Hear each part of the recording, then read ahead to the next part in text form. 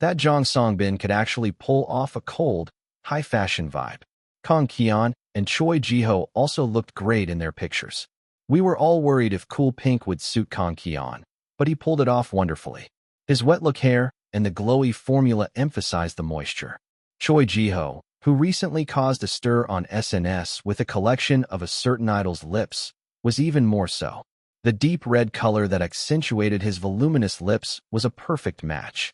I need to fix his lip makeup this way from now on. And Lee Chonghyun was. Chonghyun, that kid is really something. I dare say, this is the best work of my life. He stood before the camera, receiving high praise from the staff. A face that would be bright as a white night, even if the sun set. The majestic coldness emanating from a giant, bluely shining iceberg. Clear brown eyes that seemed ready to sprout life in the polar regions at any moment, and glitter blooming around them like wildflowers. Lips shining redder than the rising sun, and a holographic light shimmering over them like an aurora. I immediately took out my phone from my back pocket, and squatting on the floor, I did my best to capture this scene in photos. How can a human face look so much like a glass bead? We're the same humans, so why do I look like a sand flea while he looks like the smile of the Amazon? The advertiser must be in a bind, too. There probably weren't any B-cuts of Lee Chonghyun to discard. They'd probably want to fill all the display stands with Lee Chonghyun. Should I suggest they just put 2 Lee Chonghyuns in the ad and leave me out? Do we really have to take photos like this? Kang Kian whispered into my ear. Of course. You hurry up and go take pictures over there too, I said, pointing to a corner of the set. Kang Kian left with a reluctant expression. By the time I was lying on the floor, taking photos of Lee Chonghyun like an 11-head-tall Greek god, his solo shoot was over. Hyung, what on earth are you doing? I had a hard time holding back my laughter. Historic moments always require documentation. Because of that, my phone gallery was about to burst. I would have to check the cloud synchronization status soon, save a backup, and then wipe my phone gallery clean, so that I could take new pictures. While we were shooting the group pictorial, our manager and the advertiser were having an intense discussion in a corner. It was only natural, having seen the full force of Lee Chonghyun's visuals. Even if some god of asceticism existed in this world, they'd still buy the Shining Heart, my red set on a 2+1 sale after seeing him. What advertiser would miss this? As for hoping this ad might earn me some new fans, I should probably give up on that. I really tried my best, but seeing these guys' faces, it was just not going to work. It felt like trying to shatter basalt columns with a quail egg. I should just pray that when the pictorial was released, I didn't end up hidden behind the discount section in the spread. Or not. Would that actually be better? With mixed emotions, I watched closely as they selected the A-cuts. This would be displayed in cosmetics stores nationwide, right? It'd be exposed on apps, and posters would be put up too. It felt different from when I first debuted. Back when I was just an office worker, idols were people I'd never crossed paths with, unless they somehow were connected to Manager Nam, but commercials were different. The thought that my face might be displayed on the streets I walked, in stores I might have visited. It was a very strange feeling. At least, it was something I never would have experienced in a lifetime as a regular office worker. Thinking about it that way, living could be said to be a series of truly unpredictable turns. Since it's come to this, I hope Nuna sees it too. Unlike music shows or a quick appearance on MeTube, a commercial got seen much more often, though she'd probably hate seeing her little brother trying to act all alluring. But still, after the big schedule of the commercial shoot ended, my daily life was quite relaxed. It was thanks to my routine becoming mostly fixed. All I had to do was prepare for the comeback, go for counseling, and post on Bubble Pop. But this morning was special, because there was something I had to do. Making a CSAT lunchbox for our team leader. Actually, the CSAT didn't mean much to Jong Songbin. The schools Jong Songbin and Park Juwoo were applying to apparently didn't look at CSAT scores. Was it like that for all practical music departments? Being someone who took the regular admission route and knew nothing, I just pretended to understand. Still, it was a rite of passage that everyone went through, and there was no reason not to take the exam. Plus, I told them to go and also update the fans before the comeback. Articles like idols who took the CSAT this year always got good traffic. Still, we're all off that day, so wouldn't it be better to practice instead? Don't worry, Songbin. While you're gone, Kian will take care of us and make us work hard. If that's what you want, I'll do it. Encouraged by Kang Kian and me, Jong Song-bin decided to take the seat Sati. It would be a tiring day, but since our leader was taking a national test, I could handle a little extra effort. When I went to the entrance, the lunchbox ingredients I had pre-ordered the day before had arrived. I decided on inari rice ball and egg drop soup for the menu. Since I didn't have a thermal lunchbox, I bought one too. While waiting for the rice to cook, I followed a recipe and started making the soup.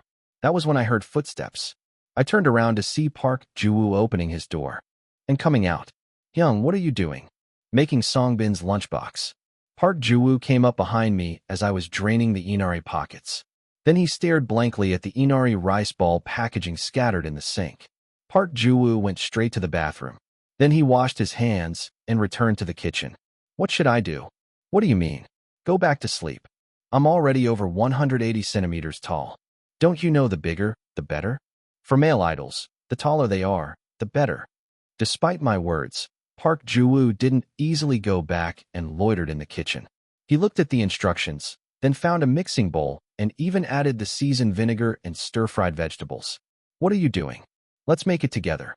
It's not difficult, so I can do it alone. Go back in and sleep more." Despite my attempts to dissuade him, Park Ju-woo was firm.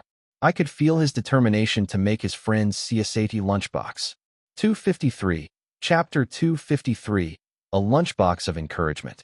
The egg soup was coming together, thanks to broth tablets, diagonally sliced green onions, and eggs. When I asked Park Ju-woo to taste it, he said the seasoning was a bit strong, so I turned off the heat. If it was slightly salty for Park Ju-woo's palate, it meant it was average. Just as I was finishing up washing the lunchbox containers, the rice cooker chimed. The rice came out fluffy and perfect. It put me in a good mood. "You're pretty quick at this," Park Ju-woo murmured in admiration, watching me move busily. "It's not that hard. After all, I had lived alone for several years. Even if I was not great at it, I could at least follow a recipe." "Hyung, what is it?" After calling me, Park Ju-woo was silent for a long time. Then, he finally spoke, with difficulty. "Did you make your own CSAT lunchbox too, Hyung?" Why was that such a question to hesitate over? "I bought kimbap." "You did?" "During CSAT season, if you ask a snack bar in advance the day before, they'll pack it for you. I took that." At my words, Park Ju-woo became quiet. Then he silently fluffed the cooked rice with a spatula. "Just to be clear, yeah, you don't have to think it was because of family circumstances. It's common for dual-income households." I deliberately made an excuse, worried Park Ju-woo might become unnecessarily reserved again. To that, Park Ju-woo replied softly, "Yeah, okay." After that, both of us silently made yubu chobap for a long time. A delicious smell filled the kitchen. I asked Park Ju-woo, who was carefully opening the inari skins, "Aren't you tired?" "No." Park Ju-woo nodded as he answered. His long, white fingers skillfully pressed the rice grains firmly into the tofu skins. "You know? Yeah, go ahead and speak." "Hyung, don't you want to take the CSAT again?" It was an out-of-the-blue question. Even though he was the one who asked, Park Ju-woo couldn't meet my eyes. "Not really." "Really? Yeah. I don't think I could go through studying all over again." It wasn't a joke. I honestly didn't think I could do it. The fans seemed to believe that our Yiwol could do anything, but rookie idol Kim Yiwol didn't dare to try and solve CSAT math problem number 30 anymore. "I think you'd do well if you tried, Hyung." "You think so?" For once, Park Ju-woo was talkative. I wondered if he wanted to see me go to college that badly, but then something came to mind. "So I'm waiting for my turn. Until we can play in a band together and sing heavy songs." "I can wait until then. It's not that I don't have desires or can't have them, so you don't have to worry." This guy, who loved rock music even before debut, and though he hadn't realized that dream yet, had consistently clung to his taste. To Park Ju-woo, college for me was probably like his rock music. Something he desperately wanted, couldn't obtain right away, but hoped to achieve someday. If you really wanted to go to business administration, let's find a way for you to do both. My aunt says life begins at 40. At Park Ju-woo's clumsy encouragement, I almost burst out laughing. "I'm sorry, Ju-woo, but I didn't want to go to business administration that badly. I only chose it because I heard it was good for finding a job, because I heard it had a lot of employment opportunities. So, I don't think I was that happy during those times. I just try to live each day faithfully. However, if someday I find something I really want to learn, I'll think about it. Then, after paying back my debt to Nuna, maybe I'll enroll in a cram school with the leftover money. What is all this? Jong Song-bin, who had woken up to his alarm, was startled. It was the grand reveal of the 3-layered lunchbox Park Ji-woo and I had prepared. It's a lunchbox of encouragement.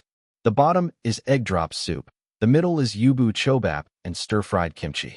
For fruit, we added a banana, since juicy fruits might make you want to use the bathroom during the exam.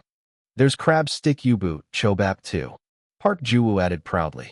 He had carefully peeled apart the crab sticks layer by layer with such devotion, knowing it was for a friend. It probably won't leak, but just in case, I wrapped it one more time. Still, since there's soup, don't shake it too much. When did you make all this? It was quick with 2 people working on it. Jong Song-bin looked back and forth between the chaotic kitchen and the neat lunchbox that contrasted with it. The kitchen was in that state because we hadn't done the dishes yet as we were about to make our own food. It wasn't because we lacked time. Jong Song-bin took the lunchbox with both hands. Did you pack your pens? Of course. I'll enjoy the lunch a lot, thank you. Okay, don't just eat the lunchbox and leave.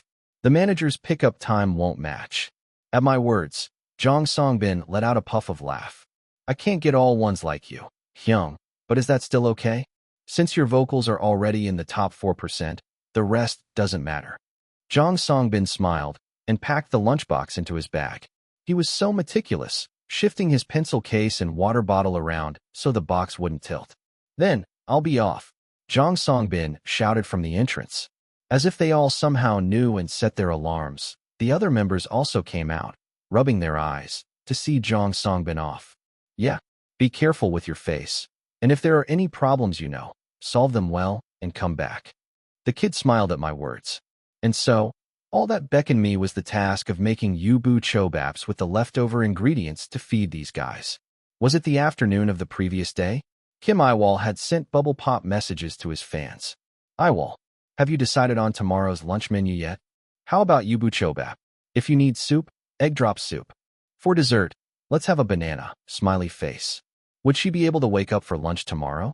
Yiwol, high school students can sleep for 18 hours a day, Still, Baek Haewon dragged herself to the supermarket.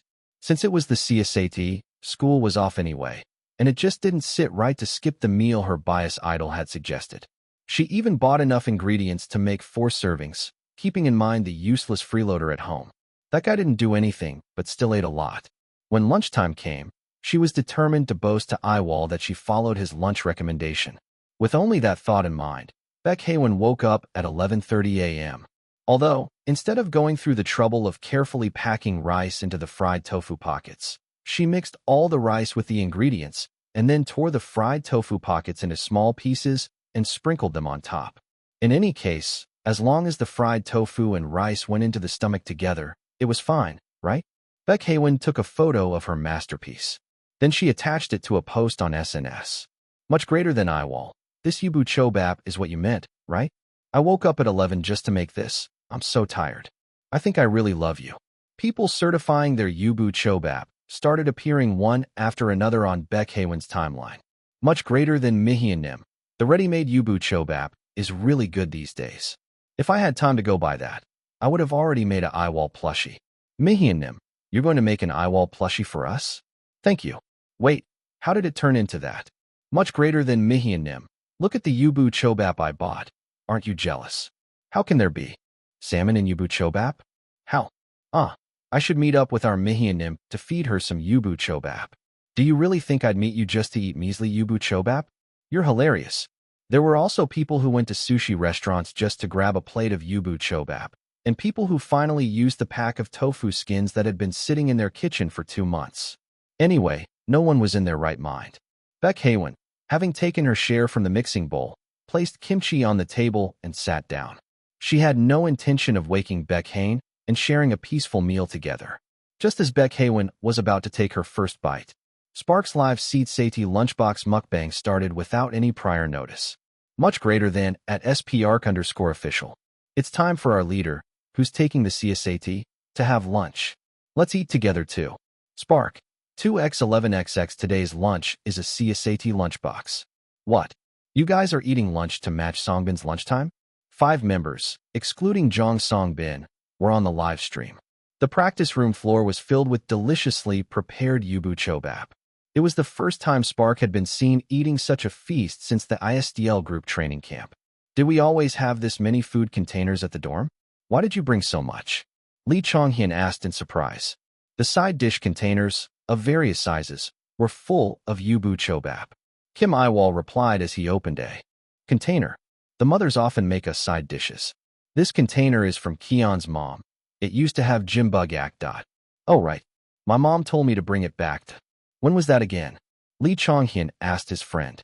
Kong Keon looked up at the ceiling as if trying to remember, then muttered, beginning of the year. A conversation that would make Kong Keon's mother's blood boil ensued. But is it okay to do a live stream without Jong Songbin? Choi Jiho asked as he picked up the largest side dish container placed in front of him. Who put that there? She would have to rewatch this later. True. It's rare for 5 of us to do a stream. An awkward silence followed Lee Chonghyun's words.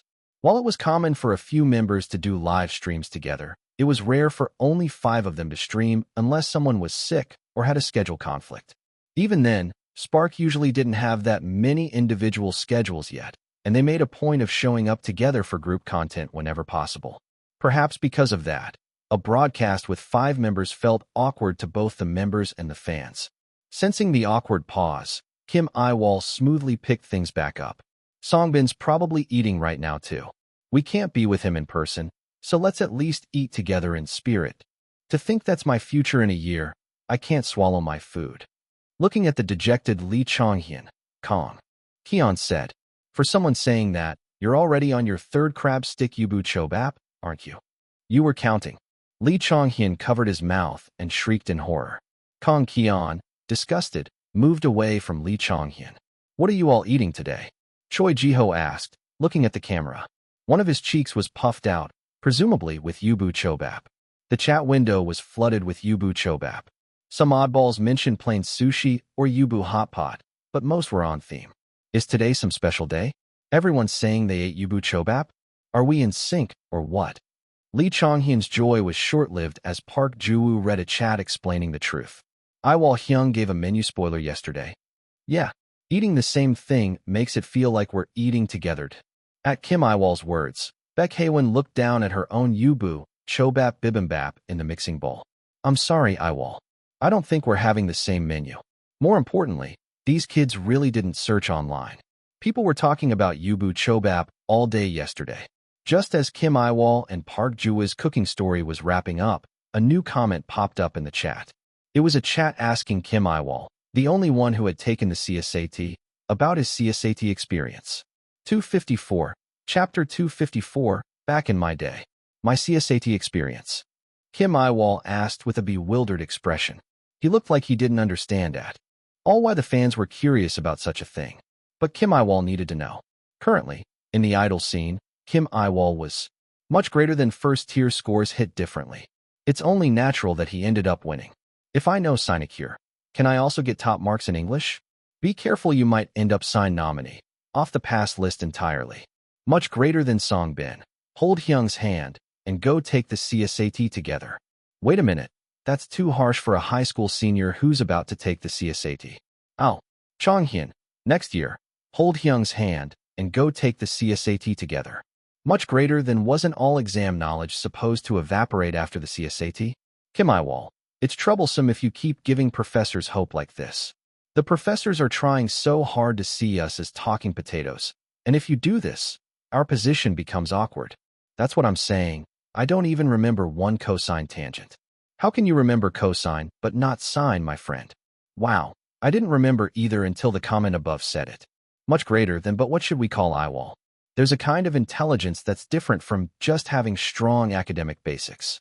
I can't express it in words because my intelligence is lacking, but anyway, that's how it is. Sort of like highly intelligent, reaches limit of expression. My umps have serious vocab issues. Who wants to start vocab training drills with me starting today? Me. Teacher, the shredder ate my homework.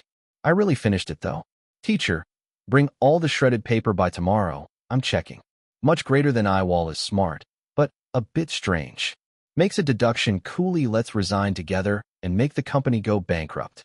Solves the final problem coolly just looks around with a why did I win expression. Plans an album coolly gets super shy for being the only one in a crop top, wraps up in a blanket, and hides red-faced in the corner of the couch. Why are all these anecdotes about Spark? He looks so worldly and cool, but when he's flustered, he becomes all X. He's the GOAT. Speaking of GOAT, I remember Jiho looking at the chat during a live stream and asking, why do you guys like GOATs so much? Only Yiwol and Songbin got the joke and tried not to laugh. It was iconic. Kong Kian in the back. Did our symbolic animal change to a goat or something? It's actually shocking. An idol whose symbolic animal is a goat. Much greater than Kim Yiwol. Please use your big brain again. Make another MV like, with list. Release more self-introduction content for each member. Go on IDC and build lore. But make UA do all the chores, you just have to give instructions.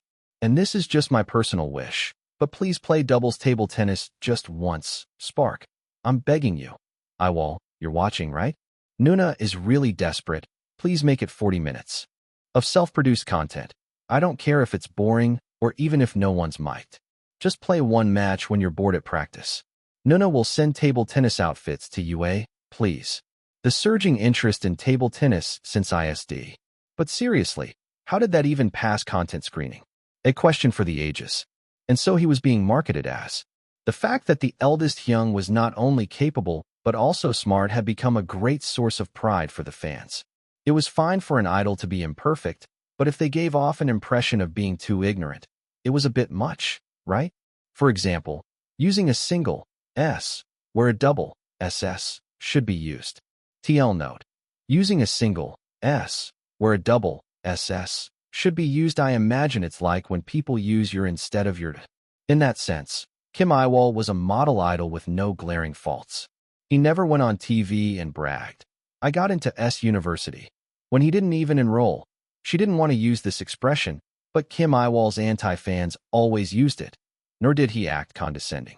And whenever he got praised, he always made sure to credit the people who supported him. Good-natured, polite, smart too. How could anyone not love an idol like that? At least Baek Haewon didn't know how. Anyway, in this situation, Kim Yiwol's hit CSAT experience was naturally a matter of interest for the fans. With a member also gone to take the CSAT, chat. Messages poured in, asking him to share some stories. Kim Yiwol's remarks of the past were precious. After all, there wasn't anything special. Let me try to remember. When the exam ended, did you get that this is definitely a top score kind of feeling? Lee Chong-hyun asked, oozing the class of someone used to ranking high in nationwide mock tests. No, the exam was difficult, and there were problems I guessed on, so I didn't think I'd get top grade. Don't you keep worrying if you mess up one section?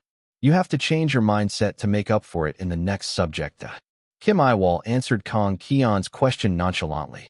So that's how you get a top score on the CSAT. Not by checking answers during every break like she did. The conversation didn't stay totally on track. Sometimes, Choi Jiho would throw in strange questions to satisfy a curiosity he'd somehow developed. Do kids who study a lot really get nosebleeds from studying? I've never had one because of studying. But you can't generalize from just me. I have. A long time ago. See, even Chong-hyun has. Lee Chong-hyun touched his nose. It was quite cute how he immediately took his hand off his face upon receiving Kim Yiwol's gentle gaze. But who made young Lee Chong-hyun study until he got a nosebleed? World. After that, Park Ju-woo, who was diligently reading the chat, threw a new question as if he had discovered something. Why did you apply for business administration? I vaguely thought it'd be easier to get a job. I didn't realize how many majors there were in Korean universities. If you were to apply for a new department at this point, is there anywhere you'd want to go? To be helpful for our activities, shouldn't I go to a department related to cultural content? Not practical music. Lee Chong-hyun and Kong Kian successively bombarded Kim Yiwol with questions. And Kim Yiwol was taking all of them seriously. I like that side of you, but Kim Yiwol, stop turning everything into a study session. It's great that you're a genius producer, but I'm worried that one day you'll suddenly launch a new idol group under your name and neglect your main job. I know you won't, but still, I worry. Baek Haewon bit her lip. Losing Kim Yiwol to another group? Absolutely unacceptable. It would be met with bloody retribution. After that, the talk shifted away from the CSAT to lighter things, like what to eat, using the CSAT as an excuse when Jong Songbin came, or how it would be a relief if Jong Songbin didn't immediately check their practice amount upon arrival, came up. Finally, heartwarming CSAT support messages from the members followed. Sparklers, by the time you're seeing this, you're probably already home after finishing your exam. You've really worked hard. Have a great dinner tonight, and sleep soundly without thinking about anything. See you again soon. With those words, Kim Yiwol waved and said goodbye. In the afternoon, everyone went together to pick up Jong Songbin in front of his school. Just in case, we took a van instead of the car we usually rode in, and thankfully, no one paid any attention to the khaki-colored van.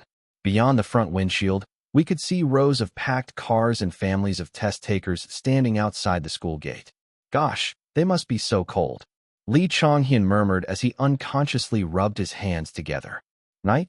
It would be nice if they waited in their cars or a cafe. Park Ju-woo added. I don't think there will be any seats anywhere right now. Look at the crowd. Kang Ki-yeon, with a serious expression, slightly lifted the curtain installed on the window. The franchise cafes visible across the street were all full. That's just how much they want to support their children, I guess.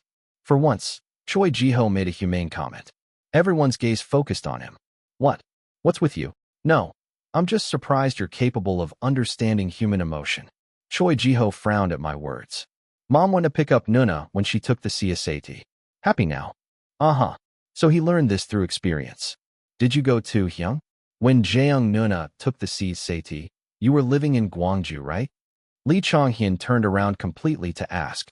Choi Ji-ho also had a significant age gap with his older sister. She told me to come if I had nothing to do, so I went. No wonder this impatient guy hadn't complained once about how long Songbin was taking. You really do have to experience things to understand them, though I myself don't really know, even though I was the one taking it. There had been no emotional family hug, no sense of relief that everything was over, nor regret that I could have done better. It felt like just another mock exam had ended, as people often say. I had left the crying and laughing students behind and went to a restaurant with a test-taker discount sign to eat dinner. Then I had gone to a PC bang, searched for universities I could get into with my expected grades, and then gone home. Fortunately, the report card I received was better than expected, so I chose the best option available to me. Cold November passed, and March arrived. I'd earned the right to attend a place everyone involved took pride in, somewhere I'd worked for years to reach. A new life on my own, away from home. My 20-year-old self, who didn't seem happy just because that was all there was. In the distance, Jong Songbin appeared. Even among so many people, there were students who recognized Jong Songbin. While our manager, who darted out like an arrow, brought Jong Songbin over, the kid was just smiling brightly. The car door opened. Everyone welcomed Jong Songbin. You worked hard. Jong Songbin smiled awkwardly, saying he hadn't even studied properly, so what was the big deal? Then he opened his bag zipper and took out the lunchbox. I finished all my food. The proud look on his face wasn't any different from the students standing in line outside the van. How much had all those waiting families outside longed to see a smile like that? Such an innocently bright smile. You did well. Finding it absurd, I let out a chuckle too. Today had been more nerve-wracking than my own CSAT. 255, Chapter 255, Recruitment Offer.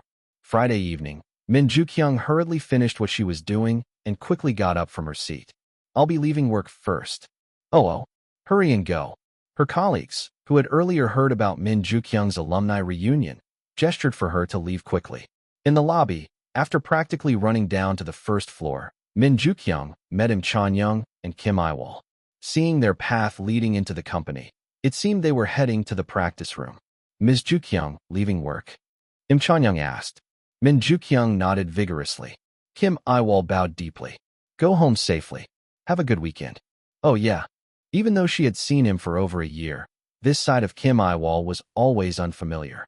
She wanted to immediately say, Yiwol, you don't have to be so formal.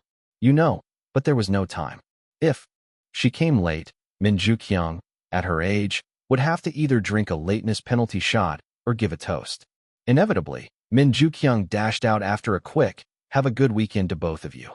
The legs of the worn-out office worker were already trembling. The inside of the bar was as noisy as ever, no different from the old days. "Ju-kyung, over here." A familiar face stood up and waved. Min Ju-kyung also smiled brightly and hurried over. "Why's it been so long since we all met?" "Life's just been busy, that's all." Fair enough. When working people met up, the conversation was always the same. It was because living day by day was tough. Still, at times like this, the fatigue of the week seemed to melt away. "Ju-kyung, what do you want to drink?" "Beer. I'll have a draft beer." Her classmate, hearing Min Ju-kyung's answer, pressed the call bell. While her classmate ordered various things from the part-timer who came to their table, Min Ju-kyung scanned the attendees. Diagonally across from her was a face she hadn't seen in a long time. "Pyong-dae, is that you?" "Oh, long time no see." "Hey, how many years has it been?" Min Ju-kyung couldn't hide her surprise. It was a pleasant reunion with someone who always declined invites, saying work got in the way. Pyong-dae smiled, took a beer glass from the waiter, and placed it in front of Min Ju-kyung. "I quit my job, so now I have a lot of time." "You quit?" Pyong-dae had worked as a driver for a large college prep academy for quite a while.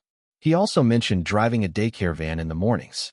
He had said the actual driving time for the daycare was short, so the place he quit must have been the academy. "Didn't your academy have a ton of students?" "They switched to a dormitory system. We got notice a while back, and now that the transition's done, I quit." A few friends next to them asked questions like whether he planned to only work as a driver in the future, or if he had other jobs in mind. Pyong-dae waved his hand and smiled. "I just like driving around. It seems to suit my constitution. Still, if you go through the day labor office, you never know if you'll get work or not. I'll have to look for places with longer driving hours. Worst case, I might even try freight driving." Min Ju-kyung took a sip of the cold beer. If he'd driven academy kids all over Seoul for years, he was probably great at managing a schedule. He was diligent enough to also work as a daycare driver in the morning. And while everyone else was drinking alcohol, he was the only one drinking cider. "Pyong-dae, you going out for a smoke?" "Nope. I quit smoking a while ago." "Why?" "It's not good for the kids if the daycare bus smells like cigarettes." Beyond not smoking, he even had an excellent work ethic. "Daein, what is it?" Min Ju-kyung called Pyong-dae. "Do you have some time after the first round?" An enthusiastic reaction erupted from those around them. But Min Ju-kyung didn't care about that kind of fuss in the slightest. When Min Ju-kyung asked where he wanted to go for the second round, Pyong-dae chose a franchise cafe. The two continued with polite small talk until their drinks came out. When the vibrating pager buzzed, Pyong-dae returned with 2 cafe mochas. "You know, Dan." "Yeah. I wasn't sure if this might be rude, so I want to say this as carefully as I can." At Min Ju-kyung's serious preface, Pyong-dae put down the drink he was holding. Min Ju-kyung squeezed her eyes shut and asked, "Would you perhaps consider applying to our company? We're hiring a manager this time." What if it sounded like pity? What if he thought their company wasn't good enough? All sorts of thoughts raced through Min Ju-kyung's head. When she peeked with her eyes slightly open, Pyong-dae's face was full of question marks. "Didn't you tell me last time not to even set foot in the entertainment industry?" When he asked if she held a grudge against him or something, Min Ju-kyung vehemently denied it. "I did say that, but our company's salary standards have really improved." "How much?" It was an expected question. Min Ju-kyung boldly stated the amount. "For a manager?" A look of surprise flashed across Pyong-dae's face. Min Ju-kyung didn't miss this opportunity. "We already have one road manager, and after the probationary period, both the referrer and the new employee get a 500,000 won congratulatory bonus." You know that companies that give employment congratulatory bonuses are usually the most dangerous, right? This was recently implemented. Min Ju-kyung felt wronged. Watching her, Pyong-dae chuckled. "But are you okay with this?" "With what?" "You've been at that company a long time. Recommending me could hurt your reputation. Is it okay for you to recommend me so readily? If you mess up, I'll just leave this industry too. I've worked enough anyway." Min Ju-kyung said dramatically. "Life's short. What's there to fear?" Pyong-dae, stirring his drink with a straw, smiled and said, "I'll think about it." And a few days later, a text message arrived on Min Ju-kyung's phone from an unknown number. "This is Pyong-dae. Is the standard human resume template okay?" "So, Shall we confirm this as the main concept? Yes. Finally, Spark's last title concept for the year was decided. I was satisfied because the idea I suggested was implemented better than I had thought. We still had to see the visual drafts from the art team to be sure, but I had a good feeling this music video would suit the year-end vibe perfectly. And there was an internal discussion regarding the pre-release song's music video items. This time, Spark decided to release a pre-release song for the first time. The album's song quality was outstanding, and the calculation was that a pre-release could now generate a certain level of response. Regarding this, I had only two opinions. First, it should share the main keywords and gist of the title music video. Second, that it should convey a completely different impression from the title MV. And what appeared on the screen was the shoemaker grandpa and the little elves. Elves. And little elves at that. Seriously, what the F***CK? Why are these damn elves so desperate to come to UA? I chased away the damn grass elf, and now it's little elves?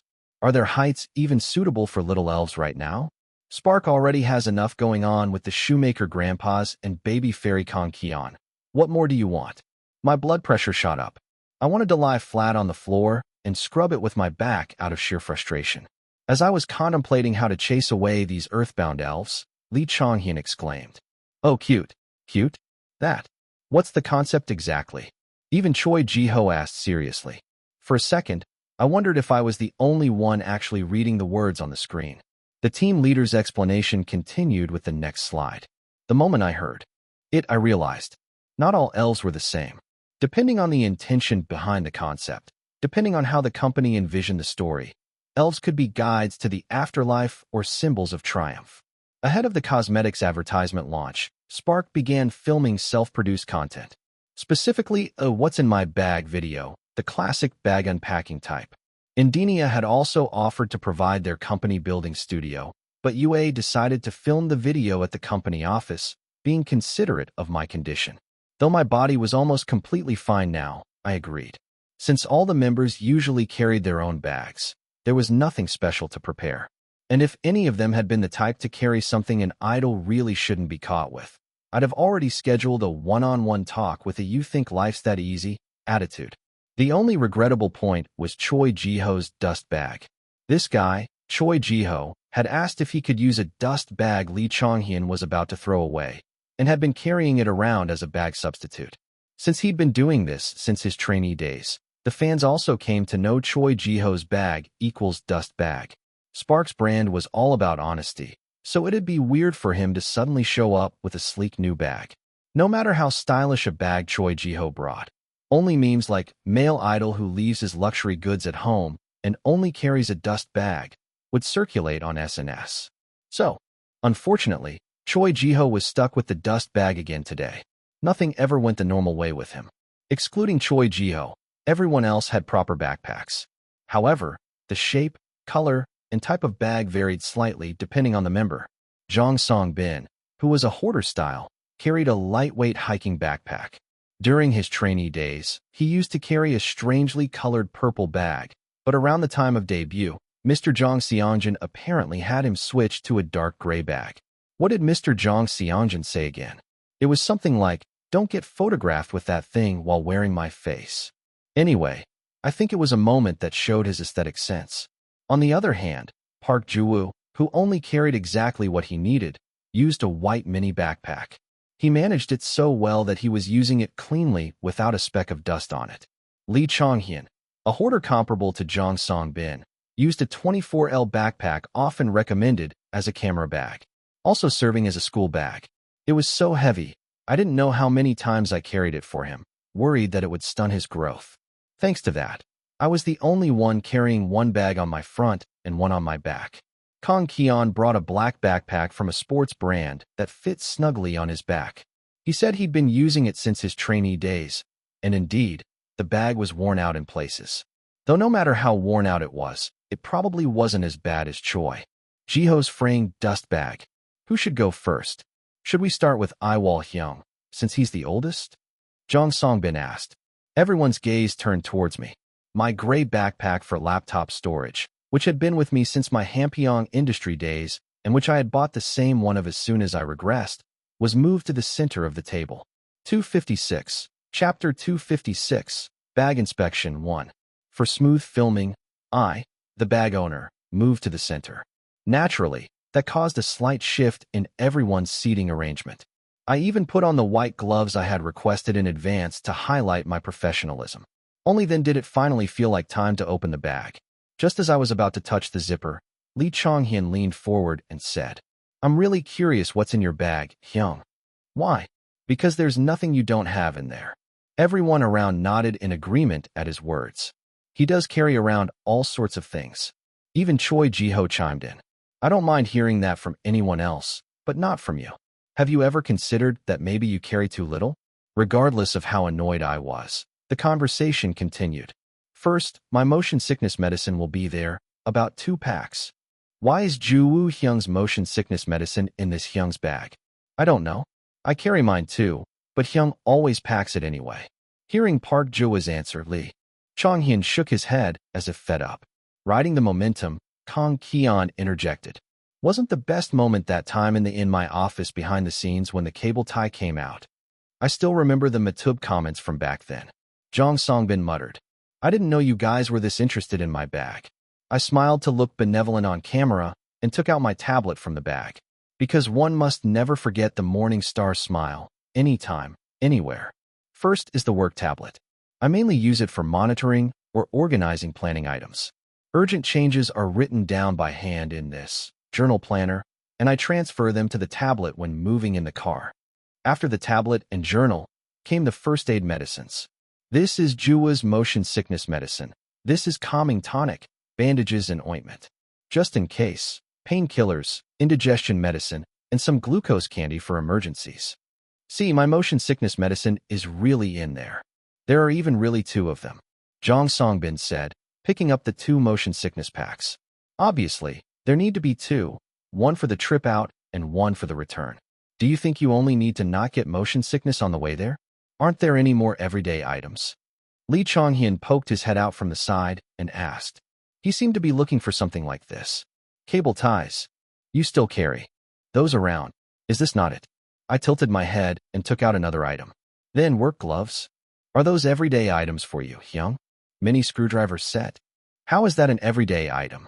"Why? This is good. The sizes are compatible too." I enthusiastically showed off my treasured item to the camera. "This, everyone, is very useful because it has 4 Phillips head screwdrivers and an additional flathead bit you can swap in." However, my affection was all buried when Choi Ji-ho opened the bag wide, saying, "Let's see the next thing." "You've got another pouch?" Kang Ki-on looked horrified. It was the same model as my emergency kit pouch, just in a different color. He must have thought I had even more motion sickness pills. "These are care products. Lip balm and lip cream, hand cream, toothbrush set. Ah, there's mist too." I lined up the products by height. Since we were shooting a cosmetics commercial, I turned all non-company products to show their backs and emphasized our company's product, the mist. In the case of the mist, it's an Indenia product that we're advertising this time. As you can see, it's a product I usually use, so it's about half empty. Hyung sometimes sprays it on us too. Lee Chonghyun smiled, even making a flower cup shape with his hands around his face. He was such a gentle soul. I'm glad we could shoot an honest advertisement. Various items, including Indenia Cosmetics, also came out of the other guy's bags. In terms of simplicity, Choi Ji-ho was undoubtedly number 1. From a dust bag so worn out that the other side seemed visible, the guy took out 1 Indenia lip balm, a toothbrush set, a lens case, and saline solution. "Don't you usually carry glasses too in cases like this?" Kang Ki-on raised a very common-sense question. "Well, once I take the lenses out, I'm just going to sleep anyway." But that kind of question was meaningless to someone like Choi Ji-ho, who didn't function by common sense. The corner of Kang Ki-on's lip twitched. This Hyung shouldn't have filmed "What's in my bag," but "Which bag should I get?" We should have bought Hyung a bag for his birthday, right? Listening to Lee Chonghyun's words, Jong Songbin said regretfully. They had recently pooled money to buy Choi Ji-ho a hooded zip-up for his birthday, but looking at it now, a bag seemed more urgent. "Oh." Choi Ji-ho rummaged through the dust bag as if he had remembered something. Then, a small orange candy came out from the corner of the bag. Anyone want it? The candy, whose origin was unknown, went into Lee Chonghyun's mouth. Next up was Park Ji-woo, a minimalist no less than Choi Ji-ho. His initial contents were similar: toothbrush set, motion sickness meds, lip balm. But soon, new surprises began to emerge. What's this? The album I bought last time. From the small bag, a flood of albums with striking cases, colors, and images poured out. It was to the point that it seemed he had been using album CDs to maintain the bag's shape. When did you buy so many albums? Jong Song-bin, Park Ji-woo's roommate and the team's leader, who had been closely observing his friend's spending habits, asked with a bewildered face. Well, someone posted about doing a carrot market trade near MBC, and when I checked, it was our music show's sound director. So, I bought everything the director put up for sale in one go. It was an incident that made one wonder if such coincidences exist in the world. But if the other party was a sound director, it wasn't an entirely impossible story. How many CDs and records must the director have at home? And our main vocalist, ever passionate about music, had gladly taken them all in. There was a lot to say, but I held back because Park Ji-woo looked happy. Park Ji-woo concluded his turn by sending a heartwarming video message to the director, thanking him for selling him the precious albums. Moving on to Jong Song-bin, the content started looking more like a proper idol's bag. Items like cosmetics for cover makeup, zero-calorie snacks, heated eye masks, and throat lozenges appeared. The reactions the members showed each time an item came out were also good. In the past, they wouldn't have cared less whether a custom microphone or a beetle came out of a member's bag. The group had changed a lot. Just then, something fell out from among the items Jong Song-bin was taking out. It was a small, navy-colored notebook. What's this notebook? The moment Park Ji-woo was about to pick up the notebook that had fallen face down on the table. Don't! Jong Song-bin shouted. Everyone's movements stopped as if time had paused. I was just going to give it back. Park Ji-woo explained with startled eyes. Jong Song-bin looked just as surprised. No, well, sorry. It's nothing much. Jong Song-bin stammered. Did the group leader write some super top-secret diary in there? If so, his privacy had to be respected. If you don't want to show it, you don't have to. It's self-produced content, so we can edit it out. No, Hyung. It's not like that. Hesitantly, Jong Song-bin carefully held out the notebook towards the camera. Chinese characters were written on the front of the notebook. Ren san zi mian sha ren. Endure 3 characters, avoid murder. TL note. Endure 3 characters, avoid murder equals, if you can endure the 3 characters, you can avoid killing someone. It expresses the idea that if you suppress your anger or irritation 3 times, i.e., show great patience, you can avoid committing a grave mistake, like harming someone. It's a traditional way of reminding oneself to practice self-control and emotional regulation, especially in moments of extreme frustration or conflict. Endure 3 characters. Avoid murder. I was perplexed. What on earth could be the reason for Spark's spiritual pillar and benevolent leader to carry around such a terrifying notebook? Endure 3 characters, avoid murder. If you endure, patience, 3 times, you can avoid murder. That's what it is, right? At Lee Chonghyun's words, who was looking at the Chinese characters, Jong Song-bin lowered his head, as if embarrassed. Then he nodded slightly. He definitely wrote it in Chinese characters, so his roommates Kang Kian and Ju-woo Hyung couldn't read it. Really? Hyung. Park Ji-woo and Kang Kian glared at Jong Song-bin with eyes that seemed to pierce through people. They looked considerably betrayed by the fact that he had taken them for fools. Choi Ji-ho, who had been silently watching all of this, asked, "Who did you want to kill so badly?" Hyung. It's a broadcast, so please moderate your language. Lee Chonghyun hurriedly covered Choi Ji-ho's mouth. It's okay, Chonghyun. This part will probably be completely edited out anyway. Even a person of character like Jong Song-bin could have a bad day. For all we knew, that notebook could be full of names like Jang Junho, Yu Han-soo, or Hong Un-seep scribbled over and over again. For the sake of the leader's human rights, I was about to give the editing sign to stop here, but Jong Song-bin shyly spoke up. Well, I'll just reveal the front page slightly. You're going to reveal it? That list? Are you saying you're going to reveal that list of people you plan to exterminate after enduring patience 3 times? I trembled with fear. I had no idea what Jong Song-bin was thinking. Was he just going all out, trusting it would be edited?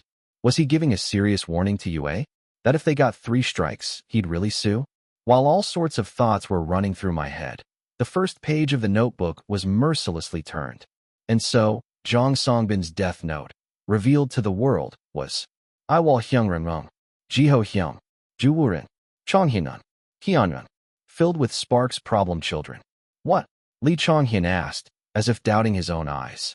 Songbin, why me? Park Juwa's eyes took on a sorrowful light. Hyung, did I do something wrong? Kong Kyon's reaction was not much different. He, too, was clearly flustered. However, Songbin, why am I the one most at risk here? Why me? What did I do wrong? Why did I get 2 strikes when Choi Ji-ho didn't even get 1? What's the reason? Hold a press conference and explain yourself immediately. 257, Chapter 257, Bag Inspection 2. I trembled with betrayal. I completely understood how Park Ju-woo and Kong Kyon felt. Lee Chonghyun beat his chest. In frustration. Okay, maybe I upset you once or twice. But, if your standard is Jiho Hyung, shouldn't I also have no mark? Why are you dragging me into this? Choi Jiho asked with his arms crossed. The slightly raised tip of his chin was truly infuriating. Jiho Hyung never misses his schedule. He always eats the right amount, and he consistently increases his workout volume. He takes good care of his health, so there's nothing to worry about him. Jong Songbin explained point by point. But Lee Chonghyun wasn't backing down so easily. What about me? Have I ever been late? I eat well too. I work out hard. Since our debut, I may have shed tears on stage, but I've never shed snot. I'm a man of health. Shedding snot would be a problem in its own right. An idol couldn't really afford to lose points for that. Jong Songbin still smiled warmly as he answered the indignant Lee Chonghyun. Chonghyun, what? What time have you been going to bed lately? Lee Chonghyun's mouth snapped shut. What's the point of setting a curfew for the studio? Did you think I wouldn't find out if Iwol Hyung covers for you and Jiho Hyung doesn't notice because he's sleeping? That was all because I wanted to make a comeback with a good song for our members. Jong Songbin stared at Lee Chonghyun without a word. Under the silent gaze attack, Lee Chonghyun slowly sank into his seat. Next, is there anyone else who would like to raise an objection? Jong Songbin asked, his gentle tone belying the atmosphere. Breaking the ironclad silence, Kong Kyon raised his hand. I dare to object. Go ahead. I think it's possible I've given you a hard time, Hyung. We're roommates, so we spend a lot of time together, and we go to school together. His preamble was long. Even the great Kong Kyon couldn't stand firm before Jong Songbin. Well, who could? When you're a mark away from figurative death. I must have upset you because I was lacking. I'm sorry about that. But how can I be on the same level as Lee Chonghyun? Is that your problem right now? Lee Chonghyun, who had been shriveled up in his chair like a wrinkled mushroom, shot to his feet. Starting with this, Lee Chonghyun and Kong Kyon began to argue fiercely. Aren't we friends, huh? Shouldn't we die together and live together? As the Magnes, we should be cheering each other on. But instead, you're throwing me under the bus to save your own skin. Is this a life or death situation? It's about character and values, okay? I guarantee I haven't given Hyung as much trouble as you have. As far as I could tell, both of them just earned themselves another mark each. Just look at Jong Songbin's expression. Let's both stop there. Kyon, why didn't you go to your physical therapy last week? Huh? What? This was a matter that I, too, could not help but be indignant about. Kong Kyon, caught between me and Jong Songbin, broke out in a cold sweat. Well, last week, I was, just so busy. Hearing Kong Kyon's words, I could understand. Someone had collapsed during a meeting, the leader was talking about a lawsuit, and they had to film a commercial, so it was understandable that he would be busy. However, Jong Songbin didn't budge. Rather, he just stared at Kong Kyon even more firmly. You know how much your Hyungs care about your knee and ankle. If you really think about the members, you should take good care of your own treatment. The manager Hyung reminded you, but you still postponed it, didn't you? I was wrong. Kong Kyon also neatly declared his surrender. All that was left was me and Park Ju-woo. Park Ju-woo, his face pale, trembled as he spoke. I'm sorry for buying too many albums. I'm sorry I listened to music so loudly that the sound leaked outside. I'm sorry I went around with a non-woven fabric duster at 12 a.m. That was a lot. How did he end up with only one mark? And conversely, what on earth did I do to get 2? Jong Songbin patted the shoulder of his friend, who had shrunk back pitifully. That's all fine. It'd be good for your hearing if you lowered the volume a bit, though. Then why did I still get a mark? Park Juwoo asked, looking like he was about to cry. Juwoo, did you know the Velcro on your gym gloves was torn? Huh, I saw it. You were using them even though they were tattered. What if you injure your wrist? Why do you keep using them? So I bought you new ones, but you didn't change them, did you? I bought the exact same brand and color, so why won't you throw away the old gloves? What if you slip? Jong Songbin's nagging exploded. Park Juwoo's spirit scattered like volcanic ash. In the end, this conversation also ended with Park Juwoo's apology. He explained he kept using them because he was just used to them. With a sigh, Jong Songbin erased Park Juwoo's run mark. One way or another, he was weak when it came to his friend. Well then, there was only one person left me. My eyes met Jong Songbin's. He smiled, the corners of his eyes crinkling, and asked, Surely, you're not going to raise an objection to, Hyung? His voice was heavily laced with a how dare you be so insolent tone. However, I did not back down either. Of course I am. Whatever it was, I had to know the reason why I received a death sentence that even Choi Ji-ho didn't get. Go on and lay it out, I dare you. At Kim I-wol's provocation, Jong Songbin paused to think. Just how much should he say to convince this Hyung while still keeping things arable on the broadcast? In this regard, Kim I-wol was truly admirable. He constantly made a person think. First of all, I'm amazed at your confidence in objecting at all, Hyung. Jong Songbin landed a solid blow. Kim I-wol looked genuinely startled by the weight of his Dongsing's words. How can you, of all people, not know the reason? Maintaining the clear, serene smile that Kim I-wol had practically engraved into his brain, Jong Songbin continued speaking in a calm voice. I saw what time you commented on Dataeon recently, Hyung. At Jong Songbin's words, Kim I-wol's eyebrows twitched. His face seemed to say, so what? It was 4 a.m. Wow. Lee Chong-hyun let out a shocked exclamation. Let me explain. You know that once I wake up, I can't go back to sleep, right? I just happened to wake up at that hour. I didn't stay up all night. Then I'll continue with my questions. Do you remember the late-night porridge we had together recently? Jong Songbin continued. Technically, it was recovery food, not a midnight snack, but Kim I-wol seemed to pick up the hint. Do you remember what time it was then? Jong Songbin asked Kim I-wol, even though he already knew the answer. Ever since that night, Kim I-wol had been waking up consistently around 4 a.m. It continued even after the seizures had stopped. The problem was that instead of just lying down and resting, Kim I-wol would work. He would constantly check Dataeon for updates and read backed up messages. He had even tried confiding this concern to his friend, but I-wol Hyung actually looks more energetic when he's working. He hadn't received a very helpful answer. It was true, though. Kim I-wol would tear his hair out over certain tasks, but when he had nothing to do, he'd grow anxious. And when he did have something to work on, he'd throw himself into it with intense passion. Still, just because working gave him energy, was it okay to let him keep working from 4 a.m., even in his condition? Jong Songbin didn't think so. And so, without hesitation, he wrote down the in character. All right, I understand that part. What's the other one?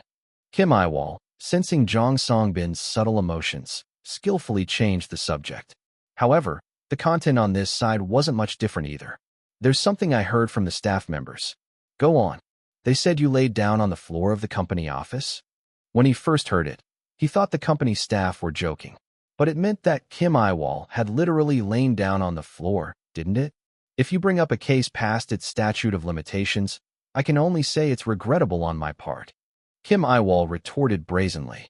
Does the passage of time make the fact that you lay down disappear? Do you know how shocked I was when I first heard this story? But you admit the act was done with good intentions, don't you? Trying to shift the argument like that won't work. The run mark is based solely on how much you get on my nerves. In that case, I am sorry. Let it go. It was a clean declaration of surrender. Rather, it was so clean that Jong Songbin clutched his throbbing forehead as his blood pressure soared. I readily admitted defeat. See, I told you. Jong Songbin is scary. I decided I should tread carefully from now on, cherishing the one life I had left, when Kang Kian raised his hand. I have a question. What is it? What happens if I get a third mark? So now the one character had been demoted to a brand mark. Considering it implied absolute obedience to the leader, it wasn't exactly wrong. Let's ask the person who achieves it first. Zhang Songbin smiled brightly. It was the same smile he had when mentioning Mr. Zhang Xiangjin. None of us said a word.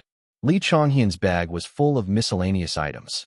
From a device for recording melodies, a notebook, wireless earphones, cleansing products, a mini book.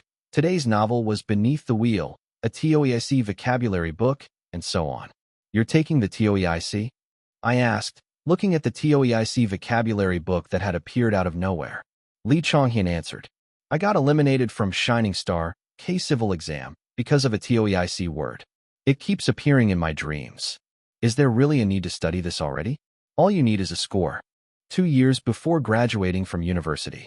Since a book had come out, Li Chonghyun also took the opportunity to introduce his hobby.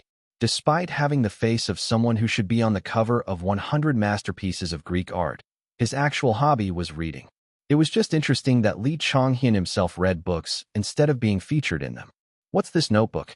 Are you tallying run marks too? Choi Jiho waved a worn-out notebook. Unlike Zhang Songbin's, which was a cheap notebook with a plastic cover, this one had a striking black leather cover. Ah, that's Chonghyun's top secret notebook. Li Chonghyun exclaimed. To think that solemn design belonged to the top secret notebook of Spark's Cutie Pretty Visual. It was quite an interesting story. 258, Chapter 258, Advertisement Grand Reveal 1. Really? At the mention of it being a secret item, Choi Jiho swiftly tucked the notebook into the bag. Hey Hyung, can you really do that? He said it's a secret. THNWCNJSTDT, TLTR, TL note. Then we can just edit it later. With a subtle smile on my face, I gave Choi Jiho a piece of my mind through ventriloquism. Choi Jiho, with a fed-up expression, took the notebook out of the bag again. This is a notebook I used to write lyrics when I first started studying rap. As you can see, the bookmark ribbon is very worn out, right? Li Chonghyun held the notebook out to the camera and then pulled it back. I'm way too embarrassed to show you what's inside. Even now, when I think of an idea, I first just scribble it down here and then transfer it to the computer. Really? I've never seen you use that notebook. Because I write in it while it's still in my bag, or I only use it on my bed. Li Chonghyun replied awkwardly to Kang Kion's words. It was a rare sight. I personally feel that writing songs and writing lyrics are completely different fields, so I went through all sorts of trial and error. All of that history is in here. Then sign it quickly, so we can display it on the first floor of UA when you get famous later. How can you say that? Kang Kion, are you planning to display your friend's dark history for everyone to see in the company lobby? Even so, Li Chonghyun dutifully scribbled his signature on the very first page of the notebook. At this rate, it really might end up in a display case in the UA lobby by the time he filled up the last page of the notebook. The bag of the last runner, Kang Kion, was ordinary. If the Hyungs before him had filmed a chaotic great reveal of their household goods show, Kang Kion was truly faithful to the content. I also carry a pouch for emergencies. Hey, Li Chonghyun, didn't we buy this together? Kang Kion shook a familiar pouch. It was the same one he'd always carried around. That's right, during our middle school field trip. Li Chonghyun's eyes lit up as he shouted. You still have that? Of course. I've kept it so well in my drawer. Li Chonghyun said, striking a proud pose. He looked so confident. It was like seeing a countryside yellow dog asking for praise for guarding the house well. We each bought one when we went on a school trip to Jeju Island. We were originally supposed to move around with our classes, but there was a bit of free time, and that's when Li Chonghyun came chasing after me. To get matching friendship items, right? You were the only one who wanted to get matching stuff. Don't make it sound like I was into it too. Kang Kion pretended to push Li Chonghyun's shoulder with his palm, but the sturdily grown Li Chonghyun didn't budge. That pouch, a vinyl pouch of a glaringly bright orange, to the point of being tacky, with stained spots here and there, as if to prove it had been carried every day for several years. At one point, that pouch had been filled with all kinds of calming tonics. Back then, Kang Kion had calmly explained that he got nervous easily and had introduced all the different calming products he carried. In the pouch now, which looked just as heavy as it did back then. This is the same mist that Yiwol Hyung uses. It's from Indenia, and I'm using it portioned out in a small bottle. I was about to buy a new hand cream because I had almost used mine up, but there was a hand cream in the samples Indenia sent. It has a scent I like, so I'm using this these days. Oh right, I meant to pass this along and totally forgot. Songbin Hyung, a kin badge fell out of your bag the other day. A kin badge. Isn't it yours, Hyung? It was under your bag. It must be my Dongsing's. I'll give it to him next time I go home. Completely different things were inside. He doesn't have to carry it around anymore. While Jong Songbin carefully picked up the kin badge with the cute animal character on it, I found myself swept up in emotions I couldn't quite place. Maybe I was getting old. I kept getting sentimental. With Kong Keon's bag as the final one, all 6 bags revealed only clean, wholesome items, without a single harmful item like e-cigarettes or lighters. It was truly a relief. Much greater than Indenia's ad model changed. Check this out. No, but FR Spark is doing it. For real? Yeah, it's real. An article came out. While Won Chae was fighting tooth and nail with the assistant manager from the same team over who would do the work, a new piece of content dropped. She couldn't spare a second to look it up. Her to-do list was burning her alive. But throughout her work, only one thought occupied Won Chae's mind. Spark is doing a cosmetics ad? Her idols, whose dorm she'd expect to only reek of men's toner, were doing a cosmetics ad. She just couldn't picture it. If it's Indenia, they must have shot for the basic skincare line. Tall, handsome men in white shirts surrounded by fresh greenery, flaunting their visuals? Not a bad concept. By now, something must have been released, whether it be concept shots or promotional images. Won Chae's eyes drifted to the bottom right of her monitor. Still 3 hours till the end of the workday. I really should quit. A certain thought enveloped Won Chae, but she decided to endure. You need to earn money to be a fan. Time almost crawled to a halt, until she ended up fighting with her coworker again, which made the rest of the day fly by quickly. For that, she decided to forgive the assistant manager just this once. Won Chae boarded the subway home. She didn't want to lift a single finger, squeezed by the crowd, but she had to check the news about Spark. With great effort, she pulled out her phone. Her timeline was already filled with Spark in all colors. Her heart began to pound just from the cropped preview images. This is a jawline, right? Look at that shadow. It's insane. Won Chae covered her mouth and tapped on a photo. Covering her mouth beforehand turned out to be a very good decision. Fans, as a matter of custom, tend to release individual member photos or information in order of age, which meant that what Won Chae was currently looking at was Kim Iwol's individual photoshoot cut. Suddenly faced with her biased, sleek new picture, Won Chae almost screamed. In an effort to maintain a minimum of social decency, Won Chae raised her phone's screen brightness, which she had lowered to the max. Kim Iwol's photoshoot cut shone brightly. Against a dark, gray background, so deep it was nearly black, tiny water droplets streamed down like rain, in perfectly artificial straight lines. And in front of that stood Kim Iwol's face. His well-sculpted face, like porcelain without a single bubble, shone like a calm lake receiving the midday sun. Behind him, the water droplets sparkled like the glitter of sunlight on water. He held a minimalist-designed toner bottle in one hand. Even the long, pale fingers wrapping around the bottle were beautiful. The water droplets melted into Kim Iwol's hair, the nape of his neck, the back of his hand, and the shoulder line of his white shirt. This didn't mean his body was wet. The boundary between Kim Iwol and the background was so blurred that its line was ambiguous. Like a giant mosaic painting, or the shoreline of a wavy beach, or the marbling created by bubbles. As if the toner's moisture and Kim Iwol had become one. Did they really shoot this for Indenia? The photo shoot was so excessively cool that one would believe it if they were told that Indenia, a cost-effective cosmetics brand, had decided to adopt a high-end strategy. Wasn't this the kind of thing that high-ranking department store brand shot? His long, dark eyebrows were Kim Iwol's trademark. Following the line of his tilted head upwards, one could meet Kim Iwol's impassive downward gaze. Beneath his sharp eyes, the shadows of even finer, longer eyelashes were densely cast.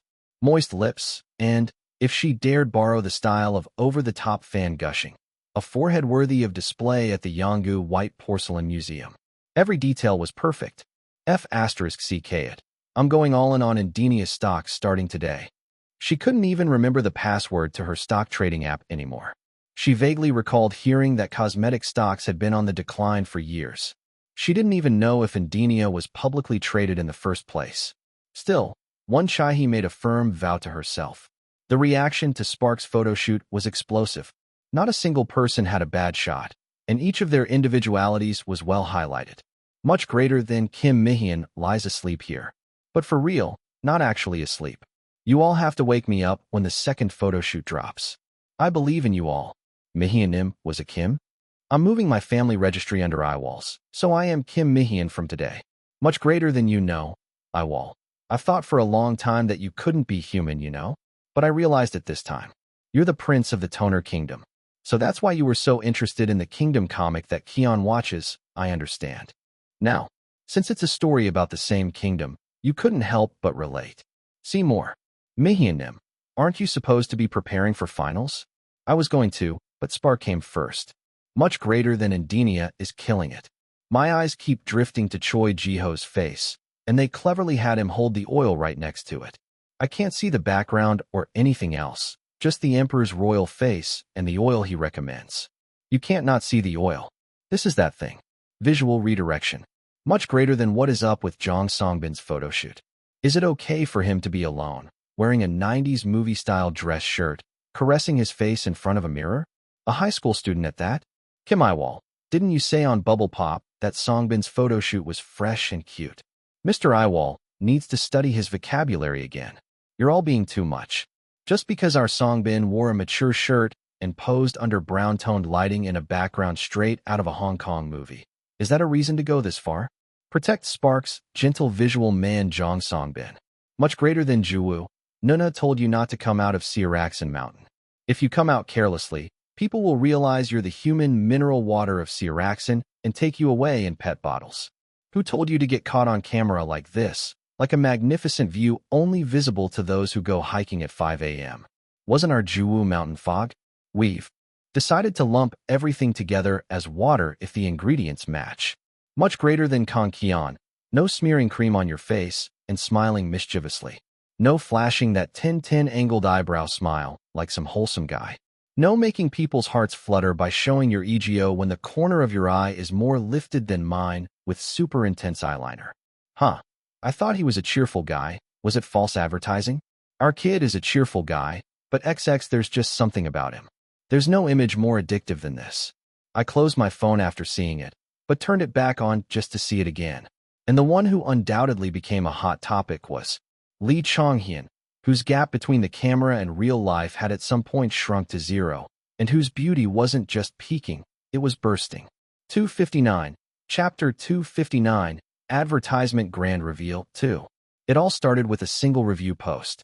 Much greater than Lee Chong-hyun's photo shoot that makes you have no choice but to acknowledge he's the top male idol visual today. No words needed. Just art. Wow. Saved. Starting from social media and forums, the fastest places for celeb news, Lee Chong-hyun's face spread like wildfire. Much greater than forget everything else. Is that really a human face? Even the creator must be speechless. Is it okay to be this biased toward a bias? Even Michelangelo wouldn't have worked this hard on the creation of Adam. I couldn't believe it either, but I've seen him in person, so I have no choice but to believe. Lee Chong-hyun is the real deal. Friend, didn't we agree to share this kind of stuff through brickwall-level fangirl posts? Is our friendship that shallow? Is it really that shallow? 22. Much greater than Kim? You want a spoiler for Chong-hyun's photo shoot? It feels like a sunflower blooming even at the North Pole. When I watched Bubble Pop, I thought they kept their cuts under wraps, but after seeing the photo shoot, Kim Yiwol gave it all away. That's what stings more. Stop trying to out-fangirl the fans. Kim Yiwol, you're hurting our pride. We already lost. I genuinely want to know what Yiwol thinks about all day. How does he come up with stuff like that all the time? Much greater than who is this man? I want to know this man's name. He is Chong-hyun of the Spark. Please tell me this man's nickname. Chong-hyun is too long. Face underscore with underscore tears underscore of underscore joy. It's not long in Korean. Damn it. We went out of our way to tell you in English, and you're still complaining. You should say core please. Face underscore with tears underscore of underscore joy. Face underscore with tears underscore of underscore joy. Aside from a few strange things mixed in, The reaction to Lee Chonghyun's photo shoot was truly hot. With the appearance of a photo that made even non-fans save it, Lee Chonghyun became known to a slightly wider world. Some might ask, are you really that excited over one viral post? But in the entertainment world, nothing mattered more than trending. Just think about how long it usually took for a photo that was only circulating among idol fans to reach marketers of all sorts of brands through social media. Much greater than Republic, Lee Chonghyun's photo shoot that makes you have no choice but to acknowledge he's the top male idol visual today. I came in like, who's Lee Chonghyun? And now I have to agree. I don't even know if I deserve to agree. I now understand what my eyes have been opened really means. Much greater than the male idol who wrote a new history of photo shoots. At sway_2__, say hi to my boyfriend. Even considering the editing, this is insane. The saying that there are no visuals in male idols these days was all a lie. Awesome. Much greater than missing out on this face is a crime. Of course I thought it was a fashion magazine photo shoot. Am I the only one surprised it's for Indenia? Nope. Everyone thought this was this month's Vogue main spread. At this rate, Chonghyun's going to land a solo ad by the end of the year. It wasn't a KPI or a work task, but it was a proud achievement. At the very least, Song Minil would stop looking down on Chonghyun so much. That alone felt like a huge weight had been lifted off my chest. Just as I was enjoying the heartwarming reactions, the system appeared above my phone. Plus, system, the subordinates, captivating starlight smile, is activated. Tremendous influence occurs. Plus, captivating starlight smile? I didn't sell anything like that. I'm literally lying on the couch with a lazy smirk right now. And if I'm supposed to be captivating the masses, shouldn't I have gained like 10,000 new fans? Plus, system, the progress of KPI capturing the hearts of potential customers is being notified to subordinate. 2053/10,000. Plus, is what I was about to say. The number of potential customers had increased by a surprising amount. My hand went to my eyes before I knew it. I rubbed my eyes a few times and looked again, but the number didn't change. It meant I hadn't misread it. Maybe it was easier to grasp because of the comma. Was there anything in my photo shoot that could attract new fans? I wasn't even smiling in it, though. I did smile in the group photo shoot, but I didn't think I would have gained a fan from there. That was because Jong Songbin was smiling a real starry smile right next to me. My knockoff walnut cookie smile wouldn't have stood a chance. If it wasn't the photo shoot, then where did some unknown algorithm kick in? I shot up from the sofa. Then I started to search my phone diligently. And after a long and humiliating ego surfing session, I arrived at one video. Much greater than IDC Final, Spark Song, Yiwol Fancam Ver. Hashtag Idol Dynasty Chronicles, hashtag IDC, hashtag IDC Final Contest, hashtag Spark, hashtag Song, hashtag Yiwol, hashtag Kim Yiwol. It was my fan cam from the time of IDC. Much greater than I came in after seeing the photo shoot and got interested, and ended up falling for this man's smile. Much greater than since when could this guy smile like that? You're a stranger to me. If you watch this year's ISD video, you can see a flower garden of smiles. Much greater than why does he only enter halfway? Is it a surprise effect? I was watching and wondering about that when I saw a comment saying he appeared right after a head injury, and I was surprised. I replayed the smiling part about 30 times and was surprised again to see that he was carried off as soon as the stage ended. I don't know what this feeling is, but I just want to cheer for him somehow. Is this what becoming a fan feels like? Congrats on the fan conversion. Our eldest Hyung is a diligent idol who works his body to the bone. Let's stand him together. Yiwol, are you watching? People are recognizing how hard you worked. Much greater than he performs well, but it's the fact that he gives his all that hits hard. I hope this kid never lose his original passion. I didn't know what the video's previous view count was. My fancam view counts weren't a part of my monitoring targets, but I could guess just by sorting the comments by the latest. From this fancam, and all the related videos, posts, and pictures, it was clear that a lot of people had discovered Kim Yiwol. Easily more than 1,500. Plus, system, work instructions from Superior have arrived. Play button, you know that thing, assistant. Manager Kim did last time. It's fine, so just fix the necessary parts and submit it as is. Plus, since this wasn't from one single incident, but a compound of many overlapping events, the system didn't count all new fans as potential customers. but it didn't disregard past efforts either. The system seemed to have calculated the number of new fans to be around 1,500, taking these factors into account. Though if that was the case, it felt a bit unpleasant. What am I, a product? Being analyzed and calculated like market value or crop yield. Still, much greater than I just want to cheer for him somehow. Still, I'm grateful for being able to see this. If it weren't for the KPI, I would have never known. Much greater than Yiwol, are you watching? My eyes wouldn't leave the screen. Much greater than people are recognizing how hard you worked. I read those comments for a long time, until the members called for me. By the time the recording for the B-side tracks was finished, it was already past midnight. As a half-dead Jong Songbin emerged from the booth, Park Ju-woo went to greet him, rushing out as if his socks were on fire. Chonghyun, are you going to do the mixing this time too? Probably. Will the schedule work out? Flipping a page on the desk calendar revealed the comeback date, marked in large letters. If we calculated backwards from there, accounting for the album production period and the highlight medley production schedule, the remaining time was truly short.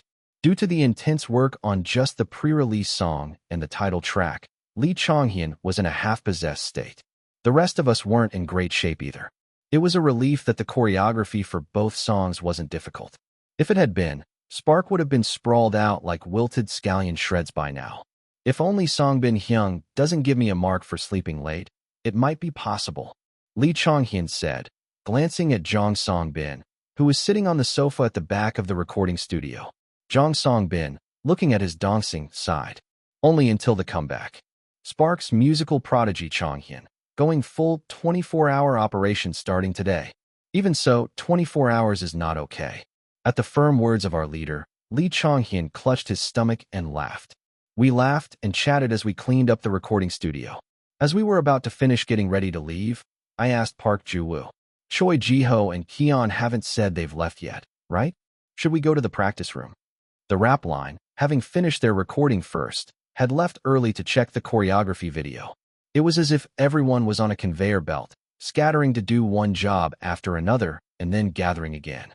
The recording studio, which had been noisy with jokes just a moment ago, became quiet.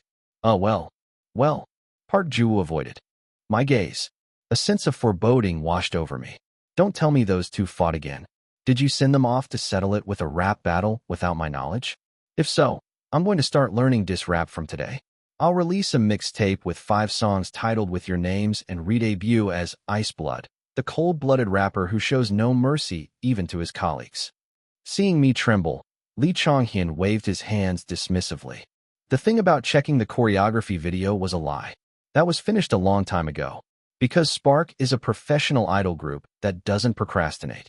What? Those two went to the dorm first with a grave mission. Chan Young-hyung dropped them off earlier. A grave mission, you say? It really must be a rap battle. The loser gets an extra Jong Songbin brand for the crime of disrupting the team's atmosphere. What's the mission? That's top secret. Lee Chonghyun replied solemnly. If someone measured my blood pressure right now, I'd be flagged as a hypertension risk. Curious? Even if I am, you're not going to tell me, are you? Hyung, you know me too well. Lee Chonghyun winked. Seriously, the Starlight Smile service should have gone to him. You could just name it something like Gold Dust Falling Aurora Natural Rainbow Starry Smile. If you're curious, let's go to the dorm. Lee Chonghyun extended both his arms toward the door. And so, on the wall of the dorm living room we arrived at. You're here. Oh, you really installed it just like we discussed? Did it take long? Not really. It was quick, except for the part where Ji-ho Hyung almost broke it. A black, rectangular something, like you'd see in a restaurant, was hanging there. What do you call that? A call monitor? A receiver? And these guys, why did they install this? 260. Chapter 260, Recovery Period. What is this? I asked, looking at the thing attached next to the clock. Lee Chonghyun answered. It's a wireless receiver. Cool, right? Then what exactly is this situation? What do you mean, what situation? It's a situation where Ji-ho Hyung and Kang Keon joined forces to install a receiver in our dorm. Lee Chonghyun kept spouting nonsense. To be precise, they didn't join forces. Only Ji-ho Hyung used his strength. Kang Keon just read the manual. As expected of those two. Even if they can't collaborate, they still somehow manage to pull things off perfectly. Then he clapped his hands, saying something that could be either a compliment or an insult to Kang Kian and Choi Ji-ho. With my dull head, I couldn't even guess what Lee Chong-hyun was thinking. I guess I asked the wrong question. Let me rephrase. Why is this installed in our dorm? Ah, that's what you were curious about. Lee Chong-hyun grinned. The guy led me to our room, where he pointed with his palm. The bedside table next to my bed. A small wireless call button was attached. Press it, Lee Chong-hyun said. His voice was strangely devoid of humor. When I pressed the button, a small ding-dong sound came from the living room. It wasn't as loud as in a restaurant, but it would definitely be audible on a quiet night in the dorm. When I went out to the living room, the number 2 was displayed on the monitor. Why this? For emergencies. Choi Ji-ho cut in. Emergencies? Press it if something happens. What on earth does "if something happens" mean? Just as I was about to retort, I realized why these guys had gone through this troublesome act, and why Lee Chong-hyun had been beating around the bush. Why the number 2 of all things? Because your name is Yiwol. Park Ju-woo answered carefully. What a ridiculous explanation. We thought this would ease the mental burden on you, Hyung. The company bought it for us, so you don't have to worry about the cost. Jong Songbin said. Until recently, these guys had been taking turns using Choi Ji-ho's bed, standing watch like an unofficial guard duty. I had shooed them away, saying I was all better now. These guys seemed to have interpreted that as, Yiwol Hyung finds the goodwill burdensome. They installed the call button as an alternative, in a way that I would consider efficient. Sleep comfortably, but call us if you need to. That's what this means. It was so absurd I couldn't even laugh. It would be more believable if someone told me this was a dream. We bought the adhesive type, not the screw-on type. You don't have to worry about taking it off later. Kang Kian held out the manual. The text was densely packed. The spare batteries are in the drawer, and it has a 1-year free repair warranty. Choi Ji-ho added. Then he pushed us, saying that he had already showered and that whoever needed to shower should get washed up. The entire time I was going back to my room to get my pajamas, my eyes kept drifting toward the monitor in the living room. Once I was by the bed, all I could see was the call button. Do you really have the energy for this, when you're barely getting 3 hours of sleep a day? Aren't you sleepy? Aren't you tired after taking care of me in shifts for days? Isn't it a hassle to look into things like this? My finger unconsciously moved toward the call button. As I was fiddling with the button, I accidentally pressed it. With a ding-dong, a clattering sound came from all over. Hyung, Hyung. Jong Songbin and Park Ju-woo came running in, out of breath. When I put a finger to my lips, shushing them to be quiet since it was the middle of the night, they belatedly covered their mouths. In the midst of it all, Lee Chong-hyun came running out of the bathroom with only a towel wrapped around his waist. What is it? Chong-hyun, what are you wearing? How can I get dressed when I haven't finished showering? Were you testing it? I pressed it by mistake. At my words, Lee Chong-hyun let out a deep sigh. I looked at his head, which still had foam in it, and said, From now on, even if you hear the bell, don't come out if you're in the bathroom. You might slip. All right, so just go to sleep. Lee Chong-hyun shook his head as if he was fed up and went back to the bathroom. And so, our dorm acquired a semi-permanent receiver and a wireless call button that we could take with us even if we moved out. UA and Spark's gifts didn't end with the call button. The next day, on my way to work, I received a smartwatch from Manager Chanyang. Starting today, we're going to check your ECG after choreography practice. Kang Kian opened the box as he explained. I just sat there, watching the smartwatch being unwrapped. Let's do a test run and check the results. If it's within normal range, we'll stick with the current choreography version. If it seems too taxing, we'll make adjustments. No, I'm really fine. The choreography isn't even that hard this time. Yes, Lee Chong-hyun. Does this app have to be linked to Hyung's account? Kang Kian cleanly ignored my words and discussed with Lee Chong-hyun whose account to link the smartwatches. ECG app function too. I couldn't help thinking, one thing, but these guys really go all out. They really did put the smartwatch on my wrist and check my heart rate after practice. And only after thoroughly reading how to interpret the test results and comparing them with my results did they let me go. This is the first time I've been treated like such a VIP. A hollow laugh escaped me. It was a level of care I had never imagined. Then Jong Songbin, who had been alternating between looking at my wrist and his phone screen, looked up at me. Hyung, everyone deserves this much help. It's not just anything, it's about health. We don't think it's excessive, so don't feel too burdened either, Hyung. Jong Songbin stood up, stretching his knees with a refreshed face. Shall we rest for 5 more minutes, and then practice again? I wouldn't mind practicing again right away. I really was fine. The system would protect me as long as I continued my idle work. Still, letting them worry more than this would have been impolite. Let's do that. I have to listen to the boss. It can't be helped, you know. Time passed breathlessly. During that time, Spark worked their feet to the bone. Because of the pre-release track, we had twice the usual amount of things to prepare: stages, music video, photo cards. We changed in and out of outfits constantly, transforming into leather workshop elves one day, and storybook characters the next. The schedule was also tight, because we had to secure a minimum promotion period even after pushing back the timetable for my sake. We decided to open the comeback announcement and album pre-orders at the same time for this promotion. No matter how we looked at it, there was no date to open the teasers. Even my hair follicles were busy. Following Park Ju-woo, this time it was my turn to go white-haired. I thought my scalp was going to burn off. Ju-woo, my hair stings, is this right? It was like that for me too. Then Park Ju-woo handed me a conditioner. It was the brand I had ordered for him when he had bleached his hair. My frustration doubled. I thought I'd only have this kind of hair at my 80th birthday party. I still get startled every time I looked in the mirror. I liked my black hair back during Winter Night. Based on the pre-release song Winter Night, the most flamboyant hair color I had tried was the gray hair from With List. I had thought that would be my life's biggest rebellious move. But as they say, humans are foolish creatures who can't see an inch ahead. I crumbled helplessly before the comeback. Because of the concept, the other guys also had to bleach their hair at least 3 times as a base. Except for Choi Ji-ho, who had black hair. Everyone's hair was like cotton candy. You know, our hair looks like a flower garden. Is that supposed to be a compliment? At Lee Chong-hyun's mutter, Kang Keon asked with a look of disgust. It might not have been the best compliment, but I couldn't think of a more accurate one. And on a certain day in late November, which approached swiftly, everyone, this is our new manager, Mr. Pyong Dan. Spark was assigned a new manager. Hello, I'm Pyong Dan. I look forward to working with you. A man of average build bowed deeply and greeted us. Everyone except Choi Ji-ho swallowed hard. To know the full story, we need to go back a few days. Spark was called to the meeting room, all members together, for the first time in a long while. These days, we were rarely called unless it was for group-related matters, so we had headed to the meeting room, bickering over things like, it didn't make sense to buy a smartwatch with company money. And no, we definitely got permission. As we entered the meeting room and greeted everyone, Ms. Ju-kyung was already seated.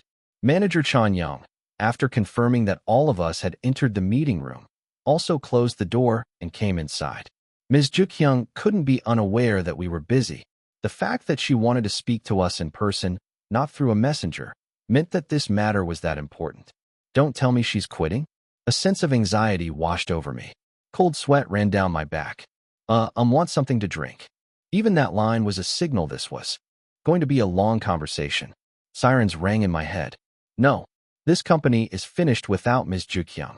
You promised me a salary increase for employees and a revision of the job title system, CEO. I shouldn't have believed such nonsense. Just as my heart was about to be drenched in bloody tears, Ms. Ju-kyung clasped her hands together. Please don't apologize. Just please don't say you're leaving the company at the end of next month. Ms. Ju-kyung, you brought me here. You can't leave until I leave. No one can leave before I leave. I wanted to stuff my fist in my mouth and sob, but I couldn't. Ms. Ju-kyung broached the subject with difficulty. Guys. Yes. Well, you've got a new manager. Oh, so you're not quitting? What a relief. Thanks to that, I felt like I had just been born again. I felt confident I could do anything right now. Unlike me, who was secretly relieved, the guys next to me were stiff. They also looked very displeased. Well, it's not exactly welcome news. It was only a short while ago that Hong Un-seep did that crazy thing. We'd only just started to feel stable again after kicking him out, and now someone new was coming in. It was natural to feel uneasy. However, we couldn't go on without hiring a manager forever. Wasn't the reason we hired Hong Un-seep in the first place because we were short on manpower? This time, is it someone we can trust? Jong Songbin asked, cautiously, even though he must have known that you never know a person until you peel them open. At Jong Songbin's words, Ms. Jukyung laughed awkwardly. Well, he's my old classmate. What? It was shocking news. I felt like I was starting to sweat again. 261. Chapter 261. Getting to know each other. 1. When I recommended a referral system to UA, I meant for them to bring in trustworthy people. People whose character was somewhat guaranteed and who were also good at their jobs. However, the strongest advantage of a referral system actually lies elsewhere. For the sake of their own reputation, the person who did the recommendation would take considerable care of the newly hired person. Conversely, if the newly hired person turned out to be a mess, the recommender was put in a difficult position. That was the biggest disadvantage of a referral system. In fact, this was why people often didn't bring acquaintances into their company. Because there was a high chance of experiencing one of two things: losing an acquaintance because of the company, or losing one's reputation at the company because of an acquaintance. Now let's say someone as established and well-respected at the company as Ms. Jukyung brought in someone she knew. Ms. Jukyung wasn't one to deceive people, so it was safe to assume she explained the company's situation in full. That meant she probably wouldn't end up losing a friend. The problem was that I didn't know if I could trust Ms. Jukyung's eye for people. Wasn't she the one who suggested I become an idol in the first place? I trusted her abilities, but her instincts for spotting talent, not so much.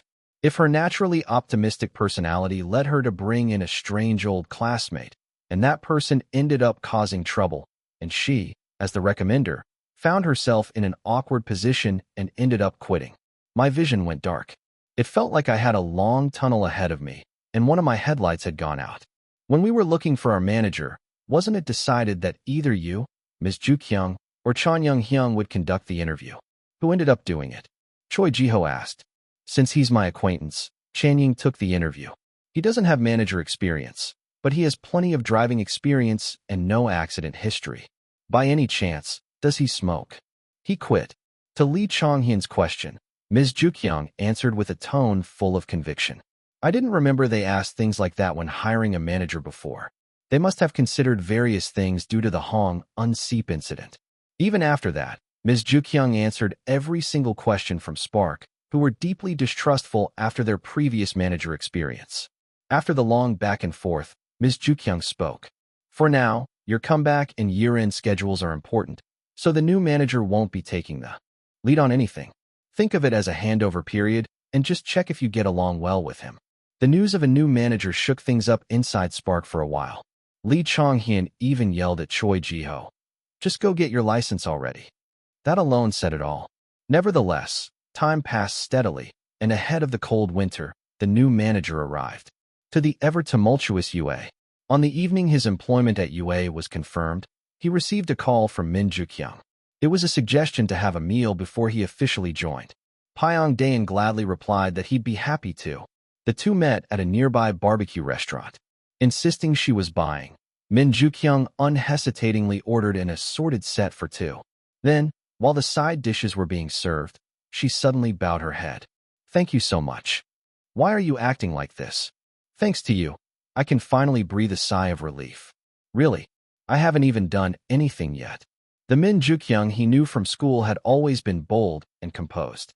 The current Min Jukyung looked full of worries. For a moment, Pyong Daein wondered if deciding to go to UA was the right thing to do. It was too late to back out, so he didn't dwell on it any further. Pyong Daein took the tongs from Min Jukyung's hand as she tried to take the lead in grilling the meat. Min Jukyung handed him the plate of meat and said, Our kids are really nice. Please take good care of them. I mean it. Have you been short-staffed? To the point of buying me a meal? Short-staffed? Min Jukyung scoffed. It was a staffing disaster. I was this close to giving up on humanity. Min Jukyung was serious. The sight of his old classmate muttering to herself, alternating between all humans should die and no, what did our kids do wrong, was a little frightening. Then what did you see in me to make the offer? Pyong Daein asked as he placed the meat on the grill. The sound of oil sizzling came from the grill. Although they were classmates, Pyong Daein and Min Jukyung weren't that close. They would greet each other in passing, occasionally see each other at drinking parties, and if they had overlapping lectures, they would sit apart but still share class notes for the tests. He was curious why Min Jukyung, who was on the verge of misanthropy, had offered a job to someone like him. Min Jukyung, who was watching Pyongdae place bean sprouts and kimchi on the edge of the grill, propped her chin on her hand and said, "Want me to be honest? I'm scared of how deep this story is going to be. To be blunt, our department was full of weirdos back in the day." He almost choked before even eating. Pyongdae covered his mouth with the back of his hand and cleared his throat. But among them, no one said anything bad about you. Min Ju-kyung continued to speak calmly as she cut mushrooms from across the table. "Everyone said you were nice. But you're not the type to be a pushover either. Am I? That's why I made the offer. If I bring in a shady person, I'll have to write a resignation letter too. Do you think I'd just ask anyone to come? Me? I have a lot of my mortgage loan left to pay too." Min Ju-kyung burst out in frustration. Pyongdae also thought of his own monthly rent slipping away from his account. "You were surprisingly willing. On my way home, I thought it wouldn't be strange if I got rejected. You found me a job, so I'm grateful. Thank you for seeing it that way. I really thought I was about to lose a classmate over this." Min Ju-kyung joked and swept a hand over her chest. Pyongdae flipped the meat. The nicely browned surface looked delicious. While Pyongdae took the scissors and cut the meat, Min Ju-kyung filled both their water glasses. "By any chance, have you seen the recent news articles about our company?" "I've seen a few." A brief silence fell. Min Ju-kyung wiped her face with both hands. Pyongdae wasn't interested in celebrities, but the story about a company PD assaulting an idol had been all over the headlines. He even remembered reading the articles several times because it turned out to be the company where his old classmate worked. So we ended up looking for more, well, trustworthy people. "What about you? Did anything happen to you?" "As for me, there was nothing except getting frustrated while working. What I went through was nothing. Our kids are the ones who suffered." "Our kids." Min Ju-kyung was consistently calling the idols she was in charge of our kids. He didn't know if she was conscious of it, but that was probably the extent of the affection Min Ju-kyung had for the group. "You seem to have a lot of affection for that group. I guess I'll have to work hard too." At Pyongdae's words, Min Ju-kyung's eyes widened. "Wait, did I ever tell you which group you'd be assigned to?" "No, but I figured it out from the onboarding email. When you drive people around, you start to pick up on things. What kind of people typically use the van parked in that spot? Or what kind of jobs are tied to certain time slots? Dayan, what is it? I haven't felt this much appreciation for someone with common sense in a long time." She covered her mouth like she might actually cry. Not that she did, but still. Min Ju-kyung asked if it would be okay for her to drink a little, saying that she would take the subway home. When Pyongdae said it was fine, Min Ju-kyung ordered a bottle of beer. Then she virtuously filled her beer glass only halfway. Min Ju-kyung downed the beer in one shot. The empty glass was placed on the table with a thud. "You know, yeah, you'll get a detailed explanation when you go to work tomorrow, but our kids are really nice. They're nice, but they've been through a lot." "Yeah." Min Ju-kyung, while being sparing with her words, carefully made a request. "They might be a little prickly at first, but that's the company's fault, so I'm really sorry to you. Still, I hope you don't judge them too harshly." As she said that, Min Ju-kyung hurriedly scooped the cooked meat onto Pyongdae's plate. "Hey, hurry up and eat this. It's all ready. You eat first. I can just take it with the tongs." Pyongdae picked up a few pieces of meat with the tongs and placed them on Min Ju-kyung's plate. That day, Min Ju-kyung really did pay for the meat. As they parted ways, Min Ju-kyung said with a smile, "I'm counting on you. Really." It was an unusual welcome to the company. It was a night that made him look forward to what his first day at work would be like. At UA, Pyongdae heard the exact same story he had heard from Min Ju-kyung the previous evening. Throughout the process of writing his employment contract, the conversation kept circling back to how the idol group he'd be working with had gone through numerous crises and that the company now needed to provide them with active support on an organizational level. What on earth happened to the idols? Just as he was thinking that, Pyongdae was assigned a senior. It was Im Chan-young who was currently Spark's road manager and had been his interviewer. Once seated, Im Chan-young handed him a few sheets of paper, PPT printouts containing profile photos and brief notes about each member. "Have you by any chance heard of a group called Spark? We mentioned during the interview that there was a high chance you'd be working with an idol group." "Yes, I've memorized the members' faces and names." Compared to the days of transporting 20 kindergartners, memorizing about 6 people was easy. Lim Chan-young looked at Pyongdae with an emotional expression. Is something wrong? I'm just moved. Wasn't this company's threshold for trusting people excessively low? Just yesterday, his classmate had acted the same way. Although Pyong Daein had done his homework beforehand, Im Chan-young diligently provided information about the artists. He even emphasized and repeatedly explained the parts that needed attention. The kids are all nice. There isn't a single member who oversleeps and needs to be woken up.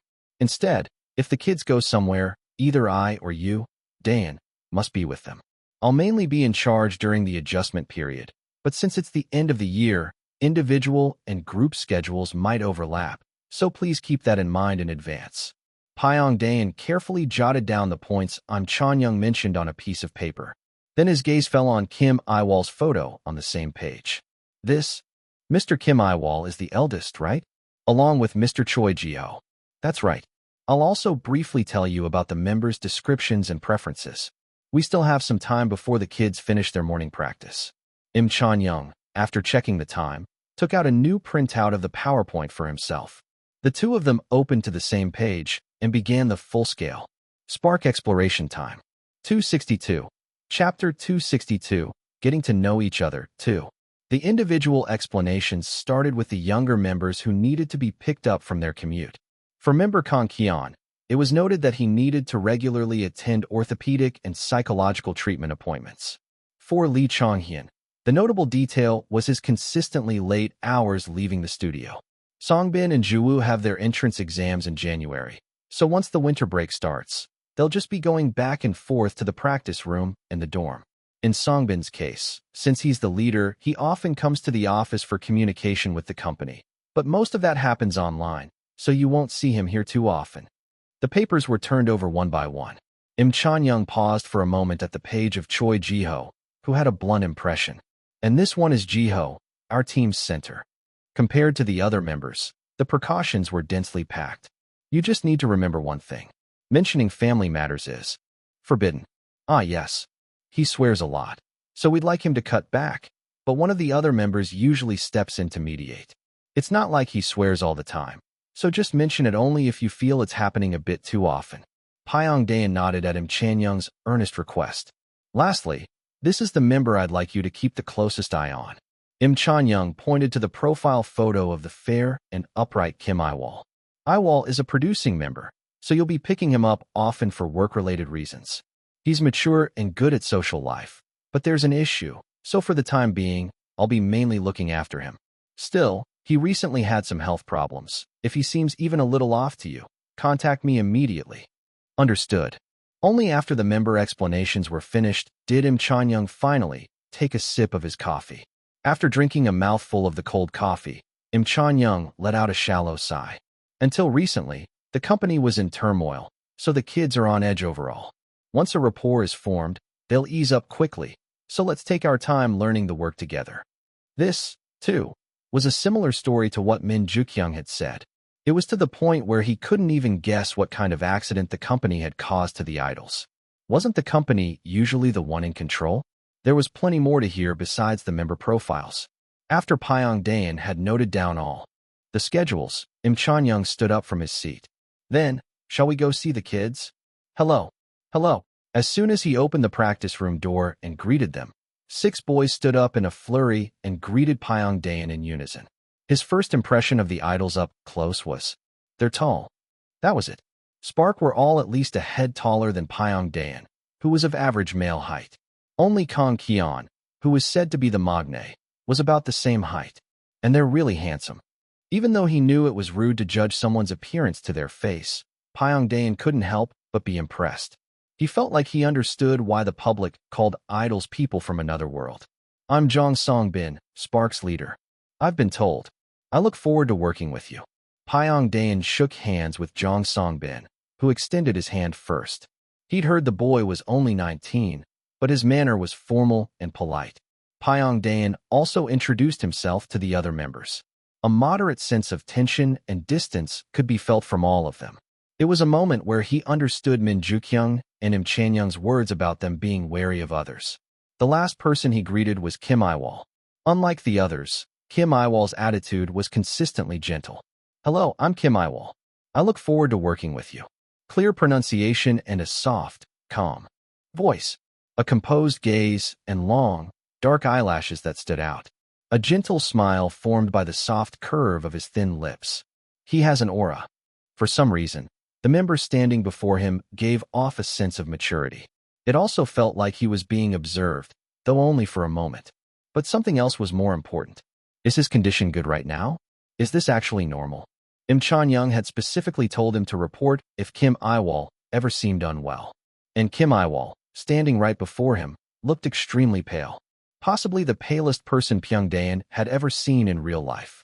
Seeing as the members next to him and Im Chan-young said nothing, he wondered if this was the standard.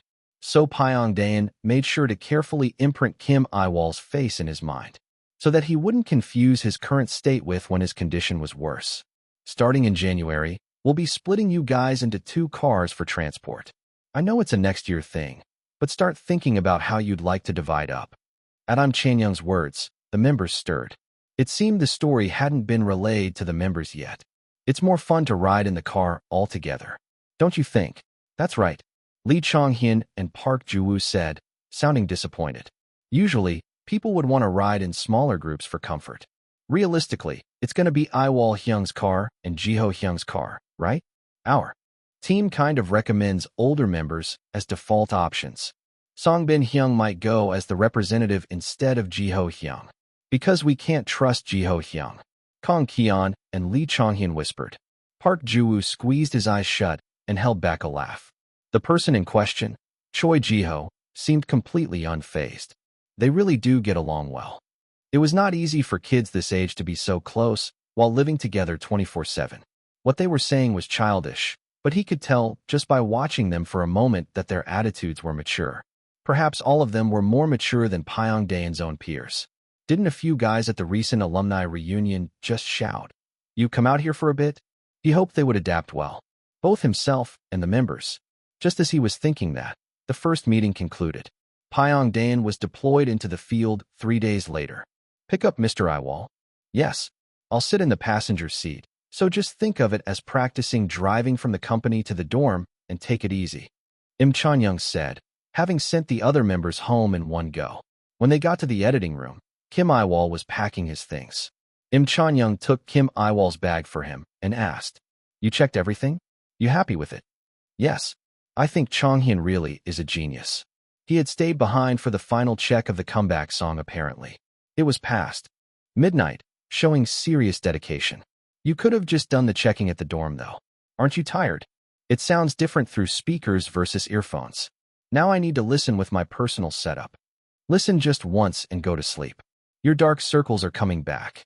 At Im Chan-young's stern warning, Kim Yiwol smiled. As Im Chan-young had said, faint shadows were cast under Kim Yiwol's eyes. As the 3 of them were going down to the parking lot together, a phone rang. It was Im Chan-young's.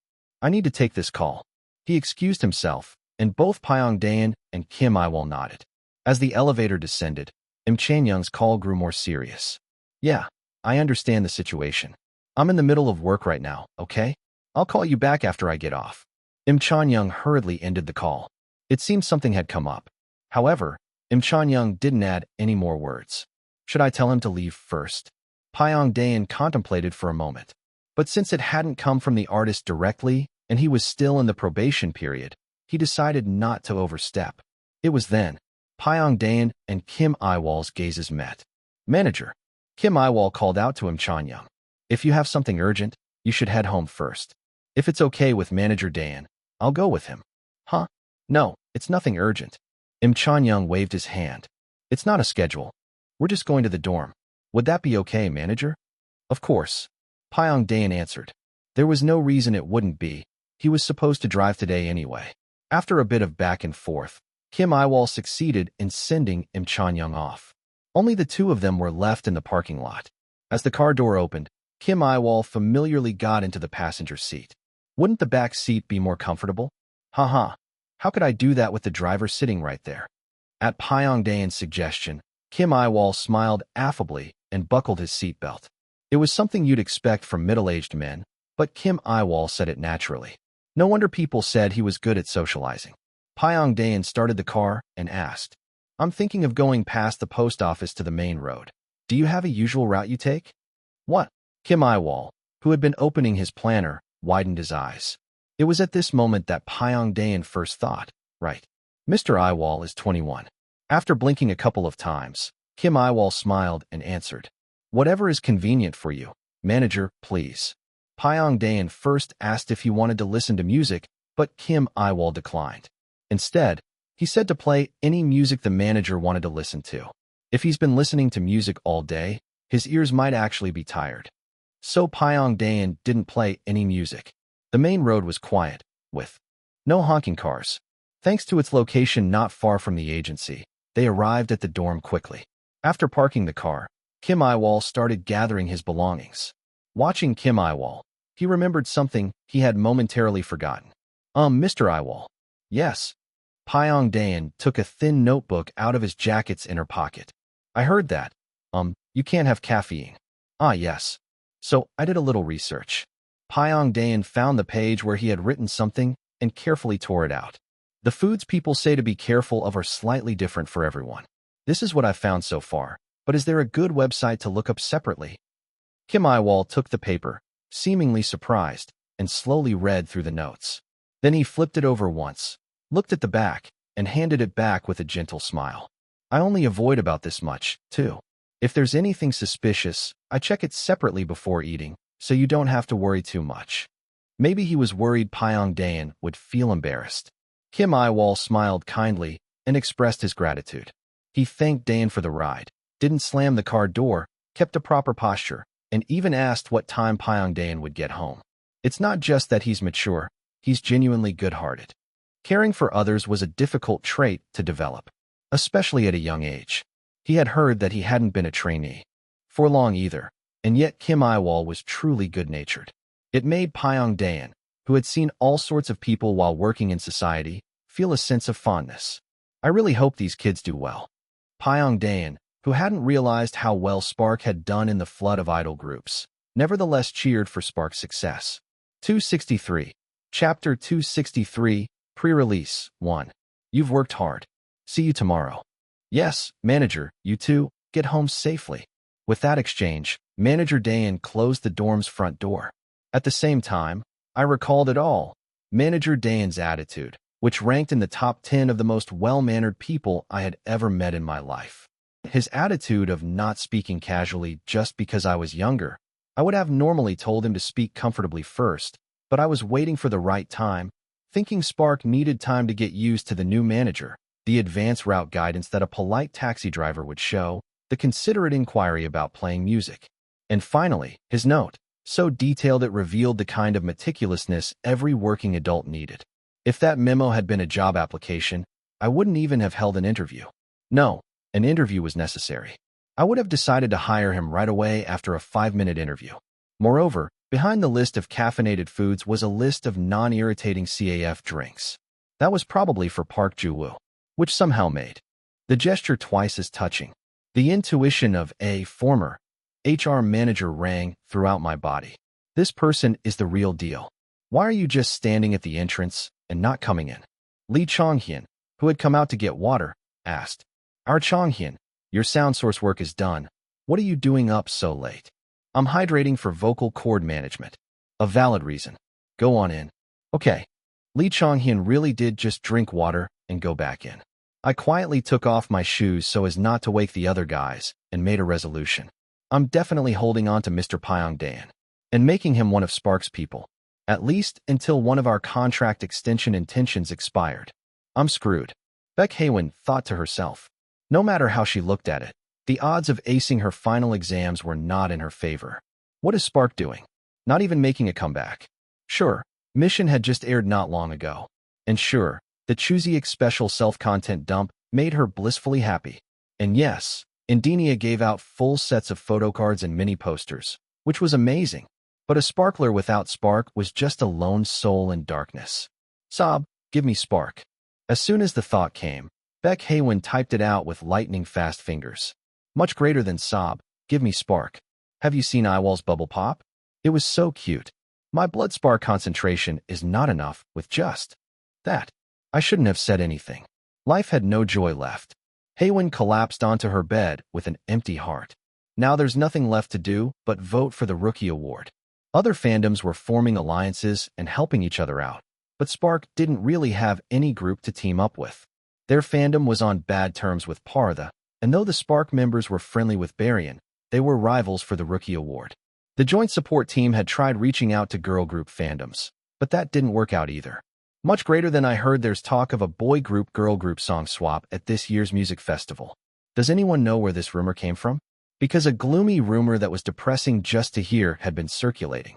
F***CK, please stop putting boy and girl idols together as couple MCs.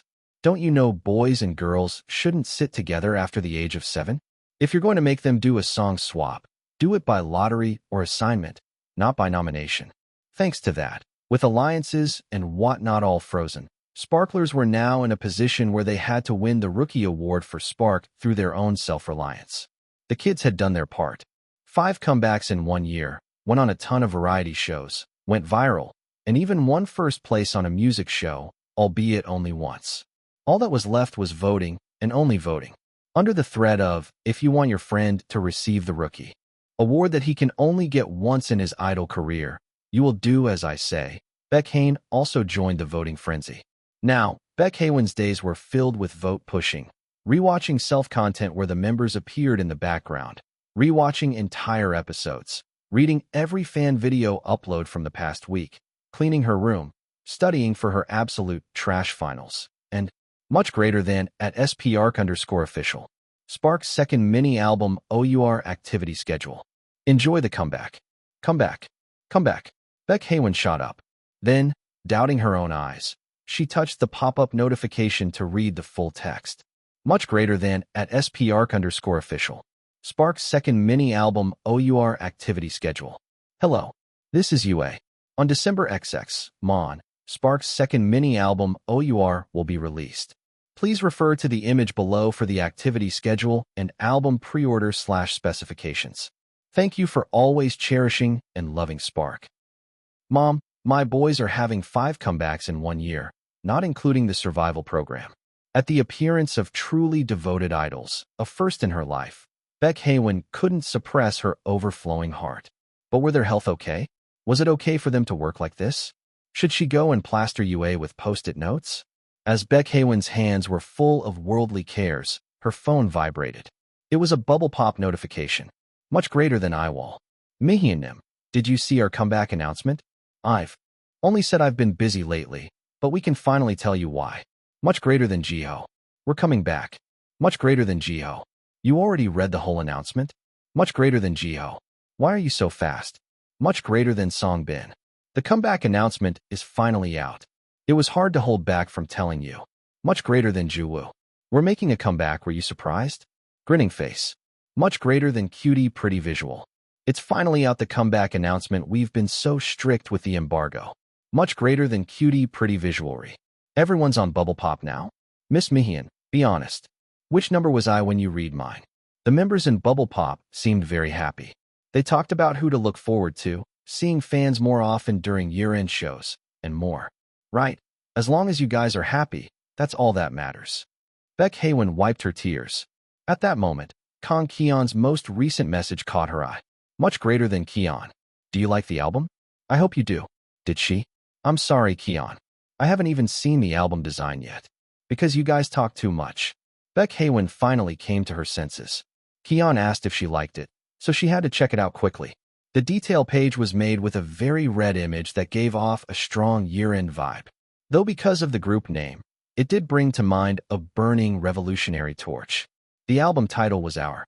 It was divided into 2 types, note and storybook. At a glance, the note version's cover gave the impression that it was made of leather, though upon checking the specifications, it was confirmed to be thick paper. The size of the note version was like a small notebook.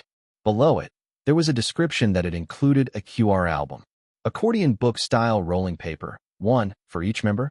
The format is insane. On the other hand, the storybook was a square size similar to a regular children's book. The cover design also had a high-quality paper manuscript feel, unlike the leather notebook-like note version. They're editing the rolling paper in a handwritten manuscript style and putting it behind the photo album. So no matter which version you bought, you'd get the rolling paper. Beck Haywin breathed a sigh of relief until she saw the words photo card 24 types right below it. 2 album versions? Fine. They were pretty. In this digital age, it might be better to buy a QR album than to contribute to environmental destruction by only releasing paper albums. But 24 types of photo cards, with only 6 members? Beck Haywin recalled a time when her former idol group had released a total of 77 types of photo cards. The atmosphere of the fandom at that time, to put it bluntly, was a mess. No matter how the agency had explained that they were capturing the 7 jewel-like moments to commemorate the Lucky 7, the outrage had not died down easily. Compared to 77 types, 24 was nothing. But still, as Beck Haywin was agonizing, a small text belatedly caught her eye. Much greater than photocard, 24 types. Note ver. Photocard 2 sets, 12 types / 6 types each. Storybook ver. Photocard 2 sets, 12 types / 6 types each. 1 photocard set, 6 types, per album. In other words, if you buy 1 album, you get 1 set of photocards. 1 for each of the 6 members. This made the situation much better for people who had a favorite member than when there was 1 photocard per album and they had to trade. The number of types had increased, but the burden of collecting them all would decrease. Only then did the blurred images of Spark's photocards become visible. The Note version had 1 set of them wrapped in a red cloth around their necks, as if wearing red scarves together, and 1 set of them in blurry brown outfits, striking various poses. The storybook contained 1 set of close-ups with dazzling colors, as if something tremendous was happening, and 1 set in common outfits presumed to be group uniforms. Moreover, one of the dazzling version cards was almost white. It was so white that you could suspect it to be a printing error. What on earth is the storybook concept? Are they making a children's book? The photo cards were so blurry and flashy that even Beck Haywin, who had been trained by years of fangirling, couldn't tell who was who. At that moment, Beck Haywin seriously contemplated, not whether to buy the album or not, but how many she should buy. As the release time for the Winter Night music video approached, Lee Chong-hyun grew anxious. What if the reaction is bad? He even started biting his nails. Kang Kian tried holding his hands down, but it was useless. Lee Chong-hyun started shaking his leg. Lee Chong-hyun had never put a slow-tempo song at the forefront before. The ones with the slowest BPM were the Third Letter and Starlight, but the former was a digital single in the style of a fan song, and the latter was a cover. An easy-listening song with an undeniably slow tempo. Perhaps because of that, Lee Chong-hyun was greatly agitated for the first time since making the debut song. Yiwol Hyung, even if this doesn't chart, you'll let me live, right? Stop saying things that sound suspicious. I answered in a joking tone, but Lee Chong-hyun's 2 clasped hands were truly pitiful. After this activity ends, I'm going to hibernate every winter. Finally, Lee Chong-hyun even declared a seasonal hiatus. It was a firm resolve to never listen to carols again. Enough of that. I sat next to Lee Chong-hyun. Spark's YouTube channel shone brightly on the tablet, and the moment I refreshed with a few gestures. I can't watch. Everyone gather around. Let's watch the music video. Spark's year-end pre-release song, the music video for Winter Night, was uploaded. 1. Rolling. Paper means a sentimental message collection. It's usually a sheet, notebook, or set of papers where multiple people write short, heartfelt messages to a specific person, often for a birthday, graduation, farewell, debut anniversary, etc. 264. Chapter 264, Pre-Release, 2. There was a fairy tale called The Shoemaker and the Elves. It was a story about a shoemaker who ran a shoe shop, who prepared leather at night and found wonderfully crafted shoes in the morning. In truth, the shoes were made by elves who worked while the old man was away. When the old man and his wife made clothes to thank them, the elves happily disappeared. In this music video, Spark played these elves. To give a sense of unity, we all wore brown overalls reminiscent of leather craftsmen. We even had numbers embroidered on the pockets on our chests according to age. For reference, I was 01. And since we filmed before the hair dye for the title track, the shoot happened much earlier than that of the main promotions. The original elves were all naked, but if we did that, not only would age verification be required to watch the music video, but it would also cause a social scandal. So we wrapped ourselves up from head to toe in beige sweatshirts and overalls. Standard work attire for a workshop, right? Anyway, when the play button was pressed, the title Winter Night descended onto the roof of a small, snowy cabin, one letter at a time, like snow. Both the letters and the snow melted into the elegant piano accompaniment. The camera soon entered the house through a window from outside the cabin. A warm and heartwarming brown-toned workshop, neatly organized props, a drawer that seemed like it would make a pleasant clattering sound, and a background that made you feel at peace just by looking at it. And hidden among the tools were the components of the Goldberg machine used in flowering. There was no better device to evoke the image of a song heard in front of a warm bonfire on a winter night. Although, since we became elves, the backgrounds had to be fully CG. The song began with Jong Songbin's whispering voice. Dark night, snow falling, cold wind doesn't reach. My little blanket. The day comes to an end. 6 elves, grunting and groaning, climbed up a giant chair to reach the top of a table. To film this scene, we had to undergo the ordeal of climbing a chroma-keyed temporary wall the height of a double-decker bus. Unlike the time we spent shedding beads of sweat, the song was warm and peaceful. The overall melody was bright and light, like twinkling light bulbs. But the bass and accompaniment that built beneath it were heavy and solid, like snow piled up overnight. It felt like listening to music while sitting in a camping chair in the middle of a snowy field, a lamp glowing above your head, wrapped in a cozy blanket and holding a hot drink in your hands. The more you listened, the more relaxed you felt. On the table where everyone was gathered, 6 pairs of well-cut leather materials were placed. The 6 of them put their heads together and moved around on the instructions written on an old piece of paper.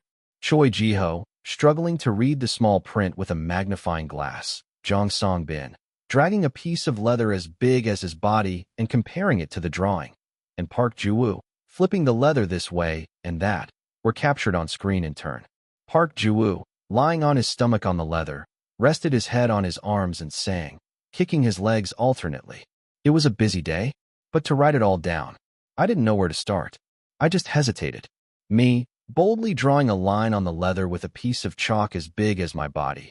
Lee Chong-hyun, threading a large needle, and Kang Kyeon, who was inside a large wooden plate, engrossed in choosing his favorite buttons, also appeared. After that, Spark was absorbed in making their own leather crafts. They took out adorably sized scissors from the pockets on their chests to cut protruding threads, and Kang Kyeon and Park Ju-woo worked together to bring a long ruler. On a lonely night, a long time, wondering what to write, the hesitation and the pen circling the page. Leather was glued, stitched, and slowly took shape. There was even a scene where Choi Ji-ho and Jong Song-bin accidentally glued their overalls together and everyone burst into laughter. But you know, there's so much I want to say. So tonight, I'll try to write it all, even if it's late. Through the dark window, heavy snow could be seen falling intermittently. From Lee Chong-hyun's fingertips, leather dust from sanding fell like snowflakes. The camera filmed from somewhere on the ceiling of the old leather workshop, looking down on the 6 elves moving busily. On one side, a fireplace lit up the room, orange lamps glowed, and a sofa with dried flowers and a classic checkered blanket came into one frame. The snow was pretty, wasn't it? The wind was cold, but the streets were shining, weren't they? We were together, weren't we? Before long, the work was reaching its final stages. At the same time, the identity of the object the elves were making was revealed. A small notebook with the same outer design as the QR album, but with a leather cover. The members gathered in the middle, dragging notebooks of slightly different colors. Then, they dipped their right foot in pre-mixed gold leaf ink and stamped their footprint on a corner of the notebook cover. A gold leaf certification mark was left on the brown cover. On screen, I headed towards a large inkwell. While pulling out a quill pen, half of my work clothes got messy, but I didn't let go of the pen, dragging it, dripping with ink, to my notebook. I'll leave it here. The stories of the past. My heart. That was here today, in winter. And I wrote largely on the notebook. Note. The sun slowly began to rise. We hurriedly climbed down the table legs and escaped from the workshop. Waiting for us were a flower-patterned handkerchief draped over a small branch and 6 adorably sized ceramic cups, and 6 red scarves. Inside the mugs was steaming milk. The wind blows. Powdery snow flutters. Gray waves crash. Remember, this winter, the words we shared. Spark wore the scarves and sat in a line on the branch. Then, holding a cup each, they watched the sunrise. The shadows of the elves, with their backs to the camera, flickered in the shape of winter night before blurring in the light of the rising sun. Without missing a thing, I'll write it all down. There was a beauty in rustic things. The sound of wood hitting wood, the traces of paste left along the grain of a brush, the surface of a metal piece glossy from varnish, the one-by-one stitches sewing leather. Such things evoke a certain nostalgia, like a winter night in a certain year when you look back on a day and a year. The concept of this song was to stimulate a fleeting emotion that everyone had felt. Whether it worked, we'd have to wait and see. It would be difficult to expect a reaction right away. I didn't expect the song to perform spectacularly right away, but I believed in the potential of Chonghyun's song. Is it too easy listening? What if the fans forget about it tomorrow? No, Chonghyun. The song is so good. I like this song the most in this album. Songbin Hyung. If you're a real leader, shouldn't you say the title track is the best? Lee Chonghyun said with fire in his eyes. Jong Songbin must have a hard time too, having to work with this kid. I actually think going with easy listening was a good choice. Probably, when winter came around, this song would slowly creep into people's minds. That was how well the song turned out. That was what I believed. In a good way, my prediction was way off. Released at the start of December, Lee Chonghyun's Winter Night, with its cute, animated-like music video and emotional melody perfect for the deep winter nights, rode a wave of buzz from recent ads and debuted with Spark's best chart ranking ever, despite being a pre-release. On the evening the results came out, Lee Chonghyun earnestly begged to be allowed to revise the sound source of the title track just one more time. We told him it wouldn't be possible since the albums were probably already printed at the factory, but the guy was in agony. In the end, we had no choice but to resolve the incident by placating him, saying we should release a repackaged album next year. After the release of Winter Night, Baek Haewon's daily routine became lying in bed, tears streaming sideways down her face. The album, when is it coming? They must have printed all of them anyway. Can't they just send it to me early? In this state, she would listen to the line, "We were together, weren't we?" on repeat. Winter Night was a song that sounded beautiful even in the most classic sense. If you went out to a commercial district, you might be lucky enough to hear it playing once in a while. But when a person became too emotionally invested, their heart started to ache. Baek Haewon, knowing this fact, wiped her tears again. To think she had to wait a full week for the actual title track. To think it would take a whole week before album shipping even began. Give me the album Spark worked so hard to make with leather crafts. Is it taking a long time because it's handmade? If so, then really send it to me with your footprint stamped on it. It felt like the whole world was unfairly ganging up on Baek Haewon. Now, only the regular self-produced content that would be uploaded soon kept Baek Haewon going. Without that, she would have resorted to squinting at the mock-up images, trying to guess who was on the blurred-out photo cards, like one of those magic eye puzzles. Life is bitter. Baek Haewon got up from the bed listlessly. Then she trudged over to her desk and sat down. Now she really had to prepare for the final exams that were right around the corner, but much greater than at @SPARC_official. First story. The snow? It was just an official account notification, but Baek Haewon touched the pop-up notification faster than the speed of light. Damn it. Spark was always like this. The moment she finally decided to study, they'd make her life harder. And just like that, the concept photo that appeared on screen stole her voice away. Much greater than at @SPARC_official. First story. The Snow Queen. #Spark, #Spark, #Yiwol, #our, #the underscore say. A snowfield, clean without any traces of being stepped on, with the spaces in between sparkling with an aurora light. A long, white neck wrapped in layers of ornate lace. Above it, a sharp jawline and delicate lips connecting softly. Eyes rimmed with crystals like scattered snowflakes. Passing through all these sections, Baek Haewon witnessed Kim Yiwol's two eyes shining with a deep blue color. White eyelashes over half-lidded blue eyes, and gleaming white hair rested upon them. The man with the personal color, Udo Securities Gray, who seemed to have been born with black hair and would return with black hair, whose only hair dye during his promotions had been a dark gray. He appeared, having removed all the color that must have existed in his hair. Under the title of The Snow Queen. 265. Chapter 265, Metamorphosis 1. Fairy Tale Concept. Yes, considering the atmosphere of the songs, it would be great to set the overall album concept as a fairy tale, and 4. The music video to have a dreamy atmosphere as well. The detailed contents are written in the file. The pre-release song, Winter Night, and the title track, The Words I Want to Say, though different in genre, shared a similar sensibility. Both depict the narrator telling a story to the listener, particularly during a winter night. If Winter Night was a song about reminiscing over memories shared between two people, The Words I Want to Say contained the story that Spark wanted to tell those who listened to their songs. I saw fairy tale as a keyword that could simultaneously encompass both memories and stories. So, for the title track music video, I requested that each member be matched with a fairy tale that seemed to suit them. I also asked for the Winter Night music video to have the same keyword but a different atmosphere. I never expected them to go with an elf fairy tale, though. Is this the key part? The planning team leader, who had opened the file, asked, pointing to the highlighted section. That's right. I nodded. The section written in a structured format glowed yellow. Adopt a story with a warm ending. A cold and glamorous image to cover for the reduced group choreography. Concept photos on a level similar to a fantasy movie. Subtle album design tie-ins within the MV. Give the feeling of a year-end gift. Since these were more vocal-heavy songs, the choreography wasn't flashy, like previous releases.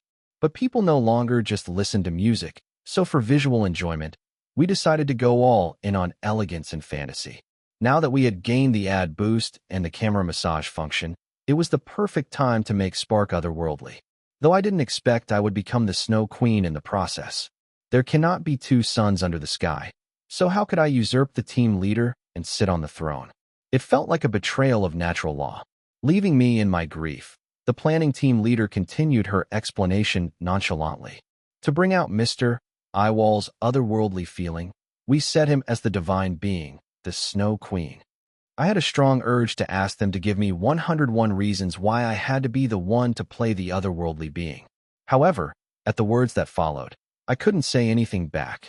No matter how we looked at it, we judged that it would be difficult to inject vitality in a short period of time. So as a reverse idea, we matched you with a being that shouldn't have vitality. Let's work hard to recover well until the music video shoot, so that you can go on stage with a bit more color in your face. Yes, thank you. This was all my original sin. I stared in dismay at the illustration of the Snow Queen glowing white and glamorous on the screen. Choi Ji-ho was assigned the role of Jacob Marley from A Christmas Carol, a ghost who lived as a miser in life, though it seemed the real reason was more the visual of the chains wrapped around his body than the story itself. If it's A Christmas Carol, isn't Scrooge the most representative character?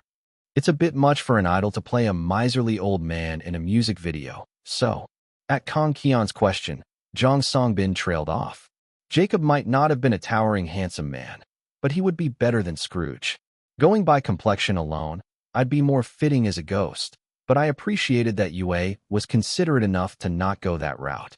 Jong Songbin was put in charge of the Happy Prince, which perfectly matched his personality. Reactions of it being a good fit poured in from those around him. So is Songbin Hyung going to be covered in gold? Dye his hair blonde? Bedazzled with jewels since he's a prince? Lee Chong-hyun asked with an excited voice. Jong Songbin's face turned red. We have to match the overall color tone of the music video, and the point of the Happy Prince story is the prince's character of sharing what he has with others, so Songbin's tone will be matched with an ash gray series. To avoid looking plain, we'll sprinkle in jewels in the photo cards or music video background, but the hair and outfits will be calm and cool looking. At the team leader's explanation, Jong Songbin swept his chest in relief. Well, if it were me, I'd also hesitate if they told me to wear gold boots over gold pants. The gold was taken by Park Joo-woo's hair instead, inspired by the poet Emily Dickinson's Yellow House in the picture book Emily. His hair blended golden tones with brown from the illustrated Emily. With his rich velvet shirt, he looked like a proper aristocrat. Meanwhile, there was also a guy who didn't seem to like his new hair very much. It was Lee Chong-hyun, who was cast as Bluebird. Wouldn't I look better with blonde hair? What if people say it clashes with my skin tone? Lee Chonghyun, who was set to cover his hair in a serenity color, lamented, fidgeting with his bangs. When everyone is torn between black-haired Chonghyun and blonde-haired Chonghyun, isn't Serenity Chonghyun pouring cold water on it all? What do you think about this issue, Hyun? Lee Chonghyun grabbed my shoulders and shook them. Chonghyun, Yin, come on, say it. There are so many colors in the world, and you want to limit your fans to just 2 options? Are you even an idol? Forget the battle between black and blonde Chonghyun. We're going to show them rose quartz Chonghyun, dirty blonde Chonghyun, and more. Damn, having realized that there's no way Serenity Chonghyun clashes with his skin tone, but even if it does, it's worth showing. Lee Chonghyun dramatically pressed his forehead. Lastly, Kang Kian was in charge of the soldier doll from the Nutcracker. Though called a soldier, the reference leaned more toward a storybook knight, which fit him perfectly. Am I going to be fighting CGI mice? Kang Kian, who had gotten a taste of CG in the Winter Night music video, asked with a pale face. Only after the planning team staff waved their hands, saying no rats were coming, did life return to Kang Kian's face.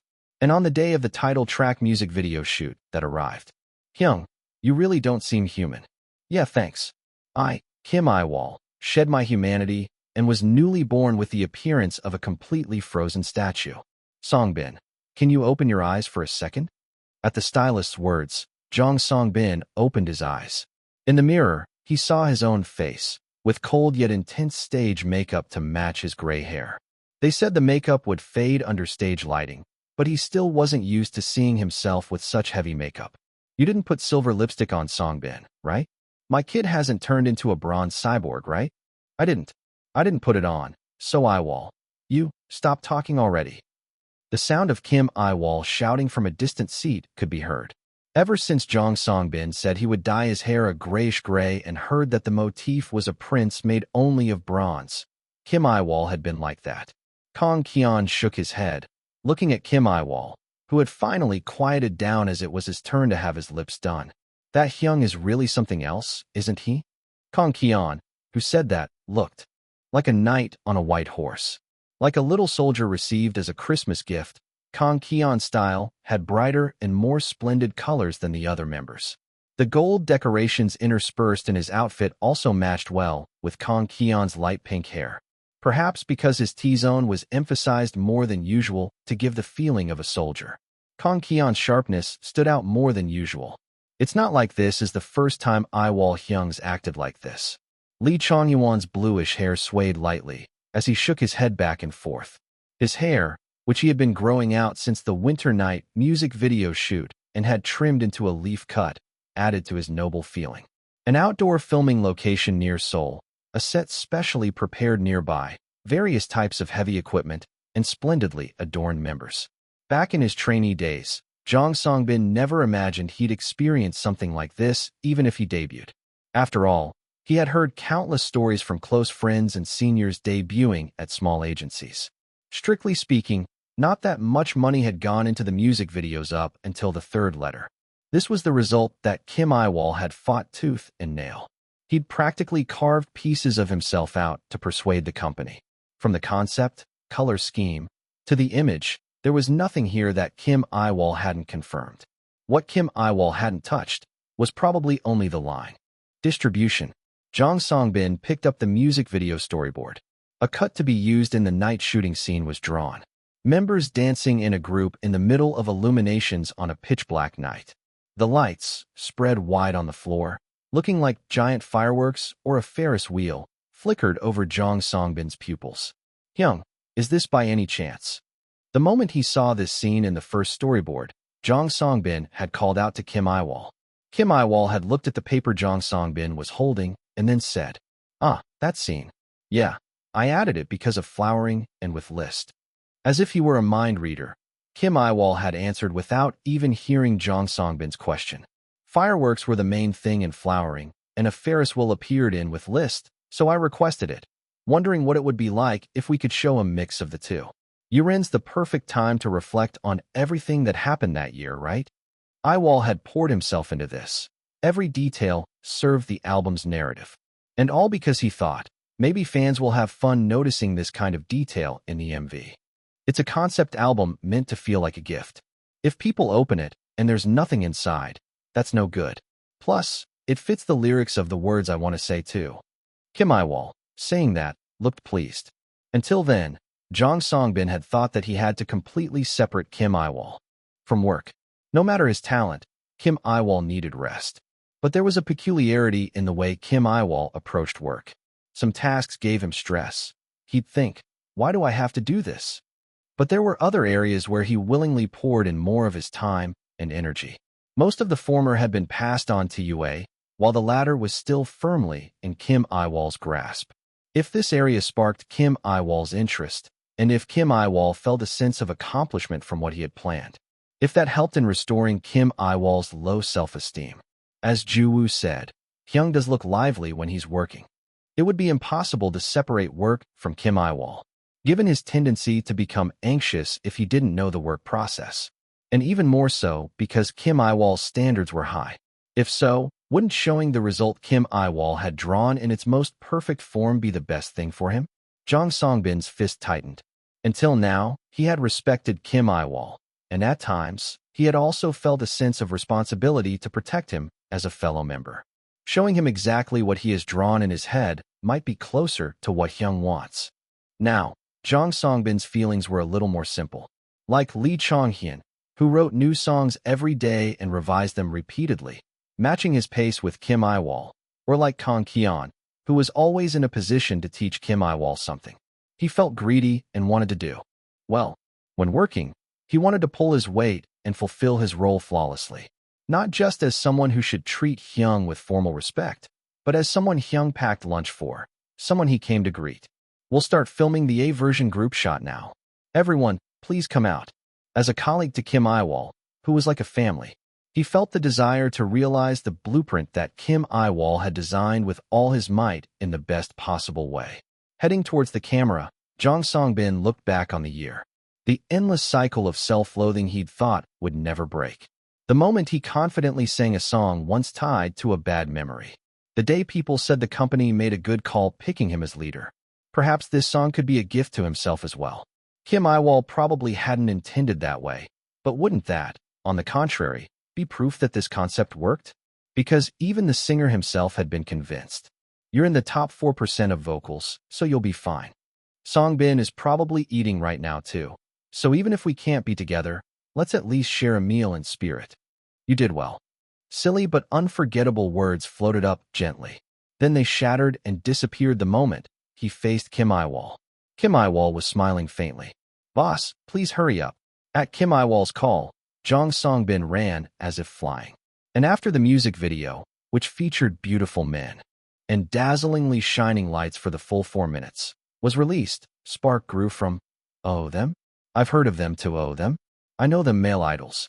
266. Chapter 266. Metamorphosis 2. The music video for the words I want to say began with a sound effect like a cascade of stars.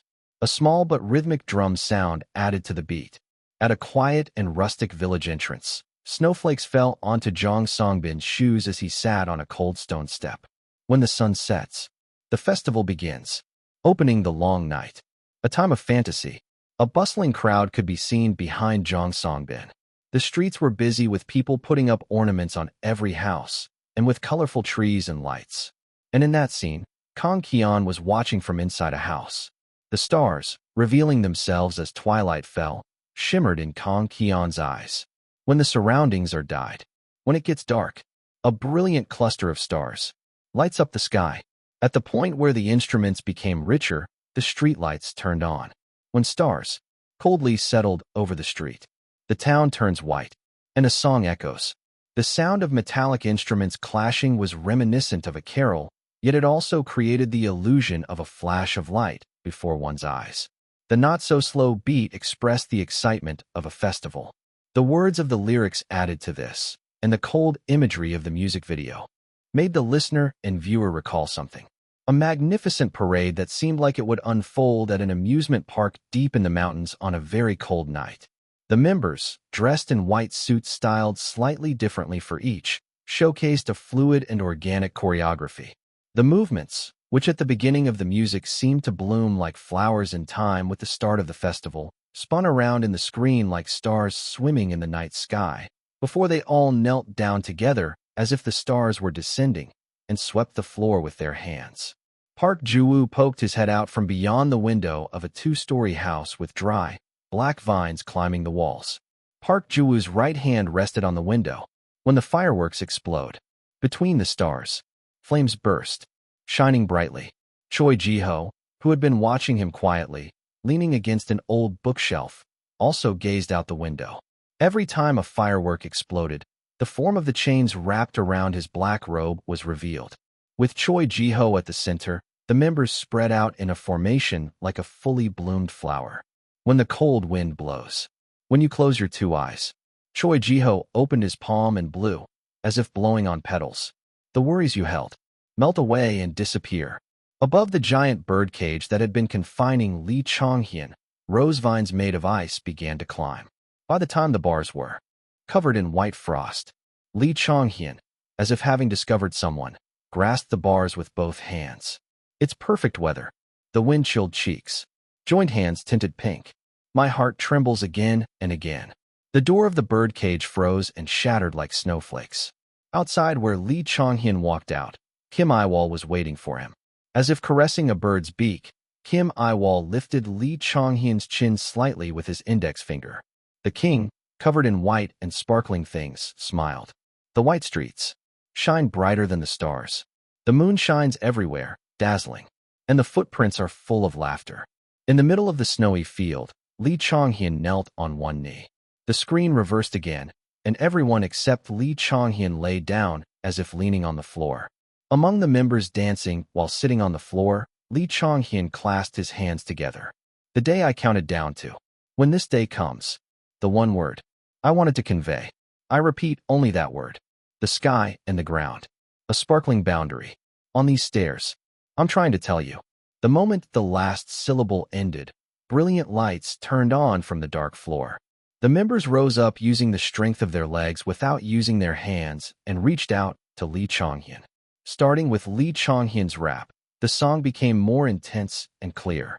The bass line grew like the drumbeat announcing a parade, and the sound effects placed in just the right spots add a visual imagery to the music.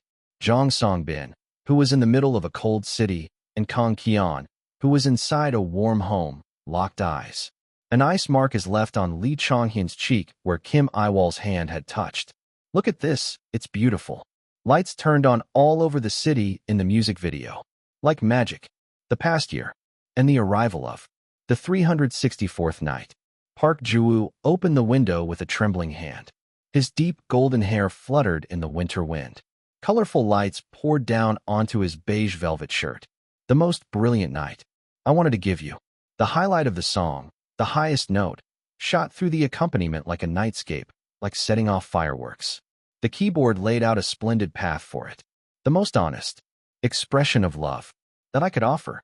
The deepest feeling. The part went to Jong Song-bin. My confession to you. Telling you to see only shining things. And a heart growing warmer. Next, it passed to Choi Ji-ho. The melody endlessly drew out the next phrase like a meteor shower. At the center of the lights spreading out in a circle, Kang Ki-on sang. As I wait for an answer, above my head, stars begin to fall. It must be a miracle. And the one who decorated the finale was Kim Yiwol. The bells are ringing. Kim Yiwol smiled, pure and untainted. After Spark's title music video came out, Baek Haewon's timeline refreshed endlessly. At first, the impressions were simply about the aesthetic aspects. Much greater than lost my mind from the concept photos, regained it with the MV. Then lost it again. Much greater than is Snow Queen Kim Yiwol real? Is Chainsbound Choi Ji-ho real? Is softest leader alive Jong Song-bin turning into the happy prince real? Is solitary poet Park Ji-woo, living in his own world, real? Does baby blue bird Lee Chong-hyun really exist? Is Kang Ki-on, who played the little soldier because he's the shortest, cute? Ma'am, no one ever said Ki-on was a little soldier. Ki-on is the nutcracker. Much greater than I thought Song-bin was another brown-haired guy since he had brown hair during winter night. But the thrill I felt when he came out with gray hair. It's partly because of the happy prince concept. But they also said they wanted to show a gray city covered in snow. I just fainted. OMG, where did you get this info? It's from the Spark hair designer's Insta. Much greater than this MV was an all-out non-human character party. And as a non-human lover, I'm just so happy. But the one top among them is definitely Kim Yiwol. Even an AI couldn't draw it this well. How is a person an anime character? If it had been just bam, non-human, it might have felt cringy, but since the base is still human, with symbolic elements of otherworldliness, it worked. They used their brains well. I've seen lots of Yiwol looks so white/bright memes, but I think this music video screenshot will take the top spot. It's already hit the popular posts a few times. Much greater than a long time ago, Yiwol said that the country prospers when a handsome man dyes his hair. I think he was right. I'm so happy right now. Light pink on the cool type man Kang Kian. That's basically emotional blackmail to buy the album. I was debating whether to buy the note or the storybook, chose the note, and then immediately ordered the storybook after watching the music video. I can't resist the Magne Lines photo album. Then came comments focused on the song itself. Much greater than when Winter Night dropped. OMG, it's a perfect fit for winter. It's a waste to release it as a pre-release. They should have released it as the title. When the words I want to say dropped, as expected, the producing duo is never wrong. I was foolish for a moment. Much greater than no, how is an idol song the finale of the Evelyn Christmas season parade? There's not even a basic bell effect, yet they made it feel exactly like it with just the keyboard. I can only explain it as insane. That part where violins mimic fireworks before mixing into drums and orchestra, that was nuts. The drum beat in the latter half is so strong. I feel the liveness of a parade I haven't even been to. I think the chimes that come in right before the third verse is the kick. Lee Chonghyun is a genius. Much greater than Winter Night. Feels like Spark and Sparklers are cozily sitting together and sharing warmth while watching a parade. The words I want to say. The parade princesses and princes shout at the end. It's a happy Christmas, you rascals. You've worked hard this year, and Happy New Year. A perfect metaphor. Much greater than baby master singer Chinchilla Park Ji-woo pierces the ceiling with his high notes. This child hits a G5 without batting an eye. Park Ji-woo's super high note power punch concludes today. Thank you to everyone who joined me. 0 people. Songbin shot up a flame. But it feels like Ji-woo froze all the embers in the sky and they became snowflakes. My ears are melting and freezing right now. Lastly, there were reactions from people who rewatched the MV multiple times or read behind-the-scenes posts. Much greater than I thought the opening choreography that bloomed like a flower was beautiful. Then I found out it was inspired by their debut track, Cue Sobbing. The whole music video from start to finish is about the story Spark has told. Sparklers can only shed tears. Honestly, the choreo was gorgeous throughout. It didn't seem like a super intense dance, but the formation and flow were very artistic. Much greater than I saw a post about the Illumination group dance scene at the end, and it was so moving I had to share. Orange illumination design. Reminiscent of both a Ferris wheel and fireworks. Spark dancing on the lights, all members in white suits. In their debut, flowering, and with lit Spark's path. In the words I want to say, it's Spark themselves who carry the symbolism of snow, since they're all fairy tale characters now. I was so moved, not acting my age, thinking that this was the story they had wanted to tell all along, from the winter of their debut until this winter. Guys, Nuna really loves you. Much greater than was I the only one who liked how they created new relationships by linking the fairy tales? The blue bird raised by the Snow Queen. The ghost who couldn't pass on, by the side of the poet who was cut off from the world. The soldier doll who, seeing the prince who had become shabby after giving everything away, thinks about wanting to become a soldier who protects such a prince. And right at that moment, I was looking produced by Yiwol, creative directed by Yiwol. Don't tell me it's only Yiwol's name again this time. Fortunately, other directors were listed. I was ready to launch a fax campaign. We should skip the fax and go straight to the trucks. If you're running an entertainment company, you should be prepared for that much, UA. Much greater than isn't it so cute that most of the fairy tales and the words I want to say have a moral lesson? It's a really heartwarming music video. Really, the best year-end song. A spectacular comeback, an amazing concept, endless content, and her pitiful self, unable to go to the pre-recording. It was depressing. But no matter how much Beck Haywin flew and crawled, she couldn't skip school to go to a pre-recording. So she settled into the couch to at least catch the broadcast live. In her hand was a cotton Yiwol plushie, note, unofficial merch, that she had succeeded in getting from last month's Form Olympics. "What's that?" Beck Haywin asked as he passed by. "It's a Yiwol plushie. So cute, right?" Wow. He could watch his friend, who had become an idol, appeared on a sports day program with her. But he couldn't accept his friend being turned into a plushie. Goosebumps rose on Beck Haywin's skin. Spark is making a comeback? Yup. Wanna watch? No. Beck Haywin bolted to his room. If he stayed to watch on TV, he'd probably get his arms drummed by Beck Haywin out of sheer excitement. He knew well how powerful fans became during their idol's comeback period. The moment the living room finally became quiet, another group's performance ended. Simultaneously, Spark's current concept photos passed by one, and the words Spark Comeback appeared. 267. Chapter 267. Metamorphosis 3. Cheers could be heard from beyond the screen. When did her idols grow up so much that the number of fans coming to the public broadcasts also increased? Beck Haywin, who could easily distinguish between synthetic cheers and real ones, was greatly moved.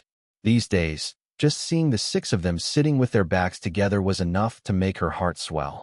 Ever since Spark came back with yet another masterpiece, Beck Haywin had long become a full-blown "my idol is the best" type of fan, an ultimate sparkler.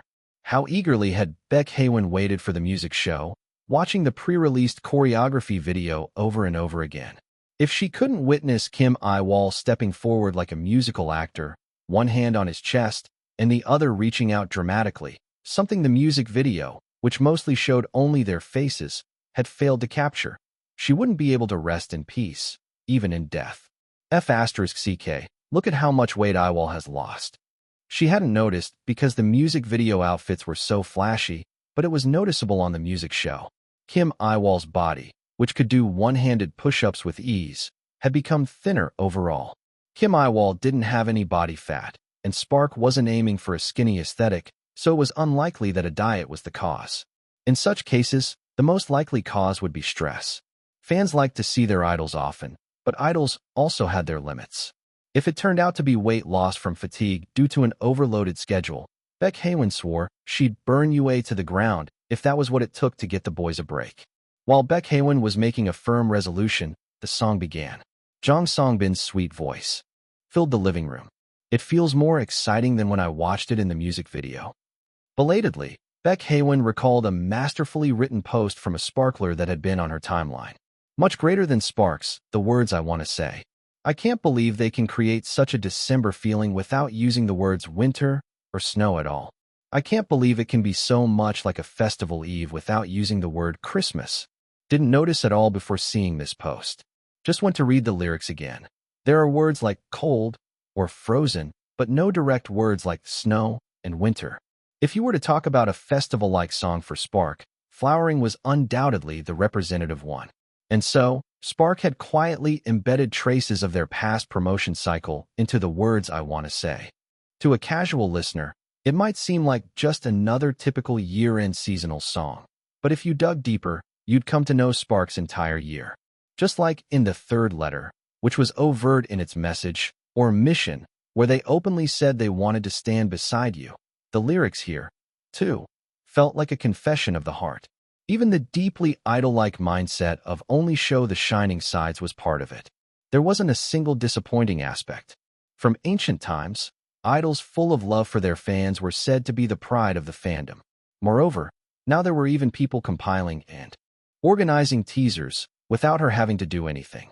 It was a new feeling. Our kids, they've really made it. They've become stars. Beck Haywin was moved. And watching Kim Yiwol's white hair flutter, she quietly covered her mouth. It was a really good song to listen to and to watch. She resolved not to change his Messenger profile song until the year ended. She couldn't be sure if the song was good or if the kids were good. But seeing as her mother, who had thrown her a dry towel, telling her to at least do the laundry while watching TV, said, "Is it a carol? The song is nice." She figured it wasn't just her biased fan ears hearing things. On their first music show, Spark didn't make a single mistake. Rather, as the fans' reviews said, their live performance was truly amazing, and their live ad-libs were incredible. As the song went on, in the extremely difficult condition of a high-note party, Park Ji-woo, who sang peacefully while dancing like a swan swimming on a lake, and Choi Ji-ho, who translated the moment a firework explodes into a dance, were particularly noticeable. And Kim Yiwol's face is seriously a national treasure. The scene where the shimmering face cubic under his swaying white hair shone along with Kim Yiwol's eyes was something Baek Hae-won could never forget. When they gathered for the comeback interview, his beaming smile was so cute she thought he looked more like a snowball fairy than the snow queen. If he weren't over 180 centimeters tall, she'd have just called him a snow fairy outright. But maybe it was because of that height that Kim Yiwol felt so genuinely lovable. The sight of the members looking even closer was also nice to see. They'd always been a tight-knit group, but now Spark looked like they were desperate to look after each other. Watching them pass the mic around, each trying to give the others more speaking time, warmed Baek Hae-won's heart like the metaphorical fire under her feet as she waited for her report card. Our kids need to go on a bigger stage. The world needs to recognize Spark's amazing moments. Baek Hae-won, though this was nothing new, wanted to gather the entire town and shout from the rooftops about how amazing Spark was. Sure, she'd bragged plenty on social media, but it wasn't enough. She needed something big. An opportunity like ISD, where 50 million Idol fans watch, yet also like IDC, where they can show off an amazing stage performance. Baek Hae-won glared at the innocent calendar. The year-end stage season was about to begin. They'll perform this song at the year-end stages, right? Please do. Please do it in an amazing, all-white suit. Don't cut the song, sing the full version. She knew that whether they could sing the full version or not was up to the discretion of the broadcasting station. But still, Baek Hae-won prayed earnestly. If you guys really want to hold a global music festival, you have to air this. Don't you want to advance globally? Don't you want to show the flame of K-pop? With her chest full of emotion, Baek Hae-won turned off the TV after Spark's appearance ended. Then she stayed on SNS for a long time, talking about how beautiful Spark was, how their voices were like nightingales, and how awesome their dancing was. And in the midst of it all, how someone seemed to have lost more weight, and someone seemed to have gained more muscle. Much greater than Yiwol, you don't have to lose weight. You look cool with muscles. If UA is making you diet, shake a carrot. Carrots aren't that expensive these days. Did Mr. Yiwol lose weight? He doesn't say so, but he looks a bit gaunt. I didn't notice in the music video because his clothes were so flashy, but watching the music show, it feels like he lost muscle. No, the eldest Hyungs should be tanking for their dongsangs. What is this? Exactly. Head Heart was about to be torn apart too. After talking about this for about an hour, a new topic emerged. Much greater than Mihyunim. Are you going to watch today's self-produced content? When she checked, there wasn't much time left until the upload time. Baek Hae-won left a reply saying, "Isn't it obvious?" and thought, I hope it's a content where the kids talk a lot amongst themselves. Spark was known for their chemistry, so the highlight was when you gathered them together and let them talk. Baek Hae-won meant it. Sincerely. It wasn't just about ogling their faces. Wasn't it a law that when there were a bunch of strange people, they did strange things even if you just gathered them together? They were only in their first year, but Spark had filmed a lot of self-produced content during that time. So much that they'd done almost every variety concept. Informal speech time, what's in my bag, cooking for themselves, a training camp, a dorm reveal, and so on. Well, if they were out of ideas, they could always do something like Spark's 202X Highlights compilation. Or, since the informal speech time was short, they could do it one more time. One way or another, Baek Hae-won trusted Spark's ability to create self-produced content. Moreover, this time they had white-haired Kim Yiwol and pink-haired Magne Kion. Just sitting the two of them together would make anyone crave less sugar while watching. And when the clock struck the hour, much greater than at @SPARK_official, Spark, ahead of moving out, begins their new roommate search for the new year. Who will your roommate be next year? Find out now. Spark, 2x12xx seeking my roommate. They're changing roommates? Baek Hae-won, astonished, connected to Matub faster than anyone. Her blood sugar, which seemed to have risen enough with the kids' dyed hair, felt like it was skyrocketing. 268. Chapter 268, Roommate for Sale. The news of the move was delivered out of the blue while everyone was eating, moving. To my bewildered question, Manager Chan Young nodded with a happy expression. We're moving to a building between the company and the broadcasting stations, so the commute time will be much shorter. It also has one more room than here. When Jong Songbin asked whether there was a general hospital nearby, they quietly dodged the question. To sum it up, we were moving to a place with much better security and location than our current dorm. So decide in advance which furniture to throw away. If you need anything, tell Dayan in advance. As soon as Manager Chanyang finished speaking, Manager Dayan took out a notebook. He was truly reliable. I have a question. Can I change my bed? Lee Chonghyun shot his arm up and stood up from his seat. My feet keep sticking out of the bed. That's right. It's a bit scary when I wake up and see it. At my words, the sound of laughter erupted from all over the practice room. As if he were living in a bean sprout steamer all by himself, Lee Chonghyun grew day by day. As a result, his feet kept poking out of the bed at night. You can all consider your bunk beds as being thrown away. What?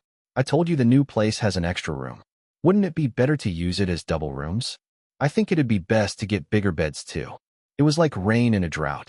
I had started to feel guilty about cramming Lee Chonghyun into the top bunk.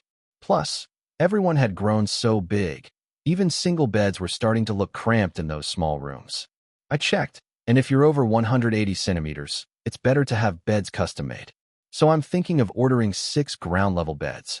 Then Kang Kian, can't you just bring the one you've been using? Do you think I'm the only one who has to? Songbin Hyung is the same. Kang Kian clung to Jong Songbin. Jong Songbin smiled bitterly. Still, since we were getting new beds anyway, the story concluded with all of us getting a big, wide bed each. That left the issue of roommates. We'll have to pick a new roommate too. Park Ju-woo muttered, sounding disappointed. Seemed like he had fond memories of the time when the 3 of them shared a room. Not me, though. I was getting out of the cell I shared with Choi Ji-ho and Lee Chonghyun, even if it was the last thing I did. Actually, we're going to film the next self-produced content with that theme, so the planning team asked us to write this in advance. We're moving next year, but we're filming the self-produced content already? Next year's not far off. And since the beds are being custom-made, they'll need to be delivered before we move in. That's why we need to decide on rooms and roommates soon. As soon as he finished speaking, Manager Chanyang handed each of us 2 sheets of paper. On the paper, the title introducing my old roommate was written. I stared intently at the subtitle written under the title. Introducing my roommate. I knew this one. This was a plan to firmly brand me as a respectable rascal. Thinking of the humiliation I received in the past, my arms still trembled. I couldn't have imagined that Kang Kian, that guy, would betray me like that. But now, I couldn't even lay a finger on a single strand of Kang Kian's hair. The only ones left for me were Choi Ji-ho and Lee Chonghyun. Once again, I envied Kang Kian, whose roommates were Jong Songbin and Park Ju-woo. System, you bastard, how can you even arrange the rooms like this? For now, I wrote down the name of Lee Chonghyun, who lived on the upper bunk above me. I then proceeded to fill in the columns for strengths and weaknesses in large letters. Introducing my roommate, Chonghyun. Strengths. Tolerant of roommate noise. Welcomes members cheerfully when they return home. Makes the room cheerful. Makes the room beautiful. Weaknesses. Also makes a lot of noise himself. About the level of a typical office. Comes home late at times. Sometimes his feet stick out of the frame, and it's scary. This is expected to improve if everyone uses a single-story bed. A perfect roommate introduction. There wasn't a single thing lacking. I picked up the next paper with a satisfied expression. Introducing my roommate, Choi Ji-ho. This one made me sigh from the start. In truth, Choi Ji-ho was not a bad roommate to live with. He was quiet and just did his own thing. But considering that back when he roomed with Kang Kian, his Dongsing was supposedly called in from Gwangju to act as an interpreter, I felt like I had to fill this out carefully. We couldn't have the Dongsing come all the way from Gwangju again. As a result of agonizing over it, Choi Ji-ho's introduction sheet became like this. Strengths. Tolerant of roommate noise. Never nags the roommate. Sleeps when it's time to sleep. Wakes when it's time to wake. Weaknesses. Occasionally lets out a groan in the middle of the night. Suspected to be from bumping into the corner of the bed. The decibel level isn't too high. Usually wears earphones, so he requires extra effort to get his attention. Needs to be called twice or waved at directly in front of him. The way he looks at his roommate isn't exactly warm. though there's no ill intent. There was more I wanted to say, but I held back for the sake of Choi Ji-ho's idol image. I had to protect the center's dignity. While some people filled out the sheet without hesitation, others spent a long time writing, erasing, and rewriting over and over again. How many more minutes passed like that? After much trial and tribulation, we were able to enter the meeting room, holding our roommate introduction sheets. There was a floor plan posted on the whiteboard. A flashy banner reading, "Congratulations Sparks' first move," hung on the wall. If only they'd spent that money during the IDC era instead. No use bringing up old stories now. Still, it's a relief that the floor plan isn't the real dorm floor plan. If they'd brought a real one that gave away the building or room size, the fans would have been furious, accusing them of announcing Sparks' new location to Sasiang's. I appreciated the delicate handling of the matter.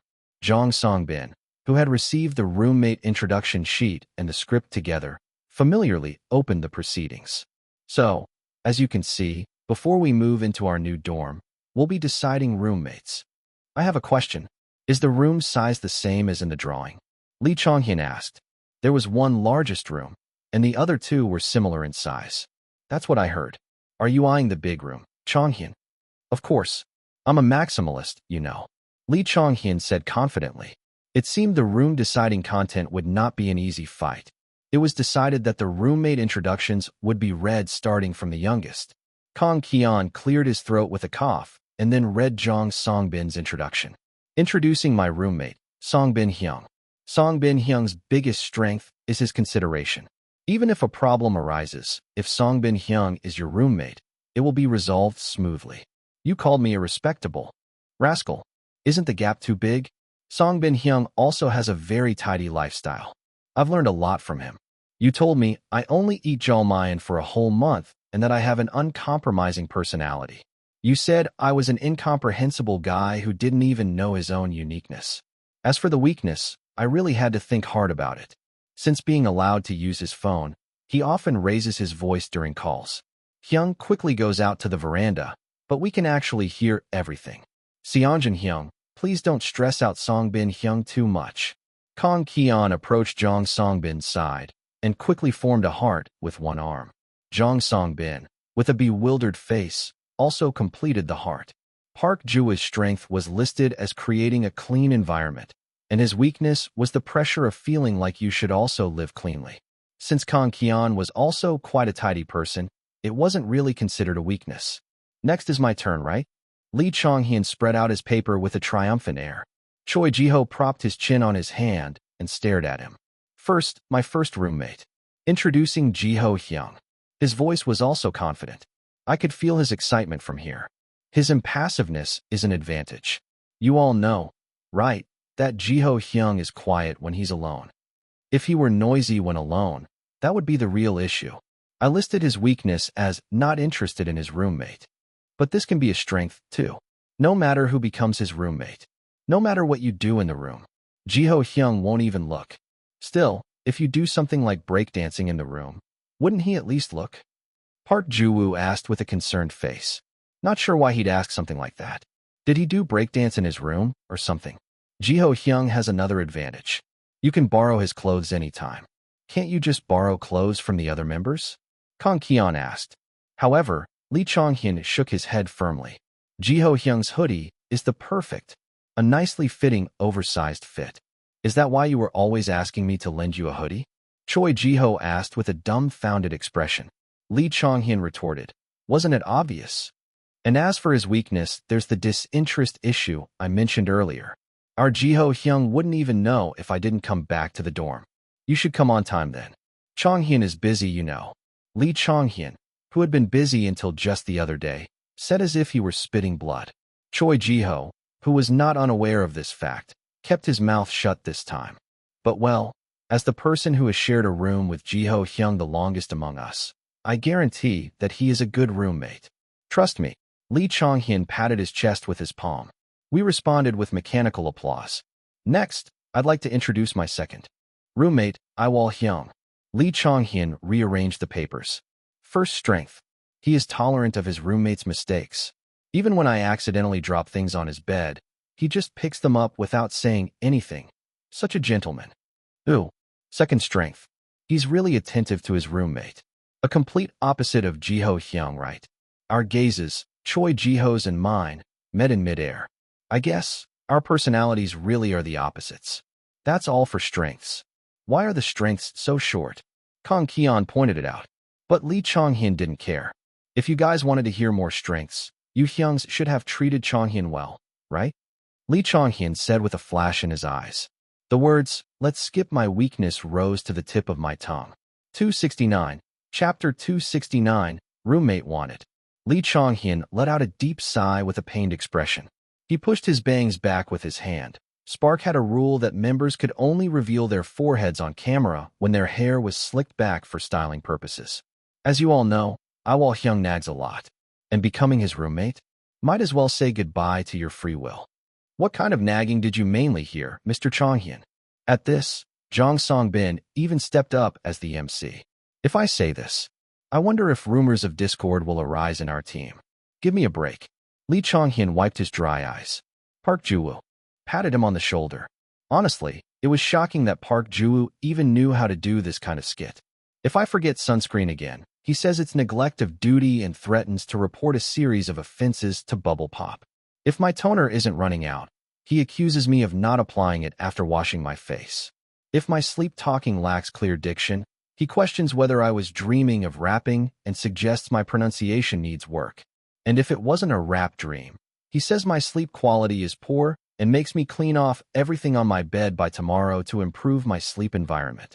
For a guy who was worried about Discord rumors, the words poured out of Lee Chonghyun's mouth smoothly.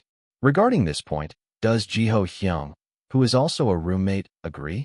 At Jong Songbin's question, Choi Jiho looked at me. Is there anyone who doesn't know that Kim Yiwol nags a lot?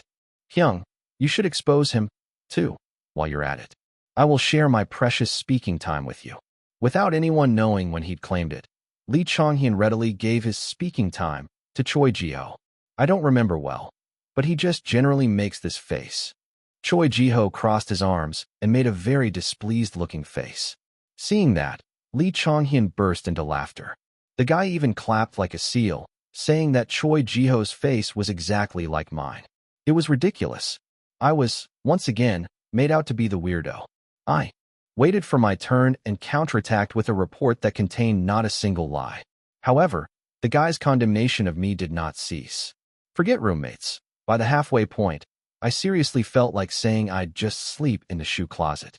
After the spectacular roommate introductions, it was time to decide on the new roommates. I wondered if anyone would even want to be my roommate, but I had no choice. How do we decide on roommates? At the perfect timing, Park Ju-woo threw out the question. Usually, it was either by nomination or drawing lots, but after making such a big deal of it, wouldn't they do something new? Just as I was thinking I might be expecting too much from UA, Jong Songbin flipped his cue card and asked a question in return. Everyone, you know the term collective intelligence, right? Everyone nodded. It was a topic that had also appeared on Shining Star, K-Civil Service exam winner, so they definitely know it. Today's second corner is to find the optimal roommates by putting our 6 heads together. Awesome. Lee Chonghyun covered his mouth with his hands. Awesome, indeed. I wondered if we'd even finish this corner today.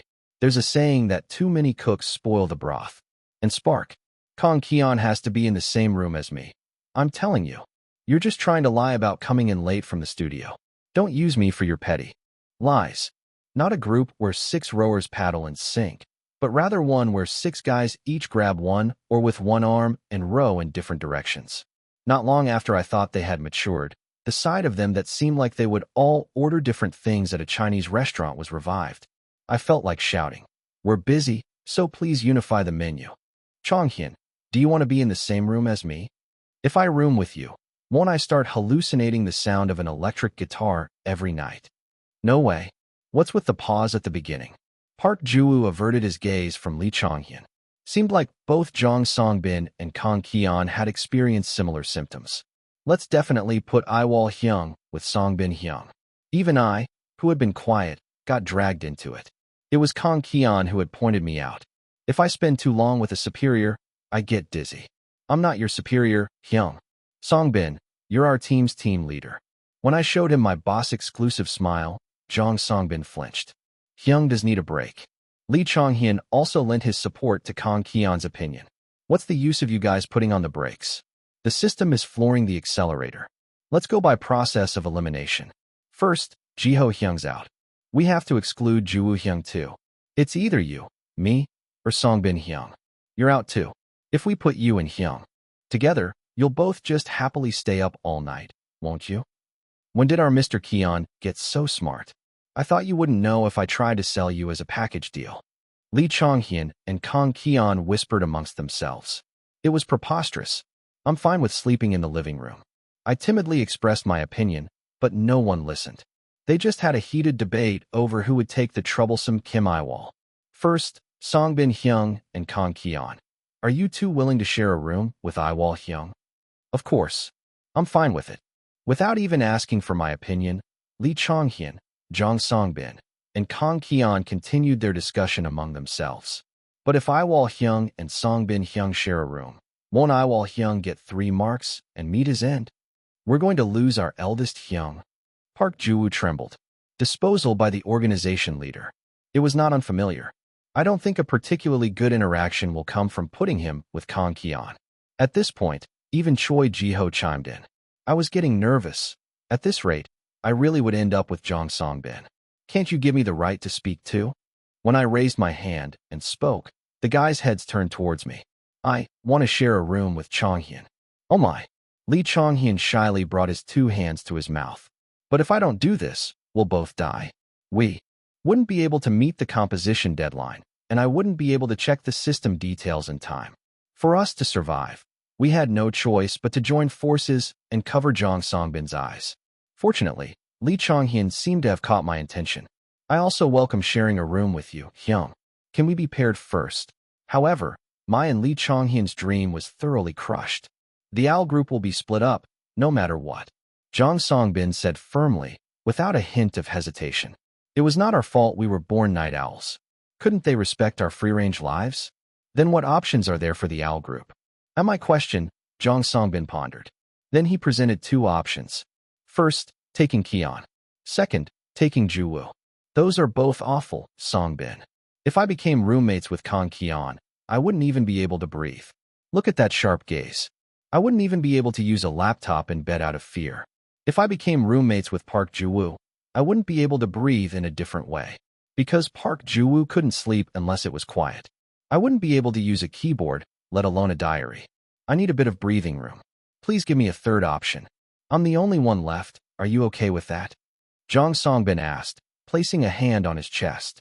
Honestly, you're not ideal either, but still, Jang Songbin wouldn't have a nervous breakdown because of me. I will, if you promise to only give me a few marks. I decided to compromise with reality appropriately. Jang Songbin smiled and agreed. Then we'll put Songbin Hyung and Yiwol Hyung in one room. Congratulations on the birth of the first combination. Lee Chong-hyun connected my and Jang Songbin's name magnets in a line and induced applause. Life with the leader, huh? It seemed I'd need an adjustment period for a while after we moved out. Much greater than a hoodie from Choi Ji-ho that's oversized even on 180 centimeters Lee Chong-hyun? This just doesn't make sense. Our kid's feet stick out past the bed frame. He's seriously tall. But it's natural. Choi Ji-ho is 187 centimeters. In front of his Hyung, Lee Chong-hyun is just a baby. But it did seem like they shared a closet. It's not sharing. Ji-ho's just having his clothes stolen one-sidedly. But Chong-hyun gave him a dust bag in return. Excuse me, but that was something Chong-hyun was going to throw away. Much greater than apparently Ju-woo washes the members' bedding in the washing machine whenever he has a break. Our Ju-woo was a baby angel cleaning fairy. We must supply 1 Ju-woo per household. The killing point is that only Chong-hyun is horrified and declines because he has a lot of stuff on his bed. The caption's Mr. Lee who lives with things piled up on his bed. Is it just me who finds it funny that sometimes Songbin makes animals out of towels and puts them on after Ju-woo changes the bedding? That's just like those towel animals you sometimes see in hotel room service photos. Jang Songbin is really weird. He doesn't seem weird because he's surrounded by other weirdos, but he really is weird. Mr. Jang Seongjin, who teaches how to make animals out of towels and drives his Hyung crazy. I miss you. Please consider making a formal guest appearance. Much greater than so are Jiho and Juwoo roommates, or what? Jiho, I won't say much. I just highly recommend you buy an electronic drum set as soon as possible. Much greater than the Magne line as roommates. Thank you, thank you. I will never forget this grace for the rest of my life. I think this room will be the loudest for Real. It's also so goat of them to give the biggest room to the Magnes for Keon to stretch and Chonghyun to put his equipment. I'm going crazy. Are we supposed to start calling them goats now? The roommate self-produced content gave a huge stimulus to Baek Haewon's boring daily life. The fact that her kids, who had debuted less than a year ago, had grown enough to move dorms, and the strong bond between the members filled Baek Haewon's heart. Moreover, much greater than Kim Yiwol, Chonghyun's strength makes the room beautiful. It's also funny how he wrote Chonghyun for his dancing, but Choi Jiho for his same-age friend No Mercy. Much greater than isn't it so heartwarming how Songbin said the Magne has no weakness? Songbin, if you do that, what does that make Yiwol? Yiwol is just exceptionally objective. Much greater than the really consistent thing about Yiwol is things unrelated to idols, quietly considerate. Things related to idols, goes berserk like an angry Shih Tzu. He doesn't even look like a Shih Tzu, but somehow he is one. But if it were me, I'd also be a little scared if my roommate knew that my toner wasn't going down. It's okay, we're not Spark. The fact that her bias was consistently weird also made Baek Haewon proud. If they just slay the year-end stage now, I'll have no more wishes left. Please, broadcasting station bastards, give our Spark some generous airtime. No, please. I beg you. Today, too, Baek Haewon prayed as she voted for a new awards ceremony. It seemed like it would be a busy year-end. Spark's new promotion succeeded in achieving unprecedented results. All figures, such as album sales, buzz volume, and music video and fancam views, rose overwhelmingly. This was despite the fact that the previous album, Mission, had already performed excellently. The cosmetics ad exposure brought in new people, and those newcomers naturally dug through Spark's mountain of self-made content and albums to find what suited their taste. There was so much content hoarded by this rookie group that it completely blocked any exit for people who were just trying a taste before leaving. And when longtime fans started to drift during the busy end-of-year season, the official content and relationships in the album pulled them right back in. We also saw the effect of barely winning first place on the last broadcast of their previous promotion. After winning first place once, Spark was able to win first place again, at least on cable. As a result, my current KPI progress was plus. System. The progress of subordinates KPI capturing the hearts of potential customers is notified to subordinate. 4. 819 tenths, 000. Plus. Extremely smooth. It seemed the impact of white-haired Kim Yiwol was quite something. He had even trended in real time for net white hair. Excluding the time I collapsed on a live broadcast, this was the first time I had trended alone. Being busy with events and schedules was also a blessing. Working to the bone was 1,000 times better than a hiatus. But of course, nothing in life was without trials. A girl group stage cover? As the year-end approached, Spark received a task that's notoriously difficult for boy groups. 270. Chapter 270. Request for help. 1. We're not the only ones doing this cover stage, right? I don't think we're at the level to get 2 solo stages yet. At my words, the manager nodded. I heard Sticky and Barian are also appearing in the same segment. Familiar groups. Then where did the rest go? And Partha, All Over, and Log are said to be doing a different stage. What kind of stage? A cover stage of previous grand prize-winning groups from the music festival. Their scheme was so obvious it was laughable. It was plain to see. They had to create a new special feature to avoid being told they were self-plagiarizing every year, so they had to milk IDC, which was a moderate hit. And since they had to take care of Partha, they had to give them a golden item too. But if everyone covered a legendary stage, it wouldn't be fun, so they were asking the groups they considered to be a bit less important to spice things up. Still, it was absurd. Did they not realize that while boy groups might dominate in fandom power, girl groups had the edge in public appeal? They probably didn't, so they threw this ridiculous segment at us, calling it a plan, huh? Moreover, the fact that I could see what kind of picture they wanted with a girl group cover really pissed me off. I could see it with about 80% opacity. They must have thought that people would find it funny if men wore skirts, acted embarrassed, and sang with husky voices. It might suit Sticky or Berrien. One was a group that appealed with a lovely sensibility, and the other was pushing a cute, boyish charm. Then what about us? Us, who were all telephone poles with right-angled shoulders and could exude a chill even without dry ice. Some of these guys could probably hold up a pin using just their muscles. Manager Nim, would it be okay if we had a meeting amongst ourselves? For the first time since Choi Ji-ho and Kang Ki-yeon's explosive battle of nerves, a full-on emergency had occurred. The atmosphere in the meeting room was truly strange. Choi Ji-ho and Park Ju-woo looked like they weren't thinking about anything. Kang Ki-yeon was about the same. Lee Chong-hyun looked a little excited. He probably felt that arranging a girl group song was a new challenge. And Jong Song-bin and I looked like we were about to die. Jong Song-bin couldn't possibly not know the seriousness of this situation. That was why we couldn't say anything. Despite it being a low-noise clock, the sound of the second hand on the wall clock was clearly audible. There are a lot of songs with low keys among the Sunbaenim songs. Can't we just do one of those? Choi Ji-ho said something carefree. Fortunately, Jong Song-bin began to explain step by step. Hyung, we have no interaction with the girl groups at all, right? That's right. But if we suddenly cover a specific group's song, it could raise suspicions. And if we do something too old, it'll take too long to rearrange it to fit current trends. There was nothing worse than getting into a dating rumor at the end of the year.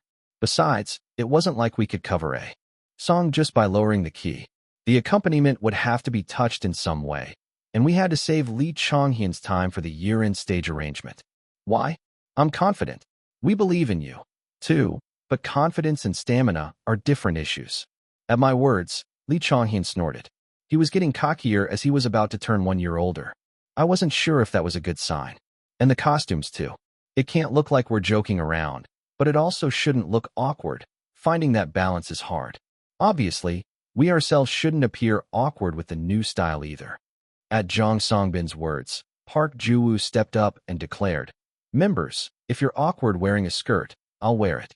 He said he had worn it a lot when he was young, playing princess with his cousin Nuna. No wonder he stayed still when the kids tied his hair into 13 braids. To summarize, there shouldn't be even the slightest room for dating rumors. The song has to be good, so there isn't much to arrange, and the outfit concept shouldn't be out of touch with the current trends, right? At Kang Ki-yeon's comprehensive words, the members belatedly grasped the situation. Jong Song-bin smiled bitterly. "You might as well tell us to find a dragon," Choi Ji-ho said. "Don't people usually use the word unicorn in situations like this? Though a dragon is very you. Song-bin Hyung, I can do an amazing arrangement. If you just grant me permission to stay out, I'll work and live at the studio with the A and our team and strive to become the best girl group. I've only ever worn a full dress, but I'll look up what kind of skirts are in fashion these days." Lee Chong-hyun and Park Ju-woo solemnly conveyed their wills. Jong Song-bin seemed to be moved by the members' wills. "But how come you're so quiet, Hyung?" Kang Ki-yeon asked, looking at me. Everyone's gaze turned to me. I stroked my chin. "It's not that I don't have an idea, but I don't know if it'll work." At my words, Jong Song-bin's eyes widened. "Is there a solution?" "I wouldn't exactly call it a solution, but we have her at UA. Someone who was a girl group member and has a much longer career than us." And so, a short while later, I took Jong Song-bin and went to see Teacher Oh-eun. "You have something you want to consult about?" The teacher asked with an indifferent expression. It was common for us to visit the trainers, whether it was about singing techniques or fundamentals. Since the teachers only came on certain days, we had to resolve all our assignments and difficulties on those days at once. Perhaps because of that, the teacher also accepted our visit as nothing special. At her impassive gaze, which seemed to say, "Get to the point," I clenched my two fists. Then I knelt on the floor. "What are you doing? Teacher, please. Help us." Jong Song-bin, with whom I had agreed not to put a mark on beforehand for this matter, kept his mouth firmly shut. Then he quietly sat next to me and also knelt. We both remained kneeling on the carpet like stone statues until the teacher, telling us to talk first, gently tugged each of our arms. "You want to sing one of our group songs at the Music Grand Festival?" The teacher, who had succeeded in making us sit on the sofa, asked with a quizzical voice. Next to me, Jong Song-bin was quietly brushing off his knees. "It's not just that we want to.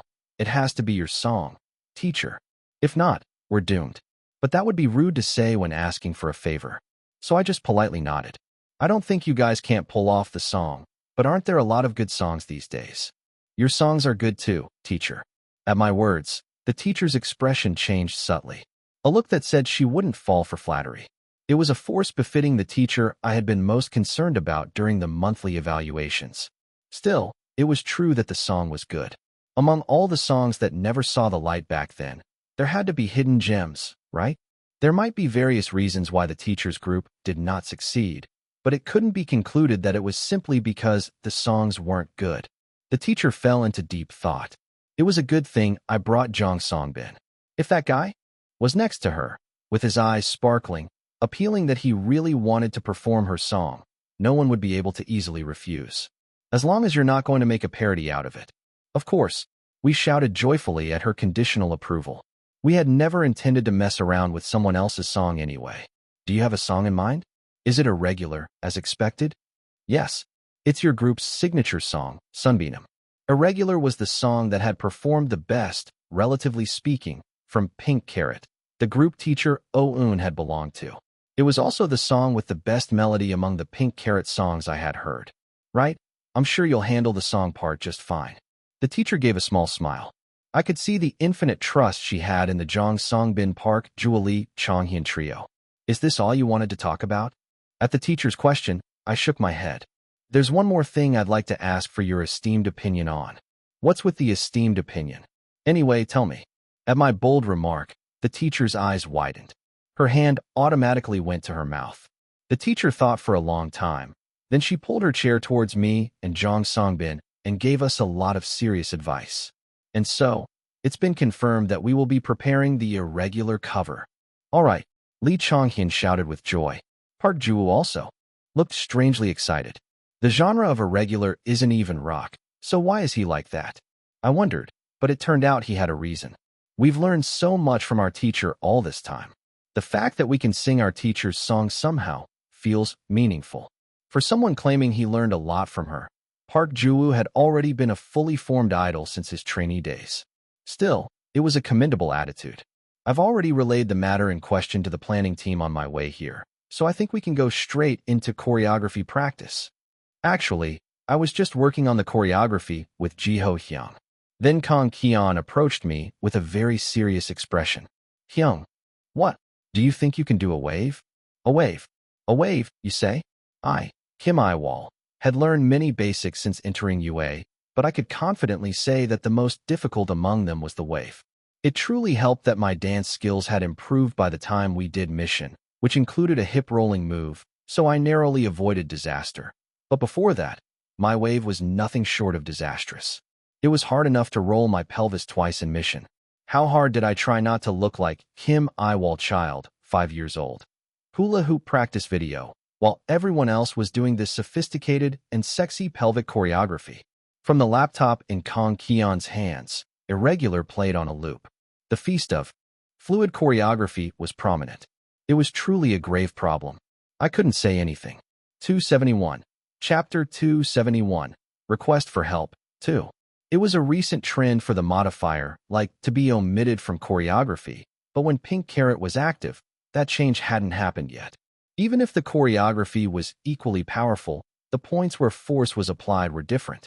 Even when using the pelvis in the same way, there were differences in frequency and emphasis. Although Irregular was built on a kitschy hip-hop base, its style was clearly different from the dances Spark had been doing. There was Choi Jiho, who danced even a new dance as if it were his own, Kang Kian, who had danced every dance there is, Jong Songbin, the K-pop master, Park Ju-woo, who could not only sing well, but also dance flawlessly, and Lee Chonghyun, who competed with his memory, and me, stuck in between, who had just managed to adapt to Spark's power dances. I recalled the harsh practice schedule right before our debut. Now was the time for the Back to Basics project for this 10-month-old idol. What a pitiful idol with no vacation days. Once the year ended, I'd protest to UA and wring a vacation out of them. I would get Spark a break, mark my words. Never mind that I was the one who'd pushed for 5 comebacks in a year. Well, anyway, I took out my frustration in the wrong place and activated the labor support service. Guys, let's practice. You startled me. Why are you suddenly shouting? Let's practice. I'm going to master the first verse today. No, it's not that urgent. It's urgent for me. If you guys aren't going to practice, then let me go first. Kang Kian, throwing the laptop onto the sofa as if tossing it, stopped me. It was an evening stained with madness. The parts for Irregular were swiftly divided by Jong Songbin and Lee Chonghyun. They had also gone to get feedback from teacher Oh-eun, and she had apparently given them an okay in one go. In addition, we were going to speak to Ha Seomayang Sunbeam in advance and ask for her permission, but me. Hello, Sunbeam. This is Kim Yiwol. Ha Seomayang Sunbeam. I heard the news. What position did you decide to take, Mr. Yiwol? The rumor had already spread. I was hit with a preemptive strike before I could even finish typing my message. It seemed the news had gotten out through teacher Oh-eun. Me. Please check at the music festival. Ha Seomayang Sunbeam. I'll have to watch it live with Eun. I'll be looking forward to it. Whatever our senior was expecting, we were going to deliver more than that. The outfit sketches just sent by the planning team had just arrived. Everyone, let's look at the outfits together. Jong Songbin gathered the members. I also finished the greeting with my Sunbeam and headed over to him. On the tablet, a sketch of 6 men, plastered in hot pink, was displayed. Wow! Kang Kian let out a short exclamation. A style that I had never worn in my Spark career. No, in my entire life, filled the tablet. In covering Irregular, Spark had thoroughly established principles. First, to approach it with full sincerity and effort, as always. Second, to strive to perfectly recreate our Sunbeam stage. Third, to appropriately blend in Spark's color. Part of this plan was the earlier agreement to recreate our Sunbeam's outfits exactly, from top to bottom, shoes, and props. We needed to distribute them according to the number of members, but the basis was, in the end, the original stage. As they say, fashion goes in circles. Pink Carrot stage costumes now had a vibe that people might call retro concept today, full of the sensibilities of that era. As for adding Spark's own unique touch, we decided to lean into subculture-inspired points, taking cues from the fact that our most recent album had a conceptual fantasy MV. For example, things like a chain choker, a beanie with pointed ends like cat ears, and arm warmers covered in fur. Teacher Oh-eun gave us a lot of help in selecting the items. At least it will go well with our hair. Lee Chonghyun exclaimed with a positive mindset. Well, of course it would. His hair was sky blue. I hurriedly searched for my name in the sketch, and I discovered that my share included a fluorescent pink cat ear headband, a pink turtleneck, slightly faded dark gray cargo pants, and black walkers. Plus, a pair of pink suspenders attached to the pants for no apparent reason, since I wouldn't even have them on my shoulders. Hey, next to me, Choi Ji-ho, quietly checking his own costume, called out, "Isn't this the wrong name?" Choi Ji-ho pointed to an illustration of a flashy man. Instead of answering Choi Ji-ho's question, I tagged the planning team in our group chat and commented, "Could you please double-check if the members' outfit names were entered correctly?" Unfortunately, the reply came back that there was no mistake. For about 2 weeks, Spark was so busy their eyes could have rolled back in their heads.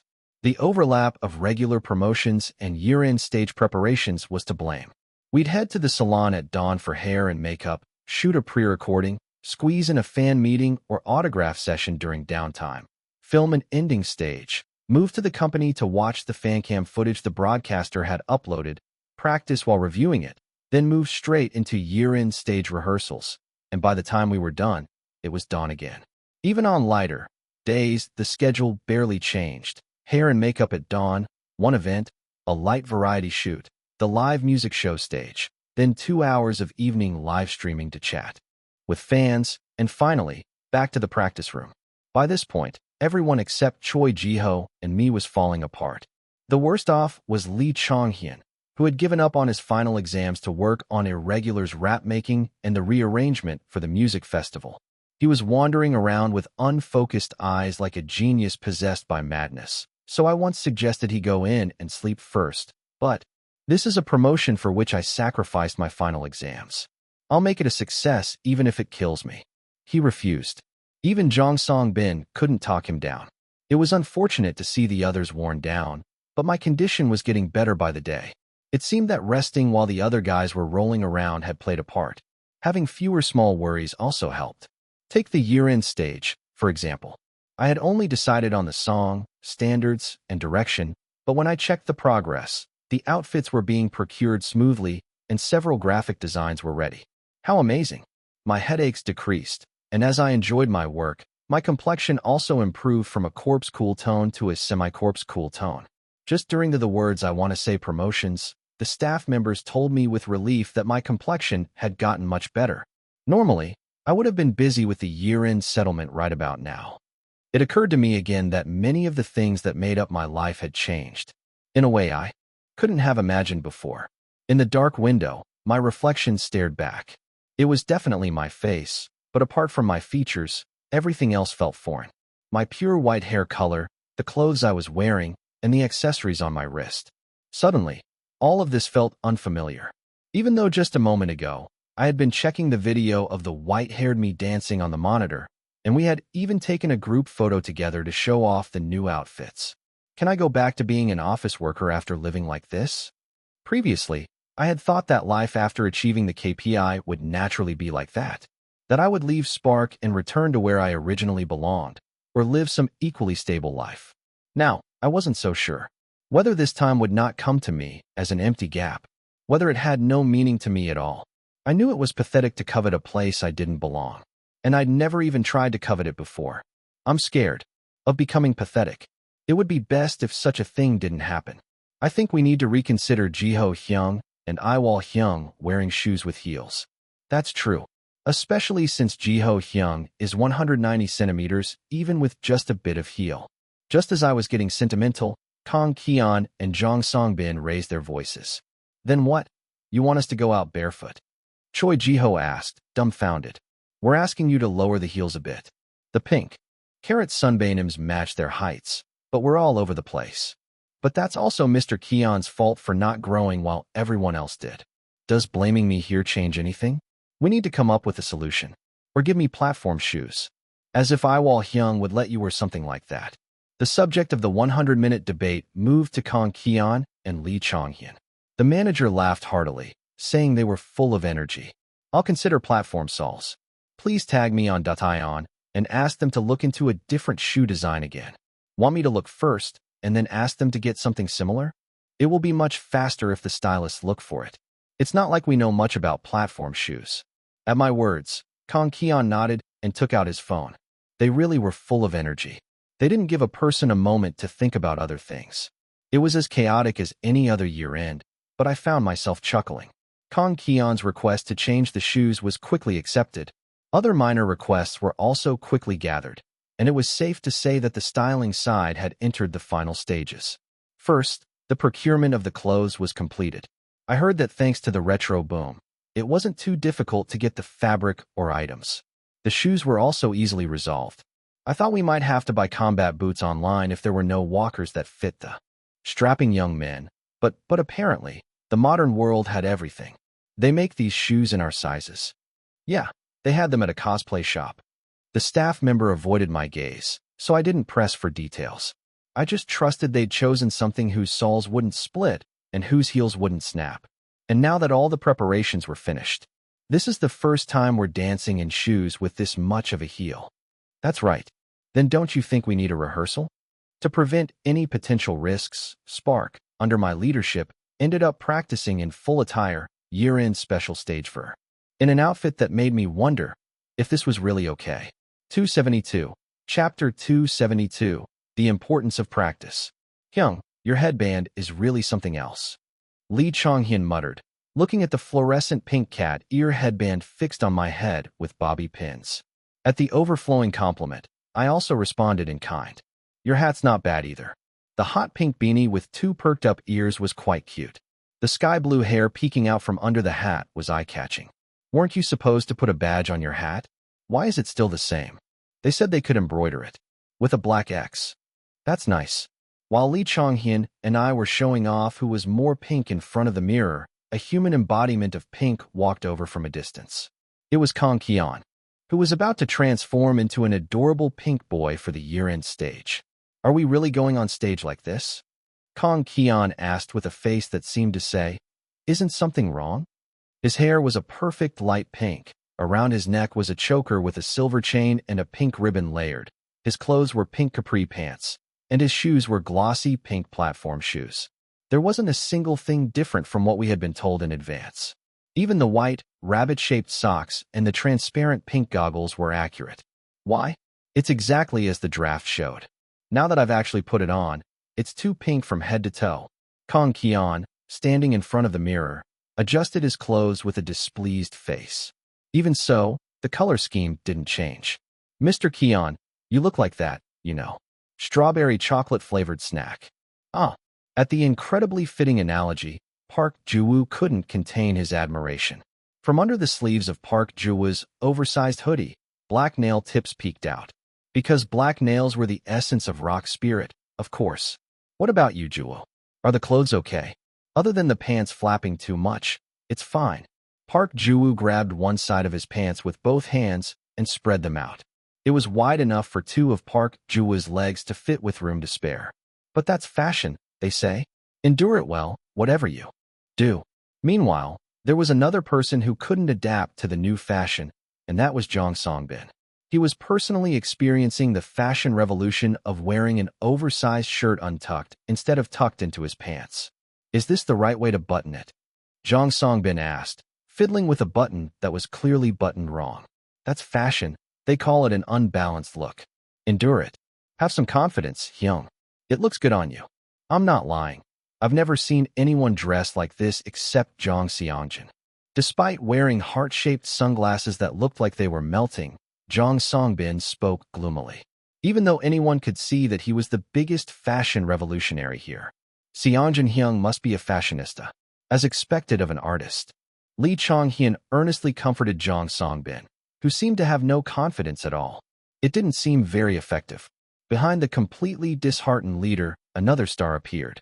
Does a sleeveless shirt in the middle of winter make sense? It was Choi Ji-ho, wearing a black sleeveless shirt, hot pink cargo pants, and a headband that matched his pants. Why wouldn't it make sense? Hyun has his whole knees out, and Lee Chong-hyun is wearing arm warmers. Are you jealous? Want me to put them on you too? No thanks. Choi Ji-ho retorted bluntly. Seriously, what kind of answer is that when I offer you something? But you, where's your inner shirt? Just as I was thinking something looked empty, Choi Ji-ho's bare neck caught my eye. Inner shirt. The mesh one. The one you were supposed to wear under the sleeveless shirt. Wasn't it on the hanger? At my words, Choi Ji-ho stared at me blankly. I thought it was a net. And then he just walked back into the storage room. I was about to be burned to a crisp. That mesh is the point of that outfit. Without the inner shirt, what's the difference between your sleeveless shirt and the IDC basketball uniform? Don't you know my principle is to always show a new spark to the sparklers? At this rate, Choi Ji-ho's gonna be the death of me. Hyung, let's not say things like that. I'm sorry. At Jong Songbin's words, I immediately threw in an apology. And I just waited for Choi Ji-ho to come out properly dressed. Spark didn't usually wear shoes with heels. This was due to my strong request to protect their knees as much as possible until their growth plates closed, and also because the members' heights were sufficient even without heels. But now, Spark had painstakingly matched every single prop to become one with the pink carrot sunbanim stage outfits. And, wow, did you hear that just now? Isn't the floor going to collapse? They had the once-in-a-lifetime experience of the basement thudding with. Every step they matched. The shoes weren't even heavy, but since the soles were hard, the sound of their footsteps was no joke. Would the beat of their steps get picked up by the microphones at the music festival? With it matching this well, someone could probably just crank up the footstep sounds and post them. Should I just make an account for that? While I was having all sorts of thoughts, the kids huddled together, having their own discussion about how to make the performance even better. The choker keeps turning. What should I do about this? Is there no choice but to keep turning it back in the middle? Ju-woo Hyung, your nails have to be very visible to be cute, you know? When you grab the mic during your part, let's make sure your hand is facing forward. The side of my sleeveless shirt is short, so it keeps riding up, is this right? That's probably the point of that sleeveless shirt. Why are there so many damn points? While today's scribe, Jong Songbin, was noting things down as everyone gave their input, the practice room door opened. Teacher Oh-eun was standing there, holding a convenience store bag. Seeing her 6 disciples in their gaudy attire, the teacher, for the first time since I had ever seen her, burst into a loud laugh. One Chai failed to get tickets for the music festival. The reason was simple. Because a fan never got lucky with lotteries. It felt like just yesterday that she had succeeded in getting fan meeting tickets with beginner's luck, but the current spark had grown so much that she couldn't go see them with her outdated laptop. Right, at my age, what's the point of going in person anyway? In a way that belied her actions of having followed them all the way to ISD, One Chai attempted to console herself. It's the end of the year, so I'm tired from all the work anyway. Why bother? It just costs money to go back and forth. It might be better to watch from home, and so on. There wasn't a single bad reason to watch from home. It's not like there's only 1 or 2 events. Even though they were rookies, Spark had secured a spot at all 3 major year-end music festivals.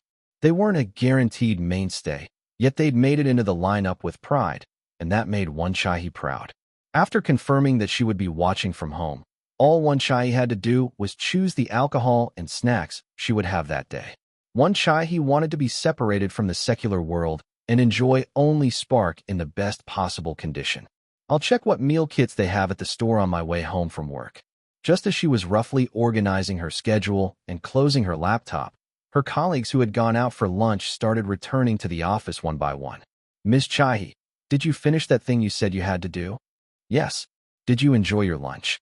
Even though she had made an excuse that she had work and would eat separately today, her colleague, Assistant Manager Cheon, insisted on talking to her. To an outsider, it might seem like he was being nice and looking out for a coworker who skipped lunch, but One Chai couldn't bring herself to like this assistant manager. Did you do that again today? Ticketing. No. I had some documents to submit online. Come on, I should check if Ms. Chai has applied for any days off. An overbearing busybody. The type who offered no real help, but had way too much interest in other people's business. One Chai hated this type. I shouldn't have mentioned I liked idols in the first place. She'd casually used following idols around as an excuse to dodge his half-hearted interest, and it had backfired. Since that day, the assistant manager had been making sarcastic remarks every time One Chai did something. Then do you also chase after them in a taxi to take their pictures, Ms. Chai? Do you stay up all night in front of their dorm? They say if you like idols, you end up maxing out your credit cards to buy albums. Is that why you're not eating lunch, Ms. Chai? You're taking next Tuesday off? I'll have to check if your idols have a schedule that day. Then I'll know where you are, Ms. Chai. Every word was openly offensive, but she couldn't show it. She just moderately ignored it on her own. Even with such efforts, there were days when she was annoyed. That was today. Do those guys even know fans like you are throwing away their lives to support them? That bastard is crossing the line. One Chai was a person who firmly believed that Saesiangs are not fans, managed her finances responsibly, and thought that anyone, including herself, was free to use their personal vacation days as they wished. There's a limit to how much you can provoke someone. Unable to listen any longer, One Chai turned her chair towards the assistant manager. And at almost the same time, Assistant Manager Cheon, wasn't that an inappropriate thing to say to Assistant Manager 1 just now? Their senior intervened. Assistant Manager Yiwol. Unlike One Chai or Assistant Manager Cheon, who had just become assistant managers, Assistant Manager Yiwol, who was on the verge of being promoted to manager, was a person with a lot to learn from in various aspects. Assistant Manager Yiwol had many strengths. Among them, her personality was acknowledged by everyone. She handled roles requiring communication with many people, were well-connected socially, and yet, unless someone was a real piece of work, nobody had anything bad to say about Assistant Manager Yiwol. Assistant Manager Cheon hurriedly made an excuse, but it didn't work on Assistant Manager Yiwol. If you're going to make an excuse, you should make it to Assistant Manager 1, not to me. I'm not talking about just this one incident. Assistant Manager Cheon, I think you need to reflect on your words and actions. At Assistant Manager Yiwol's words, Assistant Manager Cheon muttered something under his breath and practically fled. He should be glad that there weren't many people in the office since it was lunchtime. One Chai clicked her tongue inwardly. Or maybe not. Perhaps Assistant Manager Yiwol spoke openly because there weren't many people around. When One Chai looked up, she met Assistant Manager Yiwol's gaze, and Assistant Manager Yiwol smiled. Did I butt in for no reason? Sorry if I made things awkward. Not at all. Thanks to you, I was able to get out of a difficult situation. Then I'm glad. Assistant Manager Yeo pulled Assistant Manager Cheon's chair and sat down. Assistant Manager Cheon does that a lot, huh? Sometimes. If he starts talking like that again, let me know. You're not saying much because it's awkward to talk to the department manager about something like this, aren't you, Miss Chai? That was true. Even though it was just a hobby, liking idols was still something that often carried a negative stigma. Assistant Manager Cheon is picking a fight with Assistant Manager 1 for liking idols? Does Assistant Manager 1 still like idols at her age? It would be a relief if the story didn't flow in such a way. By now, One Chai had moved past resignation into near-complete detachment on the matter. For those tricky situations, just tell me. Got it. Yes, thank you. One Chai answered with a smile. Not the fake, forced one you'd use in corporate life, but a genuine smile. Oh right, the idol you like, Miss Chai. Did they recently shoot a cosmetics ad? Yes. It's in Denia. How did you know? There was a huge poster on my way home. I thought it looked familiar. Assistant Manager Yeo clapped her hands as if pleasantly surprised. If you have a favorite song by them, recommend me one. I'm curious about what kind of music you like. Yes, I'll send you a message. At One Chi's answer, Assistant Manager Yeo tidied up Assistant Manager Cheon's chair with a satisfied expression and went back. What song would be the best to recommend to a muggle? One Chi's head, which had been on the verge of post-lunch drowsiness, started to spin briskly. TL note. I am actually not sure about the assistant manager's genders. It might change in the future. 273. Chapter 273. Year-end 1. Guys, you have to be on your toes today. Got it. Yes. We got out of the car with a resounding answer. From the car that parked behind us, Manager Dayan and the stylists unloaded a pile of suitcases.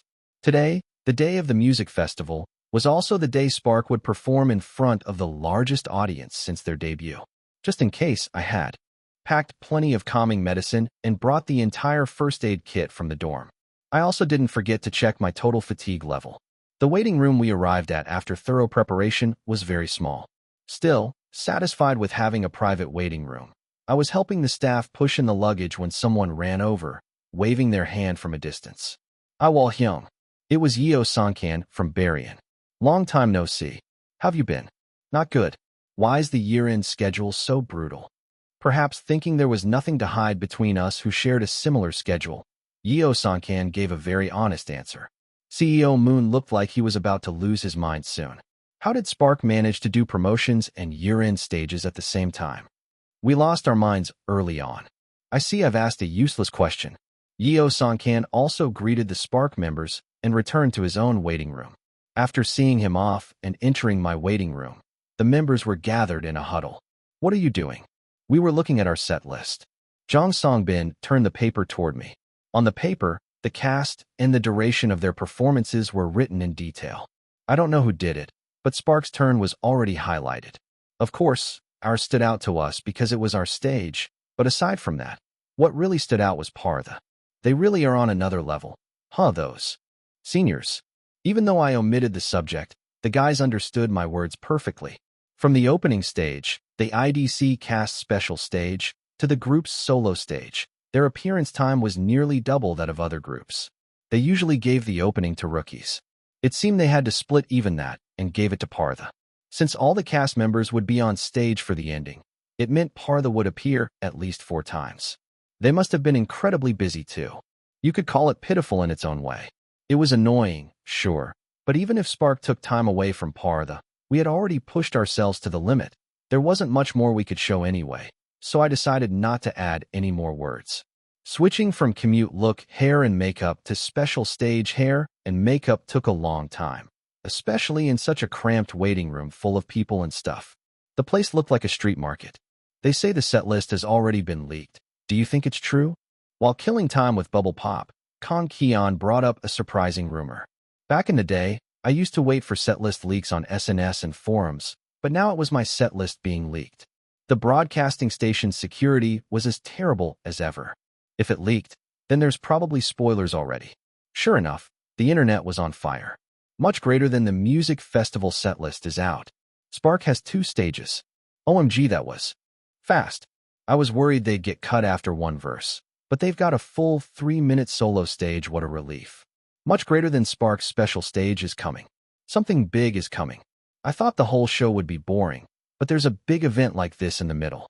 Ordering chicken now. Much greater than they're from the same IDC group. But look at the screen time difference. Are you for real? You bastards. Don't you know who carried the IDC viewership ratings? The view count says it all, but they still pretend not to know. Hope Season 2 flops. Much greater than who is PKCR? Seriously, never heard of them. Are they a girl group? Seeing as SDK and BRN are covering a girl group, they must be a girl group. The three of them grouped together. They named the girl group cover New Arranged Stage. So lame. But how did SBK get a song from such an unknown group? The internet was terrifying. The speed of monitoring couldn't keep up with the rate posts were popping up. And, do I really have to go on stage like this? My face was terrifying too. The makeup was so thick it looked like a Beijing opera mask. If we don't go this far, your face will really be washed out, Yiwol. And if your features get washed out again this time, a fax will be sent to the company. I had nothing to say. After making my hair white, my makeup had been consistently intense. The reason was that my features would be washed out under the lights. Once, in winter, I tried lighter makeup, trusting the soft natural daylight. SNS went wild that day. Much greater than it's not easy to live as Yiwol Homa. If I save my boy, the members die. If I save the members, my boy is nothing but a wandering soul. Is the second picture also Yiwol? He looks more like a certain spiritual entity than a person.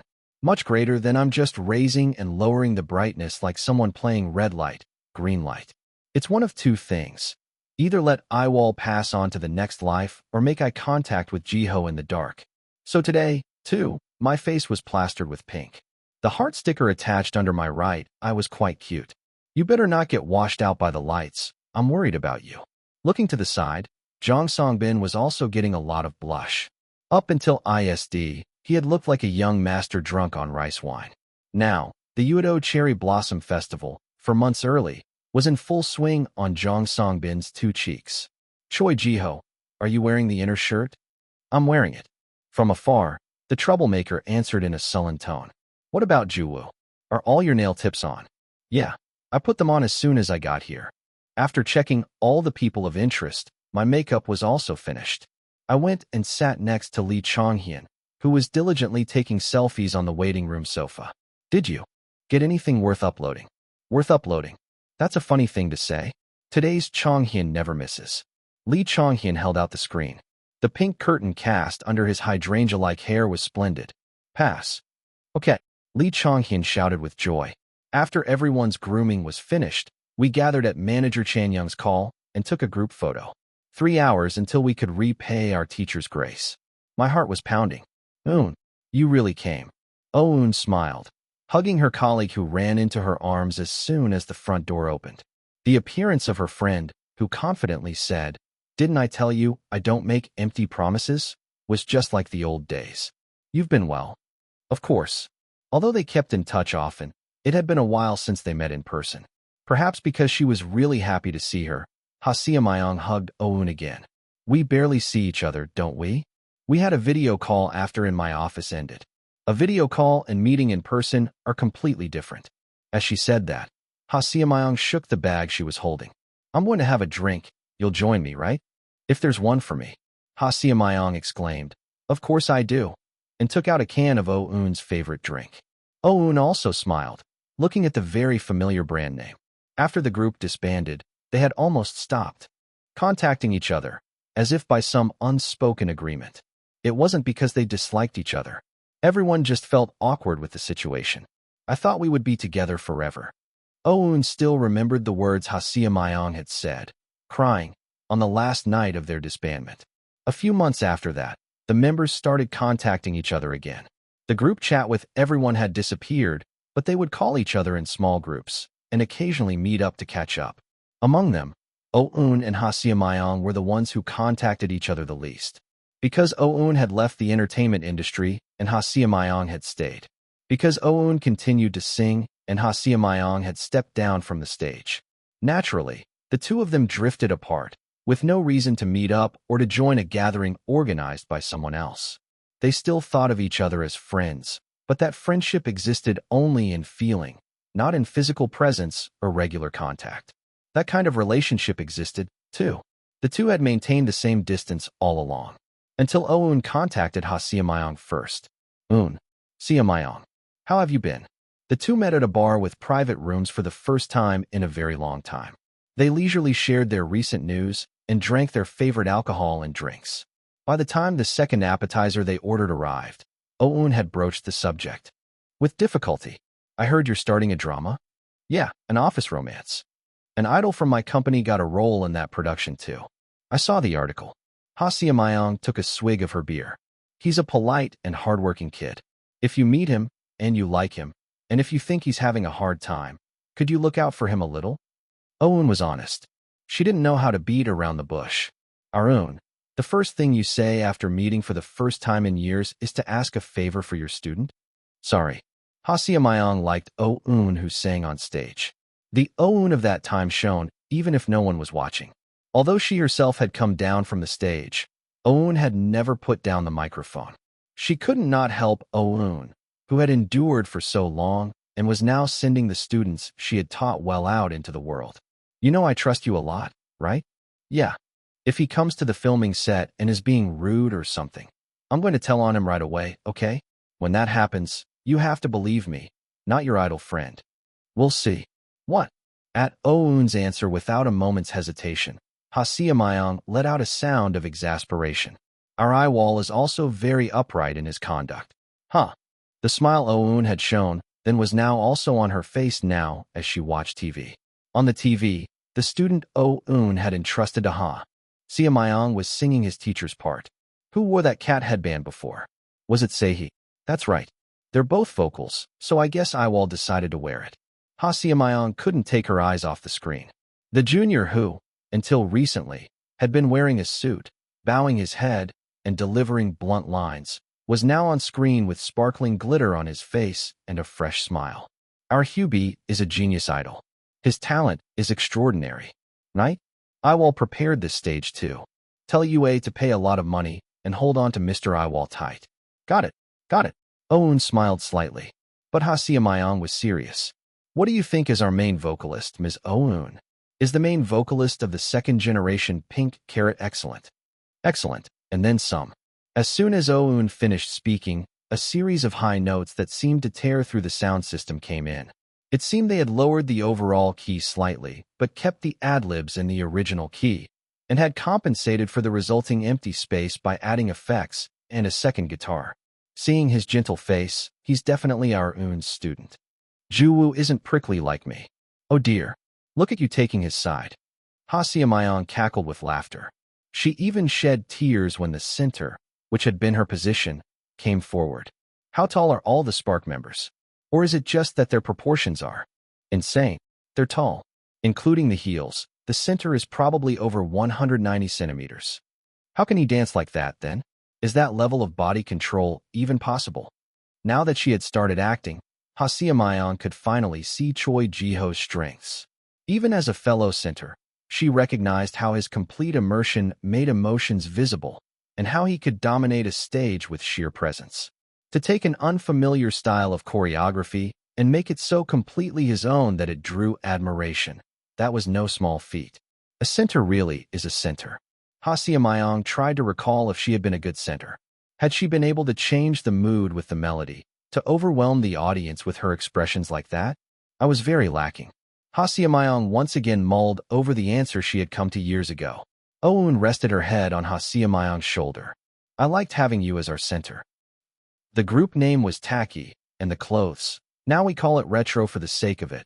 But back then we were criticized for being 2 steps behind the times. Even if we didn't succeed in the end." Glittering pink cubic zirconia came into the eyes of the two people leaning back on the sofa. The necklace swaying between Kim Yiwol's 2 collarbones, above his turtleneck, and Choi Ji-ho's bracelet with pink jewels on a silver base were occasionally captured on screen. And on the very center of Kang Kyon's choker, on Lee Chong-hyun's 8 orso rings, on Park Juwa's nail tips and hairpins, and on Jong Songbin's tie pin. Sparkling, shining, pink cubic zirconia, which Ha Seok-myung and Oh-eun used to wear every day, were attached. That's a sign of gratitude, they said. Owen said. Hasiamayong turned her head towards her. A gift to say that they were able to create this stage thanks to their sunbanums. Owen's gaze was on Hasiamayong. Siamayong. We were always proud that you were our center. So don't feel sorry. Owen said. The daggers, which she thought had all rusted and disappeared, the ones that said if the center doesn't succeed, the group has no future, melted away. I miss the members. Don't you? At Owen's words, Hasiamayong clinked her beer can, saying, I know, right? On her phone, a text message glowed. Yuni, did you see that Yuni's group covered our stage? 274. Chapter 274, Year End 2. Immediately after the cover stage ended, the waiting room became even more chaotic. Guys, we're going to completely wipe off our makeup and do it again, so get ready. Those with zippers on the back of their clothes, come this way. I took off my clothes by myself, wiped my face well with a cleansing tissue, and then went to the bathroom to wash my face. And while the guys were changing into their next outfits, I quickly scanned the community. Forums. When I searched for Spark, SBK, or SBRK, all sorts of posts came up. There was also a slight misunderstanding mixed with the confusion. Much greater than is KI dating HSM. Otherwise, there's no reason to cover PKC's group's song. I was a bit startled when I saw this, too. Isn't there a pretty big age gap between them? It's probably more than a 12-year gap. Did they hit it off during my office? And this misunderstanding was resolved in 5 minutes thanks to the netizens' fiery search. Much greater than firecrackers. I think you can put down your bamboo spears. Photo. UA's vocal trainer is from PKCR. I thought my kid was recklessly dating, but turns out it was a gratitude to my teacher event. Wasn't HSM also from PKCR? It seems they covered it because both HSM and the trainer are from PKCR. I am relieved. Much greater than am I the only one laughing at Gu Jahan's Insta? Mr. Jahan, that's not how you post a proof shot from watching in person. I went to see what was uploaded, and I saw 10 ghost photos. If Ms. HS and Yiwol were dating, I don't think he would have posted something like that. Mr. Jahan, you're really bad at taking pictures, but I understand that you wanted to cheer for Yiwol. All 10 are pictures of Yiwol, but there isn't a single picture where Yiwol is clearly visible. Schrödinger's Yiwol. Except for the fake news that Kim Yiwol had dared to perform a deceptive stage, the other reactions were overwhelmingly positive. Much greater than love the giant boy groups, hip-hop pink punk look runway. As expected, pink is for men. Outfit like a model, face like an actor, dances like an idol, sings like in the days before AR was a thing. What an old-school talent. I can't believe my idol achieved the Y2K pink chord aesthetic before I did. Much greater than Choi Jiho's wave just swept my sanity away like the tide going out. I can't get the image of Choi Jiho doing the wave out of my head.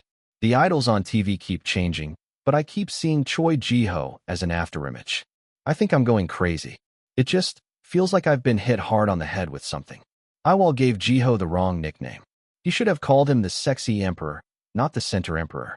Our Emperor Jiho was at rock bottom yesterday, but today he restored his status in an instant. Imperial power gloriously revived. Much greater than Spark's main vocal carry is insane. The future of K-pop is bright. With this skill, why did he debut as a group instead of a solo? It seems like he made a choice that was rather disadvantageous to himself. Stop with the condescending advice. What do you know about Jiwoo? Much greater than I understand why Indinia put so much effort into carving out that photo shoot.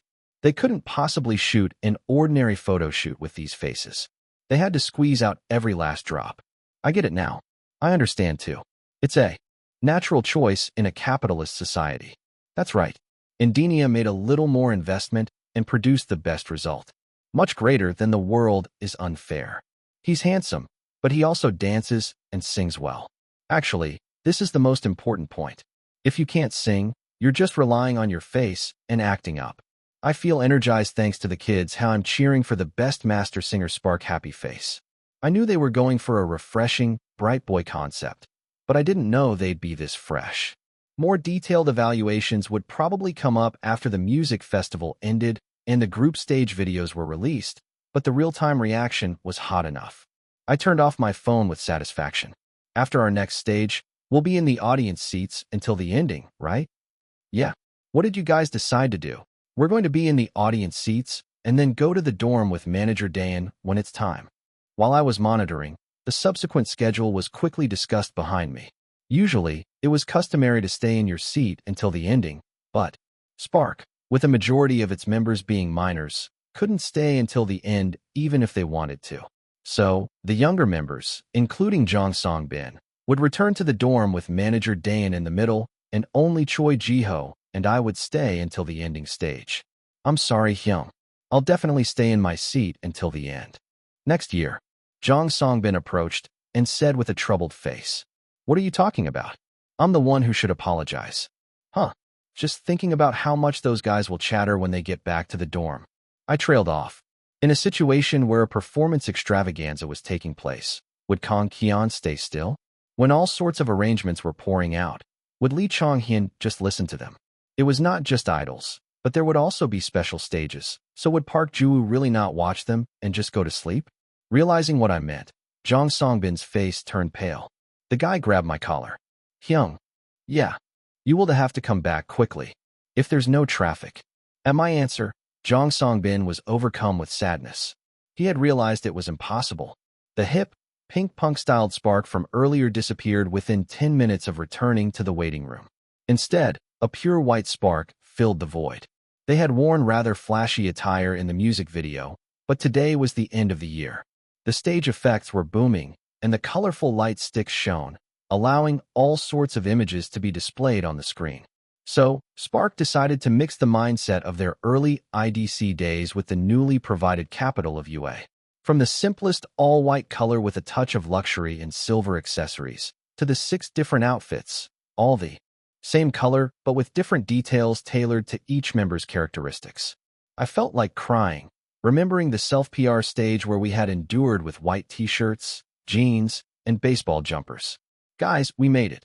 Watching me change into a pure white frilly ruffled shirt, Lee Chong-hyun spoke. "Your Highness, isn't it a bit too worldly of an attire for someone who lived in an ice castle?" "You insolent fellow. Even I have a style I want to wear at times." Lee Chong-hyun cackled with laughter. The bobby pins, put in to hold his bangs in place, dangled, so I had no choice but to repin them for him. "Why are you wearing so many necklaces and bracelets?" "I sealed them so I wouldn't carelessly use the king's power." "Ah, so that's the setting." Choi Ji-ho, who was listening to my and Lee Chong-hyun's conversation, shook his head back and forth. It seemed he didn't even feel the need to react to our discourse. But won't Ji-ho Hyung feel cold? During the cover stage, Choi Ji-ho had embraced winter in a sleeveless top. This time, while he'd regained both sleeves, he had lost his entire chest area.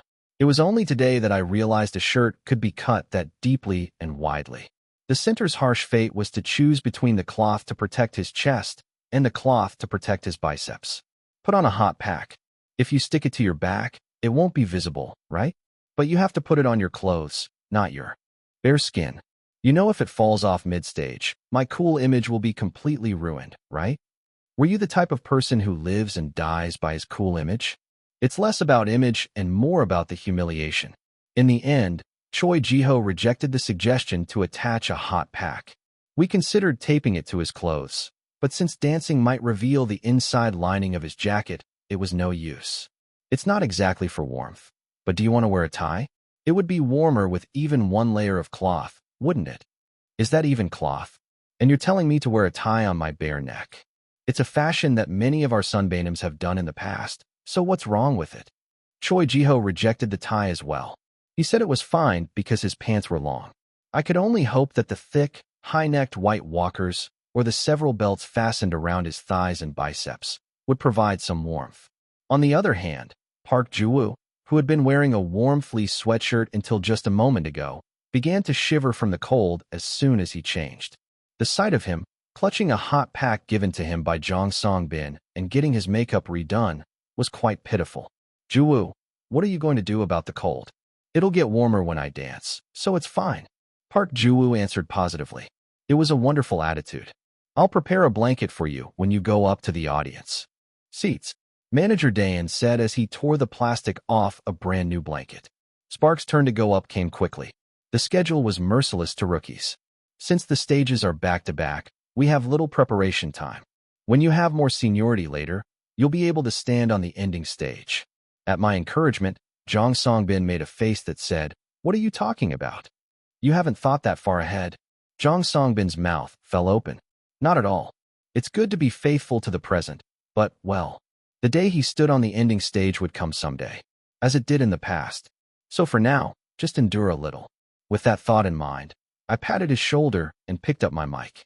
Baek Haewon, whose heart had been dyed pink, lay sprawled on the sofa and took a deep breath. It was too stimulating a stage for a delicate girl. Much greater than Happy Pink Christmas, everyone. Happy Pink Punk Cute Christmas to you too, Mihianim. Merry Happy Pink Punk Cute Christ Sparkmoss. Much greater than AOC, guys. Who told you to come out wearing such a cute hat? Who told you to put a headband on a telephone pole? Who told you to put cat ears on a Village Guardian post?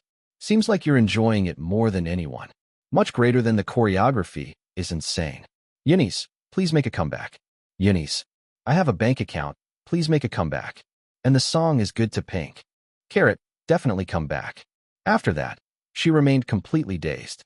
All she did was alternately glance between the set list and the clock. Much greater than when are the kids coming on? Ma'am, the kids just went on stage. Parla came out earlier, and they're out now too. She was about to burst with anger, but she held it in. Baek Haewon was not immature enough to deliberately target another group on a day of celebration for everyone. If she was going to curse, she should curse at the broadcasting station. Attacking the group itself would only cause a fandom war. Instead of getting angry, Baek Haewon collected the pictures that were being uploaded on social media. Her hands, saving images and pressing likes, were more precise than a machine, as befitting a skilled social media user. Look at how pretty the kids are. At this rate, her gallery was going to explode. She should have bought the one with the biggest storage capacity when she first bought her phone. Baek Haewon smacked her forehead like a regretful male lead. At that moment, the time in the corner of her phone caught her eye. It was the time Baek Haewon had been chanting under her breath for. When she turned her head to the TV screen, the order was proceeding roughly similar to the set list. After this stage ended, Baek Haewon would be able to see Spark again. Spark, performing the words I want to say, the best seasonal song of this winter as chosen by Sparklers.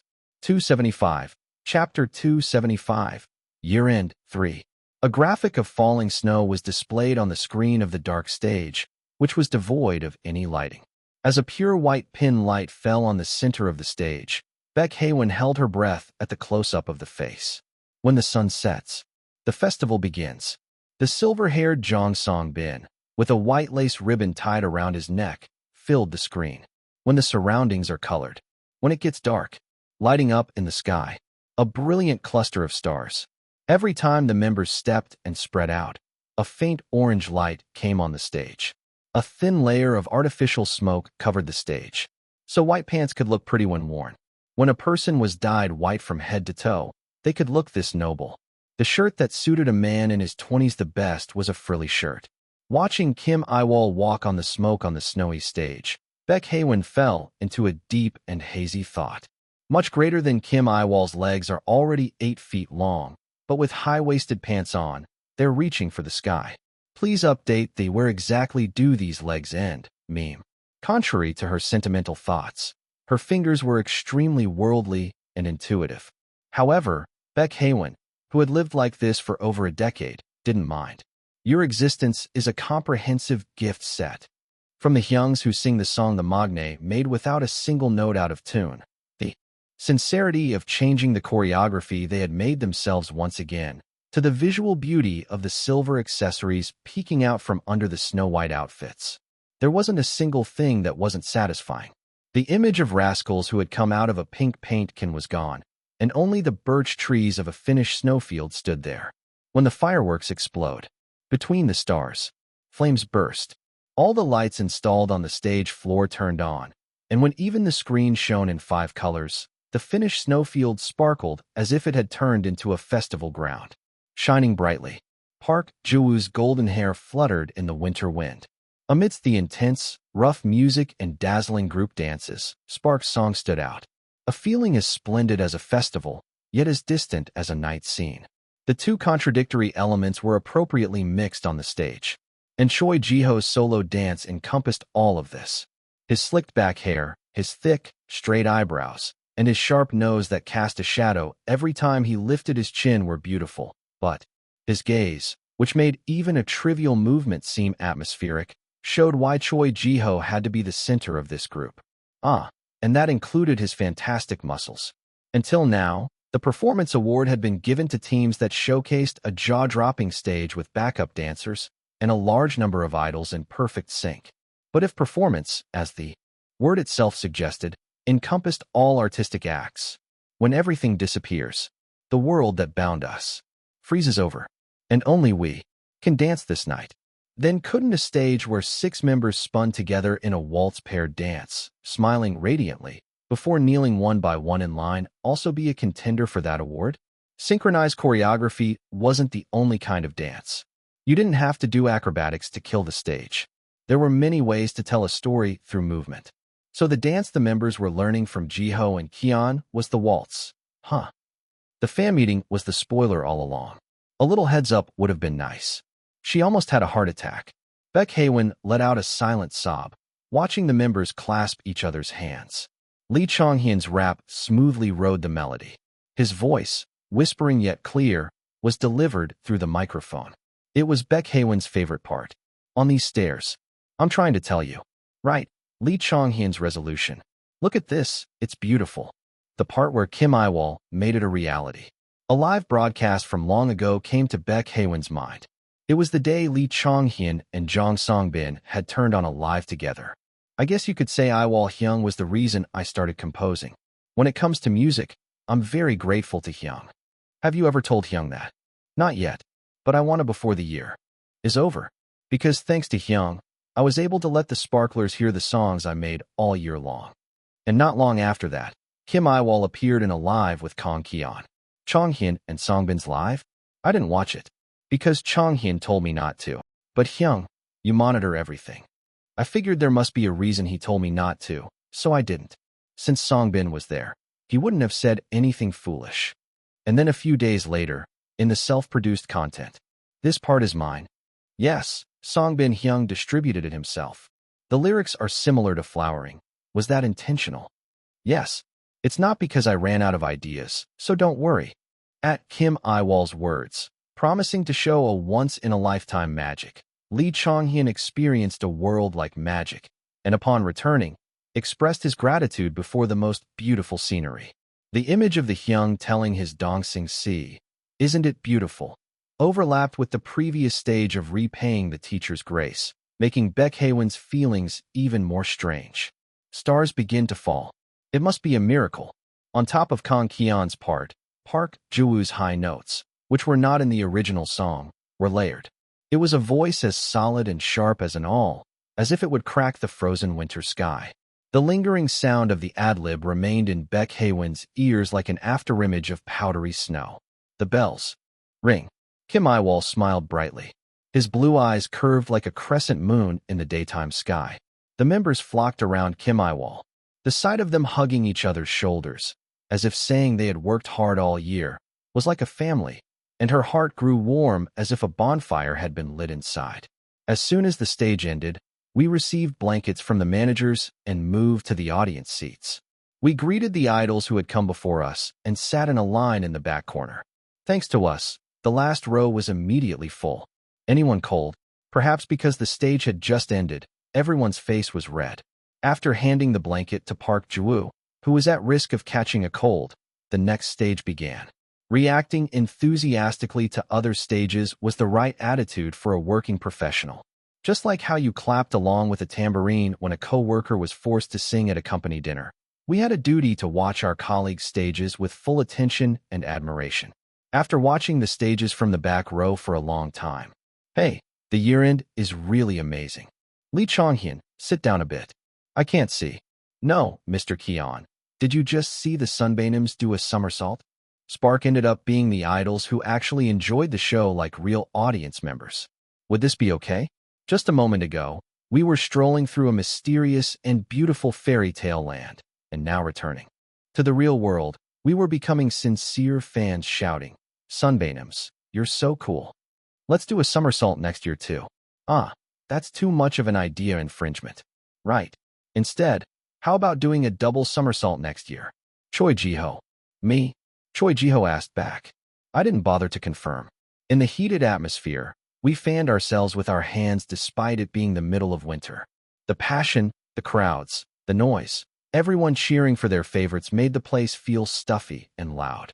While the VCR for the live broadcast was being shown, the atmosphere in the venue gradually calmed down.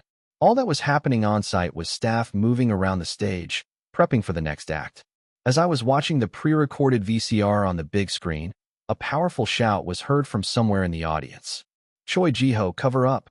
Excuse me? Choi Ji-ho, cover up? His mouth is closed, though. The gazes of everyone who knew Choi Ji-ho turned towards him. The guy was just sitting still with a blank expression.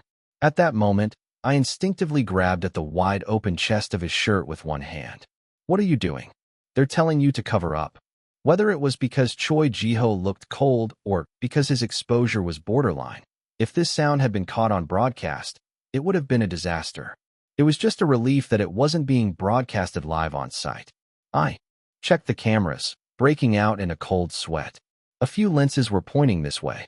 Sure enough, not long after, the giant screen showed a close-up of me clutching Choi Ji-ho's shirt front. Laughter erupted from the audience. Damn it. In the midst of this, I could cruelly feel the hem of his shirt slipping out of my grasp. My grip strength was above average for a man, so the problem must be either Choi Ji-ho's pecs or the design of the shirt, which was particularly revealing at the chest. Tight corset pants on the bottom, but why was the top like this? Looking down at the veins popping on my hand, Choi Ji-ho said, "Should I button it up? Are there buttons?" Nope. Then don't even say it. My blood pressure kept rising. Meanwhile, my hands were slippery. It was thanks to our stylist, who had slathered him with some rare, imported body highlighter that only top global stars supposedly use. In an instant, my hand was now shining just as much as his chest. Hyung, the blanket. Park Ju-woo hurriedly handed his blanket to Choi Ji-ho. He was full of determination not to see his Hyung get kicked out of the year-end stage for violating decency standards. Thanks. I let go of my hand while he was putting on the blanket, and my goodness, I could see why they had told him to cover up. It was not a chest to be seen at the family dinner table. A headache came on, but I swallowed it down. Then I tied his blanket tightly with the decorative chain I had been wearing around my waist.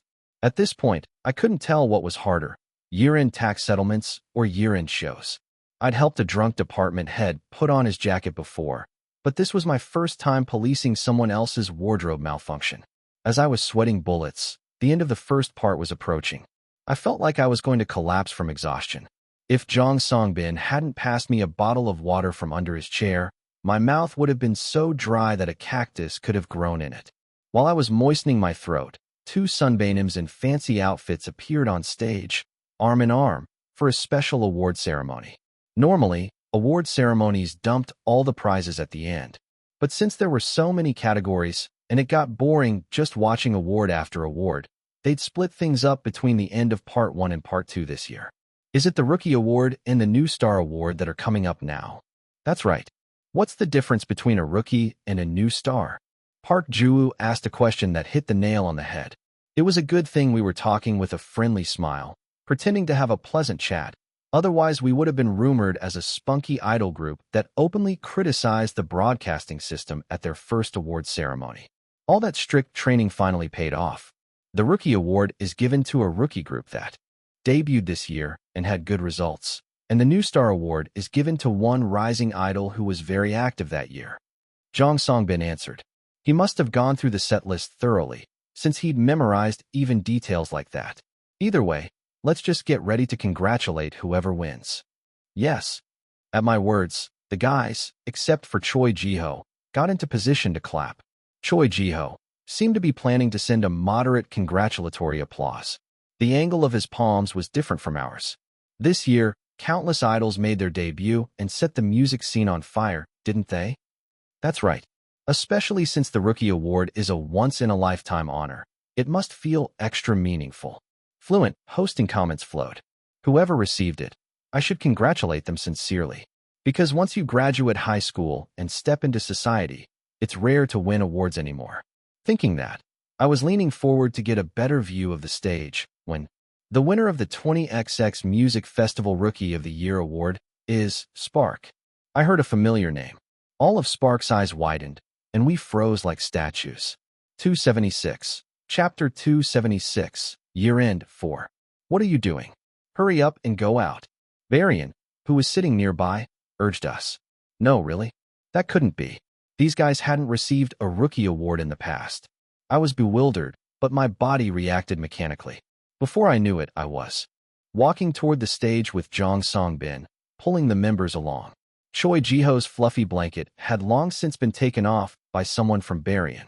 It seems our Spark really didn't expect to win Rookie of the Year. The MC, seeing our dumbfounded expressions, said with a smile.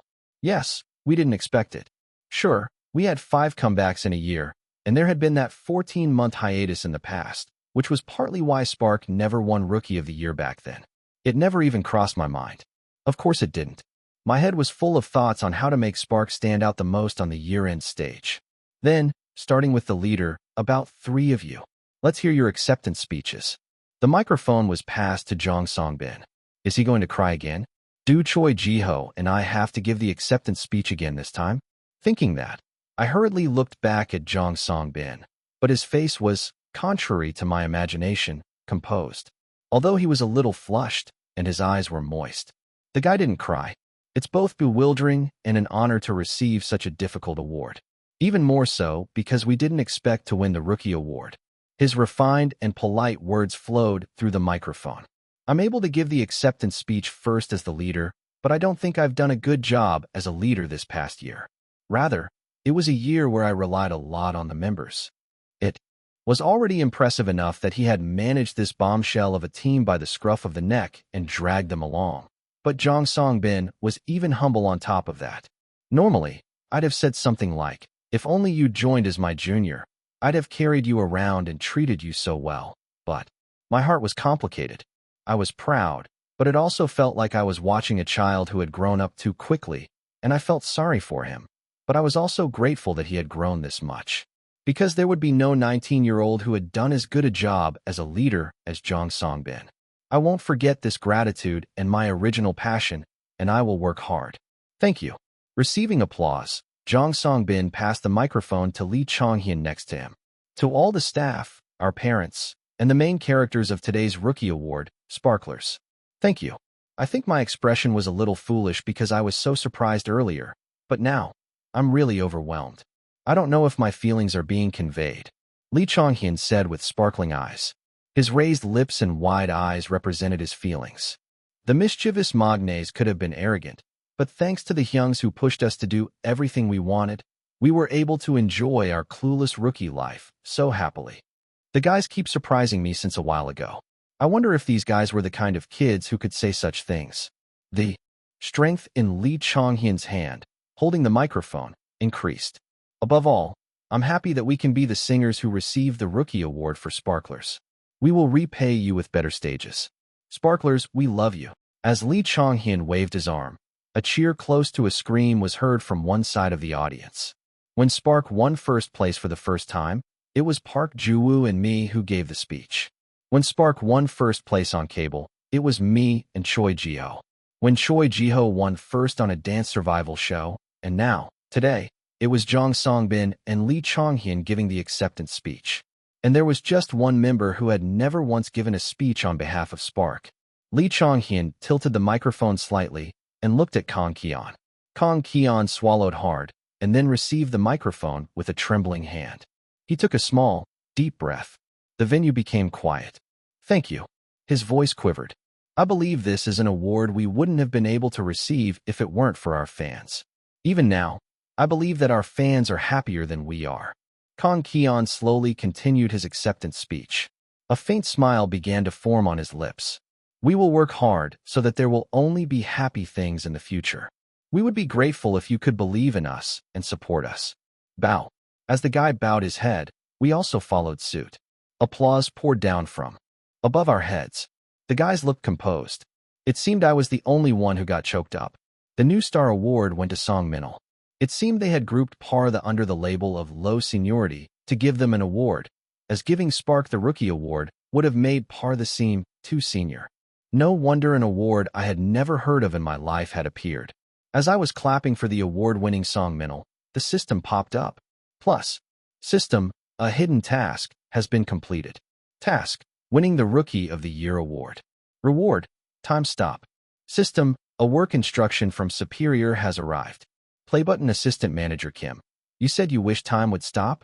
If you have that much work, you should have just said so. From now on, work to your heart's content. Plus, what the hell kind of reward is this? I had to keep my expression under control, but the system kept making me angry. Wasn't it the same system that told me to smile like a rising star and win over 10,000 fans? Then shouldn't it at least give me a reason to smile?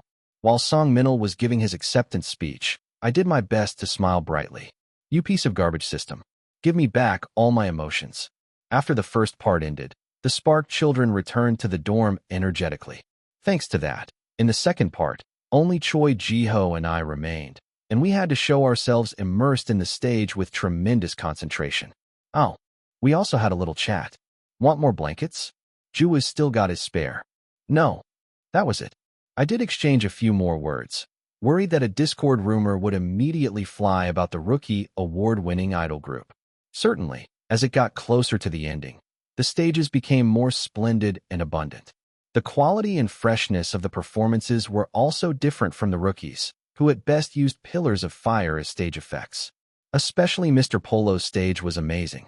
Even with just one idol member from a large group rapping alone, the stage still felt completely full. Sunbeam is really amazing. My jaw wouldn't close. Applause came out one after another.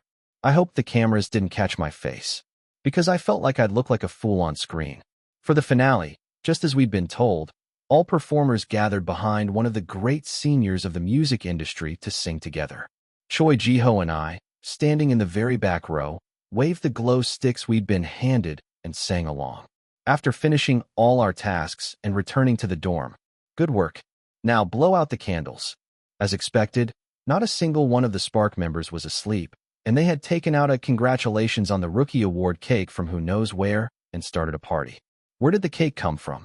Dae and Hyung gave it to us. Apparently, the company thought we might win, so they ordered it in advance.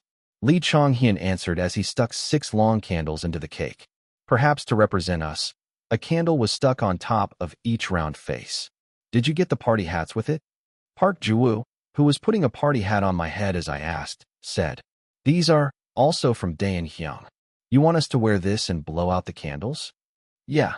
First, we took about 50 photos with the party hats on. Next, we took 50 photos with the cake lit, 50 of us blowing out the candles, and 50 of us eating the cake, for a total of about 27,800 photos, and then sat down. The photos taken were quickly checked, selected, and uploaded to the official account with a short thank you message. Individually, we went on Bubble Pop, uploaded our favorite individual and group shots, and took some time to send messages. Shall we eat now? Jong Song-bin, who had sent a thank you message to the fans early on, brought over a plate. Can we? It's past midnight. Considering we have practice later, wouldn't it be okay? As Lee Chong-hyun gave a weary little smile, Kang Ki-on silently picked up his fork. A proper sugar boost made a person more active. I was going to refuse too, but decided to have just half a slice. No point refusing when everyone else was eating. Not that it mattered. Choi Ji-ho ate enough for 3 people anyway. More importantly, when did that guy eat 2 slices already? He was so brazenly getting a new slice that I thought he hadn't eaten yet. Lee Chong-hyun, wearing play sunglasses with a large party on top, turned the Rookie Award trophy this way and that. This is amazing. It's a real award. You've gotten plenty of trophies before. Kang Ki-on retorted, pretending to be indifferent, but his gaze was fixed on the trophy in Lee Chong-hyun's hands. You've won awards before, Chong-hyun? Jong Song-bin asked. Lee Chong-hyun, looking awkward, lowered his sunglasses. Not really. Lee Chong-hyun pretended not to know and ate his cake, trying his best to ignore Kang Ki-on's gaze. Was it a piano-related award? Or the Olympiad? Whatever it was, if Lee Chong-hyun himself didn't want to talk about it, I had no intention of prying. Fortunately, the flow of the conversation changed quickly. Jong Song-bin's mother called to congratulate them on winning the Rookie Award, and Park Ju-woo, who had been forcing down a buttercream cake that didn't suit his taste under the excuse of it being a celebration cake, had his plate snatched away by Choi Ji-ho's. If you're not going to eat it, give it to me. I would say it was a win-win in the end. And Jong Songbin suddenly made the atmosphere heartwarming by saying thank you for working hard all year. The rookie award we received for becoming a notable rookie was shabby. Who could be more worn out and battered than us? Where should we put this? On top of the storage cabinet. Isn't it better in front of the shoe rack mirror? What if it falls? Watching Lee Chong-hyun and Kang Keon wander around the dorm, holding the shabby trophy as if it were the most precious thing in the world, reminded me of what happened last spring. A few months ago, when I had gone to the children's grand park with those two. The day Lee Chong-hyun was struggling to write a song, and Kang Keon was running around as I told him to. Those guys had steadily released the songs they had made and had tried to stand up on their own to win that award. That fact made me. Yiwol Hyung, how about here? You can see it well. Made me. I don't know. What word should I use to express this feeling? But is it necessary to put a person's emotions into words? As long as it isn't unpleasant, isn't that enough? 277. Chapter 277, Epilogue. Bubble Pop 1 Day Free Trial. Much greater than Jiho. I wake up. Much greater than Jiho. I walk up. Much greater than Jiho. Ah, this isn't working. Much greater than Jiho. Gotta wear my glasses. Much greater than Jiho. I put them on. Much greater than Jiho. I was trying to say that I woke up. Much greater than Jiho. But I wasn't wearing my glasses. Much greater than Jiho. You're telling me to get LASIK? Much greater than Jiho. Is it convenient? Much greater than Jiho. There could be side effects? Much greater than Jiho. I'll ask Kim Yiwol later. Much greater than Jiho. Wouldn't he know? Much greater than Jiho. Not that he got LASIK.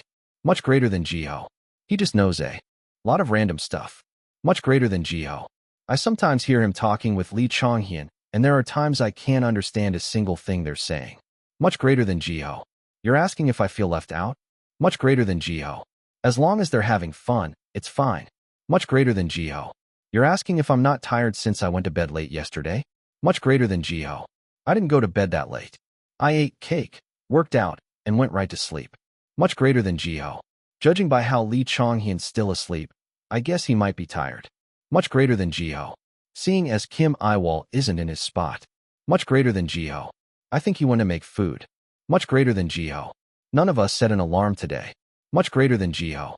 Because no one is going to school. Much greater than Jiho. Since the music festival ran late, we decided to sleep in a bit and then go to practice. Much greater than Jiho. Lately we've been sleeping like only 3 hours a day. Something like that. Much greater than Jiho. You're asking why Kim Yiwol woke up so early? Much greater than Jiho. He just wakes up when it's time, even without an alarm. Much greater than Jiho. A habit, maybe. Much greater than Jiho. I guess I'm similar, but anyway. Much greater than Jiho. Alright, much greater than Jiho. Have something to ask. Much greater than Jiho.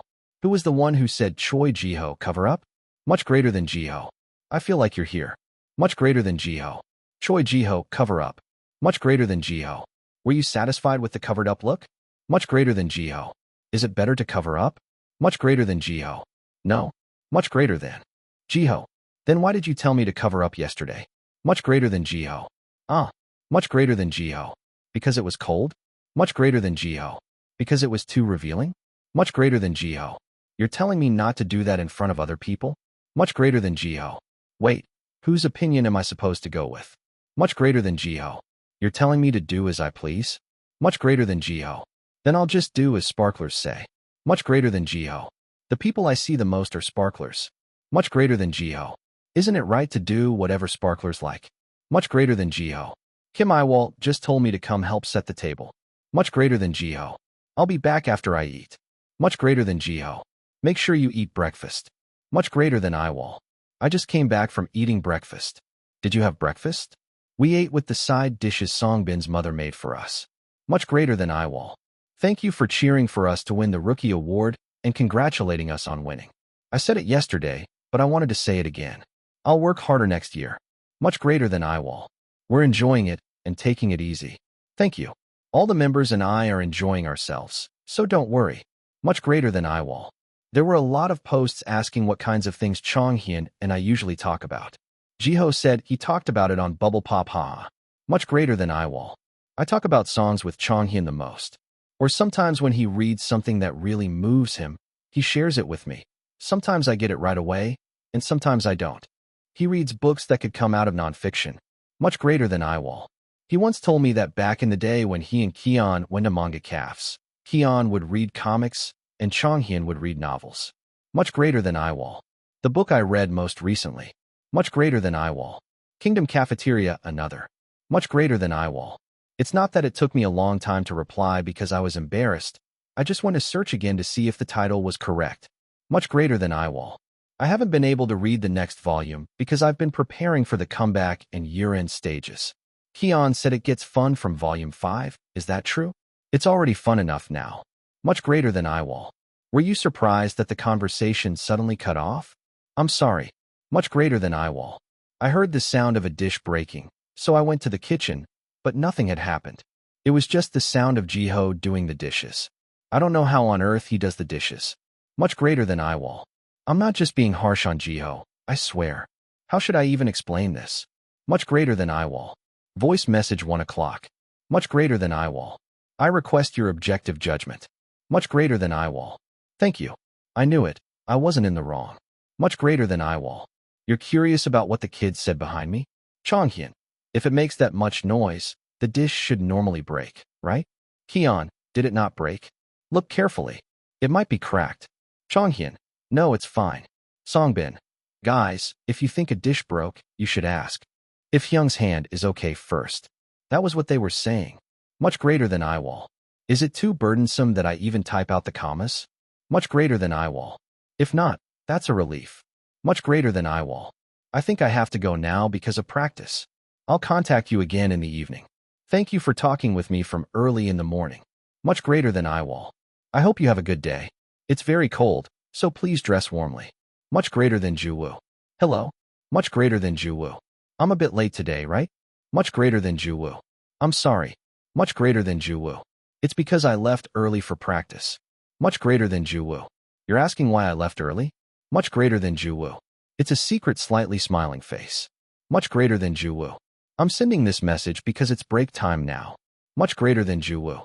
It's a vocal practice only day, so no dancing. Much greater than Juwoo. So I'm still fine, hahaha. Much greater than Juwoo. It's strange. I never skip a workout and work hard, but I'm always the first to get tired every day. Much greater than Juwoo. Am I not exercising enough? Much greater than Juwoo. You're saying Spark's average level is just high? Much greater than Juwoo. That's right. The member's stamina is really good. Much greater than Juwoo. Jiho Hyung and Yiwol Hyung once went to play basketball for 2 hours at night because they felt stiff. Much greater than Juwoo. I could never do that. Much greater than Juwoo. If I tried, I would just pass out. Much greater than Juwoo. You're asking who has the most muscle? Much greater than Juwoo. Jiho Hyung has the highest skeletal muscle mass, and Kian has the lowest body fat percentage. Much greater than Juwoo. As for Chonghyun, much greater than Juwoo. He got caught by Yiwol Hyung eating a late-night snack a while ago. Much greater than Juwoo. But he said Hyung let him off. Much greater than Juwoo. He said it was fine because he was repaying with results. Much greater than Juwoo. What results, you ask? Much greater than Juwoo. His height, haha. Much greater than Juwoo. I wish I could grow a little taller too. Much greater than Juwoo. You're saying I'm good enough as I am. Much greater than Juwoo. But still, if I can grow, I want to grow more. Much greater than Juwoo. Because all the Hyungs are tall. Much greater than Juwoo. The younger ones look so tiny. Much greater than Juwoo. And we are actually tiny. Much greater than Juwoo. You're asking how tall I want to be? Much greater than Juwoo. 185. Much greater than Juwoo. Then I'd be right in the middle of Jiho Hyung and Yiwol Hyung, right? Much greater than Juwoo. But I don't think it'll happen. Much greater than Juwoo. For now, I'll try to work out harder. Much greater than Juwoo. And sleep a lot too. Much greater than Juwoo. Break time's over, see you again later. Much greater than Cutie Pretty Visual. What are you having for lunch? Much greater than Cutie Pretty Visual. I'm having cube steak rice bowl. Much greater than Cutie Pretty Visual. The reason I was on a diet until yesterday was because of the music festival, Much greater than Cutie Pretty Visual. I worked hard on my appearance to look cool, and I was so proud that you all liked it so much. Much greater than Cutie Pretty Visual. As a celebration, we all ate what we wanted today. Much greater than Cutie Pretty Visual. Yesterday, our underage members only stayed for the first part of the music festival, you know. Much greater than Cutie Pretty Visual. When I got back to the dorm and watched the live broadcast, the Hyung's hair was seriously sticking straight up. Much greater than cutie pretty visual. I burst out laughing. Much greater than cutie pretty visual. There won't be a need for telephone poles near UA. You can just have the Hyung stand there. Much greater than cutie pretty visual. That's right. I said a while ago that there was something I wanted to say but forgot. Much greater than cutie pretty visual. I remembered what it was. Much greater than cutie pretty visual. I thought my display name, Cutie Pretty Visual, was just a set nickname. Much greater than Cutie Pretty Visual. But apparently, it was originally Visual plus Jewelry plus Lee Chonghyun all combined into Cutie Pretty Visual Lee Chonghyun. Much greater than Cutie Pretty Visual. It's really useless but detailed, right? Much greater than Cutie Pretty Visual. What on earth was Hyung thinking when he came up with that nickname? Much greater than Cutie Pretty Visual. Come to think of it, only Hyung doesn't have a nickname. Much greater than Cutie Pretty Visual. Let's make one for him. Much greater than Cutie Pretty Visual. The trendy Confucian scholar of Cheonghak-dong walking human ice maker honorary North Pole caretaker. Much greater than Cutie Pretty Visual. You don't like any of them? Much greater than Cutie Pretty Visual. This is a big problem. I, Lee Chonghyun, for the first time in my life, have found something I can't do. Much greater than Cutie Pretty Visual. At this point, we have no choice but to combine your 50 and my 50 brainpower for a total of 100 to come up with a nickname. Much greater than Cutie Pretty Visual. No, wait, I'll think of it on my own. Much greater than Cutie Pretty Visual. I'm a little jealous that you're so passionately making a nickname for Hyung. Much greater than Cutie Pretty Visual. Whenever you talk to me, all you ever say is that I lost to Yiwol Hyung's ridiculous flattery and then repeat whatever he said. Much greater than Cutie Pretty Visual. Make a new one for me too. Much greater than Cutie Pretty Visual. See, you're saying Cutie Pretty Visual is a perfect fit again. Much greater than Cutie Pretty Visual. Sparkler's exclusive gold exchange. Much greater than Cutie Pretty Visual. Alright, I'll go change it to that. Much greater than Sparkler's exclusive gold exchange. I changed it. Much greater than Sparkler's exclusive gold exchange. Has a fancy ring to it, doesn't it? Much greater than Sparkler's exclusive gold exchange. Today's market price is free. Much greater than Sparkler's exclusive gold exchange. Photo. Much greater than Sparkler's exclusive gold exchange. Come collect your gold in person. Much greater than Sparkler's exclusive gold exchange. Who is it? Much greater than Sparkler's exclusive gold exchange. Who told Yiwol Hyung I changed my bubble pop nickname? Much greater than Sparkler's exclusive gold exchange. Hyung is asking if the nickname was that bad. Much greater than Sparkler's exclusive gold exchange. What should I say? Much greater than Sparkler's exclusive gold exchange. You want me to change it back quickly? Much greater than Sparkler's exclusive gold exchange. Then when do I get to use this nickname? Much greater than Sparkler's exclusive gold exchange. Alright, but in return, when you post my picture, you have to tag it with hashtag sparklers_exclusive_gold_exchange. Much greater than Sparkler's exclusive gold exchange. Promise. Much greater than Cutie Pretty Visual. The exchange is now closed, customer. Much greater than Cutie Pretty Visual. Please try again next time. Much greater than Cutie Pretty Visual. I'll secure a special deal soon. Much greater than Cutie Pretty Visual. Much greater than Cutie Pretty Visual. I'm done with lunch too, right on time. Much greater than Cutie Pretty Visual. Be careful on the icy roads. I think I'll be working late today, so go to bed first. Thanks for eating with me, Heartsuit. Much greater than Keon. Photo. Much greater than Keon. This is my practice outfit for today. Much greater than Keon. The pants are pretty, right? Much greater than Keon. Since it's a day without dance practice, I wore something with a nice fit for a change. Much greater than Keon. Today's practice teacher was Songbin Hyung. Much greater than Keon. You're asking how teacher Songbin's class is? Much greater than Keon. The teacher is kind, and the lecture is easy. 5 stars. Much greater than Keon. As for Juwoo Hyung's class, much greater than Keon. The teacher is kind, but I can't understand about half the lecture. Much greater than Keon. 3 stars. Much greater than Keon. Please keep it a secret from Juwoo Hyung. Much greater than Keon. Juwoo Hyung's way of speaking is a bit similar to Jiho Hyung's. Much greater than Keon. He has a tendency to rely on feeling when explaining something. Much greater than Keon. I mean, it's not the explainer's fault. Much greater than Keon. It's my fault for not understanding. Much greater than Keon. You know I'm joking, right? Much greater than Keon. Yiwol Hyung and Lee Chonghyun have a different vibe. Much greater than Keon. They explain things well, but they're Spartan. Much greater than Keon. You can't do this? How can that be? Or, you can't do this? It's over, it's all wrong. Much greater than Keon. It's extreme. Much greater than Keon. In the early days of our trainee period, I thought we were all ordinary, but I don't think so anymore. Much greater than Keon. Everyone's got so much personality. Much greater than Keon. Isn't Songbin Hyung also unique when you look closely? Much greater than Keon. I should probably stop here. Much greater than Keon. A while ago, Lee Chonghyun got caught right after changing his Bubble Pop nickname. Much greater than Keon. I don't know when I'll get caught either, so I'll stop. Much greater than Keon. You'll keep it a secret? Much greater than Keon. Really?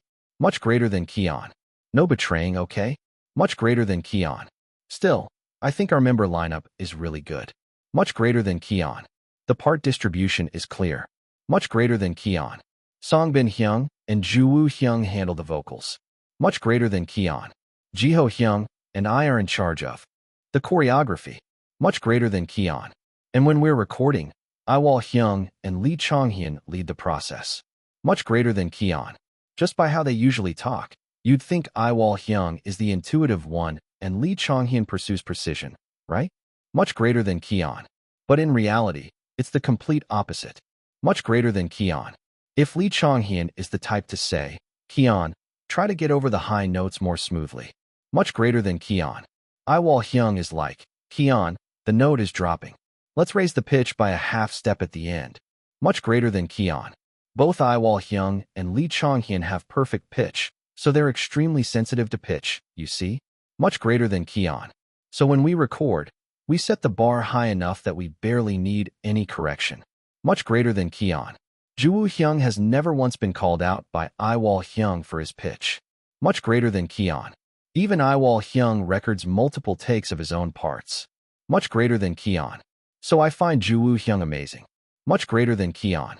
Next time I take teacher Juwoo's class, I'll try to learn diligently. Much greater than Keon. It's already gotten very dark outside. Get home safely. Much greater than Songbin.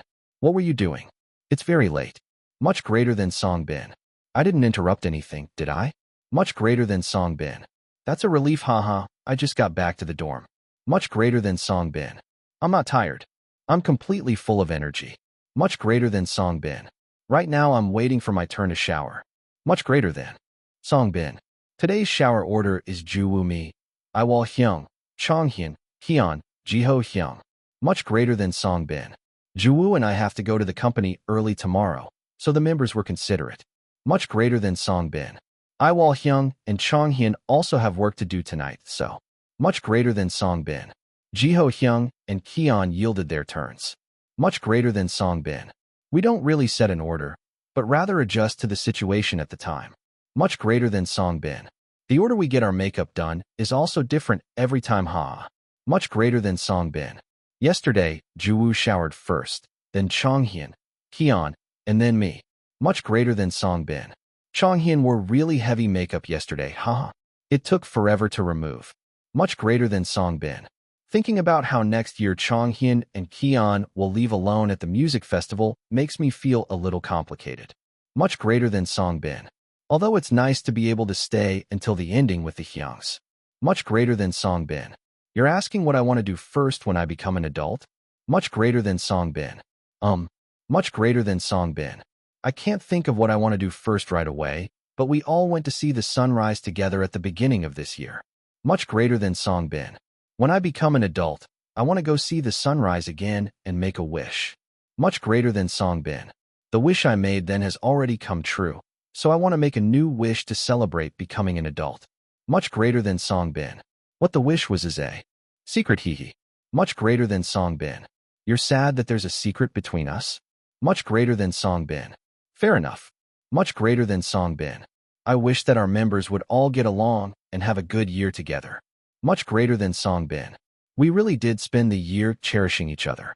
Much greater than Songbin. Next time we go, I want to wish that we can continue to live happily.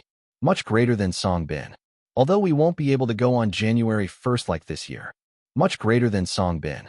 You have to dress warmly when you go to see the sunrise. Much greater than Songbin. We almost froze too if it weren't for Yiwol Hyung. Much greater than Songbin. Oh, Juwoo is out. Much greater than Songbin. I'm going to go shower now. Much greater than Songbin. If I go in late, the other members have to wait. Much greater than Songbin. It'll probably be time to sleep when I come out of the shower. Much greater than Songbin. I'll contact you again tomorrow morning. Much greater than Songbin. Good night. Sweet dreams. 278. Chapter 278. Santa Boy Knows 1. Pyongdae saw for the first time how busy idols got at the end of the year. Starting with the music festival, year-end stages, and variety show schedules poured in. Thanks to that, Spark had to go back and forth between practice and schedules without a break. In between, there were many additional tasks, such as checking the activity plans for the next year. For safe driving, Pyongdae often ended up driving instead of Chan-young, who was getting less than 3 hours of sleep a day. Even though Spark was just as sleep-deprived as Chan-young, they showed no signs of fatigue.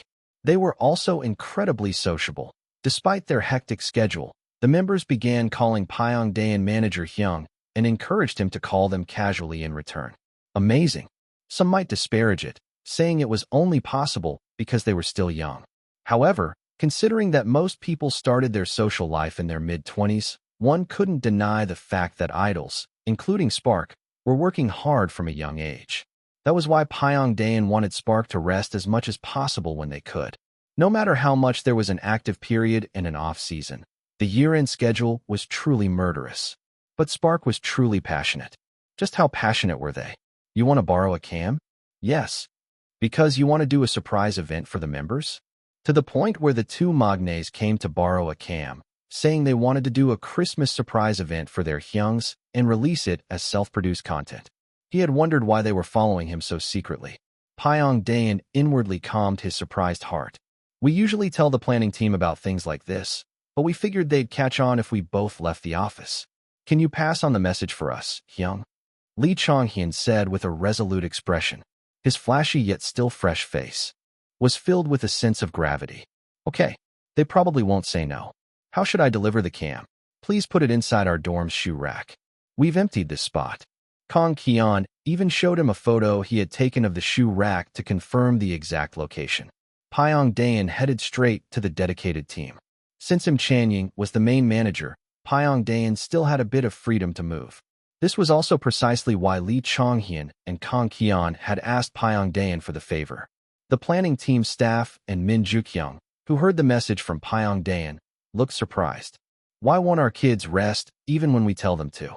They're going to do a live on Christmas evening, and they're going to film another video that morning too.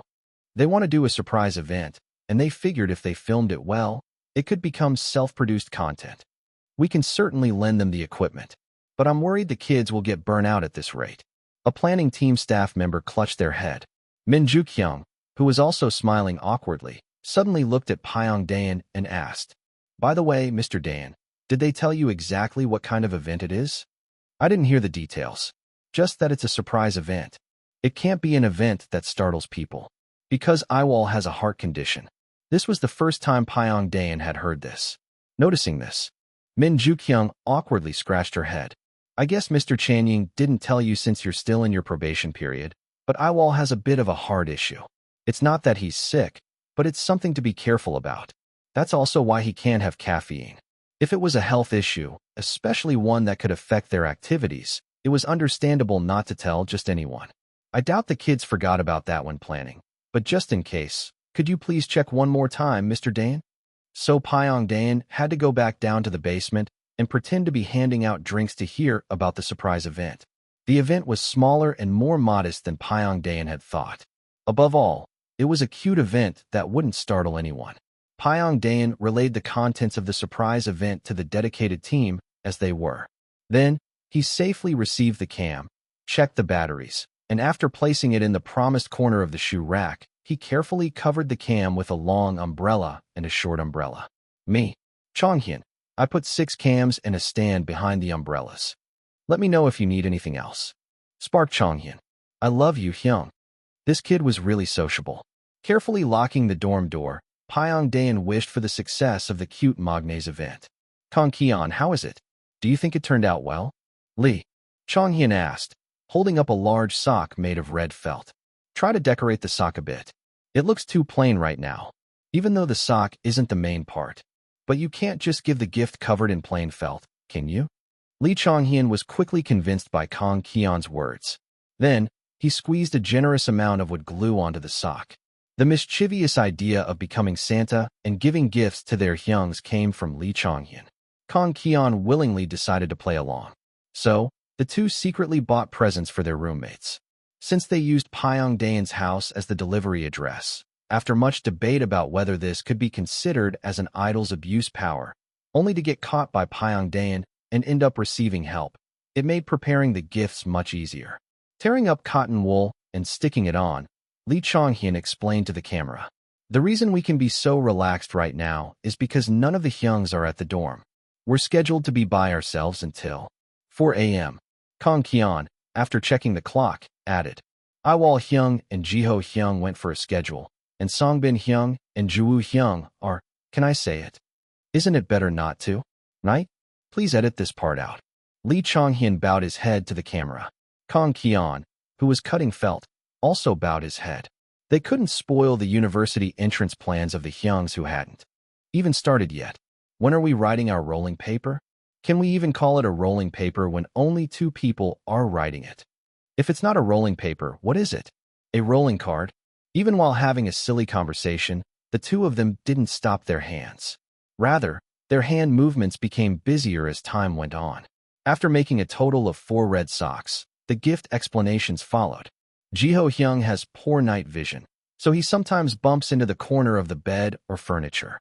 So I prepared a set of small decorative lights that can be attached to the bed. Nice pick. Are you going to attach it to the headboard?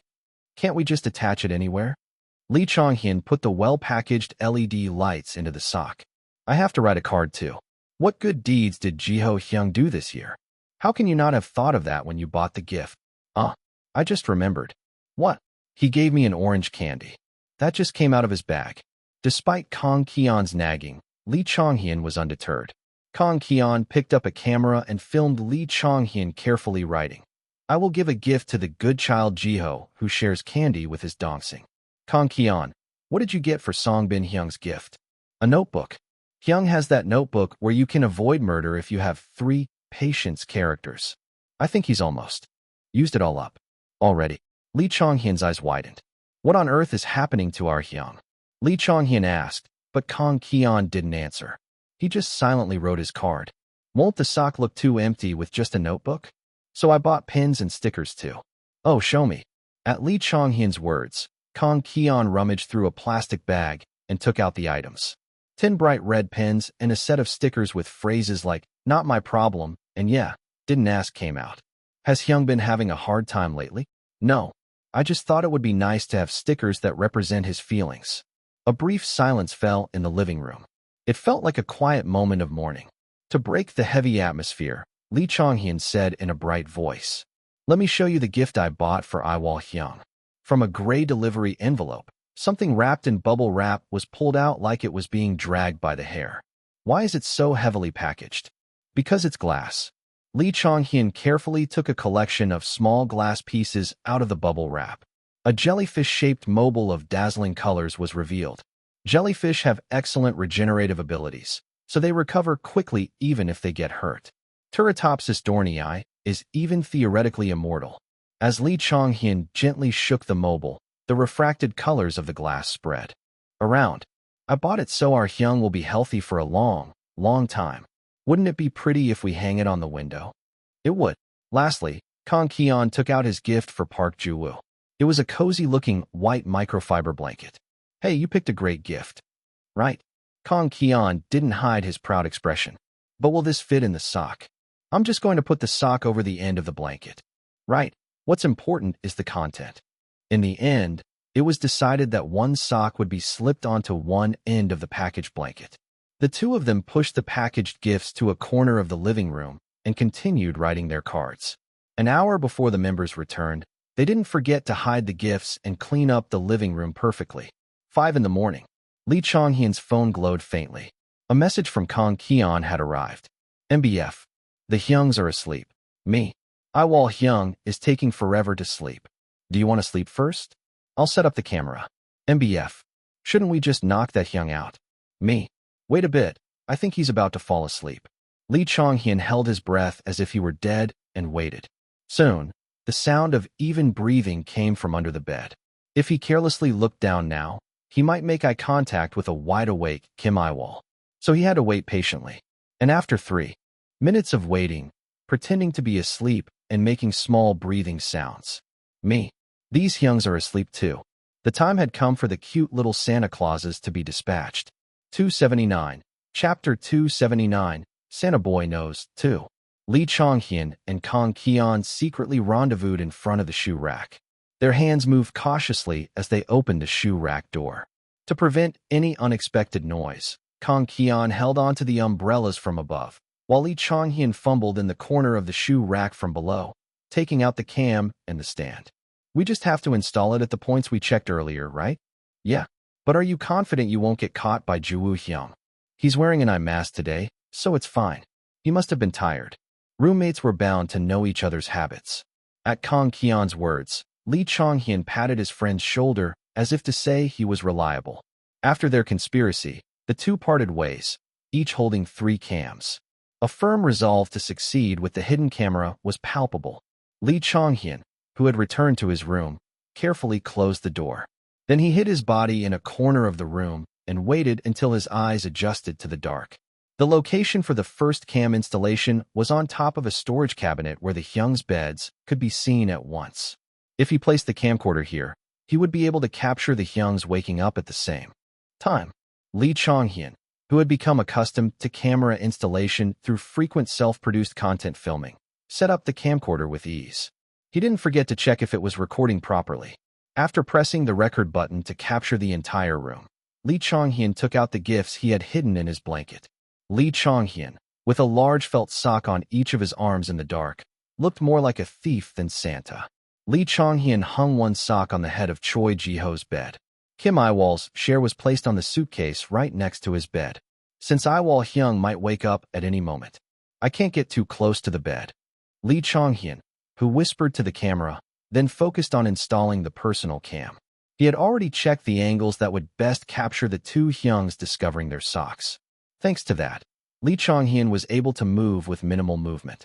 It's a good thing Yiwol Hyung doesn't wake up easily these days. In the past, Lee Chong-hyun would have been caught by Kim Yiwol long ago, and he would have been nagged, saying that if he was going to do an event like this, he should have recruited him from the start. Thankful for the improvement in his Hyung's sleep quality, Lee Chong-hyun diligently installed the camcorders. Me. Installation complete on this side. What about you? Lee Chong-hyun reported his work progress. The reply came back a long time later. MBF. I'm not even halfway done yet. It's not easy to do this without Jiwoo Hyung noticing. Oh dear. Lee Chong-hyun earnestly cheered for his friend, who must be sweating bullets. If he went over to help, the probability of waking up Park Jiwoo would only double. Fortunately, a few more minutes later, a reply came from Kang Ki-yeon saying the installation was also complete. As if nothing had happened, the 2 Santas secretly got into their blankets and fell into a deep sleep, unbeknownst to their Hyungs. An alarm went off, and my eyes opened. In a daze, I checked my Dataeon notifications first. Was it because the last time I checked was 3 hours ago? There weren't any new posts at that time. Are the others planning to sleep in? The upstairs and the room next door were all quiet. It was different from usual, when just one person's alarm going off would wake everyone up. There was no sign of anyone in the living room either.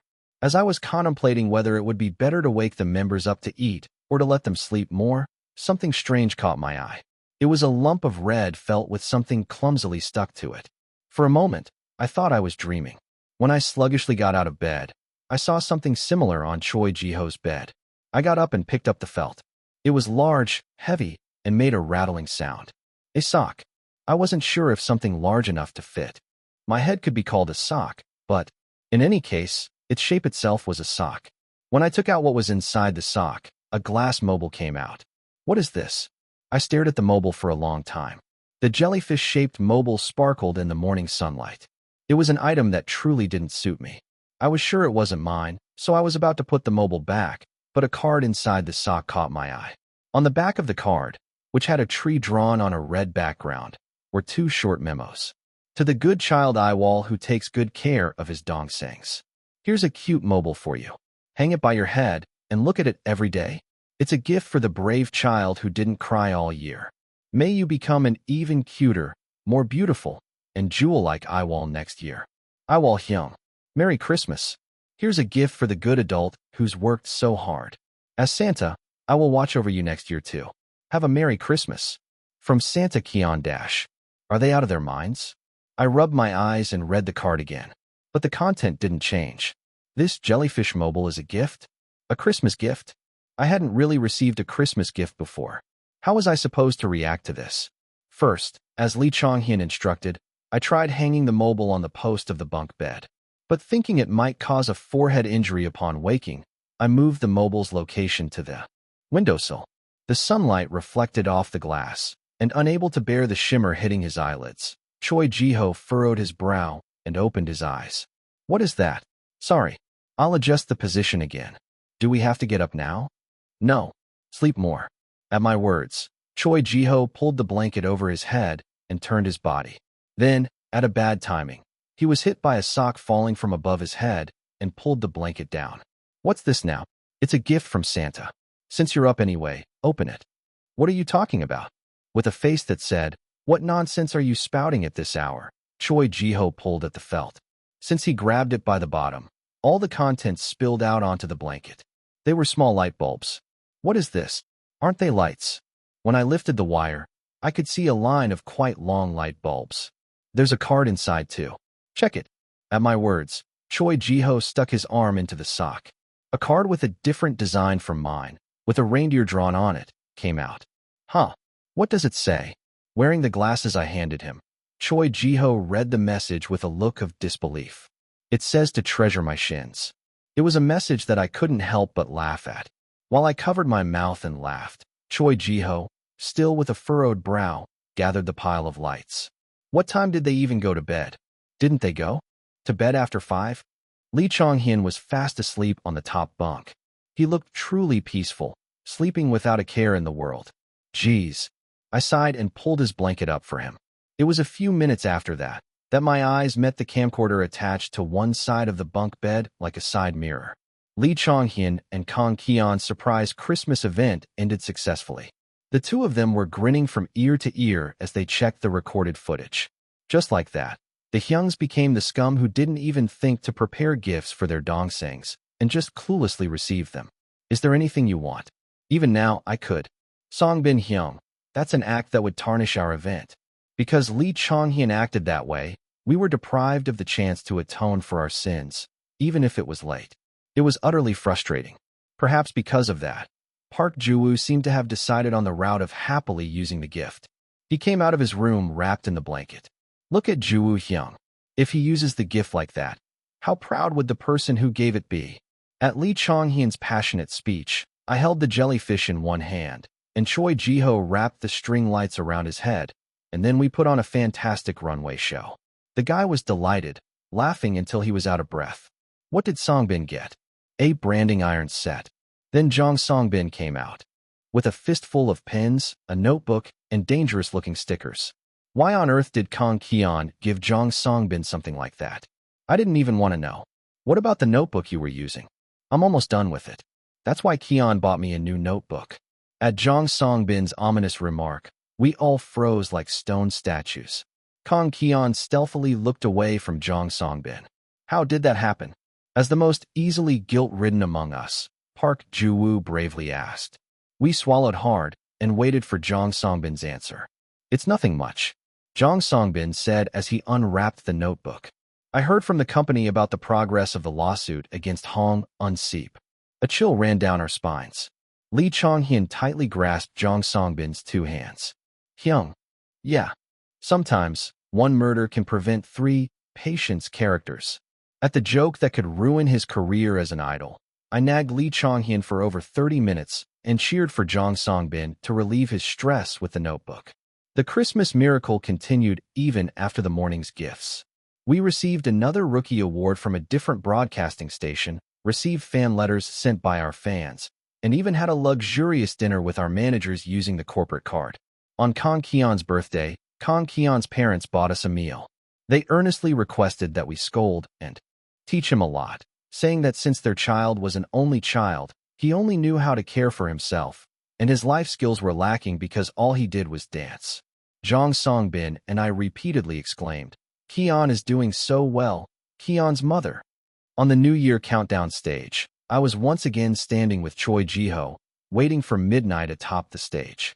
10, 9, 8, 7. While we all shouted the numbers together, I looked at his side profile. The guy who, in the past, had never even pretended to shout the numbers on a stage like this, was now moving his lips with a semblance of a smile. "You've worked hard too," I thought to myself and shouted along with the remaining numbers. 3, 2, 1. Happy New Year. Paper confetti burst out from both sides of the stage. Fireworks exploded above our heads. Choi Ji-ho looked at me and said, "Happy New Year." The image of Choi Ji-ho from long ago on the screen, wearing a hanbok and wishing a Happy New Year with an impassive expression, came to mind and disappeared. You too. The New Year dawned. It was the 2nd January 1st with Spark. 280, Chapter 280, Moving Day. As the new year began, Spark received their very first annual activity schedule. Compared to the chaotic way we used to operate, like releasing an album just because I said so, this was a huge leap forward. As Manager Dane's probationary period ended, we also started using 2 vehicles. Me and the Magnes would ride in Manager Chen Young's car, while Choi Ji-ho, Jong Song-bin, and Park Ju-woo would ride in Manager Dane's car. At first, everyone found it a bit unfamiliar, but now they seemed pretty used to it. Riding in a car for more than 4 hours a day, it would be hard not to adjust. Until early January, we were insanely busy, but things started to slow down in mid-January. During this time, we uploaded personal content we hadn't been able to share often before. I heard they also set things like an annual sales target, but I wasn't very curious, so I didn't ask. After all, with my luck, the system would pop up and say, "Assistant Manager Kim, have we finished organizing this year's target sales revenue?" It wouldn't be too late to look at it then. And one of the big schedules in mid-January. "Guys, just pack your personal stuff and get in the car." Yes, Spark's moving day had arrived. The kind of moving I knew was a really tedious and exhausting process. You'd spend days packing, carefully wrapping anything fragile, coordinating the move-out and move-in dates, making sure you got your deposit back before rushing to the new place to pay the remaining balance. It was such a hassle. A one-person move was that busy, so I was worried just the other day about how arduous a 6-person move would be, but it was truly a surprise. Just pack your personal valuables yourselves. The moving company will move the rest all at once. What about electronic devices like laptops? Dayan and I will pack those separately and load them. Everyone else was handling everything. I was so overwhelmed by this VIP treatment that I just hovered around the managers for about 10 minutes, unsure what to do. "Then do we go to the new dorm after practice?" Lee Chong-hyun asked. His voice was full of excitement. "That's right. How's the dorm? Is it better than where we used to live?" "Chong-hyun, you're distracting the manager while he's driving. It's way better." "Wow." Lee Chong-hyun couldn't contain his excitement and bounced around. The dorm we used to live in was nice too, but to think it was getting even better. Seeing the increased scale of investment, it seemed UA had set a high expected profit rate for Spark. Even in the practice room, whenever it was break time, Spark kept talking about the move. "I already picked out what drawer I'm getting. Isn't that something you should discuss with your roommate beforehand? You'll definitely like it too. I found something amazing." Lee Chong-hyun was showing off his shopping cart to Kang Keon, holding it right up to his face. "Wow. I wish we could clean the washing machine while we're at it. Should we run a drum clean cycle? We could also call a cleaning service." Park Ju-woo and Jong Song-bin were scheming ways to upgrade their new home in celebration of the move. "Aren't we supposed to do a deep clean when we move in? Our family just did that ourselves." The only ones worried about the impending post-move chaos were Choi Ji-ho and me. I'd done move-in cleaning myself too, to save money. They said they're calling a cleaning service today too. Jong Song-bin, who had heard my and Choi Ji-ho's gloomy conversation, delivered the good news. Matching practice uniforms, regular meals from the company, a better dorm. Since regressing, all aspects of my food, clothing, and shelter were improving. It was a completely different path from the life of the 22-year-old Kim Yiwol of the past. Different from the me who would just sling a bass over my shoulder and trudge to the club room on days without lectures. You really never know where life's going to take you. I followed Jong Songbin's instruction to resume practice and walked to my designated spot. Let's focus during practice, so we don't get hurt from being too excited. Yes. At my words, the guys answered in one voice. One way or another, they were as diligent as ever. Hyung, did all your stuff arrive safely? Yeah. I hadn't actually checked everything, but I answered roughly. My belongings were just a suitcase, after all. Jong Songbin was amazed that the things that were originally in his bed had arrived exactly as they were. It seemed Yue spent a lot on the moving expenses. But Songbin, are you really okay with sharing a room with me? I asked, looking at Jong Songbin who was checking his closet. Jong Songbin turned around with wide eyes. Why do you ask? I just thought it might be more comfortable for you to share with Juwoo or the younger ones. This kid was already super polite to his Hyungs. Shouldn't he have some space to breathe? Besides, my belongings were just a few clothes, a suitcase, and a drawer with a call button attached. These guys insisted on putting it right next to my bed, so changing rooms was no big deal. I could just tell the fans later that we changed rooms due to circumstances. However, Jong Songbin just smiled softly. I'm fine. Are you uncomfortable, Hyung? Of course not. I've been roommates with Choi Ji-ho. You're nowhere near as hard to live with as he was, though he's gotten a lot better these days. Is there anything else you'd like me to take care of? This was the side of Jong Songbin that made me uneasy. The kid couldn't relax. Songbin. Yes, Hyung. I'm 22 this year, right? And you're 20. That's right. I'm a full-fledged adult, and if I need anything or have a request, I can always actively speak up, whether it's to you or to someone older. So stop walking on eggshells, okay? At my words, Jong Songbin smiled and said he understood. I couldn't tell whether he was being sincere or not. Haha. After checking our respective belongings, we took some time to look at each other's rooms. It was Lee Chong-hyun's idea, and we all ended up joining in. Choi Ji-ho and Park Ju-woo's room was as simple as could be. Besides the basic furniture, all they had were their bedding and music CDs. Meanwhile, only the area around Choi Ji-ho's bed was lit up with small lights. You put those up? Chong-hyun came by earlier to check if I was putting them up. Choi Ji-ho grumbled. When he pressed the button, a soft orange light enveloped Choi Ji-ho's bed. Nice mood. At my comment, Lee Chong-hyun wiped imaginary tears and laughed. On the other hand, Lee Chong-hyun and Kang Ki-yeon's room had a lot of things. As if they had deliberately decided to match it to their tastes, the room was full of stuff. Where are you guys going to put all this? I asked out of concern, and they said they had ordered a set of storage cabinets. Should I be worried about these guys' financial sense?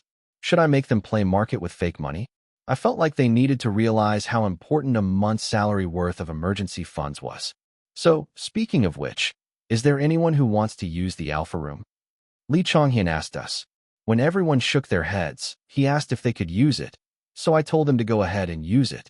To make it into a small studio, is it a bit too small?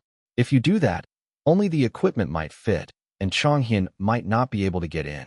Can you even call that a studio?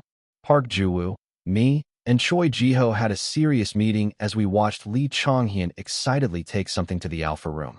In the end, the alpha room simply became the Magne's treasure trove. The move officially ended when we propped the whiteboard with the house rules on top of the drawer under the TV. They say you're supposed to eat jjajangmyeon on moving day. Chong-hyun, you do know how many calories are in that, right? At my words, Lee Chong-hyun confidently walked to the refrigerator. That's why I secretly ordered it. Konjac jjajangmyeon. I was utterly dumbfounded by the 6 servings of konjac jjajangmyeon in plain sight. We didn't eat it since it was night, but the next morning, we were able to start the day by eating the konjac jjajangmyeon Lee Chong-hyun had prepared. Publicly listed companies submitted disclosure reports every quarter. These reports included revenue, net profit, operating profit, and explanations of the reasons behind fluctuations in sales and where operating profits were generated. The reports of the entertainment business showed a slightly different aspect. In addition to the regular disclosure reports, they announced through earnings presentations which artists would make a comeback and when, how much revenue was generated through a certain singer's concert, and what the future expected profits were. Instead of a company's business, it was the artist, and instead of a project, it was the activity details that were listed. UA wasn't a company large enough to be listed, so they had only planned to the extent of adjusting the schedules that could be managed internally. However, starting this year, the method completely changed. The comeback and activity schedules of all their artists, including Spark, were fixed at the end of last year. There could always be changes, but just having a guideline would prevent a situation where schedules get tangled up within the company like during Ms. Nuri's time. In that sense, this change was very satisfactory. Ms. Min Jukyung's explanation continued. So this year, Spark will. Annual schedule review. That was the reason I was currently in the dedicated team meeting with Jong Songbin. Thanks to the successive year-end stages, the KPI achievement was right before my eyes.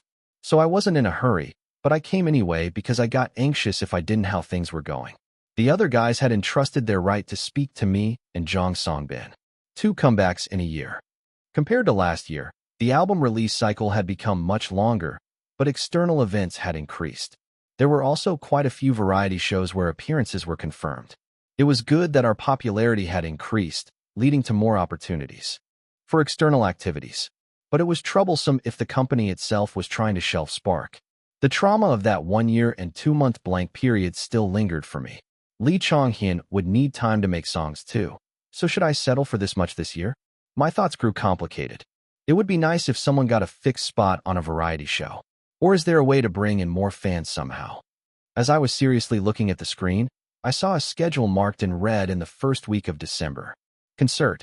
It was a concert that Spark had only managed to do when they were in their 5th year.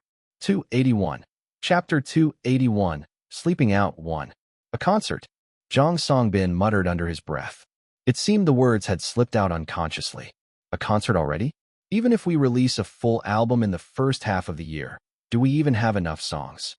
Though if we included unit stages and cover performances, we could probably put together a decent setlist.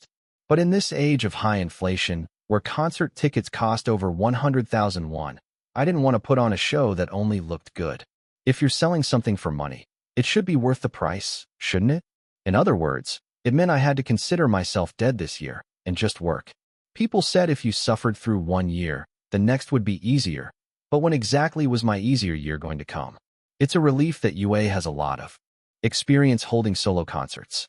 This might be their first idol concert, but UA had held numerous concerts before. Among them were some very large-scale performances. That was because their affiliated artists tended to do a lot of performances and tours. What if UA had mentioned a concert this year without ever having held one before? If that were the case, I wouldn't have stayed quiet. Even if it meant getting a double nosebleed, I would have shown myself pulling an all-nighter at the office, making all the employees and executives uncomfortable. Anyway, it was a relief that I didn't have to meddle with the sound and concert planning. The technical skills that were there just fine wouldn't suddenly evaporate when it was Spark's turn. But something felt off. Didn't the system usually give something this big as a KPI? I bet it was one of 2 things. Either I'd be assigned a task even more demanding than a concert, or a major incident would occur that made it impossible to hold a concert. If it was not going to be easy either way, the former would be better. It's going to be a tough year. The future looked dark. It felt as bleak as when I had just become an assistant manager. I looked at Jong Songbin in the seat next to me. Jong Songbin was listening intently to Ms. Jukyung's words and nodding his head. Still, having 5 colleagues surely counted for something. That thought came to me. Until mid-January. Spark's dorm was filled with tension. Due to Jong Songbin and Park Juwa's college entrance exam issues, which started from the beginning of January, a campaign to protect the 2 main vocalists' vocal cords was held until the day of their practical exams. There's really no need for that. Hey, it's an important time. We have to help. Although Lee Chong-hyun, who had sternly reminded them to rest their voices except when singing, came back from the studio at the crack of dawn the next day and ignited Jung Songbin's fury, the rest of the members still tried hard not to upset the test takers. As a result, you look happy. Spark was able to see the 2 return to the dorm with proud faces. In addition to that, after filming self-produced content to be uploaded for the Lunar New Year in advance and attending an Indinia event, the holidays were just around the corner. Just before the break, Spark was finally granted a much-needed vacation. I was going to protest in front of the UA office building if they didn't give us a vacation. Thankfully, it never came to that. We're resting for 2 weeks? Straight. You guys haven't had many long breaks, have you? Even during inactive periods, you were mostly still working. At Manager Chanyang's words, Lee Chonghyun was moved. The guy had already come to understand the precious mindset of an office worker on vacation.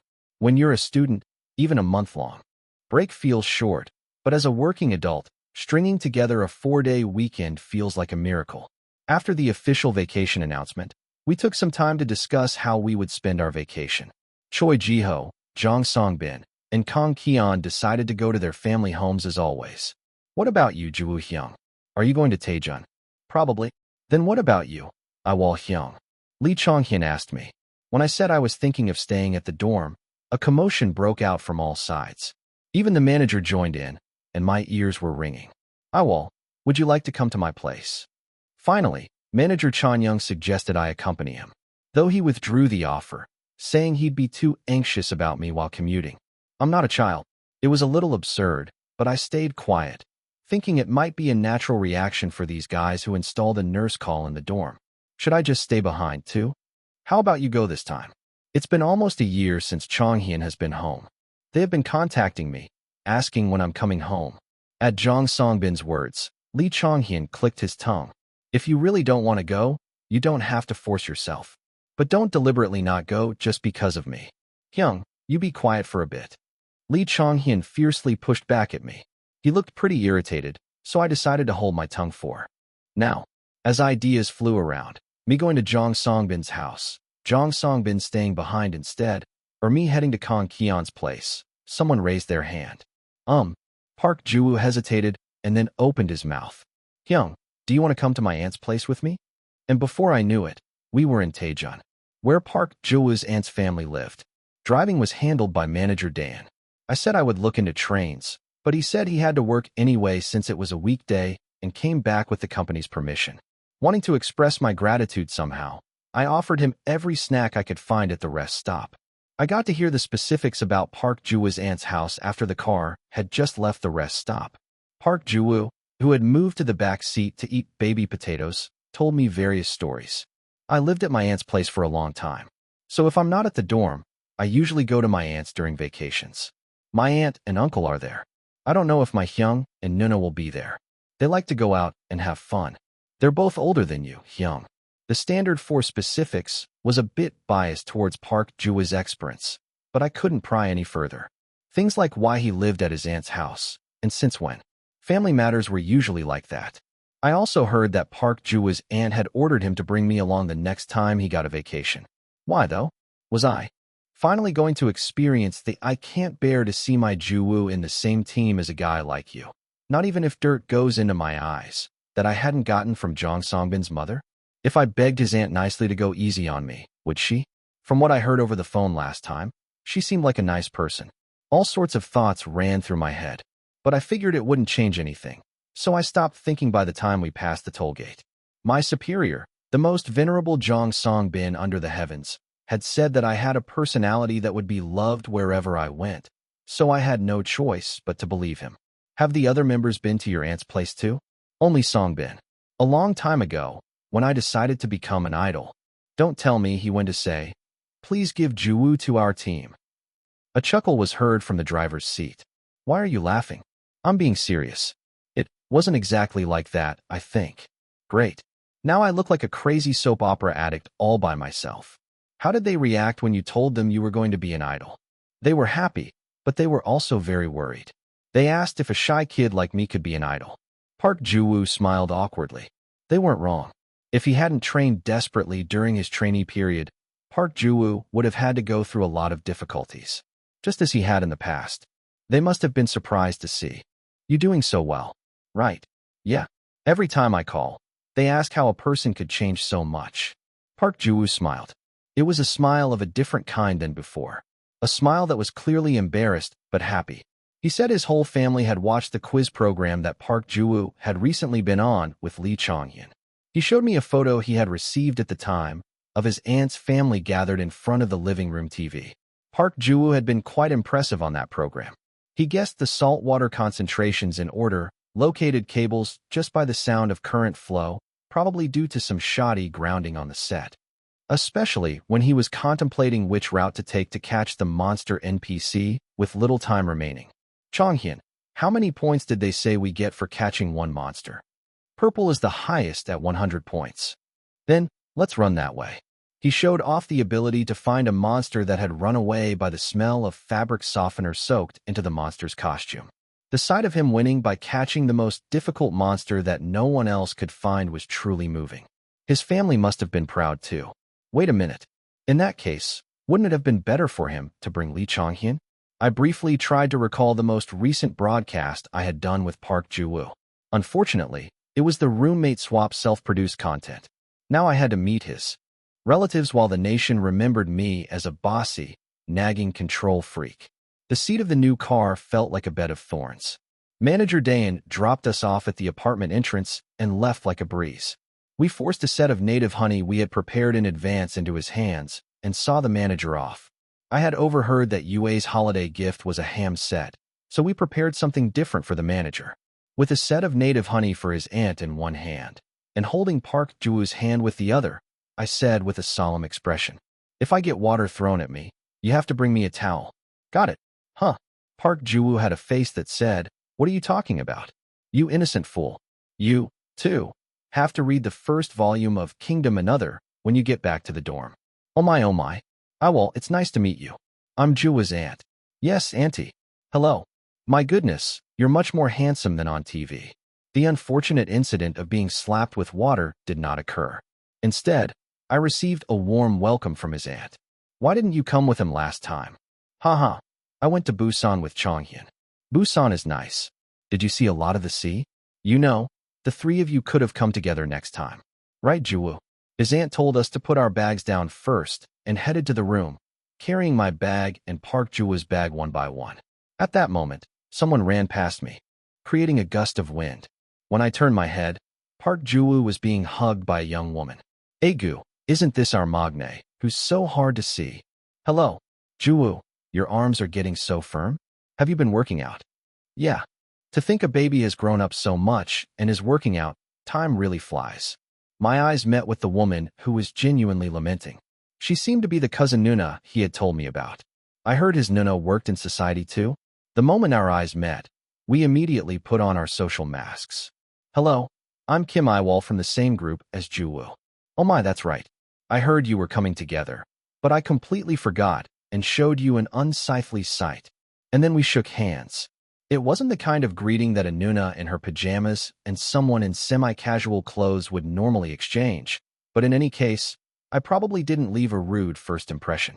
Now only 2 more relatives to meet, and I only had 1 life. Even if their kindness was as diluted as 3 liters of water, I just hoped they wouldn't see me as the bad Hyung dragging Ji-woo into trouble. 282. Chapter 282, Sleeping Out 2. As the sibling introduction ended, Park Ji-woo looked around the living room. Where is Soo-hyung? Did he go out? He's in his room. Just a moment. The Nuna strode over and threw open a closed door. Then she let out a lion's roar. Hyo-seho, Ji-woo, is here. At the thunderous voice, a presence emerged from the room. A man in a tracksuit came out with a hunched posture, and upon seeing Park Ji-woo, he smiled warmly and opened his arms. You're here. It's been a while. You've been well, Hyung? Park Ji-woo ducked and leaned into the chest of the man who was much shorter than him. After a moment of hugging Park Ji-woo, Mr. Hyo-seho also greeted me. Hello, I'm Hyo-seho. I believe you're 2 years younger than me. Is that right? Yes, Hyungnim. Please speak comfortably. Only if you do too, Mr. Yiwol. Mr. Hyo-seho smiled slyly. After pleading that I couldn't possibly speak casually, I managed to escape the crisis with only Mr. Seho speaking comfortably. The aunt's grand meal started with tteokguk. The dumplings and tteokguk in a large bowl were very plentiful. Aunt, my diet. Go eat, and then work out. There's a riverside trail nearby. It'd be nice if you took that Seho with you on your way out. Why me? What do you mean, why? Because you don't move an inch from the house. Mushrooms are going to grow on your clothes. At his aunt's verbal onslaught, I couldn't even open my mouth and just diligently ate my share of tteokguk. After finishing the tteokguk, we went to a nearby gym to burn off the carbs, bought a day pass, and did some strength training. Mr. Seho stayed home to work on finger strength. Park Ji-woo, ho had solid. strength even if his endurance was lacking, had a productive session too. When we returned to his aunt's house, his aunt and Nuna were talking in the kitchen. Mom, why are you cutting up so many cucumbers? Jiwoo doesn't really eat fruit and stuff. I should give him a lot of what he does eat. The kid's going to turn into a rabbit at this rate. The thoughtful conversation between the mother and daughter ended with our arrival. Instead, a 5-person conversation was formed, including us, with a table that looked like it would burst with cucumbers, strawberries, and sweet potatoes. Jiwoo used to be the tallest in this house, but today it's Yiwol, huh? There's not much of a difference. Jiwoo might become taller than me soon. In these situations, you're supposed to deflect compliments and instead praise the son. I'd done my research after the whole ordeal at Jong Songbin's parents' house. Jiwoo, when you get taller, give me some of your height. It's pathetic to beg your dongsing when you didn't grow because you overslept. Your Nuna is right. If you had played that game half as much, you would have grown to Jiwoo's shoulder height by now. Right. At Mr. Hyo Seh's single remark, Nuna and mother scolded him as if they would tear him to shreds. Park Jiwoo and I kept our mouths shut and only ate cucumbers. Then someone's phone rang. When Auntie answered the phone, a familiar male voice was heard. Are the kids there? Yeah, they're here, eating snacks. Should I buy something to eat? Are you buying dinner? I made galbi jim. We can eat galbi jim and something else too. We've got mouths to feed. Annie looked at us and asked if there was anything we wanted to eat. I shook my head vigorously and exclaimed that this was more than enough. If it came to it, I was willing to snuck out to a 24-hour soup joint nearby. Is there anything Yiwol can't eat? As long as it's not chocolate or coffee. At his aunt's words, Park Jiwoo answered quietly. Thank you, Jiwoo. Thanks to you, I won't be carted off in a foreign land. The kids eat everything well, but we still have to feed them, so maybe tteokbokki or something. Tteokbokki is super high in calories, so that won't work, right? No. Cutting off Aunt's words, Nuna looked at us and asked. Assistant Manager Song had said that tteokbokki was the enemy of diets. But come on, are guests in any position to be picky? You eat what you're given. I'm really fine with anything. Me too, as long as it's mild. Park Jiwoo also said, blushing. A short while later, Park Jiwoo's uncle returned home with a large container of tteokbokki. After eating a delicious dinner and tteokbokki with lots of toppings, I ran along the stream with Park Jiwoo. When we returned, the living room was piled high with blankets. Yiwol Jiwoo's room is too small for two to sleep in. You sleep in Seh's room. We can just tell Sehu to sleep in the living room. No, I'll sleep in the living room. We don't make a guest sleep on the floor. Hyo Seho, did you change all the bed covers I told you to change? At the aunt's scolding, Mr. Hyo Seho hurriedly came out with a bed cover. Because of my visit, Mr. Hyo Seho was kicked out of his room, and Auntie had to wash a new bed cover. How could I ever repay this debt? Auntie, I'm really fine sleeping in the living room. Are you worried Seho will get a cold? There's an electric blanket in the living room too, so it's fine. Don't worry about it. Auntie waved her hands. A heavy lump sat in my chest. Park Jiwoo, who was watching me crying inwardly, said cautiously, Aunt, can't Yiwol Hyung and I sleep in the living room? The two of you? Yeah, I don't mind sleeping in the living room, so it was a good solution that could send Mr. Hyo Seho back to his room and persuade his aunt. Indeed, the aunt, perhaps thinking it was because we were really close, readily agreed. A short while later, Park Jiwoo's white bedding and my share of bedding with an abstract pattern were laid out in the living room. His uncle checked several times to see if the power button of the electric mat was on, saying we would get a stiff neck if we slept without turning on the mat. The kindness felt excessive. I had looked after Lee Chong-hyun because he was composing and Jong Songbin because he was the leader and had a lot on his plate, but I hadn't really taken care of Park Jiwoo much before, which made it feel all the more burdensome. I told him I would wash up first and escape to the bathroom. Hot water poured fiercely from the shower. Don't you hate it when there's no warm water in the bathroom in winter? You'll get frostbite trying to stay clean, and you'll become unclean trying to avoid frostbite. That's why I shove my hands under my armpits as soon as I wash them. How much hot water can the staff possibly use? Is the company that broke? You think they are? The execs were grinning ear to ear after that new app took off. Old memories bloomed, mixed with the steam. When I turned off the valve, water droplets dripped from the shower head. Even the last drop was warm. I was about to get dressed and go out, but I heard the sound of a dispute outside. Who just sends over that much money out of the blue? If you worked hard and earned it, you should spend a little on yourself too. But still, it seemed Park Ji-woo had given a portion of his settlement money to his aunt. Park Ji-woo hesitated. Aunt, you spent a lot of money because of me. This felt too personal to be eavesdropping on.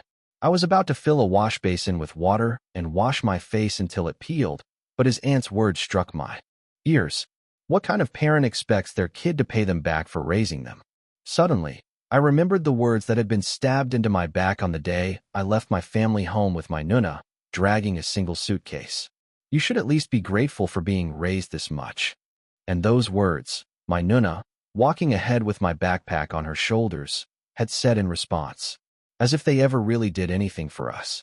The entire time we were going to the bus stop, my Nuna had urged me to never feel sorry for those people, no matter what happened to them, that it was something she would handle by herself, and not a problem for me to worry about, to live as if I had no family. Who did my Nuna mean by handling it herself? Mom and Dad? Or was it, by any chance, Nuna herself? Splashing cold water on my face cleared some of the miscellaneous thoughts. Instead, my face was tingling. My face in the mirror had turned red from the cold. I still remembered Nuna's words as she looked back at me, who was dragging a suitcase. You're going through a lot on such a cold day. Maybe my Nuna saw my face exactly like this back then. My face, heading to a new house, completely frozen and red, because I didn't have a proper winter coat. Park Ji-woo and I lay side by side in the living room. When all the lights in the house were turned off, the surroundings became quiet, as if it had never been noisy at all. I turned on my phone, which I hadn't checked for a while because I'd been talking with the aunt and uncle. Messages had piled up in the group chat. Mental pillar Jong Songbin. What's everyone up to? King of cuteness Kong Kian. I'm talking with my mom and dad. 20-year-old metal marble Park Ji-woo. I'm about to go wash up. Iwal Hyung is chatting away.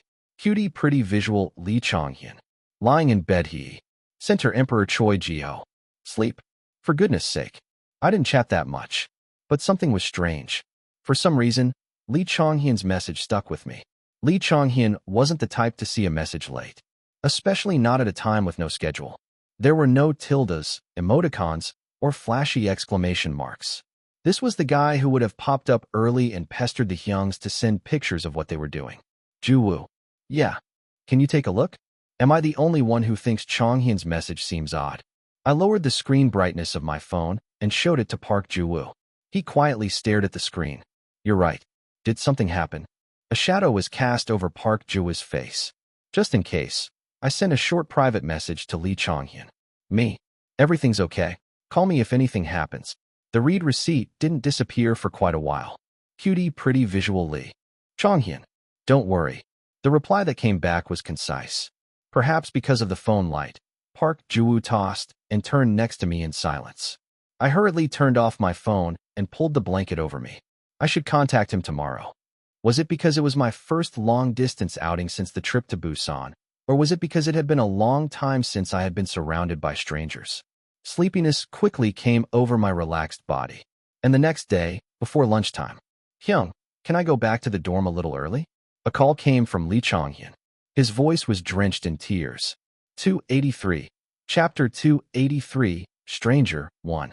Chonyoung stopped the car at the entrance of a large apartment complex with an unnecessarily long name. Lee Chonghyun smiled brightly, said his thanks, and closed the car door. Lee Chonghyun looked up at the forest of apartment buildings, which were easily over 30 stories tall. From the moment he entered the gate, his heart felt stifled. Even after taking a deep breath, the tightness in his chest didn't go away. Each step was heavy. The soles of his shoes felt sticky, as if they had touched a giant mousetrap. However, Lee Chonghyun's apartment was too close to the entrance for him to stall the time, and as you would expect from an expensive apartment, the elevator was fast. I'm home. His memory was far too good to have forgotten the password. As far as he could remember, nothing in the apartment had changed since they first moved in. Not the layout, not the items. Every choice had been made carefully from the start. Once something was decided, it stayed that way. Money was spent generously to save time, and that time was to be used for more valuable things. Valuable thing meant something that could prove one's competence among people. In other words, achieving something through competition. This unspoken rule had not changed from the past until now. Rather, it had become even more solid. Lee Chong-hyun fiddled with a frame hanging on the wall. Awards in all sorts of languages were fitted in, perfectly aligned. In a small glass cabinet next to it, Lee Chong-hyun's concours trophies were displayed. His achievements at home ended with those. Not that I expected anything. Lee Chong-hyun imagined inserting the small trophy he had received from a music show among the trophies in the glass display case. The thought alone was so funny that he let out a dry laugh. What's this? Before he could even set his bag down, a provocation was thrown at him. Hey, why are you here? It's vacation. Lee Chong-hyun put his bag down with his back to his dongsing. You still crawl back just because it's your home. Just like the furniture and certificates, the mockery hadn't changed. Why was this brat even at home at this hour? Shouldn't he be off studying at one of those fancy academies he loved so much? Still running around, pretending to be an idol? The mocking voice loitered in front of the door. Lee Chong-hyun didn't answer. It was easier that way. Pathetic piece of sh*t. After throwing the harsh words, the footsteps headed towards the kitchen. Lee Chong-hyun swept his hair up. His vision was filled with books packed tightly on a bookshelf that reached the ceiling. There was nothing in here that Lee Chong-hyun liked. I want to go home. At least for Lee Chong-hyun, this place was not home. They say that everyone gets 3 chances in life. When Lee Chong-hyun was very young, someone who was an older relative patted Lee Chong-hyun's head and said this. Chong-hyun, you've already had your first chance. You were born to good parents. Indeed, Lee Chong-hyun grew up without knowing hardship. Before he could even feel the need for something, Lee Chong-hyun already had everything. If there was anything Lee Chong-hyun lacked, it would have been the experience of lacking itself. Furthermore, Lee Chong-hyun was sharp. When he was given something and solved it, he was praised. The praise felt good, so he kept solving more. The more he solved, the more problems he was given. Lee Chong-hyun didn't mind. Because solving problems was fun. Because studying was enjoyable. However, the academic fields that Lee Chong-hyun could reach were limited. That became clear the moment Lee Chong-hyun realized that there were various types of academia. Applied mathematics, numerology, physics, chemistry, economics. These were studies that were good for Lee Chong-hyun to learn. Astronomy, literature, aquatic biology, library, and information science. These were not permitted for Lee Chong-hyun. He still remembered the answer he got when he asked, "What's the difference between the two? Do you think you can win a Nobel Prize by doing things like that?" Literature field is a perfect way to starve. When an acquaintance asked if he was by any chance interested in that sort of thing, his mother had answered nonchalantly. Chong-hyun is not the kind of child to be interested in such things. He's a born science student. The conversation ended there. The next morning, Lee Chong-hyun woke up to find that a few books from his bookshelf were missing. People who lived well also needed hobbies that created a quality life. So Lee Chong-hyun's family went to a concert together for the first time in a long while. His mother had laughed, saying that he had come when he was very young, so he wouldn't remember. "Mom, I remember everything." His older brother said that, and their mother praised him, impressed that he remembered. At that time, Lee Chong-hyun's siblings were thirsty for praise. "I remember, too," including Lee Chong-hyun. His mother and father dismissed Lee Chong-hyun's words as a child's lie to get attention. They only gave a perfunctory response, saying that their Chong-hyun was amazing too. And when the concert ended, "Dad, what is it? Does the performance change when the conductor changes?" Lee Chong-hyun asked what he had been curious about throughout the hours-long concert. "There's a framework called a musical score, so why does the tone change when the conductor changes? Does the conductor not just keep the beat, but also interpret?" "Our Chong-hyun, why are you curious about that?" his father asked as he set him down from his arms. Lee Chong-hyun's answer was simple. The performers hardly changed, but the way they used dynamics was different. Lee Chong-hyun's parents checked to see if they had indeed seen a performance by the same orchestra a few years ago. The two of them, then and now, wanted to enjoy the best cultural life. Therefore, the orchestra that held the concert then and now had to be the same. And the two of them came to see the articles that came up while searching for the orchestra. 20XX Vienna Philharmonic Korean Performance. Conducted by Stein Lebert. Stein Lebert retires after final performance in the UK. 20XX Vienna Philharmonic finally in Korea with new conductor. They were uncharacteristically flustered. There. Child was certainly sharp, but so was his older brother. Still, Lee Chonghyun was only 9 years old, too young to dismiss as merely a bit smart. So when Chonghyun turned 11 and boldly declared he wanted to pursue music, their reluctant permission was likely influenced in large part by this moment. Lee Soo-hoon, the eldest son of the Lee family, was smart. He followed the standard path of an elite, and in middle school, he was evaluated as being able to enter a gifted high school without any difficulty. In fact, he did get accepted into a gifted high school with confidence, and he continued to perform well there. The second son, Lee Chonghyun, had shown talent from a young age. Though he faced strong opposition, he was eventually allowed to pursue the detour of piano, thanks to Soon's lack of interest in anything besides academics. But perhaps it was because the intelligence of the third son, Lee Kangmyong, fell slightly short of their parents' expectations. Though Kangmyong was also talented and diligent, it was only Chonghyun who was forced to not give up either music or studies. Despite being brothers, the feelings they held toward one another weren't exactly warm, and yet, like strangers, they were all subjected to the same expectations. And so, the three of them grew up without knowing how to care for each other. Around that time, a new wind blew for Lee Chonghyun out of his parents' sight. I'm Kang Kyeon, majoring in Korean dance. An unknown classmate had knocked on the door of Lee Chonghyun's classroom, holding an unimaginable option. Are you interested in being an idol? This became the catalyst that shook Lee Chonghyun's foundation. So much so that Lee Chonghyun even asked the boy in front of him if he had really come to see him. You're asking me? Aren't you Lee Chonghyun? I am sure of it. How did you know me? I saw the recital. Kang Kyeon, who said he had seen the recital held at the school every year, just handed over his phone number due to the short break time and returned to his classroom. Me? I'm not a composition major though. Kang Kyeon, Korean dance. I know. Me. Then why did you ask if I was interested in being an idol? Are you a trainee or something? Kang Kyeon, Korean dance. I am a trainee. Is it rude to suggest a different path to someone who has a major? Sorry.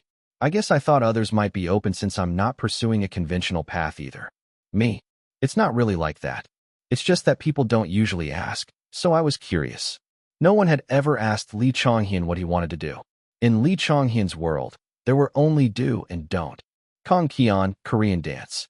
Because you received the most bouquets at the recital. Me. What? Not even the performance was good. Just because he received the most bouquets? Just as the budding interest was about to cool down, Kang Kyeon's reply arrived. Kang Kyeon, Korean dance. It means you have a lot of friends. Being loved by others is a talent. Lee Chonghyun stared blankly at the screen.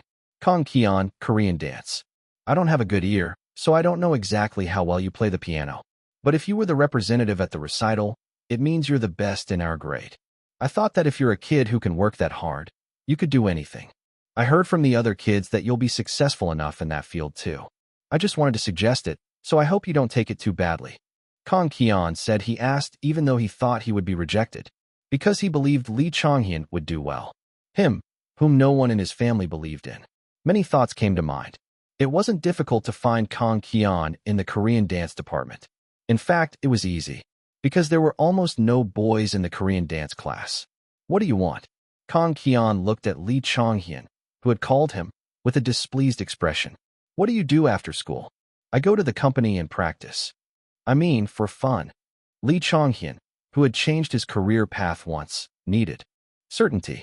Certainty about whether it was okay to walk a different path again, because he had only ever changed his mind without achieving anything. So for a few days, Lee Chonghyun followed Kang Kyeon around.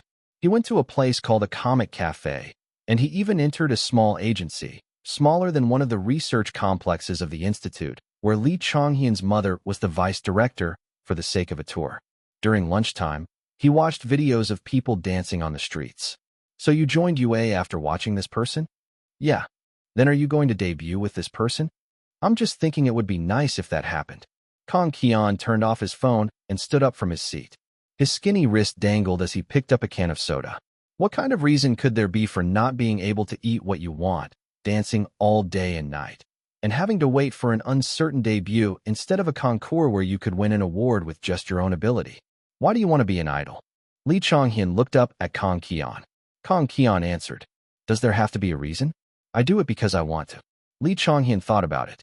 Whether the piano was really the final destination of the music he wanted to do. And he belatedly remembered that the piano was a compromise between him and his family. Kang Keon had essentially relit Lee Chong-hyun's broken fuse. Lee Chong-hyun believed this was the second chance in his life. So for the first time, he tried to rebel. He used every means he could to persuade them. As the old saying goes, there were no parents who could win against a child who went on a hunger strike, refused to go to school, and cried and screamed every day. Instead, Lee Chong-hyun was no longer a member of this household. To a family for whom the gazes of others were as important as their own lives, Lee Chong-hyun's deviation was an unforgivable act. Conversely, appearing as a normal family to others was also important. So Lee Chong-hyun couldn't completely distance himself from his home either. It was a cruel thing. 284. Chapter 284, Stranger, 2. Thud. The bedroom door opened. Hey, come out. Lee Chong-hyun, who was lying in bed, checked the time at his younger sibling's words. It was 6:30 p.m. Staggering to the dining room, he saw his father and older brother sitting there. The table was set for dinner, likely prepared by the housekeeper before she left. Seeing that his mother was absent, he could only guess that she was on a business trip or working late. I'm home. Why are you greeting me only now? His father's low voice reprimanded Lee Chong-hyun. Lee Chong-hyun sat down with an apology. The meal was quiet. Only the sounds of clinking dishes could be heard. Lee Chong-hyun wished he could just pass out. The food wouldn't go down his throat. The rule that he couldn't leave the table freely was the only thing keeping him in place, and it was agonizing. Just as he was forcing himself to at least pretend to use his chopsticks, someone put down their spoon with a clatter. His father was looking at him. Lee Chong-hyun. Yes. How long are you going to do this idle thing? His voice was indifferent yet sharp. Then he threw something onto the table. It clattered violently, dishes clinking and breaking. The table was a mess in seconds. The screen of the thrown phone was shattered. On the cracked screen, a fan cam of Spark's irregular stage was visible. Lee Chong-hyun glared at his younger brother. His father wasn't the type to look something like that up on his own. Did you make a big fuss about becoming an idol just to go around doing this? Aren't you ashamed to be parading your face around like this? Of course, he wasn't ashamed. For that one stage, Lee Chong-hyun had arranged the music to death and practiced, squeezing out time he didn't have. And yet his family called this embarrassing. Because Lee Chong-hyun danced with fluid lines, wore a pink outfit with a cute hat, and winked at the camera. He didn't even think. Of all things, they had to see irregular. His father would have been angry no matter what he saw, and Lee Chong-hyun would have become one of three things: embarrassing, pathetic, or empty-headed. Lee Chong-hyun said nothing. He knew best that talking to a wall was meaningless. You skipped your finals to do this? Did you not feel any guilt sending that kind of report card home? Don't you feel sorry for your parents? His brothers left the table first. Only Lee Chong-hyun couldn't leave the table, where the side dish soup was dripping. You're a senior now. You have less than 10 months until the college entrance exam. The warning pressed down on Lee Chong-hyun like a heavyweight. This is your last chance to undo a wrong choice. With your brain, it's not too late if you come to your senses now. With those words, Lee Chong-hyun was truly left alone. No one cared about things like broken dishes. Everyone just assumed the housekeeper would naturally clean it up when she came tomorrow. Lee Chong-hyun cleaned the table by himself, and he wiped the table clean, as if wiping a stain from his heart. The bed he lay down in after getting ready for sleep was uncomfortable. The bleak air was cold. He missed his room at the dorm, which was full of his things. Wondering what the members were up to, he looked at the group chat, and messages had already piled up. Lee Chong-hyun also sent a message late. Then, Kim Yiwol immediately sent a private message. A preview appeared on his lock screen. Our eldest Hyung. Everything's okay. Call me if anything happens. Unable to take his eyes off the pop-up message, Lee Chong-hyun couldn't even think to reply and just stared at the preview. His eyes opened at the crack of dawn. Lee Chong-hyun washed up early. Then he sat on his bed and waited for all his family members to leave. He sighed in the pre-sunrise darkness. I woke up too early. It couldn't be helped as he had tossed and turned all night. He wanted his daily life to begin at hours where he wouldn't have to clash with his family. It was then. He heard the sound of the door lock opening. Did Mom just get here? Lee Chong-hyun quickly pulled the blanket over his head and lay down. He was already distraught, and he didn't know what he would hear if he ran into his mother. He could hear his mother and father's conversation beyond the door. "You're just getting here?" "Yeah, I'll get some sleep and then head out again." "Didn't you say you were going somewhere in the afternoon?" "A seminar, but I'll be back in the evening." It was a normal conversation. Lee Chonghyun liked this kind of peace. "Did you have a good talk with Chonghyun?" He just kept his mouth shut. Hard to talk when the other person won't say anything. He's 19 and still can't get a grip. But the fact that he was always the one who ruined that peace, that was what hurt Lee Chonghyun the most. He failed to sneak out while his family was out. He even had to have breakfast with his entire family. The table, with all 5 chairs filled, was more uncomfortable than yesterday. It was his mother's voice that broke the long silence. "Lee Chonghyun, I heard you had a little talk with your father yesterday. Could you even call that a talk?" Maybe once, it might have been considered normal, but not anymore. To be precise, he knew after seeing Kim Yiwol. Because Kim Yiwol always tried to prevent his dongsangs from being in such situations. "Yes." Lee Chonghyun forced himself to answer. "Have you thought about it?" "About what?" "Your father must have told you that it's time to seriously start studying." His head was blank. Lee Chonghyun stammered. "Are you telling me to quit being an idol? How long were you planning to keep doing something only little kids dream of?" His ears rang as if vibrating. His mother's gaze was sharp enough to pierce through Lee Chonghyun. A wave of emptiness spilled from the gash in his heart. He had worked so hard since debut. He'd been exhausted, overwhelmed, but happy when the results came in. Not once had writing music ever felt anything but joyful. Every moment with the others had been precious. Even when a friend battled mental illness or his Hyung struggled, he gave everything he had to help them through. Even when he was happy throughout all their activities, he'd still felt the pressure. He feared being told he was useless if they didn't earn money. So on the day they finally received payment, he'd barely managed to exhale in relief. Back then, he'd felt not joy, but relief. He knew he'd be criticized for flunking tests, but he wanted to show them that at least in his field, he was doing just fine. But now, everything he had built with such sincerity was being dismissed as a childish phase to be tolerated. Lee Chonghyun shot up from his seat. Leaving behind a voice asking what he thought he was doing, he went into his room and shoved the charger he had brought from the dorm into his bag. "Who do you think you are, getting up in the middle of a meal? I knew you wouldn't understand. So I wasn't expecting anything. What makes you think you have the right to talk back? Besides studying, is there anything you've ever said I was good at?" His family members came running. Everyone stood behind his mother. There was no one by Lee Chonghyun's side.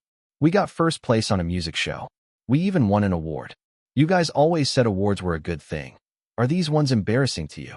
His sorrow overflowed, not knowing how to stop. "I stayed quiet because I figured it came from concern. You must be worried about your child throwing his life away on an uncertain future. You must want him to walk only on a solid path. So I just listened and moved on. And you're still acting like this? You think we're worrying just to watch you suffer? I don't want to live like that." Lee Chonghyun shouted. "You were the ones who chose piano for me. From the start, I never had a say in what instrument I played. Even when I won competitions, you called me a stubborn brat. You said if I didn't win an international prize by 25, I had to quit everything. So we let you become an idol. Among Suhoon and Kang Myong, has anyone else lived chasing what they want like you? So now that the grace period is over, you're telling me to quit? When I think of this as my profession, are idols even recognized as a proper profession in society?" He was at a loss for words. A passage from a book he had read on a sleepless night, and in a car where his thoughts had grown heavy came to mind. What had taken the rabbit from him? Why had they forbidden him to fish and to take walks? After reading the end of that book, Lee Chonghyun had felt endlessly empty. Lee Chonghyun didn't want to become like that. "Mom, Tears flowed. Lee Chonghyun squeezed out the last of his energy to speak, wiping his tears. "I don't want to be recognized by society. I want to do what I love. I'm not doing something that harms others." Tears fell to the floor in drops. Cold words fell on Lee Chonghyun's bowed head. "Then leave. Honey, if you're going to live however you want, then leave. But leave behind everything you bought with the money your mom and dad earned." It hurt as if his chest was being gouged out. "If you can't appreciate the blessed life you've had, then I'm done caring." At those words, Lee Chonghyun opened the bottom drawer of his dresser. A cheap, tangerine-colored pouch, unbefitting of the luxurious house, revealed itself. Didn't I tell you? Leave everything behind. I will leave everything behind. Lee Chong-hyun opened his bag and shoved the charger he had packed into his pants pocket. He threw the bag straight into the trash can. He also took off the cardigan he was wearing and threw it on the bed. But I bought this. I bought it with the prize money I won from a water rocket competition. There was no lesson on how to make a water rocket in the online lectures you signed me up for, and Dad didn't drive me to the competition venue. I did it all myself. Lee Chong-hyun's hand, clutching the pouch, tightened. I don't need anything else. Lee Chong-hyun stormed out of the room. The entire time he was heading down the hallway to the front door, no one stopped him. A familiar outer coat fell on Lee Chong-hyun's shoulder as he was putting on his shoes. Lee Kang-myung was looking down at him. You've become a beggar, so at least take a piece of clothing with you. Get lost. Lee Chong-hyun flung the coat away. The coat fell to the floor limply. Lee Kang-myung sneered. If it were me, no way in hell I'd live like that. Getting cursed out online every day, having to manage your image. What's fun about that? Then are you happy living like that? Lee Chong-hyun asked with bloodshot eyes. Lee Kang-myung smiled brightly. Of course. Normally, Lee Chong-hyun would have gotten up and left at this point. Instead, Lee Chong-hyun chose to look his younger brother straight in the eye. Yeah, I bet. What? You failed the entrance exam for the gifted high school. At Lee Chong-hyun's provocation, Lee Kang-myung's eyes flashed. It would have been a sight to see if I had gone to the gifted high school too. Then, among us, you would have been the only one treated like a dunce who couldn't get into the gifted high school. Are you done talking? No? I should probably also say that acting all smug just because you found a half-decent backup school is pretty childish. You couldn't even get in.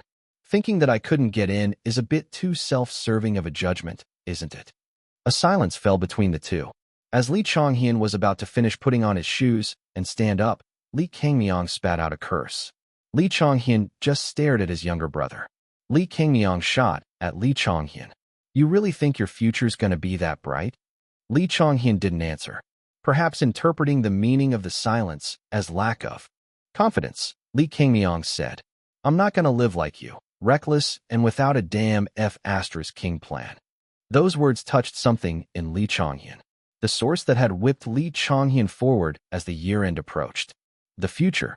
Tears still streamed down Lee Chong-hyun's face, but his eyes gleamed with a sharp, cold light. How can you talk about the future so confidently, when you don't even know if you'll be alive tomorrow? The day Kang Ki-on announced his hiatus, Lee Chong-hyun feared he might never return to the stage. When Kim Yiwol was hospitalized twice due to unexpected accidents, he wondered if he'd ever see his young again. The reason Lee Chong-hyun had pushed himself to the brink. The reason he had written songs like a machine in a small studio, recalling the sea Kim Yiwol had taken him to, even though creation wasn't something that just happened by sitting there.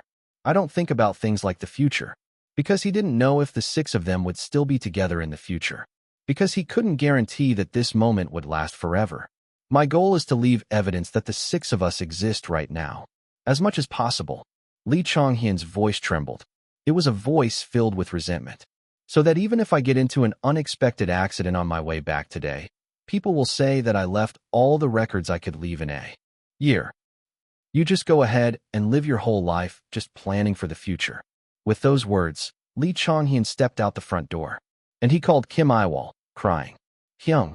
His face was wet, but he had no time to wipe it.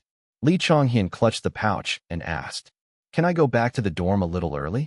Lee Chong-hyun needed a place to rest. Hermann Hesse, Beneath the Wheel. Translated by Lee Soon-hak, Seoul. Mir Book Company, 2023, page 133. 285, Chapter 285, Stranger 3. Park Ju-woo and I returned to Seoul in no time, riding in a car driven by his uncle. On the way, a system notification popped up saying that the KPI had been achieved, but I didn't even get a chance to check it. It seemed to be thanks to the year-end performance and other such factors, but there was simply no time to confirm. At the dorm we arrived at, Lee Chong-hyun, his eyes swollen like steamed manju buns, was lying on the living room sofa. What? I thought you were coming the day after tomorrow. Lee Chong-hyun jumped up in surprise. Does it look like I could wait until tomorrow? Chong-hyun, are you okay? Seeing Lee Chong-hyun's eyes, Park Ju-woo hurriedly wrapped 2 spoons in plastic wrap and put them in the freezer. What happened? How did you get to the dorm?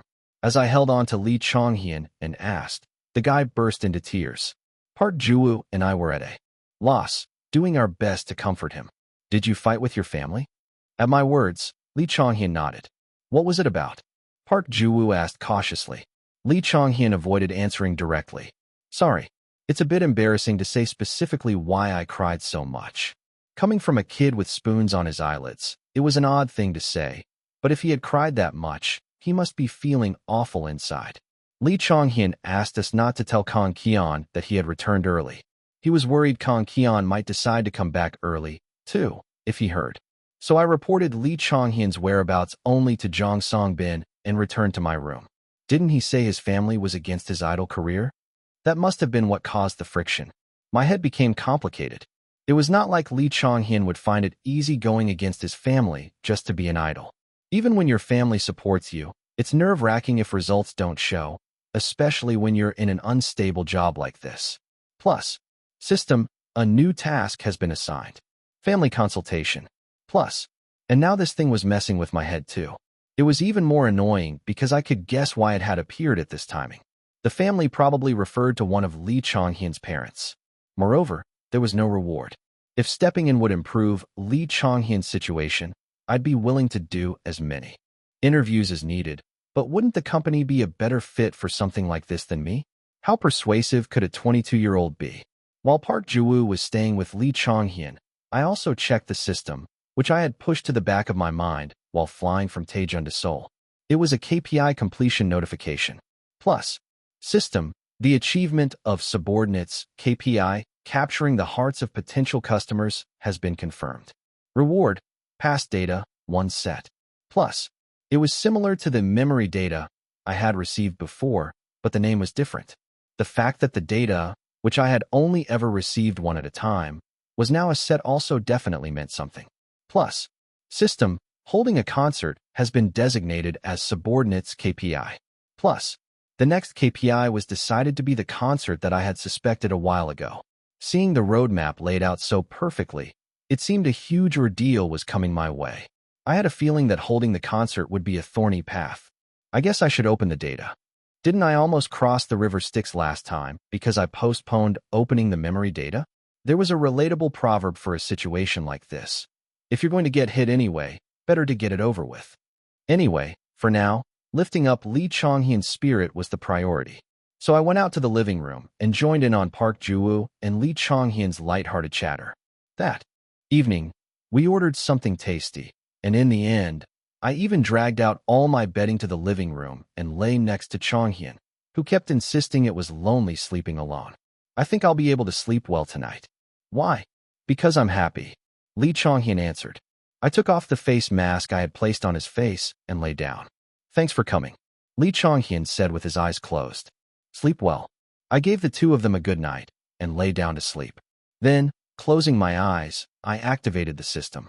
With the message that the past data was being played, I felt my body float up. An exceptionally striking middle-aged man sat by the window seat of a cafe. There were hardly any people around. The only background sound was soft classical music. I, judging by the circumstances, seemed to be looking down at the cafe from the perspective of a wallpaper, a wall clock, or one of those small rubber trees you commonly find in cafes. At that moment, a familiar head popped up at my feet. The back of the head and hairstyle clearly looked like Jong Sung-bin, but something felt different. His shoulders were slightly hunched inward, and he kept turning his head anxiously, as if checking his surroundings. The person presumed to be Jong Sung-bin hesitated before approaching the middle-aged man. Jong Sung-bin. Yes, hello. Jong Sung-bin greeted him with his head slightly lowered. The man exchanged a few words with Jong Sung-bin and then raised his hand to call an employee. It must have been a high-end cafe, as a waiter came to take their order. The opening was concise. I've heard a lot about you from Chong-hyun. The man's gaze was on Jong Sung-bin. However, Jong Sung-bin couldn't seem to lift his head. Judging by his face and tone, he seemed to be Lee Chong-hyun's father. Was it hard for Jong Sung-bin because he was a member's parent? But then again, Jong Sung-bin hadn't found it difficult with Kang Keon's parents or Park Ju-woo's aunt. But why is he so intimidated? No one tried to break the awkward atmosphere. The distance between the two remained until Jang Songbin's coffee arrived. When Jang Songbin barely took a sip of the coffee that had taken a long time to arrive, the father spoke. Chonghyun talks about you a lot. He says you're a good hyung and that he trusts and follows you a lot. It was a compliment, but the father's expression was stiff. He didn't look like he was about to say anything nice. Songbin, I won't beat around the bush. The father clasped his hands together. I'd like you to persuade Chonghyun for me. Persuade? Persuade him of what? Don't tell me he's asking him to convince Lee Chonghyun to quit Spark. Hasn't he been watching too many weekend dramas? I, too, had imagined being doused with water by Jang Songbin's mother. But that was only in imagination. Such things rarely happened in reality. On the other hand, what I was seeing was past data. It was a scene that didn't exist in my memory, but one that had actually happened in the past. So this man, while past his youth, had resorted to childish intimidation in front of a teenager? Lee Chonghyun didn't leave Spark until before the disbandment. Seeing that, Jang Songbin must have managed to get through this situation appropriately. Is what I thought. Jang Songbin's shoulders trembled. His head was about to be buried in the floor, and his two hands were clasped together. It was only then that I understood. The reason why Jang Songbin couldn't smile in this atmosphere, which was so artificial it was laughable. In my opinion, I don't think you guys can succeed in this industry. If you've only been looking at this path since you were young, you might want to try more. I understand all of that. But Chonghyun is different.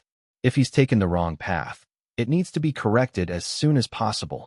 The Jang Songbin in front of me was not the Jang Songbin I knew, the one who had completely washed away the scars received from Jang Junho.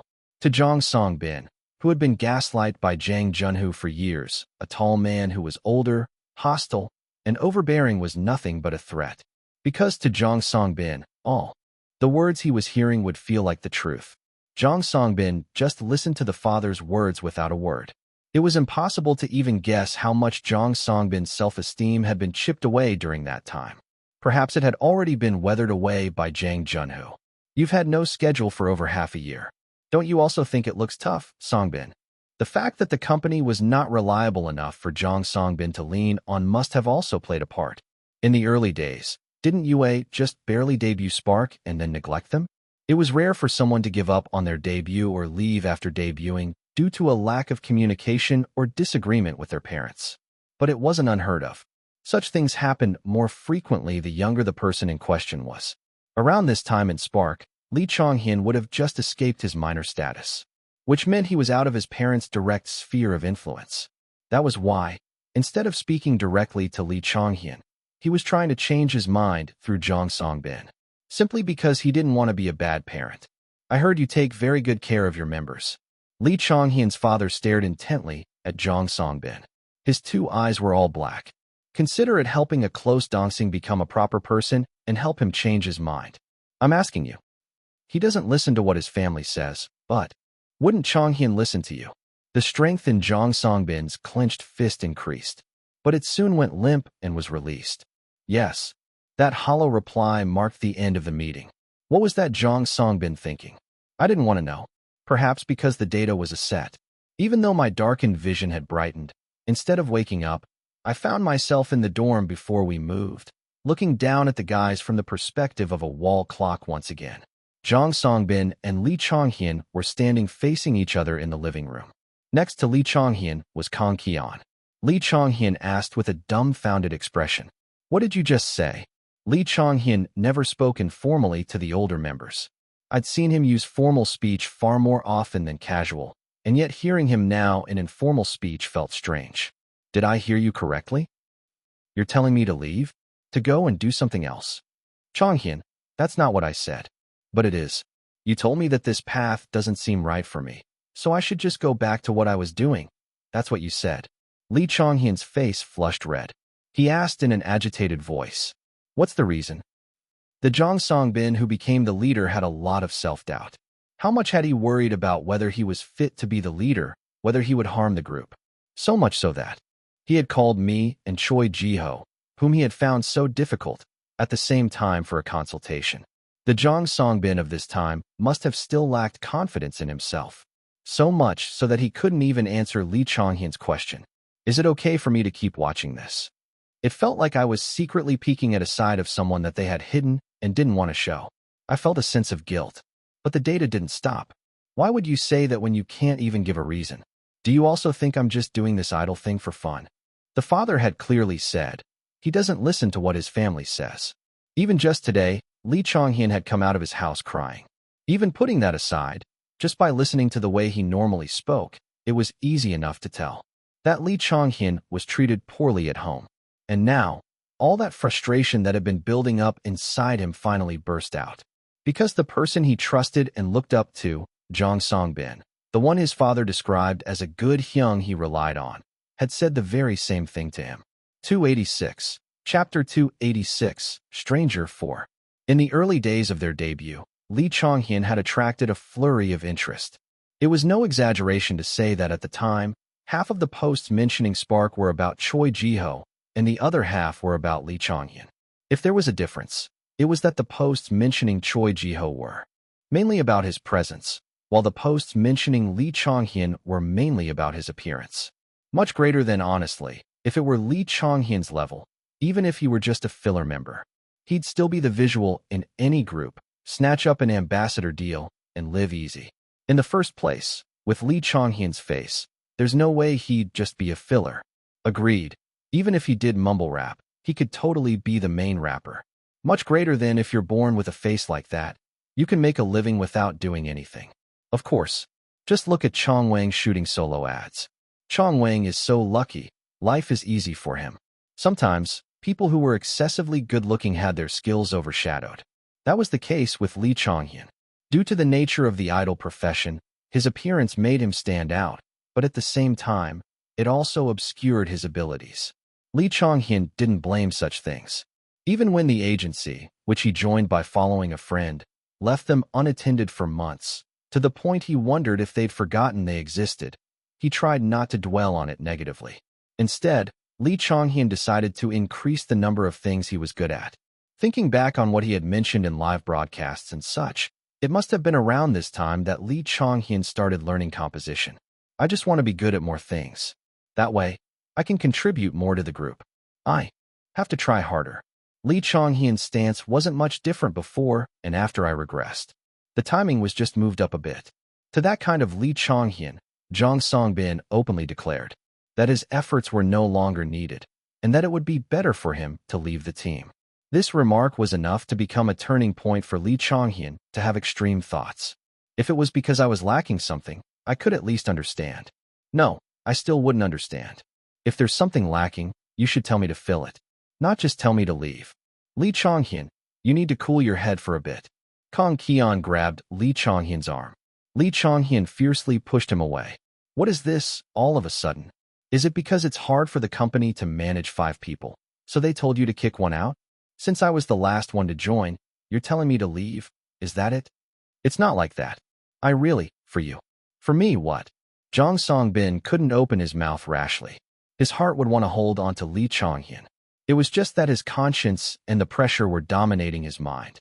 That was why, while taking on all the misunderstandings, he couldn't say that it was Lee Chong-hyun's father's fault. And Lee Chong-hyun was probably hurt by this attitude of his hyung. He must have wanted him to resolve the situation by saying things like, "It's a joke. It was a hidden camera." Even if he knew it wasn't, if there had just been a beat of hesitation, Lee Chong-hyun would have been able to have a calmer conversation. But Jong Song-bin missed the timing to soothe Lee Chong-hyun. Lee Chong-hyun's sorrow, which had been building up for years, exploded. If there's someone who has to leave, it should be the one with the least skill. In a very wrong way. Because they didn't know how to fight while staying true to the real issue. Because they had no experience of honestly expressing their hurt feelings as hurt.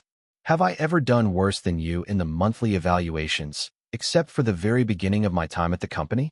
When we had a schedule, who went on the most variety shows? When your throat was in bad condition, who was the one who covered for you? Lee Chong-hyun. Kang Ki-on shouted at the screaming Lee Chong-hyun. Are you picking a fight with me now too? Kang Ki-on asked.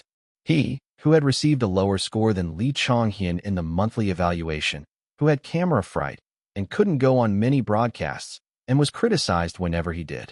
Kang Ki-on, who had injured his ankle not long after debuting and couldn't even dance properly during that short promotion period. Lee Chong-hyun's expression crumpled.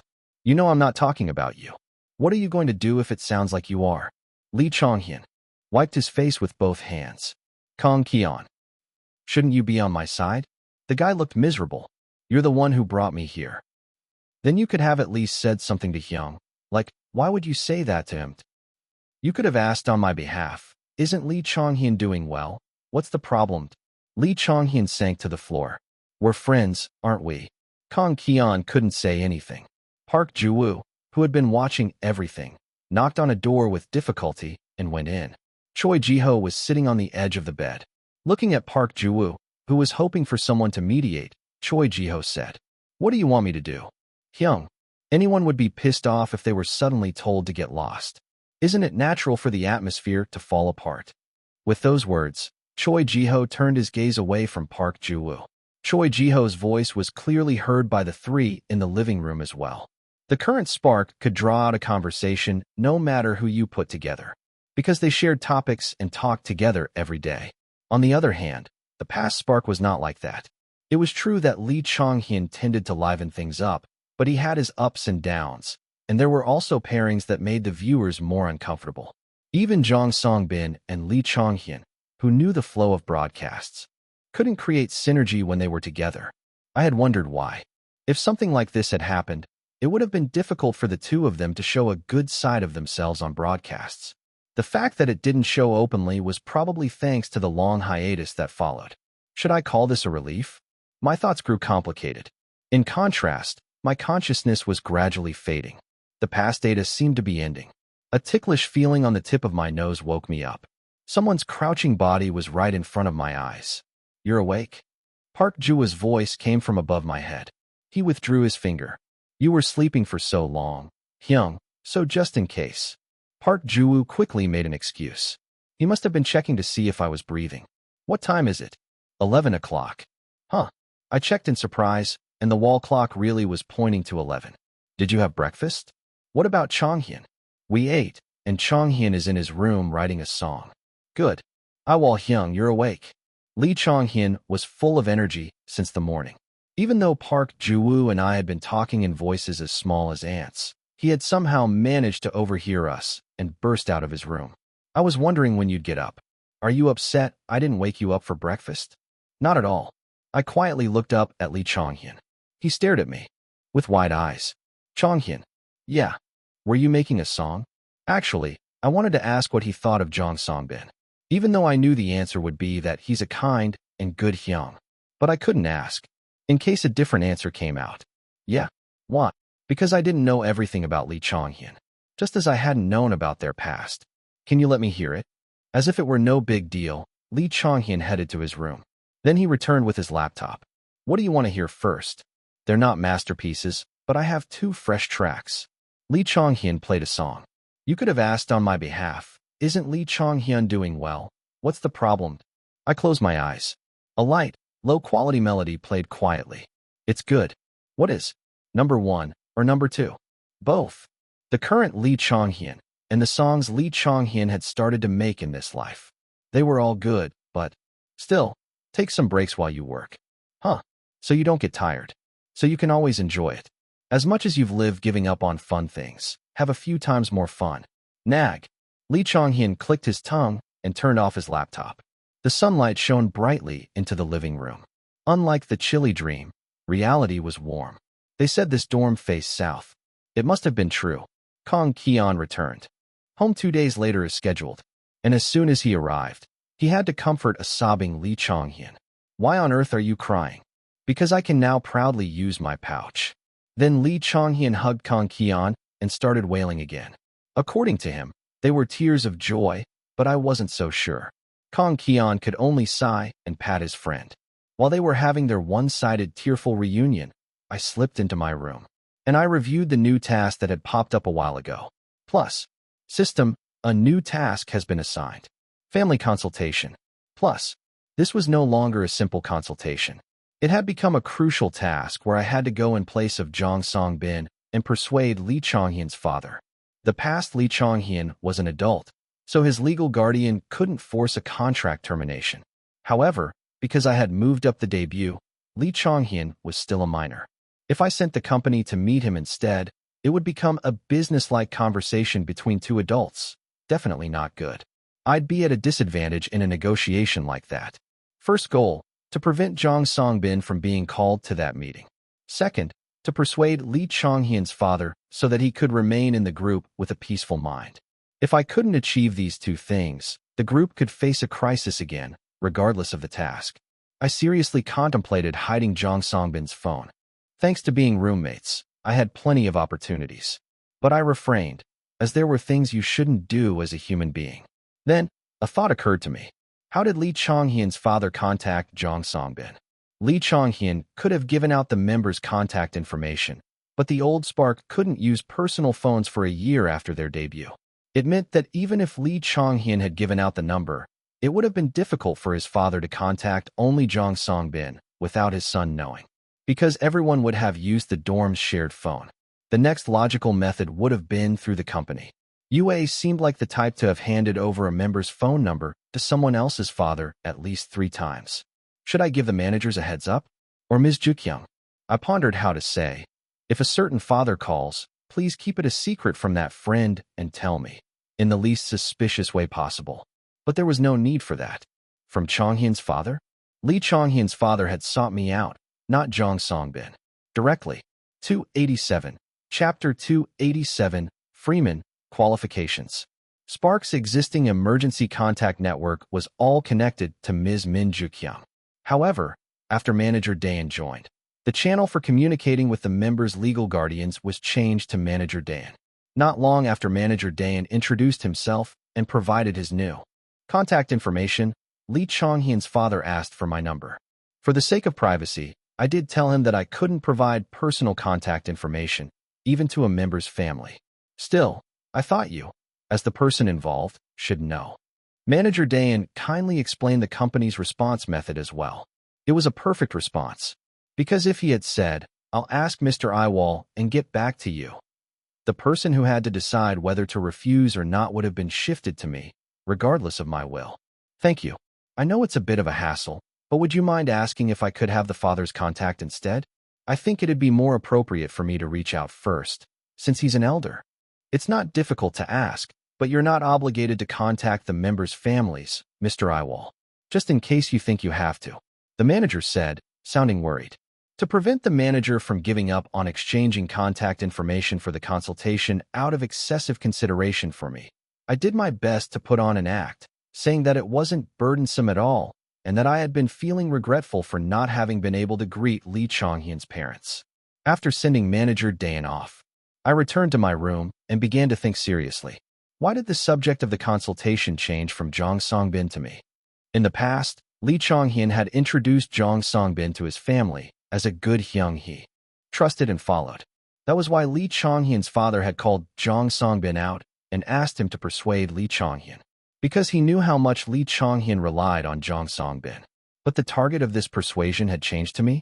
There was no doubt. That Lee Chonghyun punk, he was not showing it. But he must have some dissatisfaction with Jong Songbin and talked less about him to his family. Just look at the resentment the Lee Chonghyun in the past data had.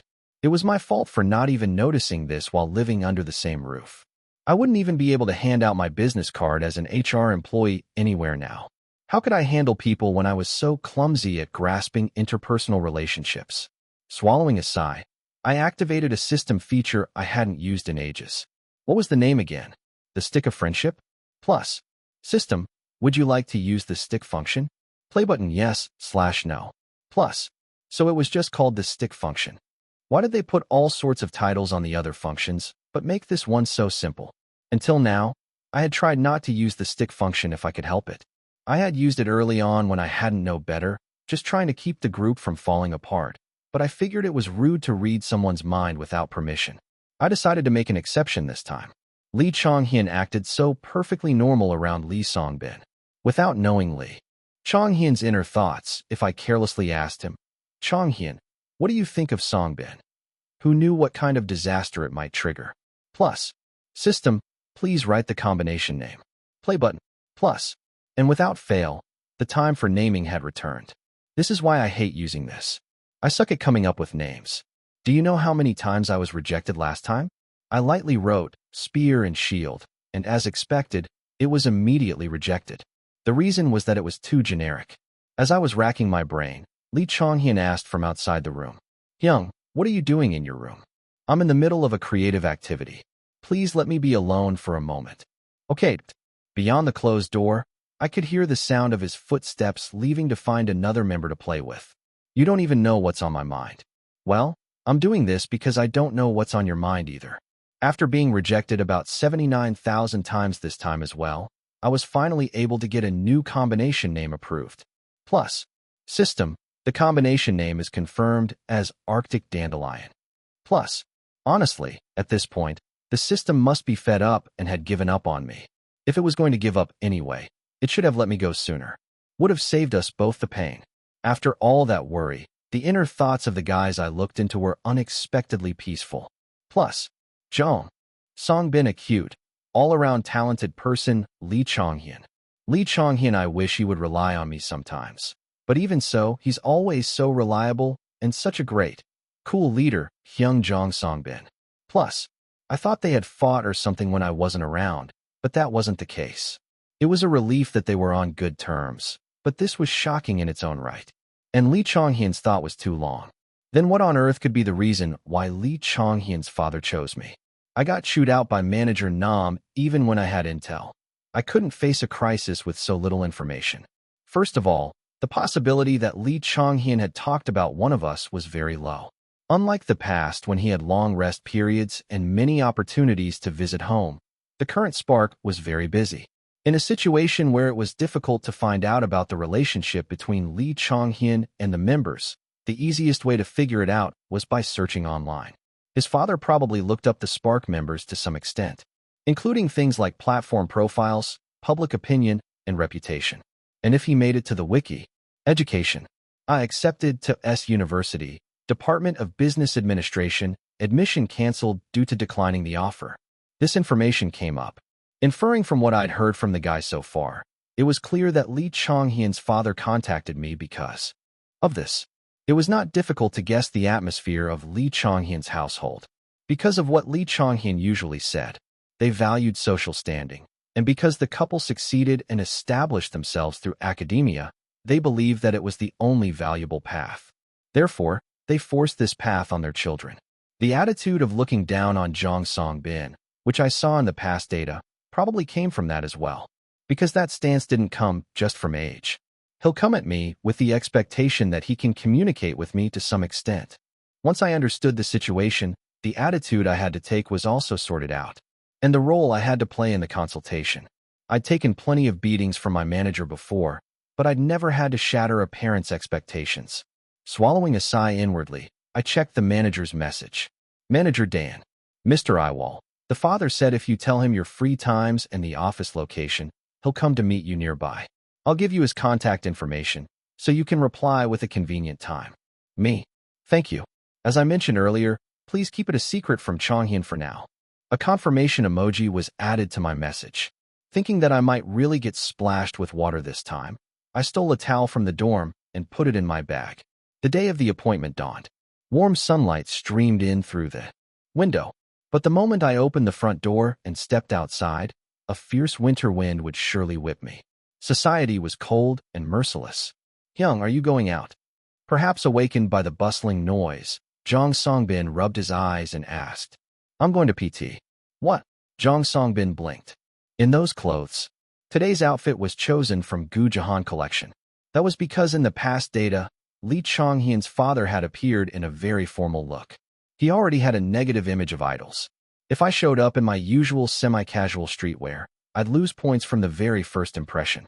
So I put on everything, from the shirt Mr. Gu Jahan bought me to the pants and coat Mr. Gu Jahan bought me. Shout out to Mr. Gu Jahan. I wish you success in your next work. I even slicked my hair back with Choi Jiho's wax. I couldn't ask to borrow it since the guy was in Gwangju, but since the wax was about to expire, I decided to just buy him a new one when I got back. Do I look weird? No. It's just the first time I've seen you go to a workout dressed like that, Hyung. Haha, look at this innocent lamb. He thinks PT just means working out. I had no intention of clarifying. If I did, he'd make a fuss. asking if I was going to work. I'll be back. I hurriedly rushed out of the dorm before Jong Songbin could ask anything more. The winter wind, as sharp as Lee Chonghyun's father's eyes, brushed against my face. Manager Dayan took me to the appointment location. I carefully set foot in a cafe with a solemn impression, one I had never been to before, yet was familiar. It wasn't unusual for events to shift when the subject changed. If the people or timeline changed, something was bound to be different. Nevertheless, Lee Chonghyun's father had chosen the same time and the same place as in the past. To a person like this, meeting his son's friend was just one of his daily tasks, which meant it was an event that had no room for change. If it were up to me, I would want his father to acknowledge and support his son, but a goal must be set clearly, within the realm of possibility, and without losing sight of what was most important. So I braced myself as I climbed the stairs, determined to gain his approval for Lee Chonghyun's career. In a quiet seat on the second floor, that person was waiting, just as the old Jong Songbin had faced him. An impeccable outfit, a sophisticated luxury watch without a single scratch, and an upright posture. Lee Chonghyun's father was the textbook image of a socially successful middle-aged man. "Hello, I'm Kim Yiwol, who works with Chonghyun." "Yes, have a seat." As I bowed, his father gestured for me to sit. The act of calling a waiter to have me order a drink was also the same as back then. If there was a difference, it was that unlike with Jong Songbin, he used polite language with me. An unnoticeable gaze scanned me from my head to my upper body. I pretended not to notice, smiled, and looked around the cafe. The atmosphere is really nice. It's my first time in a place like this. It's not a place for young people to come. Thanks to you, sir, I get to experience something new.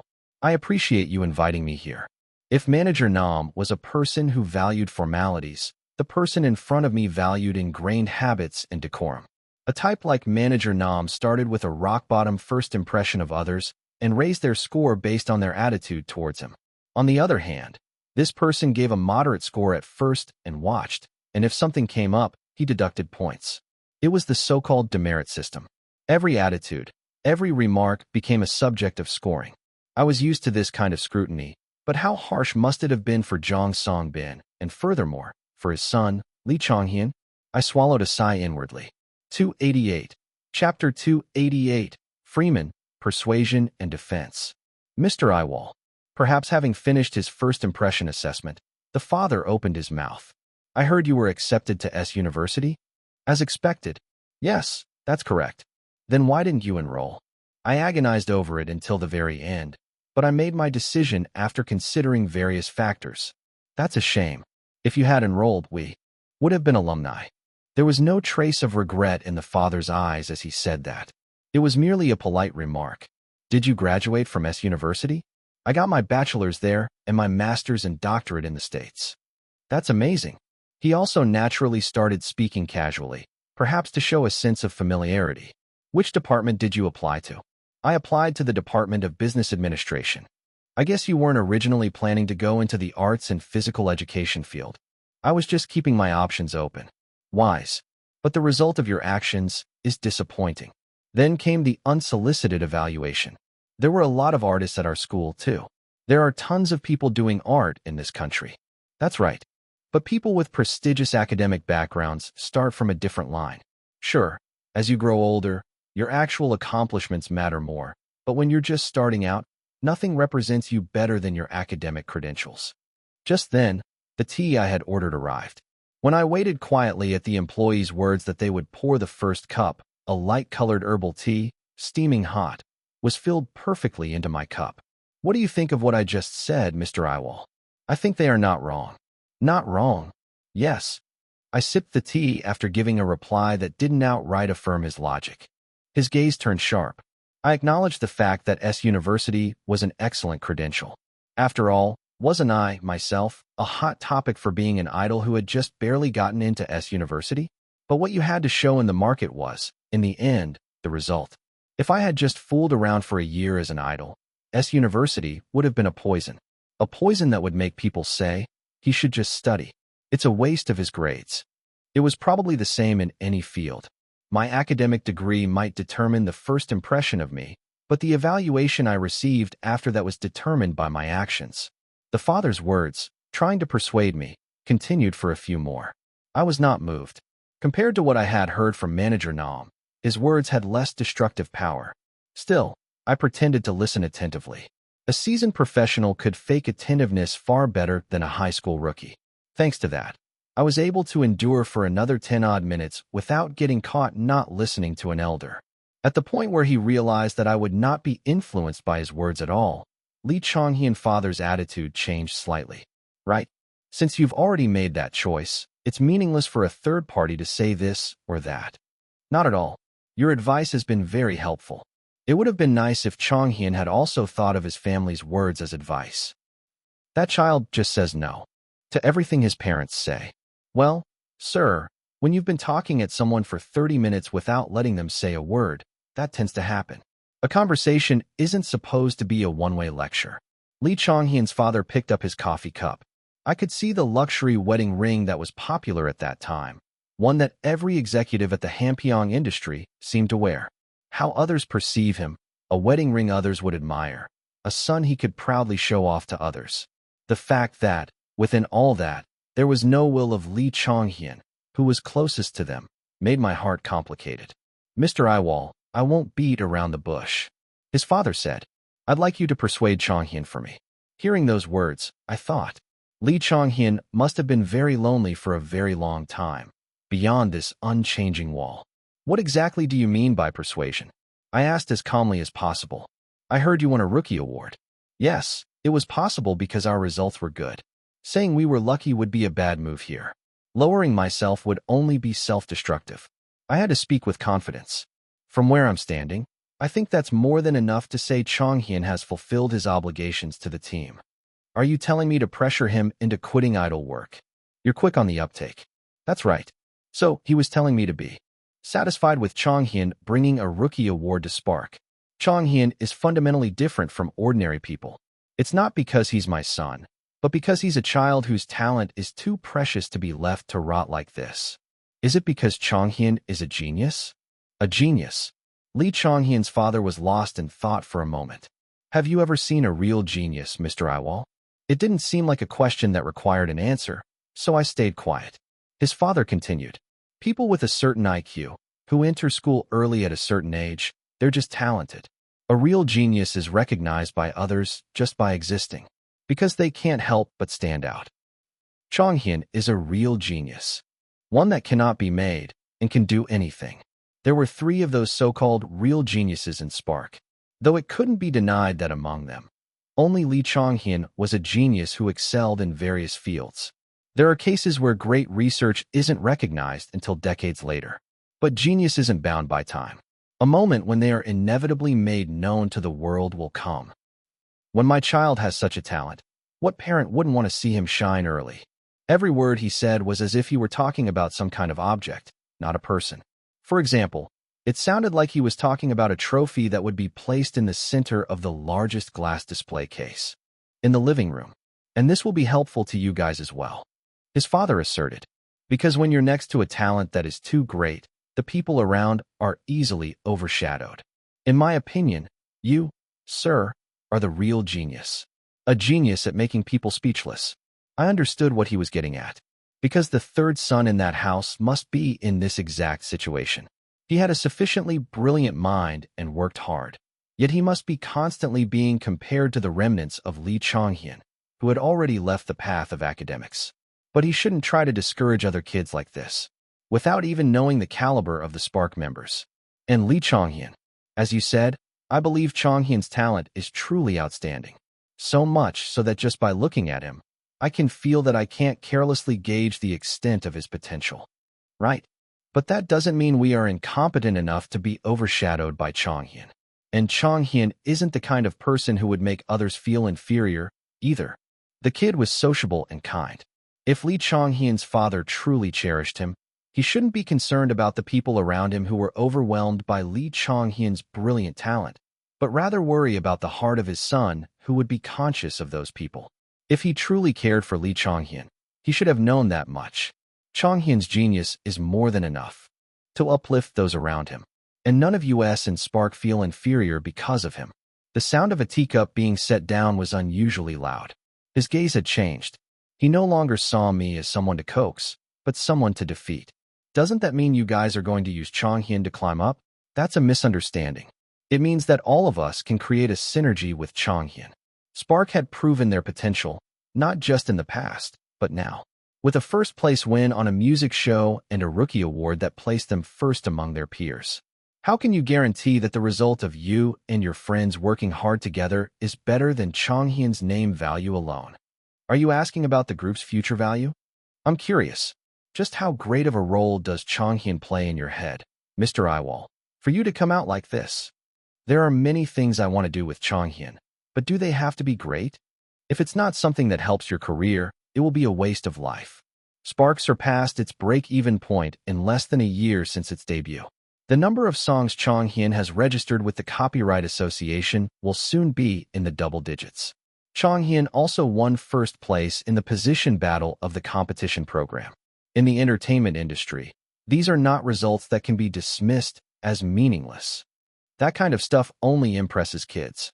Compared to research that targets only middle-aged specialists, isn't the fanbase for idols much larger? Lee Changhyun's father glared at me. But you were the one who disregarded this line of work first. Listening to you is so frustrating, really. Why an idol of all things? He let out a sigh as he muttered the words onto the table. Why an idol? A question that had made me think, too. Because it was the first thought I had when I was faced with the system telling me to debut as a boy group.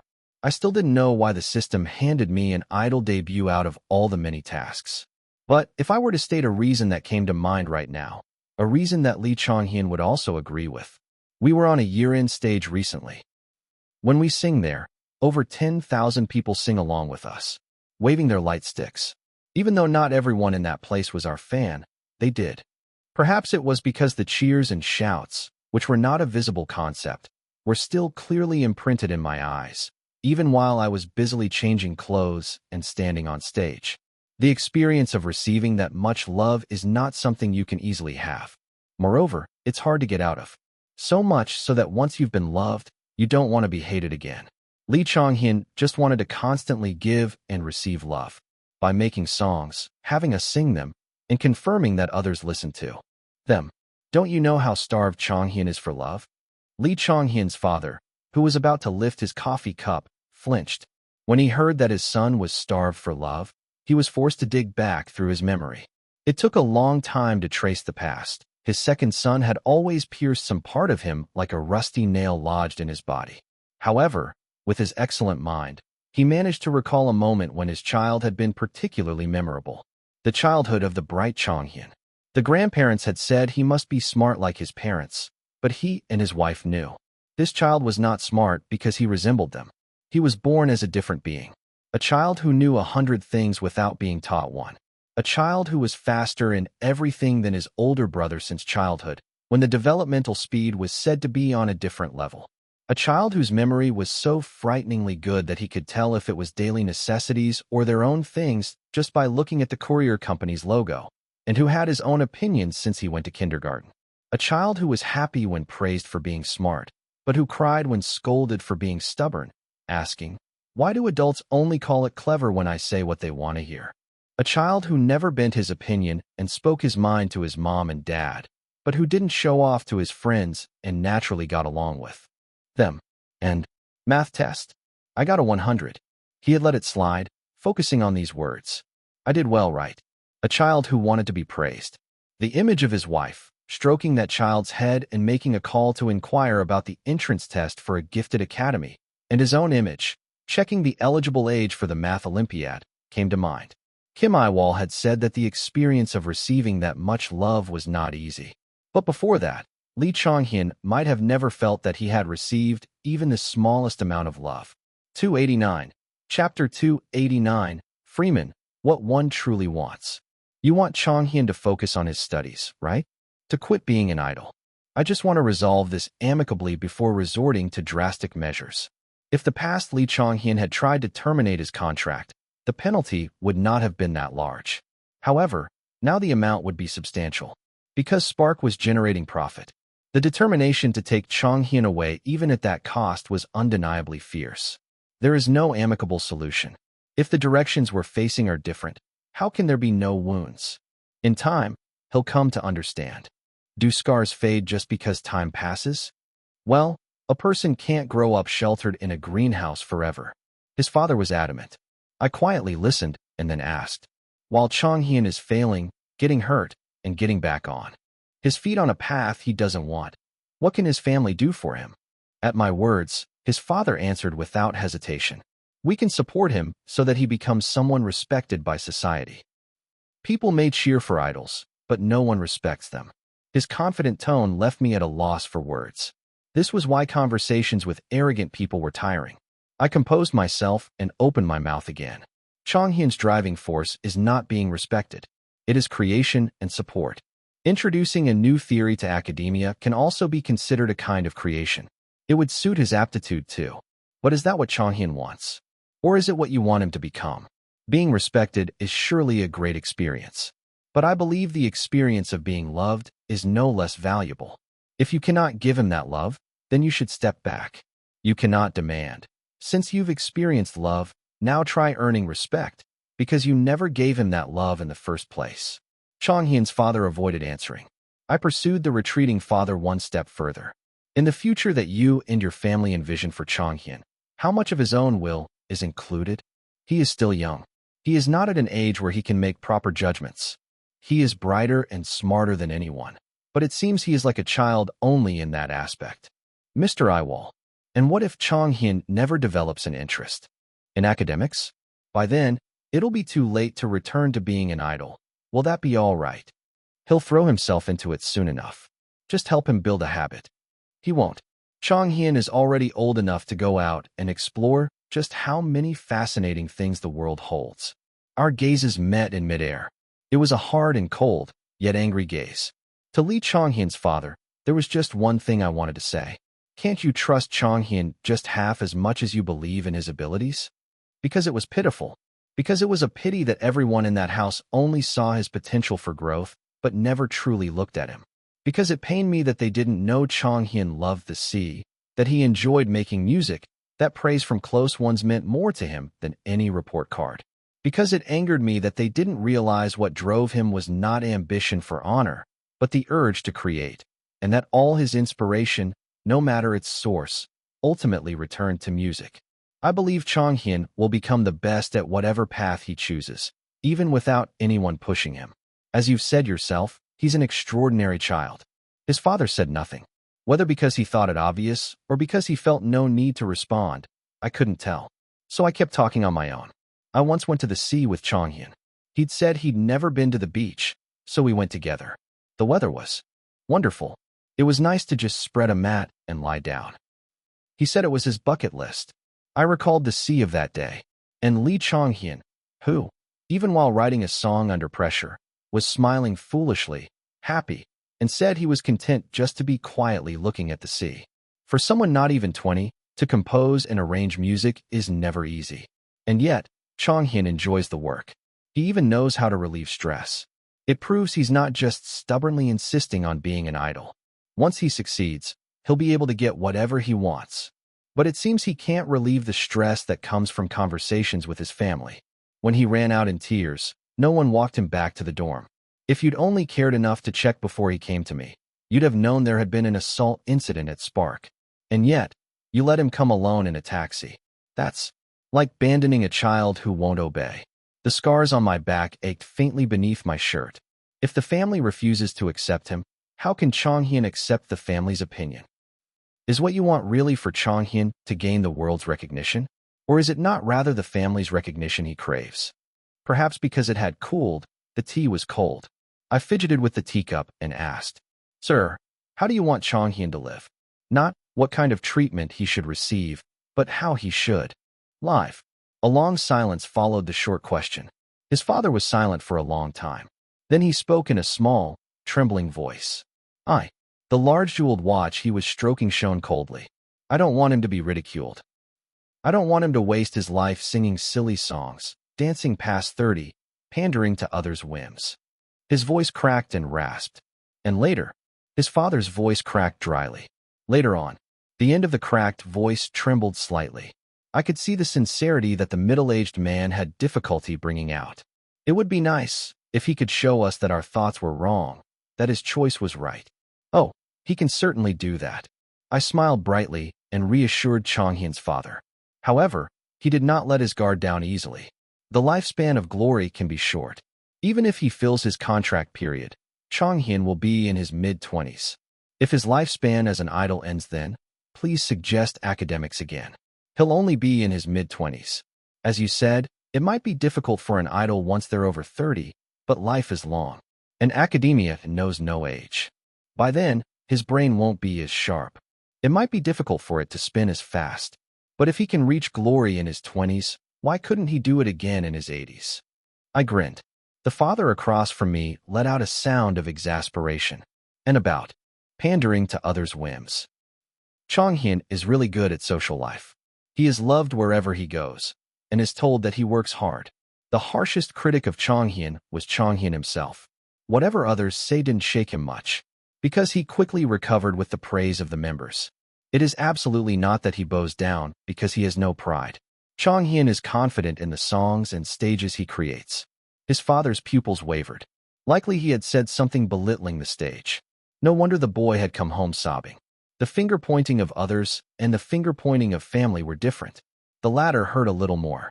If you want your son to be loved, you have to love him even more at home. With more years and a solid career, once Changhyun gains influence, there won't be a need to pander to anyone. I promise you this. Our team can make Changhyun everyone's muse. Instead, please give Changhyun a little time to see the world. I'm asking you. While I was refilling my teacup, Lee Changhyun's father muttered to himself. That's a sophism. The fact that this conversation is happening in a place where the person in question is absent is the biggest sophism, huh? Who told you to come alone without your son?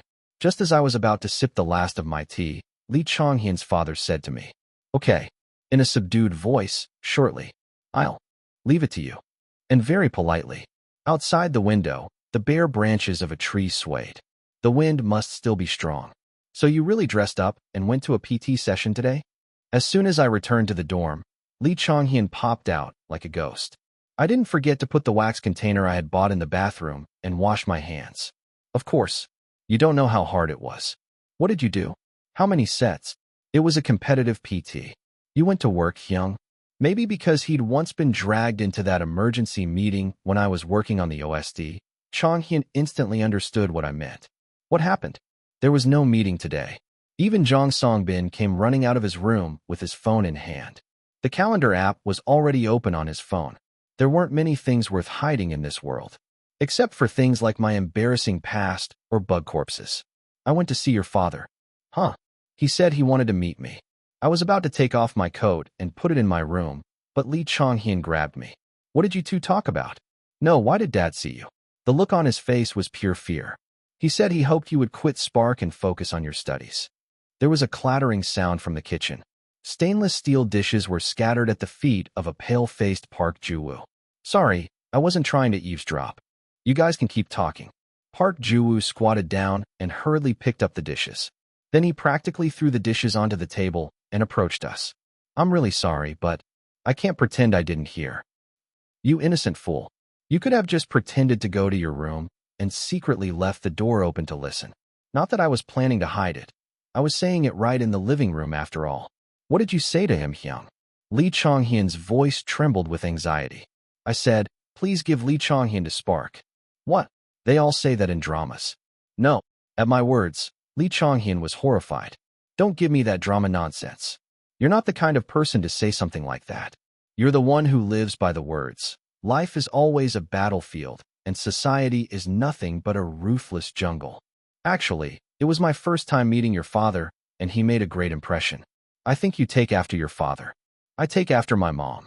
Lee Changhyun shouted in a burst of anger. What did Dad say? Did he say anything to you? He said to take good care of Changhyun. Huh. The guy stared at me with a blank face. Is there a need to be specific? That was what I thought, so I just gave a rough answer. I didn't want to plant any more resentment in the guy who was still connected to his family. What? He said to take good care of you, so you don't go through too much hardship. Lee Changhyun fumbled for words. Then he muttered with a deathly pale face. Is Dad sick somewhere? What are you talking about? There's no way Dad would say something like that unless he was sick. I'm gonna go make a call. And with that, he bolted for his room. Just a while ago, he'd come in sobbing his heart out, but the second he thought his father might be ill, he reacted like this. It was touching. Dad, it's me. You're not sick anywhere, are you? No, it's just... Through the not-quite-closed door, Lee Chong-hyun's rambling voice could be heard. He was probably the most devoted son in the world. Park Ju-woo gave me a look, asking silently if things had turned out okay. I answered with a smile instead of words. 290. Chapter 290, Graduation 1. With Choi Ji-ho's return a week before the vacation ended, Spark was once again firmly united. Tough bastards. How could they not use the vacation even when given one? Choi Ji-ho did bring something interesting this time. Jong Song-bin, this is for you. For me? What is it? He handed Jong Song-bin something thick wrapped in OPP film, and when he opened it, it turned out to be full of stickers. Stickers? You said you use a notebook. Well, I do. Choi Mi-ho bought a whole box of them, saying they're for decorating diaries. When I said you use a notebook, she packed some for you. Said it's a gift. Our center emperor, Mr. Choi Ji-ho, must have thought the leader was into sticker decoration or something. I saw Park Ju-woo and Lee Chong-hyun biting their lips, holding back laughter. Jong Song-bin, holding a handful of antique-style stickers, said, "But you all came back early, even though you had a long vacation for once." Everyone except me and Choi Ji-ho flinched as if a button had been pressed. These guys really had no talent for surprises. Jong Song-bin had a reason for coming back early. His graduation ceremony was coming up soon. Following my opinion that it was not right to be absent from a superior's happy occasion, we decided to joyfully celebrate Jong Song-bin's graduation. I was worried he might not have friends, or that he'd feel embarrassed showing that side of himself. But Song-bin Hyung's social relationships? They're no joke. He used to hang out with 10 people every time he went to the cafeteria. A report from Mr. Kang Ki-on, who attended the same school, eased my worries.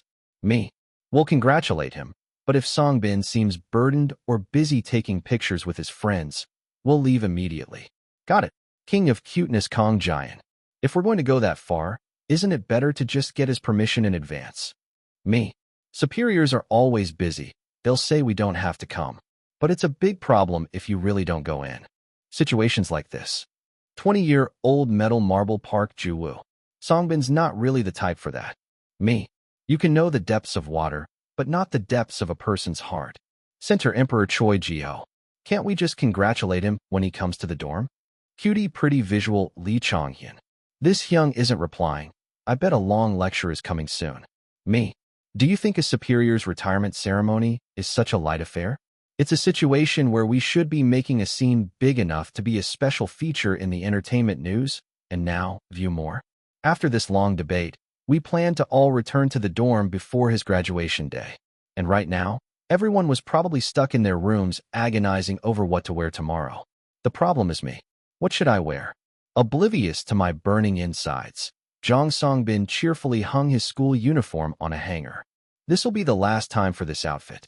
Yeah, can't believe 3 years passed so fast. Jong Song-bin smiled unaffectedly. You're an adult now. Is there anything you want to do? Not stuff like rebellion, idols' forbidden acts, impulsive tattoos, or following others into investments without thinking. Aha, you're laughing? When I'm being this serious, there is one thing I'd like to try. What is it? Drinking on behalf of the team at a company dinner. What's so great about that you'd want to do it? Until now, if there was drinking involved, you were always the only one who drank, Hyung. That's because you were all minors, and Choi Ji-ho doesn't drink. You can just split it between 2 people. Why drink alone on the behalf of everyone? For the health of your liver, Hyung. Do you even know your own tolerance? I had a little drinking match with my dad recently. This kid. I'm worried. I smell a future drinker. Song-bin. Yes. At our dorm, alcohol's banned unless it's a really happy day or a really sad day. When I said this out of an old man's concern, Jong Song-bin burst out laughing. Tears even welled up in his eyes. That doesn't mean you should go drink outside, either, I mean. Anyway, let's talk after you say goodbye to your uniform. Okay. Jong Song-bin then pushed me towards the bed, telling me to just go to sleep. Without even having decided on a graduation ceremony look, I was laid on the bed and fell asleep. The long-awaited graduation day dawned. From early in the morning, Jang Songbin was busy getting ready. Isn't it a little too early to leave? Checking the time, Choi Ji-ho tilted his head as he asked. Since Jang Songbin was rushing around, I answered in his stead. He has to leave now if he's going to the salon. What kind of person goes to a salon for graduation? Tisk. Had this bastard lost all his idle sense after coming back from his hometown? Should I invade his room today to play some manual ASMR? Looking embarrassed, Jang Songbin smiled awkwardly. Yiwol Hyung insisted that I stop by. Of course. Do you think graduation ceremonies happen 3 times a year? After giving him a good scolding that he wouldn't be allowed back into the dorm if he didn't bring home a proper solo shot, we sent Songbin on his way. Then I went around to each room to check if the members had started preparing to go out. Kang Kion's fashion, pass. Lee Chonghyun's face, pass. Park Jo-woo's sincere congratulations, pass. But, by the way, what have you been doing all this time? I just need to throw on some clothes, and I'm good. I respect your fashion freedom, but you know today is Songbin's day, right? Whatever the reason, if you end up drawing more attention than him, I will not forgive you. I'm busy enough as it is without you. So get your clothes checked by Kion and Chonghyun, and then we'll talk.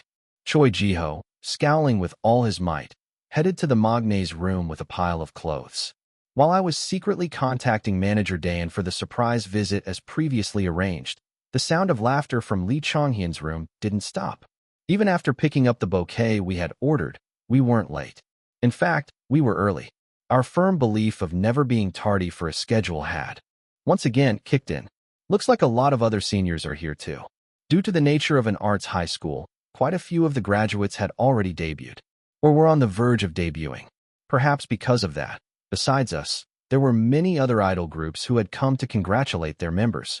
I knew in advance from my research that the scene would be like this, but it was a relief that we weren't the only group that came.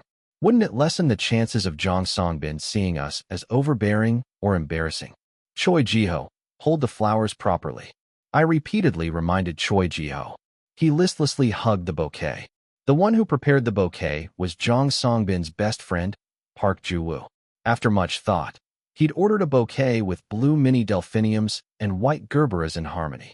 I asked if it wouldn't look a bit cold, but unfortunately, there were no orange flowers he liked that bloomed this season. So, all we have to do is give the bouquet and leave? Yeah. And if his parents haven't gotten a family photo taken, we'll take the pic for them too.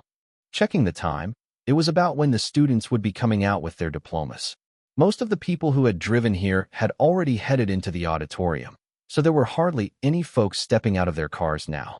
Should we wait another 5 minutes and then get out? As I was trying to avoid the most crowded time, Choi Ji-ho pointed out the window. Isn't that Jang Songbin? A boy with gray hair, dressed in a light purple school uniform, was passing by the parking lot behind the school. Choi Ji-ho rolled down the window. Then he shouted at the passing person. Jang Songbin. Ah Hyung. Why are you calling Songbin Hyung now? Lee Chonghyun nagged him profusely. I managed to calm the kid down and said, It's okay. What do you mean? Our surprise is completely ruined. The passerby who was called by Choi Ji-ho turned his head towards us. That's Mr. Jang Seongjin. What? As soon as I finished speaking, Mr. Jang Seongjin, wearing Jang Songbin's face, waved one arm and ran towards our car. Afraid someone might see, we first pulled Mr. Jang Seongjin into the car as if stuffing him in. Even in the midst of it all, Mr. Jang Seongjin greeted everyone jovially. Did you come to throw a surprise party for Songbin? Yes, though it was almost ruined because of Choi Ji-ho. Choi Ji-ho, seeing my smile, turned his head away.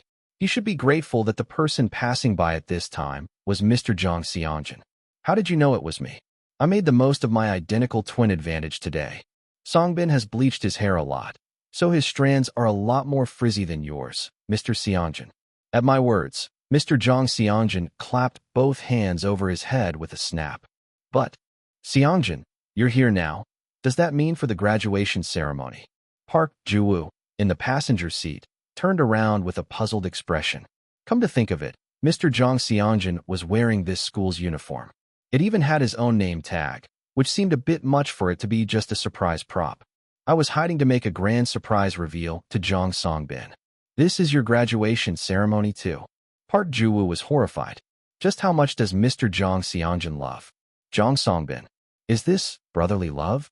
But back in middle school, I missed his graduation because of a contest, so I never got to pull this off. This year, the time has finally come. So it was an event you waited 3 years for. The light faded from Kang Kyon's eyes. So Mr. Seongjin went to the same school, too. If I had known earlier, I would have prepared another bouquet. I didn't think of that. I knew, but I forgot. It's my fault, Kang Kyon said gloomily. Mr. Jong Seongjin waved his hands, saying it wasn't so. No, it's not. All of Jong Songbin's bouquets will end up at our house anyway. I'm already looking forward to the scent of nature filling the place. Mr. Jong Seongjin was genuinely happy. Mom and Dad are going to the field to take pictures with Jong Songbin now. Shall we move too? With the help of Mr. Jong Seongjin, who had become an excellent spy, we all piled out of the car. From a distance, we could occasionally hear voices saying, "Isn't that Spark?" 291. Chapter 291, Graduation 2. When we arrived at the school field, we witnessed an incredible scene. Jong Songbin was taking a group photo with about 20 students. Do people usually take class photos on graduation day? I didn't think our class did. Maybe his class was just especially close. As I was admiring the friendly atmosphere, Jong Songbin spotted us from a distance. Huh. At the same time, the heads of the people taking the picture also turned this way. Among them was Jong Songbin's mother. Jong Seongjin. Oh dear, we've been caught. His mother quickly asked another parent to take over the camera, then rushed toward us at the speed of light. How is it that you can't behave yourself even on graduation day? They say it's bad if a person suddenly changes, Mom.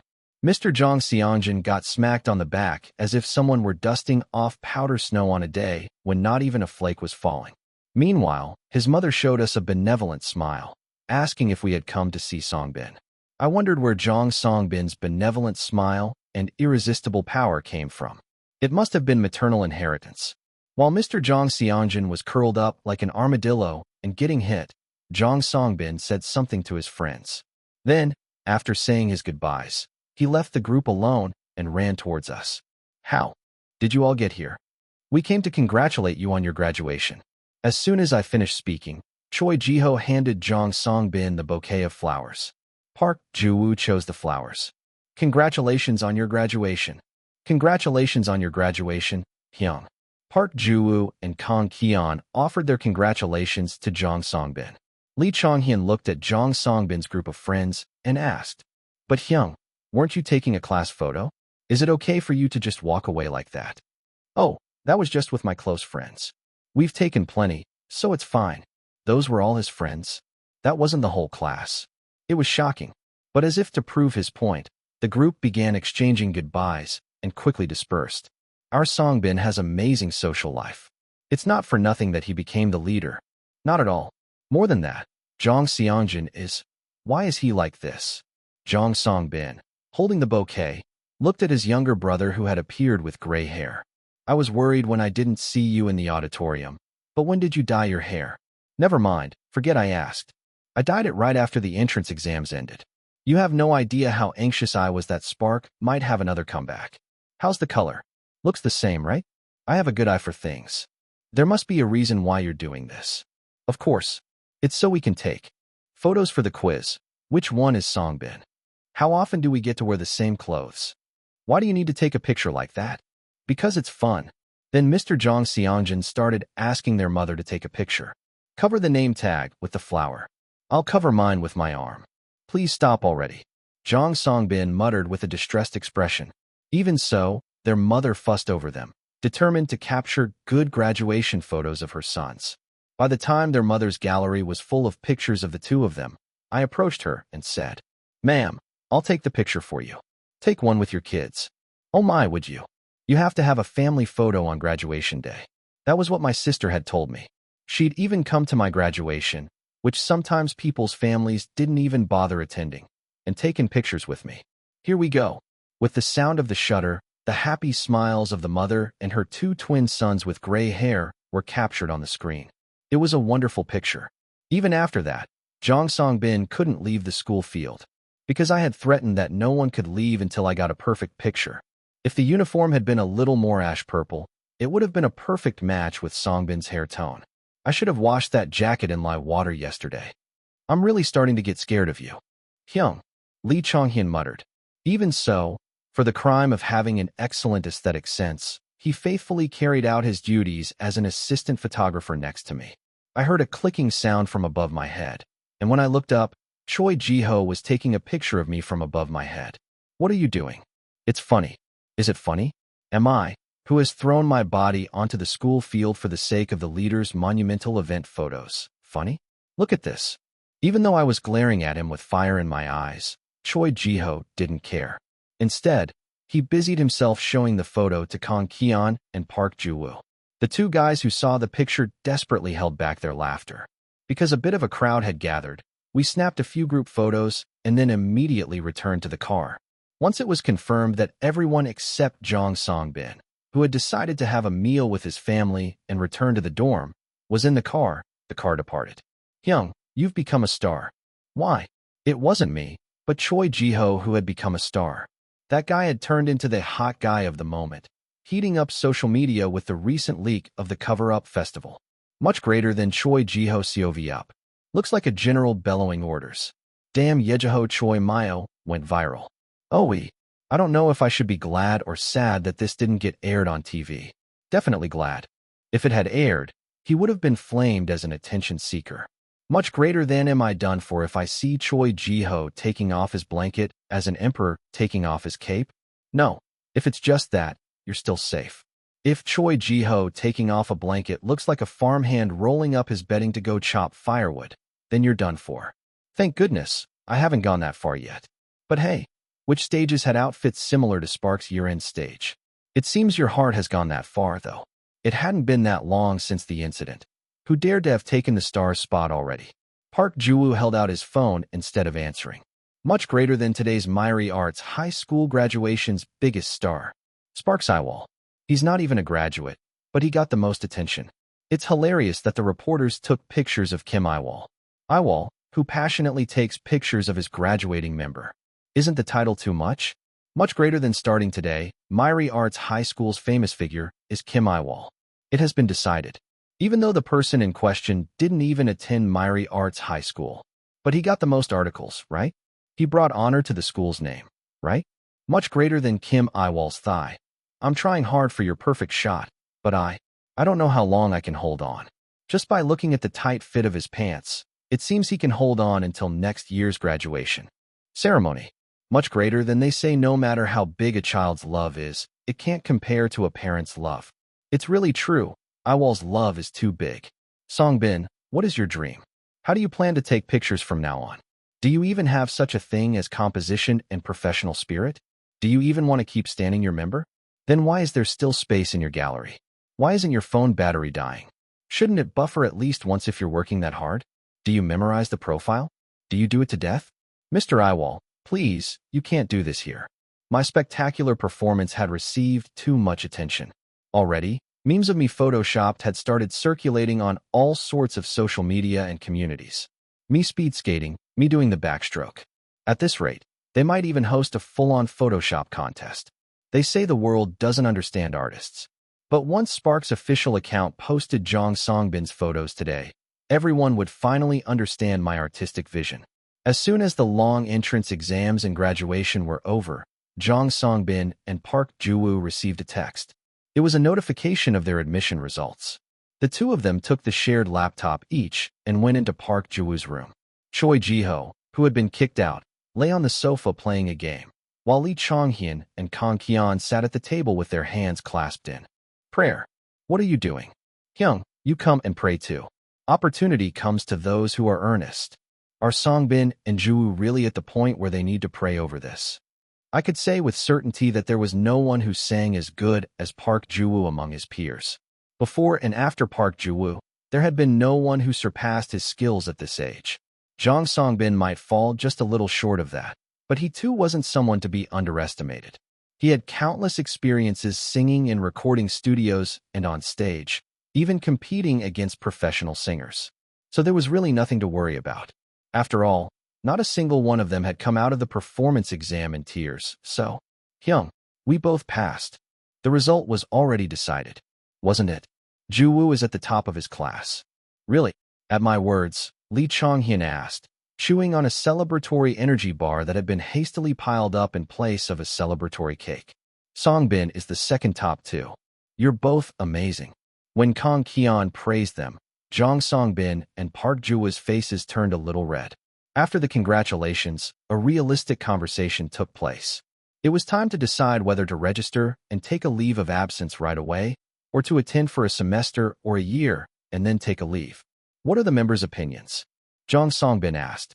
If it were me, assuming the school system allowed it, I'd suggest registering first and then taking a year off. As a freshman, a lot of bothersome things crop up.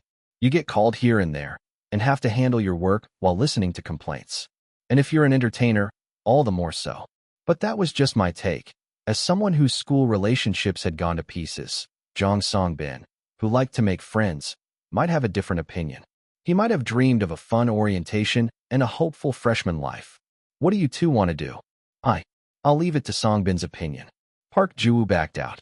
Thanks to that, Jong Songbin was faced with the crisis of having to decide how to take the first step of two people's college lives. I thought for a moment and then answered. First of all, it would be good to attend for one semester.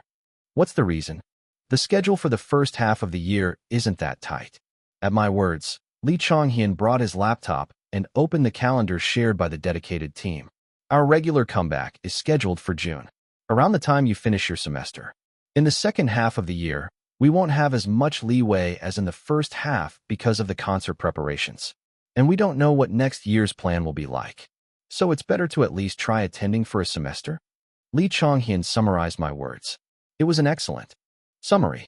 In the first semester of the first year, the major subjects probably won't be that tough. Just in case, take a few classes, mainly the required ones. Since you won't have to pay tuition this semester, you can take summer or winter session classes later, even if it costs money. I flipped through my planner and fell into a serious contemplation of whether it would be better for them to take summer session or winter session classes. Taking a seasonal session while promoting seemed like overkill. Would one or two classes be okay? Or should they do the seasonal session in the winter after the concert was over? It was not like they had to graduate on the dot, so maybe it was better to just tell them to attend for 5 to 6 years, depending on the situation. Seeing me deep in thought, Jong Songbin quickly cut off the conversation. We'll discuss it well with the company staff. Well, they're not kids, so they'll figure it out, I thought, and told them to do that. When I made a sound as something came to mind, the guys looked back at me. It would be fun to join a club or something. Wouldn't it be difficult with our schedule? That's true. At Kang Kian's words, I nodded my head with a smile. Still, it felt like a shame. Those things were fun, after all. I thought back to the cozy clubroom. A wave of nostalgia washed over me. 292, Chapter 292, Young Masters Party Preparation. For a whole week, Spark spent the rest of their holidays in the dorm, each doing their own thing. Choi Jiho went to the gym or the action school, and Jong Songbin and Kang Kian spent the whole day watching stage videos of other idols who had recently made a comeback. Park Ju-woo, for the first time in ages, went shopping for school supplies, including a backpack and other stuff. Lee Chonghyun spent his days more quietly than usual. Sometimes he would be cooped up in his room all day reading, and other times he would say he was going to the studio and come back at 11:59 p.m. At one point, with Park Ju-woo at his side, he declared, "Introduce me to the world of rock." A statement he regretted within 3 minutes. As for me, I just refreshed Dataeon in real time for fun. Whichever page I went to, my profile sparkled in the most up-to-date state. Then I found something interesting. Joint self-produced content. In the area with the name of a planning team staff member, new words were being typed. "Young, what are you doing? I think we might be shooting a new self-produced content." At my words, Jong Songbin approached the bed and sat down. I scooted further in and cleared some more space for him to sit. Jong Songbin sighed and said, "Do the company staff know that you're spying on Dataeon in real time like this, Hyung?" Of course they know. The access status appears in real time. And if possible, please call it a hobby rather than spying. That's scarier. Even while saying that, Jong Songbin didn't leave my side. He seemed quite curious about the identity of the first-time joint self-produced content. Just then, the staff member placed the cursor in one spot and pasted in a block of text. like it had been prepared in advance. Berrien proposed shooting a joint self-produced content with Spark as guests. Due to the large number of people, a separate filming team will be hired. Green line wants the video to be uploaded to Berrien's YouTube channel. I slowly read the contents and then asked, Songbin, is this kind of joint self-produced content common? In the past, rookie groups used to do it a lot to build recognition. But back then, promotion through YouTube channels wasn't as developed as it is now. So I remember they had a regular broadcast with about 6 episodes on a decent cable channel. So this format isn't recent. What about inviting other groups as guests? It's common, too. Usually it's seniors or juniors from the same company, or when both groups are a bit more established. Rookies tend to avoid it because fandoms can be a little competitive. I see. I get the gist. So basically, Spark would appear as guests on Berrien's in-house variety show, but we'd have to be careful not to act so submissive that we upset the Sparklers, and at the same time not provoke Berrien's fandom either. And in a large cast program, we'd have to make sure to stand out somehow. Since Spark wasn't on bad terms with Berrien, and they'd be handling the sets and content, it wasn't really a bad deal. We just had to conduct ourselves well. Does Green Line have a lot of money? Enough to fund this kind of content. They probably have more than UA, don't you think? My heart almost stopped at Jong Songbin's sudden black joke. It seemed the kid had shed something after becoming an adult. I tapped the laptop pad a few times and then added a row at the bottom of the proposals table. In the leftmost column, I wrote Other Opinions, Kim Yiwol, and then quickly wrote down the contents. Other Opinions, Kim Yiwol. Proposal. If possible, secure a filming crew plus also use our existing crew to film separately for Spark/Berrien. Keep one camera for full shots. Key suggestion. Film the content simultaneously, but the base should focus on each group's appearance, and the videos should be uploaded to each group's YouTube channel with a 1-week interval, to allow both the Berrien fandom and Sparklers to flow into both channels. Then, a new row was created at the bottom. The staff member quickly left a comment. Mr. Yiwol, why are you logged in? I'm always watching. Jong Songbin sighed from above my head. Your scalp is going to sink in at this rate, Songbin. We're all just doing house chores at the dorm, so please feel free to pass it along. Once the discussion's done, a joint show with Berrien. I was looking forward to it. I wondered what kind of vibe a mid-tier company's budget would bring to a reality show. The joint self-produced content began with a staged scene of a mail being delivered to Spark, who were gathered in the practice room. An invitation? For us. Jong Songbin showcased his amazing acting skills as he received the mail.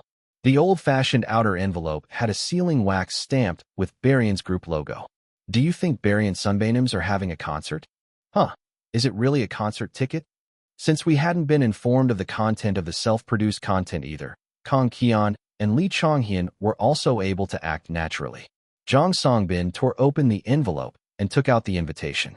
He slowly read the contents of the invitation. Hello, Spark. We invite you to a potluck party held at Berrien House to celebrate the new year. What's a potluck party? Choi Jiho asked.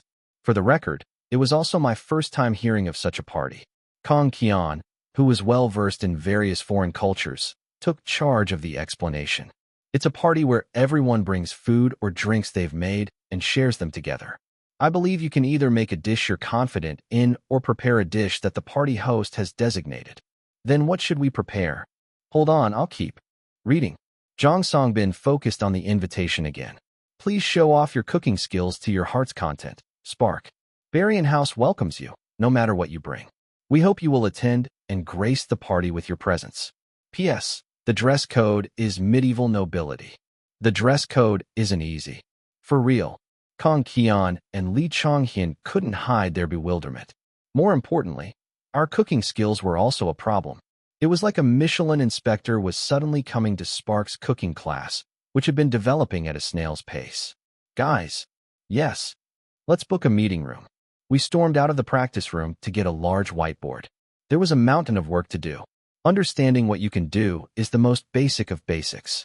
If you don't understand your own capabilities and try to do something beyond your means, you're bound to get into trouble. So, we carefully listed out the dishes we could actually make ourselves. Fried tofu rice balls, egg drop soup, butter cookies, white porridge, chicken breast salad, French toast, kimchi pancake, seasoned vegetables, skewered John, pollock John, meatballs, sanjiak, pan-fried tofu. Choi Ji-ho, staring at the board, said, "Isn't the latter half just ancestral rights food? I know. If you don't like it, you should have gotten a cooking license yourself. Looks like we're going to a potluck party with a lock container." Lee Chong-hyun also muttered with a regretful expression. "This wouldn't do." I asked Kang Kian, who was in the middle of researching party food. "Kian, what kind of food do people usually bring to parties? Finger foods like canapes or sandwiches, muffins. There's also pasta or fried food, but I think the noodles will get soggy on the way." Kang Kian quickly captured a photo of a cracker canap, one of the easier-looking options, and put it up on the screen. Park Ju-woo tried phoning his Nuna, who was said to be the queen of parties. She graciously offered her precious advice. "Don't go trying something new and difficult. Just stick to what's familiar. Things like kimbap or sweet and spicy fried chicken. Since you're idols, you can make keto kimbap. Low-carb, high-fat. If you know how to cook a bit, something like gambas would be good too. Oh, and fruit is a must for cleansing the palate." Still, the prevailing opinion was that since there were 6 invited guests, we should bring at least 6 dishes, so we ended up preparing the following foods: muffins, apple crumble pie, keto kimbap, cracker canapes, deviled eggs, shine muscat. Wow, it's really like a party. It would be a problem if it wasn't. The Sunbanims will be watching. While Kang Kian was pasting the food recipe links into the web cell, Jong Song-bin divided the whiteboard into 3 large sections. And at the top of the table, he wrote down the roles.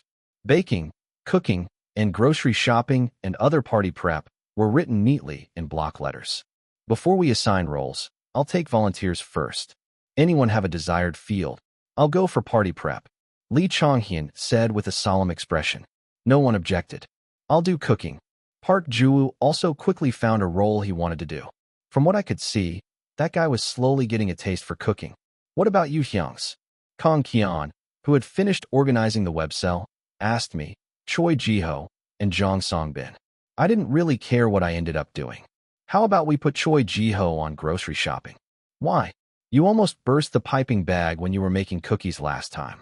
Even Park Ju-woo had ended up covered in powder, so if Choi Ji-ho joined the Mushido disaster squad too, it would have been catastrophic.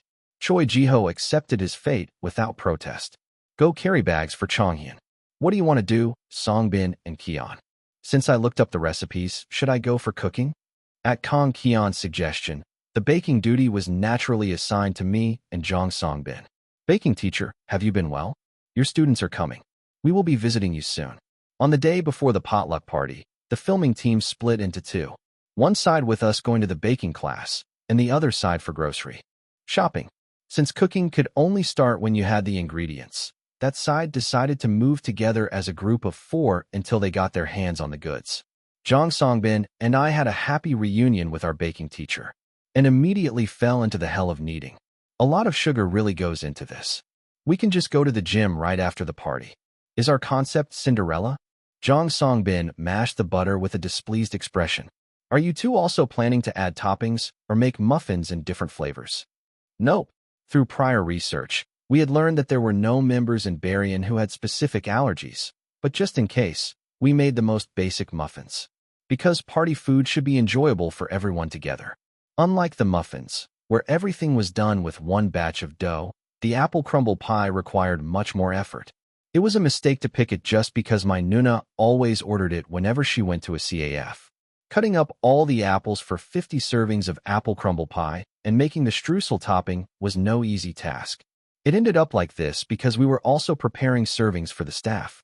From the middle of it, I couldn't tell if I was simmering the apples or if I was being simmered along with the apples. Are you going to do the packaging today too? The teacher asked. When I said yes, the teacher brought out a pile of packaging containers from a remote warehouse. The memories of preparing for ISD came flooding back. 293, Chapter 293, K-Potluck Party, 1. While Jong Song-bin and I were at the bread factory, the dorm's kitchen was filled with groceries. Looking around, I noticed one person was missing. I grabbed Lee Chong-hyun and asked, "Where's Choi Ji-ho?" "He's downstairs carrying up a bag of rice." Were we out of rice at the dorm? It seemed like we wouldn't have enough to make kimbap. The guy was faithfully carrying out his role. It seemed he was carrying it with Manager Dan, who was in charge of driving. Since it was for the self-filmed content, I figured Lee Chong-hyun just skipped mentioning the manager, but opened the door a little more. Did you carry this all by yourself? Beyond the slightly ajar front door, I saw Choi Ji-ho with a bag of rice on his shoulder. Flustered, I quickly opened the door for him, and the guy delivered the rice to the veranda like a courier. You should have carried it together. As soon as Jong Songbin scolded him, Kang Kion pointed to the kitchen. Hyung, we had a hard time too. Sorry. The fruits, eggs, and kimbap ingredients bought in boxes were overwhelming. Moreover, the number of ingredients was more than expected. We're not cooking until tomorrow, right? No, we're going to do a practice run tonight. Park Ju-woo said as he wiped the packaging of the ingredients one by one with a kitchen towel. To pull off the perfect potluck party, we have to give it our all. I could even feel a sense of solemnity from Park Ju-woo. His excellent assistant, Kang Kion, also helped his Hyung and busily put the eggs in the refrigerator. While Park Ju-woo and Kang Kion were ruling the kitchen, Lee Chong-hyun dragged Choi Ji-ho to the living room. Our role starts now, Ji-ho Hyung. What are we going to do? Making a bouquet of strawberries of love to offer to the Berrien Sunbanums. Lee Chong-hyun took out a bundle of colored origami paper. The goal is to fold strawberries in the representative colors of each of the Berrien Sunbanums. We're going to give 3 to each of the 9 members, so we have to fold 27. Got it. First, show me how. Then the two of them sat at the living room table and started folding colored paper. Seeing them fuss with sheets of origami the size of their palms was pretty funny. No, Hyung. You already folded 3 blue ones. Did I? Now you have to fold the orange one. Never mind. Hyung, you fold 5 of each. Why? Just because. Lee Chong-hyun trailed off. But all of us except Choi Ji-ho knew why. Because Choi Ji-ho's strawberry shapes were far too unique. We couldn't possibly give our seniors strawberries that looked like they had exploded. As the two guys folded the strawberries, Jong Songbin and I, who were skilled in small packaging, stuck the strawberries on wires and then wrapped them like a bouquet. We decided to attach a message card cheering for the Sunbanums inside.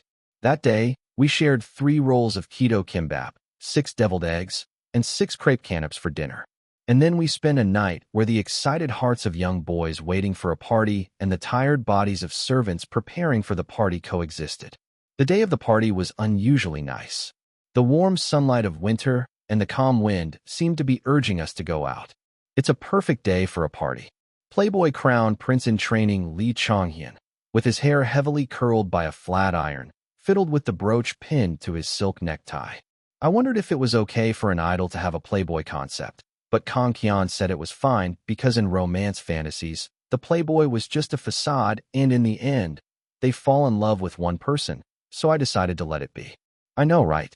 Next to him, Jong Songbin, with a young naval officer as his motif, wore an old-fashioned white suit setup with epaulets decorated with fancy tassels.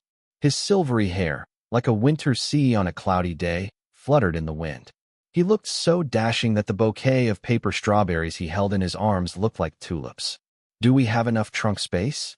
Kang Kion asked, coming out with his hands full of large reusable shopping bags from a supermarket. His concept was the third son pushed out of the line of succession, so he had the top of his inner shirt slightly unbuttoned and his hair in tighter waves than Lee Chong-hyun's.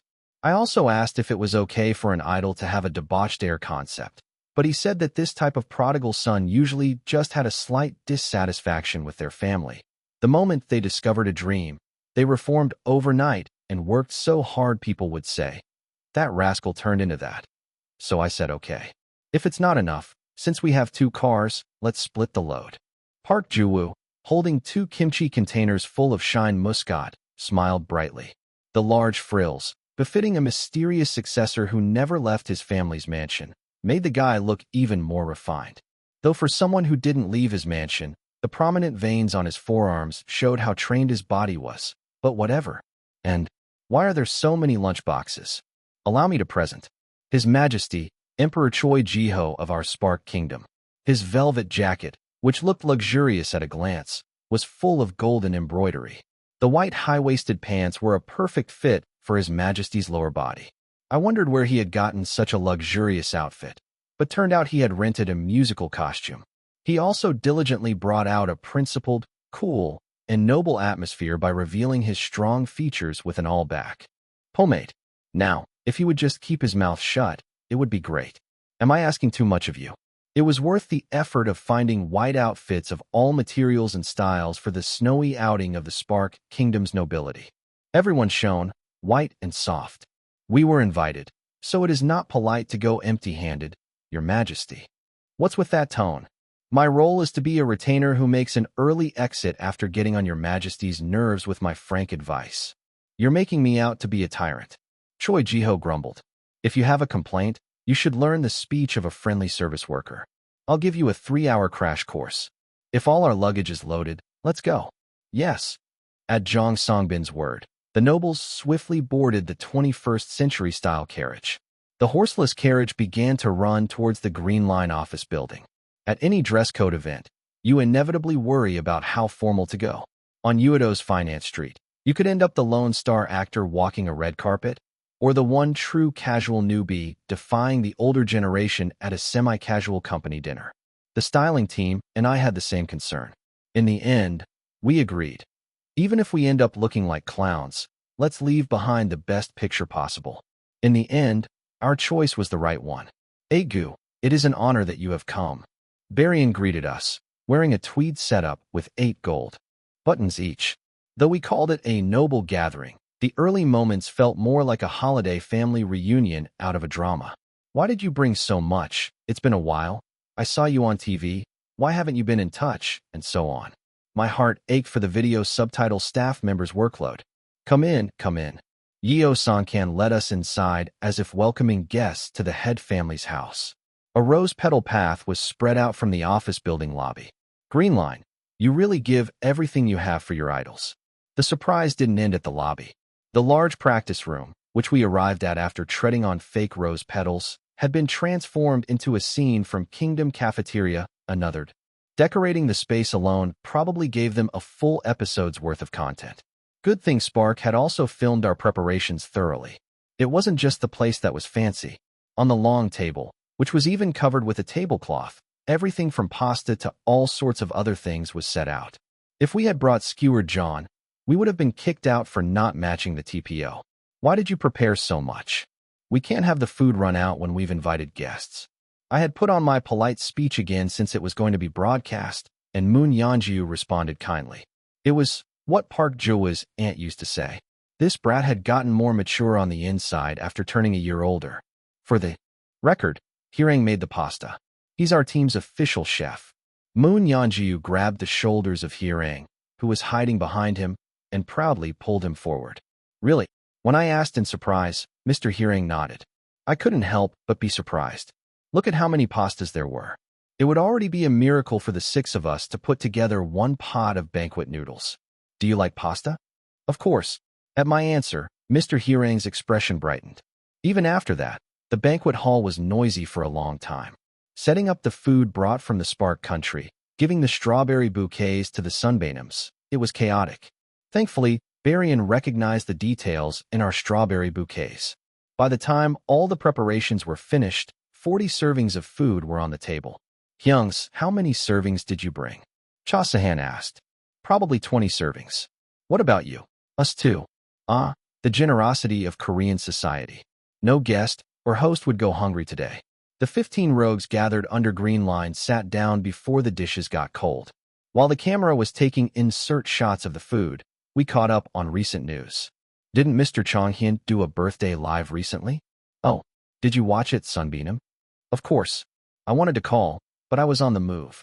Oh dear, I should have timed my live better. Ended up streaming when you were busy moving around. Wait a minute. Why is the story going that way? Park Ju-woo smiled with satisfaction, watching Lee Chonghyun buzzing around on set. He must have been very worried about what happened during the vacation. Isn't Iwol Hyung's birthday coming up soon too? Spark's birthdays are all close together, right? Yeo Sankan asked. You guys sure know a lot about Spark. That's right. February 14th. This time, I'll definitely congratulate you on the live. I was the birthday boy, but the other guys were the ones making a fuss. I chuckled and slightly cooled the mood. I'll keep it casual. I ask for your cooperation so that I can have a quiet birthday. Why? Spark's debut anniversary is not far from my birthday. I have to prepare for the first anniversary self-produced content. Ah, Cha Sihan made a regretful expression. Both a member's birthday and the group's nth anniversary were important, but the scale of the nth anniversary event was much larger. The schedule was also packed on that day, from the first anniversary fan meeting to the evening live.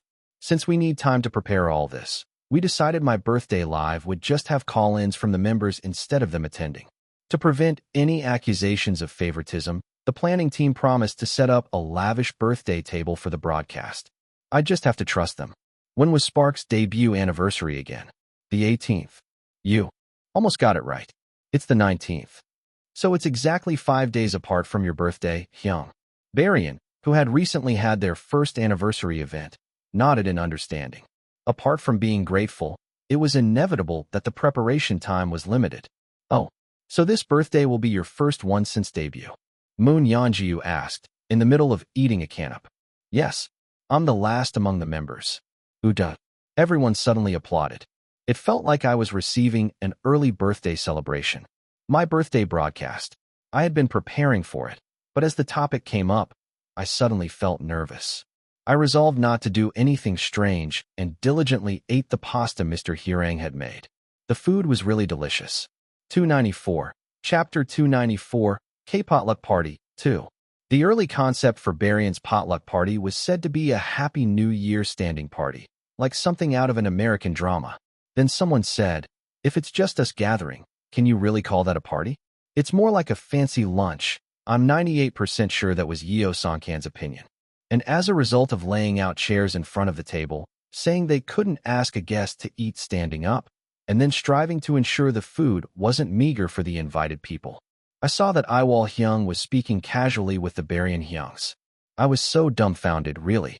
That's why you immediately started speaking casually with us, too, Mr. Chonghyun. It became less of a party and more of a family dinner for relatives who hadn't seen each other in a long time. Even without alcohol, the atmosphere only kept heating up and showed no signs of cooling down. For example, a topic like this came up. By the way, what are Spark's Bangwon 1s? Bangwon in an idol's self-produced content? The fans might be curious, but it wasn't a topic that usually came up in everyday conversation. What is a Bangwon? It's not exactly the same thing, but it means your clan's ancestral seat. Like in Hirang's case, it's Ogami. While one side of the table explained surnames and clans to the foreign member, the others were introducing their own. I'm probably a Jeonju Choi. Choi Jiho answered appropriately. There were posts speculating among fans that, based on his hometown as a hint, he might be a Jeonju Choi from the Gwangju Jonggong branch. I also remembered Choi Jiho once said in the past that his name didn't follow the family generational naming system. His mother had named him herself. Maybe because of his father, his expression had soured, and that live capture meme had ended up haunting Choi Jiho for a long time. It was a bitter memory. I'm a Gimhee Kim, but do you guys all know your Bangwon? Thinking Choi Jiho might think of his father again, I hurriedly jumped into the conversation. I'm Jeonju E from the Prince. Ikan branch. I think I'm the 24th generation descendant. I'm Miryong Park. I'm Jinju Kong. When everyone stated their family clan, Jong Songbin panicked. Am I the only one who doesn't know? Hey, it's okay. Not knowing your Bangwon doesn't hinder your life. Cha Sahan comforted Jong Songbin. Still, the fans would be disappointed if Jong Songbin's information were missing. Just as I was contemplating how to subtly drop this information, Yeo Songkan spoke up again. How about Mr. Yiwol tries to guess? I just looked it up, and apparently, there are 5 major family clans for the Jong surname. He's probably from one of them, right? Yeo Songkan exclaimed, holding up his phone. Using a phone during a self-produced content filming, Barian really are free souls. Me? You're a fortune-telling octopus, Hyung. I want to see the miracle of the Asian Games once again. At this rate, my symbolic animal was going to change to an octopus.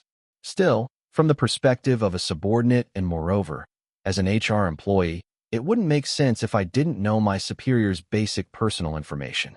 I'm very much human, but I believe Mr. Songbin is a Dongni Jong. Is that guess based simply on the large population of the Dongni Jong clan? Borrowing my psychic powers, I venture to guess that he might be a 37th generation descendant of the Jibui Gong branch. Since it was an existing fact, there was no penalty in saying it, and with the desire for the fans to have accurate information, I just went for it. For the record, unlike Choi Ji-ho's branch, this was accurate information, because the generational name for the 37th generation descendant of the Jibuigong branch was Song. Not only did Zhang Songbin and Mr. Zhang Xiangjin both use the same Chinese character, but it was a golden TMI that I found out after persistently tracing the hometowns of Zhang Songbin's father and grandfather. I was the first person in the past Spark fandom to figure this out. Damn it. While I was wallowing in painful memories, the guys had already moved on to the next step, telling Zhang Songbin to try calling his father. Zhang Songbin made a call with an expression that said, "Is this really okay? Dad? Is it a good time to talk?" "It is. Why do you ask? What's our Bongwan?" "You? Dongni Zhang, Jibui Gong branch." Everyone's jaw dropped. Yeo Sankan mouthed silently. "Ask what generation descendant he is too." Do you also know what generation descendant I am?" "I'm the 36th generation descendant, and you and June are the 37th. "But why the sudden interest in Bongwan?" I just needed it for something to write down. Kids these days need that kind of thing. Even I forget about it most of the time." Zhang Songbin somehow managed to get through the call and hung up. At the same time, gasps of astonishment erupted from all around. "Seriously? How did you guess?" "Never doubt my abilities again. I only threw it out there because it was information I had found in the past. If it was information that someone else would have found anyway, I wouldn't have gone this far. Dear fans who love Songbin, I did it. Please love Songbin a lot. Though honestly, I have no idea which part of his surname you're finding as the stan-worthy point. You know, all of Spark's surnames are in the top 6 most common in Korea. Isn't that amazing?" Yeo Sankan said, unable to take his eyes off the list of surnames. I personally thought it was only natural, but it seemed he saw it as a quirky coincidence. Aren't the Hyung surnames really amazing? The Moon surname, and the Cha surname too. Even Sankan Hyung is a Yeo. Lee Chonghyun chimed in to Yeo Sankan's words. "That's true. What's your Bongwan, CEO Moon?" "Me? Nampyeong." "You. Hamyong Yeo. But I don't know what generation descendant I am." As I listened to this festival of unconscious oversharing about surnames, I was suddenly reminded of someone. It was Assistant Manager Song. Assistant Manager Song, who liked idols quite a lot, but also knew the true backside of idols all too well. Her Appa, "Don't just do everything you want to do," was an extension of that. "Manager Song, how do you know so much about idols? You're well versed in the idol industry as a whole." I had even asked once while vicariously fangirling, because I was so curious. The answer that came back was, "If you follow a few groups long enough, it just happens." That Manager Song's sad expression was still vivid in my mind. And if I remember correctly, afterward she added, "I also have a distant relative who is an idol. We're about the same age, and he's gotten pretty big, so I hear a lot about him through relatives." She had said, a boy group member who was quite successful, around the same age as Manager Song, and promoted in the same era as Spark. Is it Song Minal? At that time, I didn't know about any other idols besides Spark, so I ever thought about it. But thinking back now, there was only one candidate. It was a truth I really didn't want to know. I prayed that among the current generation of male idols in the Republic of Korea, there would be at least 230 idols with the surname Song. Spark and Barian, forgetting their duty as idols, finished all 40 servings of the party food. Yeo Sankan said that everyone must have eaten about 2.5 servings each, but I doubted that. First of all, didn't Choi Ji-ho alone eat 5 servings? All the egg chicks Kong Kion made went into his mouth. After the meal, everyone got so carried away chatting that, since those at the far ends couldn't see each other well when seated in a row, we abandoned the perfectly good tables and chairs and moved down to the floor. The concept of using polite language for the broadcast also disappeared from the middle, and only a baseless mix of polite and casual speech remained. I'd have to ask them to cut and upload it to the Spark YouTube channel as a dignified part 1 and a friendly part 2. Sitting in a circle, we played all sorts of games. The biggest highlight was undoubtedly the scene where Mafia Park Ju-woo killed all the innocent citizens and claimed victory. I, who had died first for the reason that my face looked like a mafia, had the luxury of watching in real time as the murdered citizen was shocked to learn the mafia's identity. You're all so naive. The sight of Park Ju-woo smiling pityingly was such a shock. It could even be a thumbnail material for one of his promo videos. Who was the doctor? Me. Kang Keon raised his hand. You should have saved Yiwol Hyung in the beginning. Then Hyung would have pointed out the culprit. Lee Chonghyun fumed. Sorry, but even a fortune-telling octopus wouldn't have guessed the mafia right. Who did you save first, Keon? Moon Yeonju asked. The person Kang Keon had tried to save was, surprisingly, Choi Jiho. Jiho Hyung? What? Because he didn't seem to understand the rules. I wanted him to last at least one round. So basically, he was treating Choi Jiho as an idiot. It was a wise choice. Although I died. The good citizens would remember this. We also played a game where we had to speak without using any foreign words while dressed like aristocrats. The foreign members were given 3 chances to be revived. In this game, Jong Songbin and Moon Yeonju were particularly outstanding. Perhaps because they had developed proper language habits while being leaders, they easily continued the conversation without memes or slang mixed with English. Choi Jiho, who only had a handful of words in his mental dictionary to begin with, also put up a good fight. Kang Keon survived by using a peculiar way of speaking. It was the so-called young lady speech that I had seen while browsing social media. Thanks to that, we got a big laugh and it was good. On the other hand, Lee Chonghyun and I had to do endless push-ups for our frequent use of foreign words. I don't think they've decided who will follow up on that yet. Really? What MIDI controller does your team use, Hyung? The price for our westernized tongues was brutal. 20 push-ups every time we slipped up, to the point where the shoulders of my bishop-style jacket from the cathedral nearly tore apart.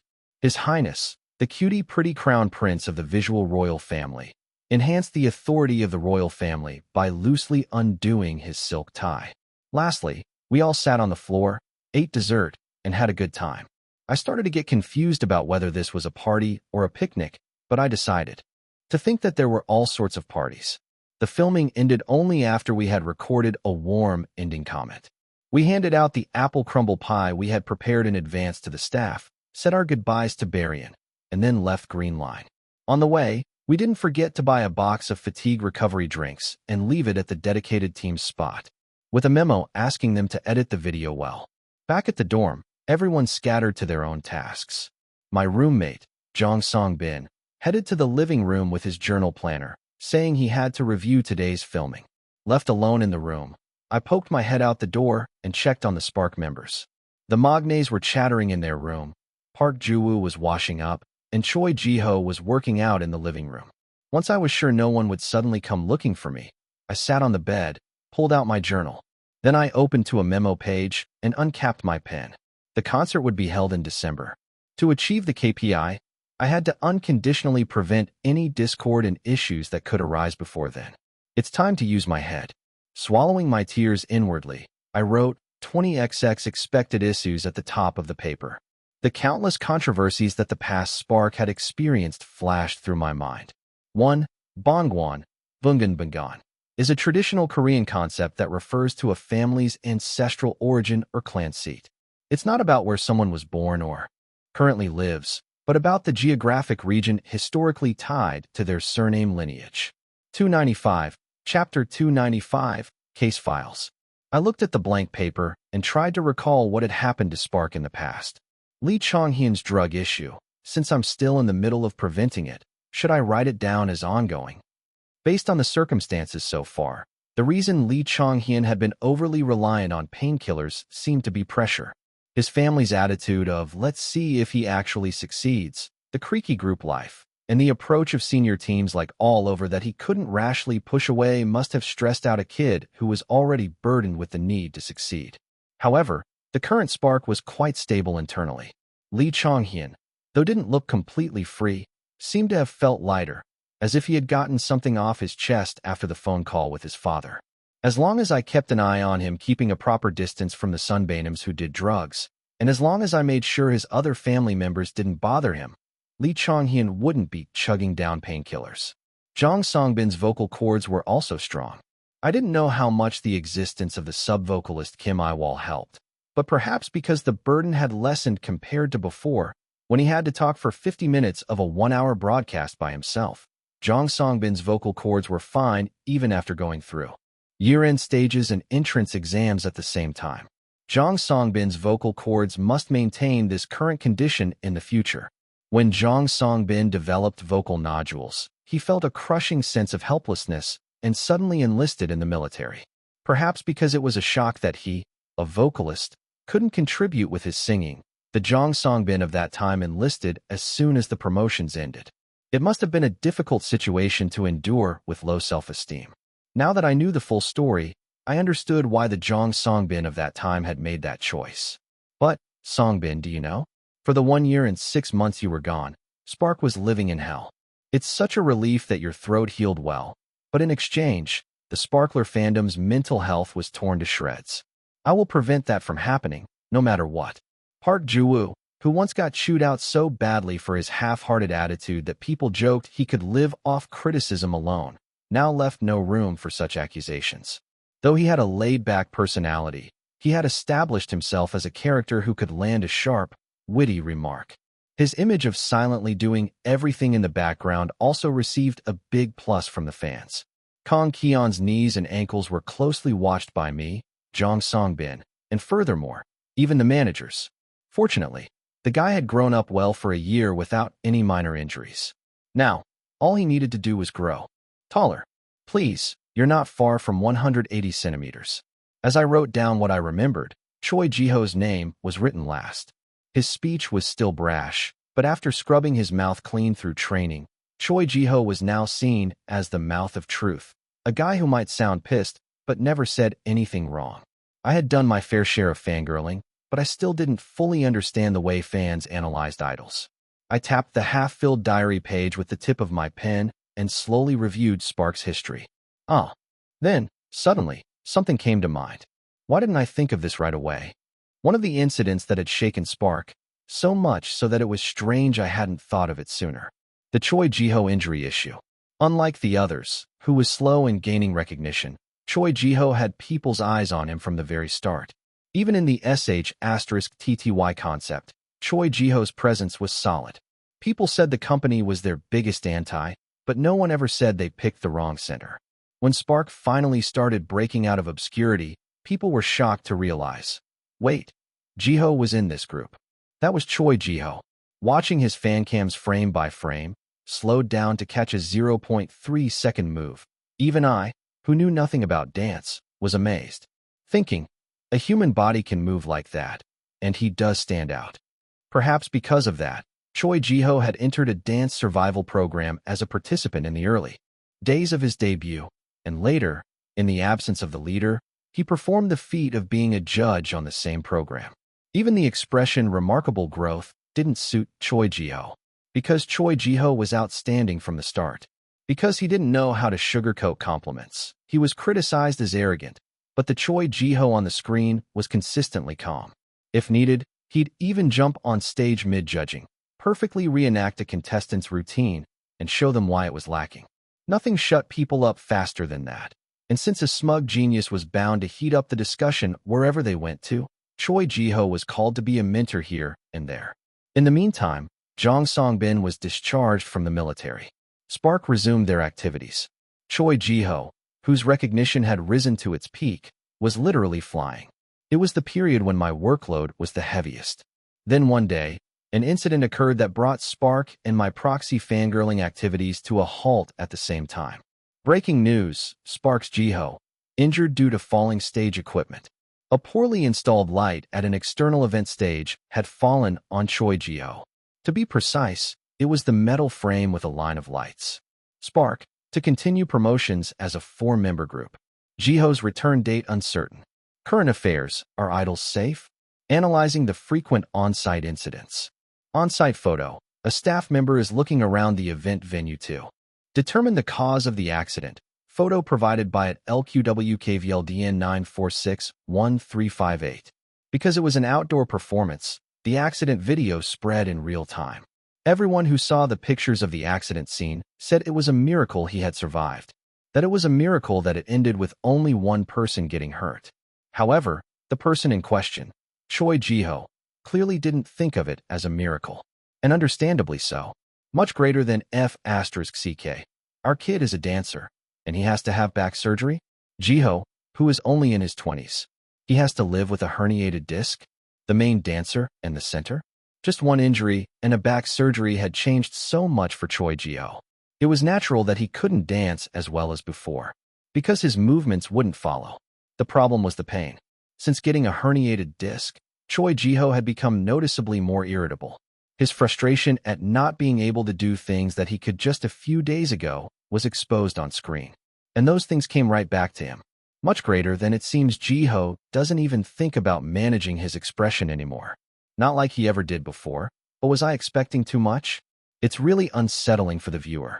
He must know he's getting a lot of flack right now. So why isn't he improving? Hashtag #remembering_idol. Much greater than is he the only idol with a herniated disc. He looks like he has zero professional spirit. If you're that sick and tired, just rest. Don't show your face. You've never had a herniated disc, have you? It's not a matter of being able to manage your expression with willpower. You can praise other idols, but it's not right to curse at a sick person. Idols have it so easy.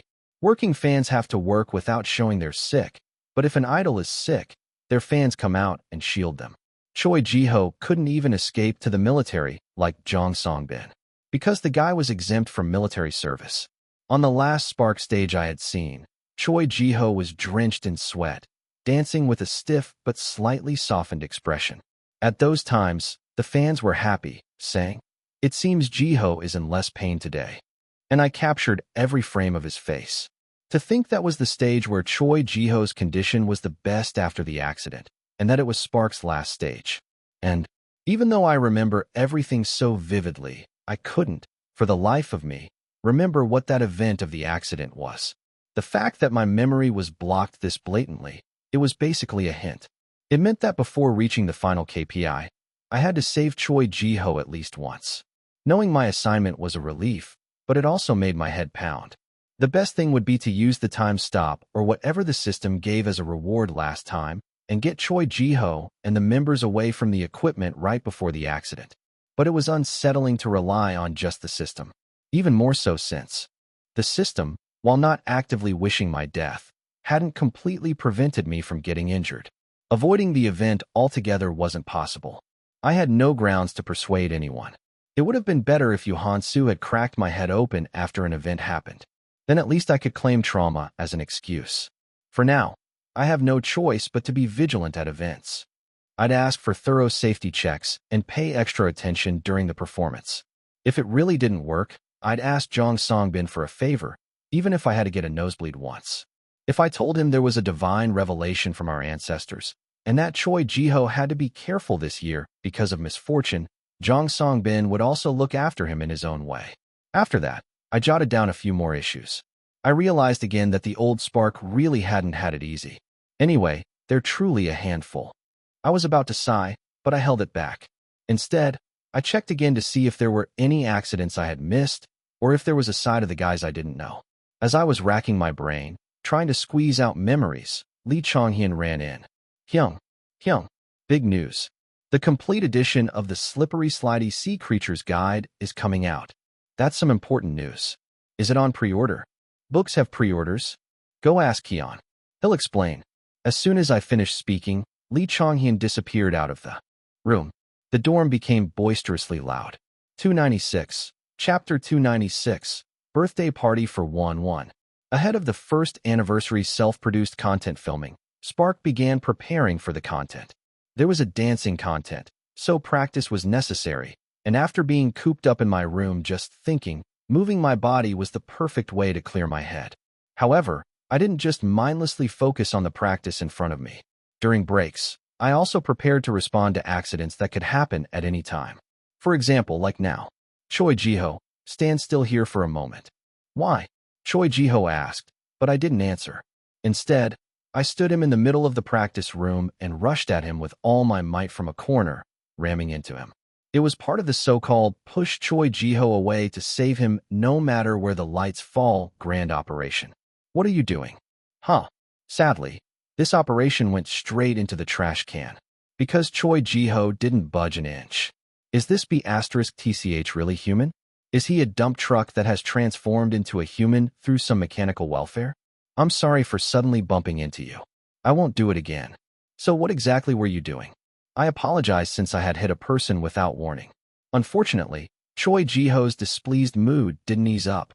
I bowed my head once more. I will find a better way. Do you have a grudge against me, or something? No, but I want you to get knocked over when you collide with me. Hey, we decided to call that having a grudge. Lee Chonghyun chimed in. It's a misunderstanding, Chonghyun. I'm just doing my best for Choi Ji-ho. The push Choi Ji-ho to save him method was discarded. I needed to think of another plan. Fortunately, Choi Ji-ho didn't question my rude behavior any further. His indifferent personality was helpful in times like this. Feeling grateful for Choi Ji-ho's personality for the first time in my life, I was lost in deep thought when Jong Songbin approached. Hyung, are the birthday stream preparations going well? Huh? Ah, yeah. It was an unexpected question, so my answer came out jumbled. Is there really nothing we can help you with? No. Just call in at the scheduled time. We don't want fans looking for you guys for too long. Jong Songbin's face was full of apology. I was the one who told them not to come. So why did he look troubled? My birthday became known when I was filling out my debut profile around this time last year. The guys had looked shocked to find out my birthday had already passed. Why didn't you tell us? It's already passed twice without us knowing. It was right after I joined as a trainee, so it was a bit awkward to mention. I'm also the type who doesn't care much about birthdays, and we were busy preparing for our debut anyway. At that time, the guys vowed to celebrate my next birthday grandly. I thanked them for their sentiment, but I already knew it was an unrealistic story. A member's birthday was important, but it was not more important than Spark's 10th anniversary. Rumors about favoritism among members would be bad, but rumors that the company and the members didn't have any affection for the group would be even worse. So I decided to settle it by finding a reasonable compromise. Though it seemed these guys couldn't compromise. If you're really concerned, just say happy birthday to me in the morning, so I can talk about it on the broadcast. Of course we'll do that. Okay, I'll be waiting. I smiled and patted Jong Songbin's shoulder. Beyond the mirror, my eyes met with Kang Kion, who was getting up from his seat. Kang Kion shook his head back and forth. I dreamed of my Nuna for the first time in a long time. Not something like memory data, but a real dream. A dream where the Nuna in my memories appeared. That winter was not cold at all, because Nuna's hand, which I held for the last time, and the more were much colder. She had said, let's have a meal for your birthday, but our schedules didn't match, so we barely managed to set a date on a weekend close to my birthday. Even then, my Nuna had told me to sleep in and come out late, and had come all the way to my neighborhood. When I said I'd see her off, she scolded me, telling me to just go home. I didn't know that would be the last time. If I had known, I would have taken her all the way to her front door. No, I wouldn't even have made the appointment in the first place, saying that at our age, there was no need to bother with birthdays.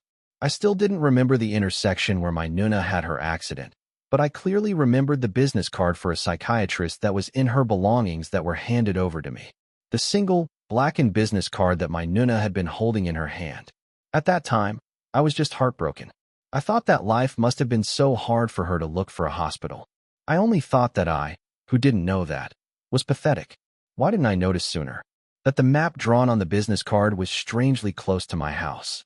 The reason why, in this day and age where you could make memos and reservations with just a phone, my Nuna had deliberately brought that hospital's business card on the day she met me. Nuna had always been like that. She tried to take care of the things I never paid attention to. I was really grateful for that. That was why I had never been envious of people who were loved by their parents. Because I had my Nuna.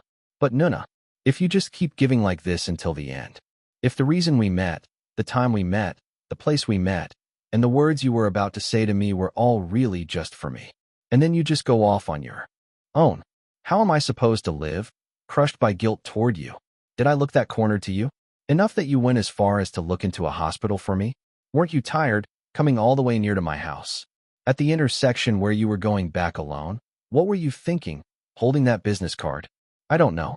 I can't even guess. So tell me to pay you back now that you've taken care of me this much. On the next appointment, tell me to come to your neighborhood on my birthday. Tell me to repay your kindness, to let you receive some filial piety from your younger brother.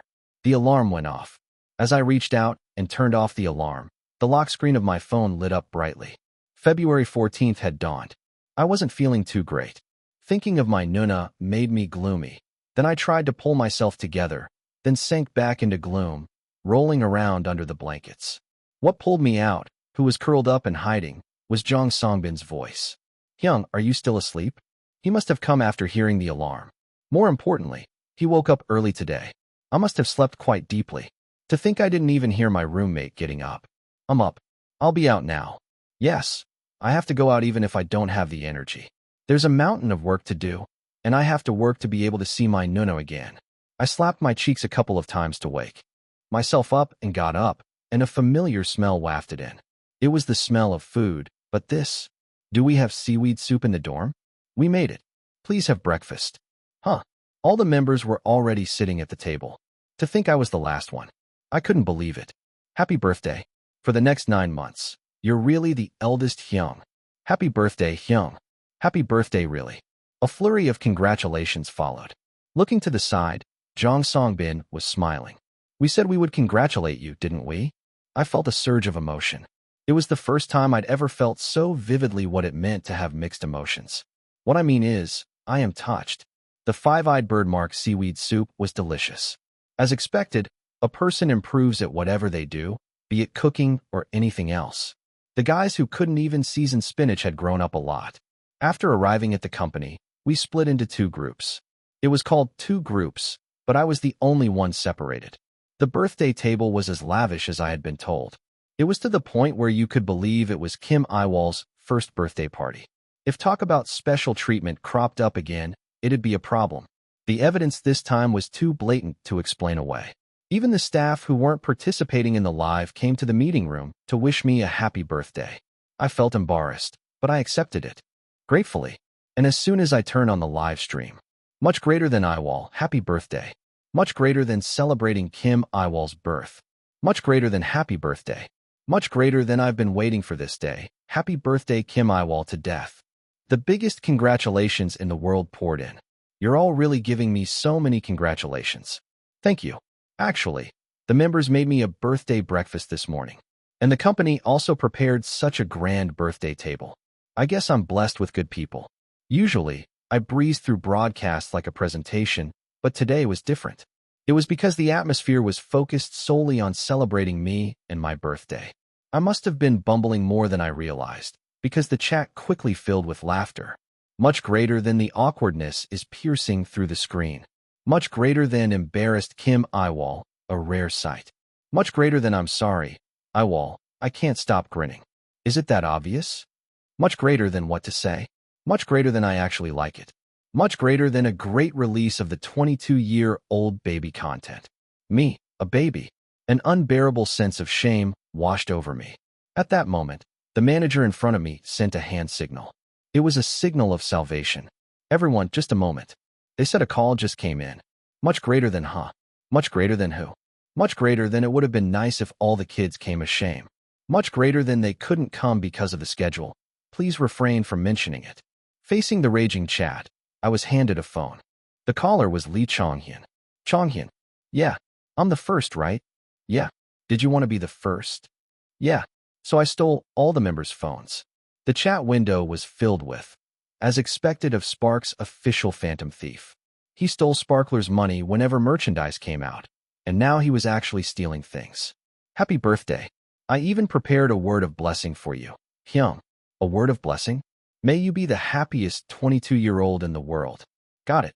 Because of his tone, I thought Santa Claus had come. It seemed the youngest Santa hadn't clocked out yet. Okay, thank you. Lee Chonghyun.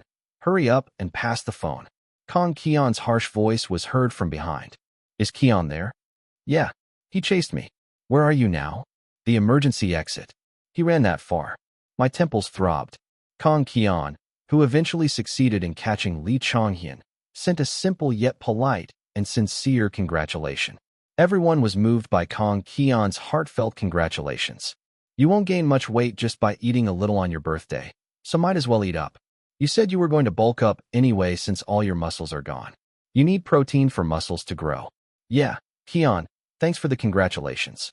I'm going to hang up now. Towards the end, the nagging went on, so I hung up. If he had more to say, he'd probably call separately. I had only received calls from 2 people, but I was already a little tired. Was this really a birthday party for one? At least, it was certain that I wasn't lonely at all. 297. Chapter 297. A birthday party for one, too. Jang Songbin and Park Juwoo sent a simple congratulatory message together. Happy birthday, Hyung. Sparklers, please celebrate Hyung's birthday together too. In addition, they apologized about 3,000 times for calling late. I said it was fine since I had heard the full story from Lee Chonghyun, but the guys just wouldn't stop apologizing. Now, if only Choi Jiho would call, Spark would be at full attendance. Why isn't this brat calling? I was smiling and saying my lines, but inside I was boiling. I could almost see the suspicion of a feud between the eldest Hyungs spreading from some locked account. You're really giving me a big birthday present. Just as I was resolving to deal with this guy after the broadcast ended, the signal I had been waiting for greeted me. However, my expectations were splendidly off. The name on the screen was Gu Jahan Sunbeam. Mr. Gu Jahan is calling? What could it be? I hurriedly answered the phone. Sunbeam, hello. I'm in the middle of a live broadcast right now. Would it be okay if I called you back later? While I was whispering and asking for his understanding, the chat window was heating up with the appearance of an unexpected person. You can't talk right now? I can, but it seems you have something to say, Sunbeam. I just called to say happy birthday. What? You, sir? The congratulations that even Choi Jiho hasn't given me? Choi Jiho, you ****. Aren't you going to call? I'm telling you to at least leave a missed call. You son of a b*****. Unaware of my inner turmoil, the innocent Mr. Gu Jahan wished me a happy birthday. Happy birthday. Is there anything you want? Oh no, the congratulations are enough. Don't talk like an old man. Oops, my inner office worker just slipped out. But I knew you would say that, Mr. Yiwol. If you knew, then why did you even ask? I wanted to retort, but I held it in. I couldn't make a scene when the fans were watching. So I just sent it to the company. What? As soon as Mr. Gu Jahan's words ended, a white shopping bag was passed over from off-screen. Seriously, why are you doing this to me? I don't know your birthday, Mr. Gu Jahan. If I receive it publicly like this, I have to return the favor in the same way. Don't you know I already have 5 birthdays to take care of? I swallowed my tears and received the shopping bag. The shopping bag was so big, it almost blocked the whole screen. Much greater than what is it? What is it? Much greater than in my office friendship is so nice to see. Much greater than open it, clap, open it, clap. Is it okay to open it on the broadcast? I asked, secretly hoping Mr. Gu Jahan would tell me to open it at the dorm, but as always, he didn't give me the answer I wanted. I sent it so you would. See, my predictions never fail. Then, I'll open it. I'll try to make it sound like ASMR. Having resigned myself to everything, I rustled open the shopping bag, and out came another coat. Is there a rumor going around in some random community that Kim Yiwol has no clothes? Sunbeam, you bought me a coat last time too. That was a long one. Short coats are in style these days, right? There was no getting through to him. I felt like I was going to explode. Much greater than Yiwol is so loved. Much greater than when did he get another coat? Much greater than Sunbeam has such a huge soft spot for him. Much greater than my biased junior moment. This is precious. The viewers seemed to be just enjoying this whole situation. I was the only one who felt like I was on a deserted island. Mr. Gu Jahan ended the call after saying we should have a meal next time. I was completely drained and tattered. I keep in touch with the in my office Sunbeams from time to time. Ha Siamayang Sunbeam also contacted me earlier to say happy birthday. Sunbeams, thank you. There probably weren't any Sunbeams watching the live, but I bowed my head to the lens. On a special anniversary, like a birthday, people often expect related anecdotes. Memorable birthday gifts, the item grabbed at a daljabi, or even a conception dream. TL note. Daljabi is a Korean tradition at a first birthday party, daljanchi, where a 1-year-old baby chooses from several objects, each symbolizing a different future or career. A similar story had come up in Spark's birthday broadcast so far. What did I grab? I grabbed a pencil. A pencil means, that's right, it's an item that holds the meaning of becoming a composer. Isn't that what it means?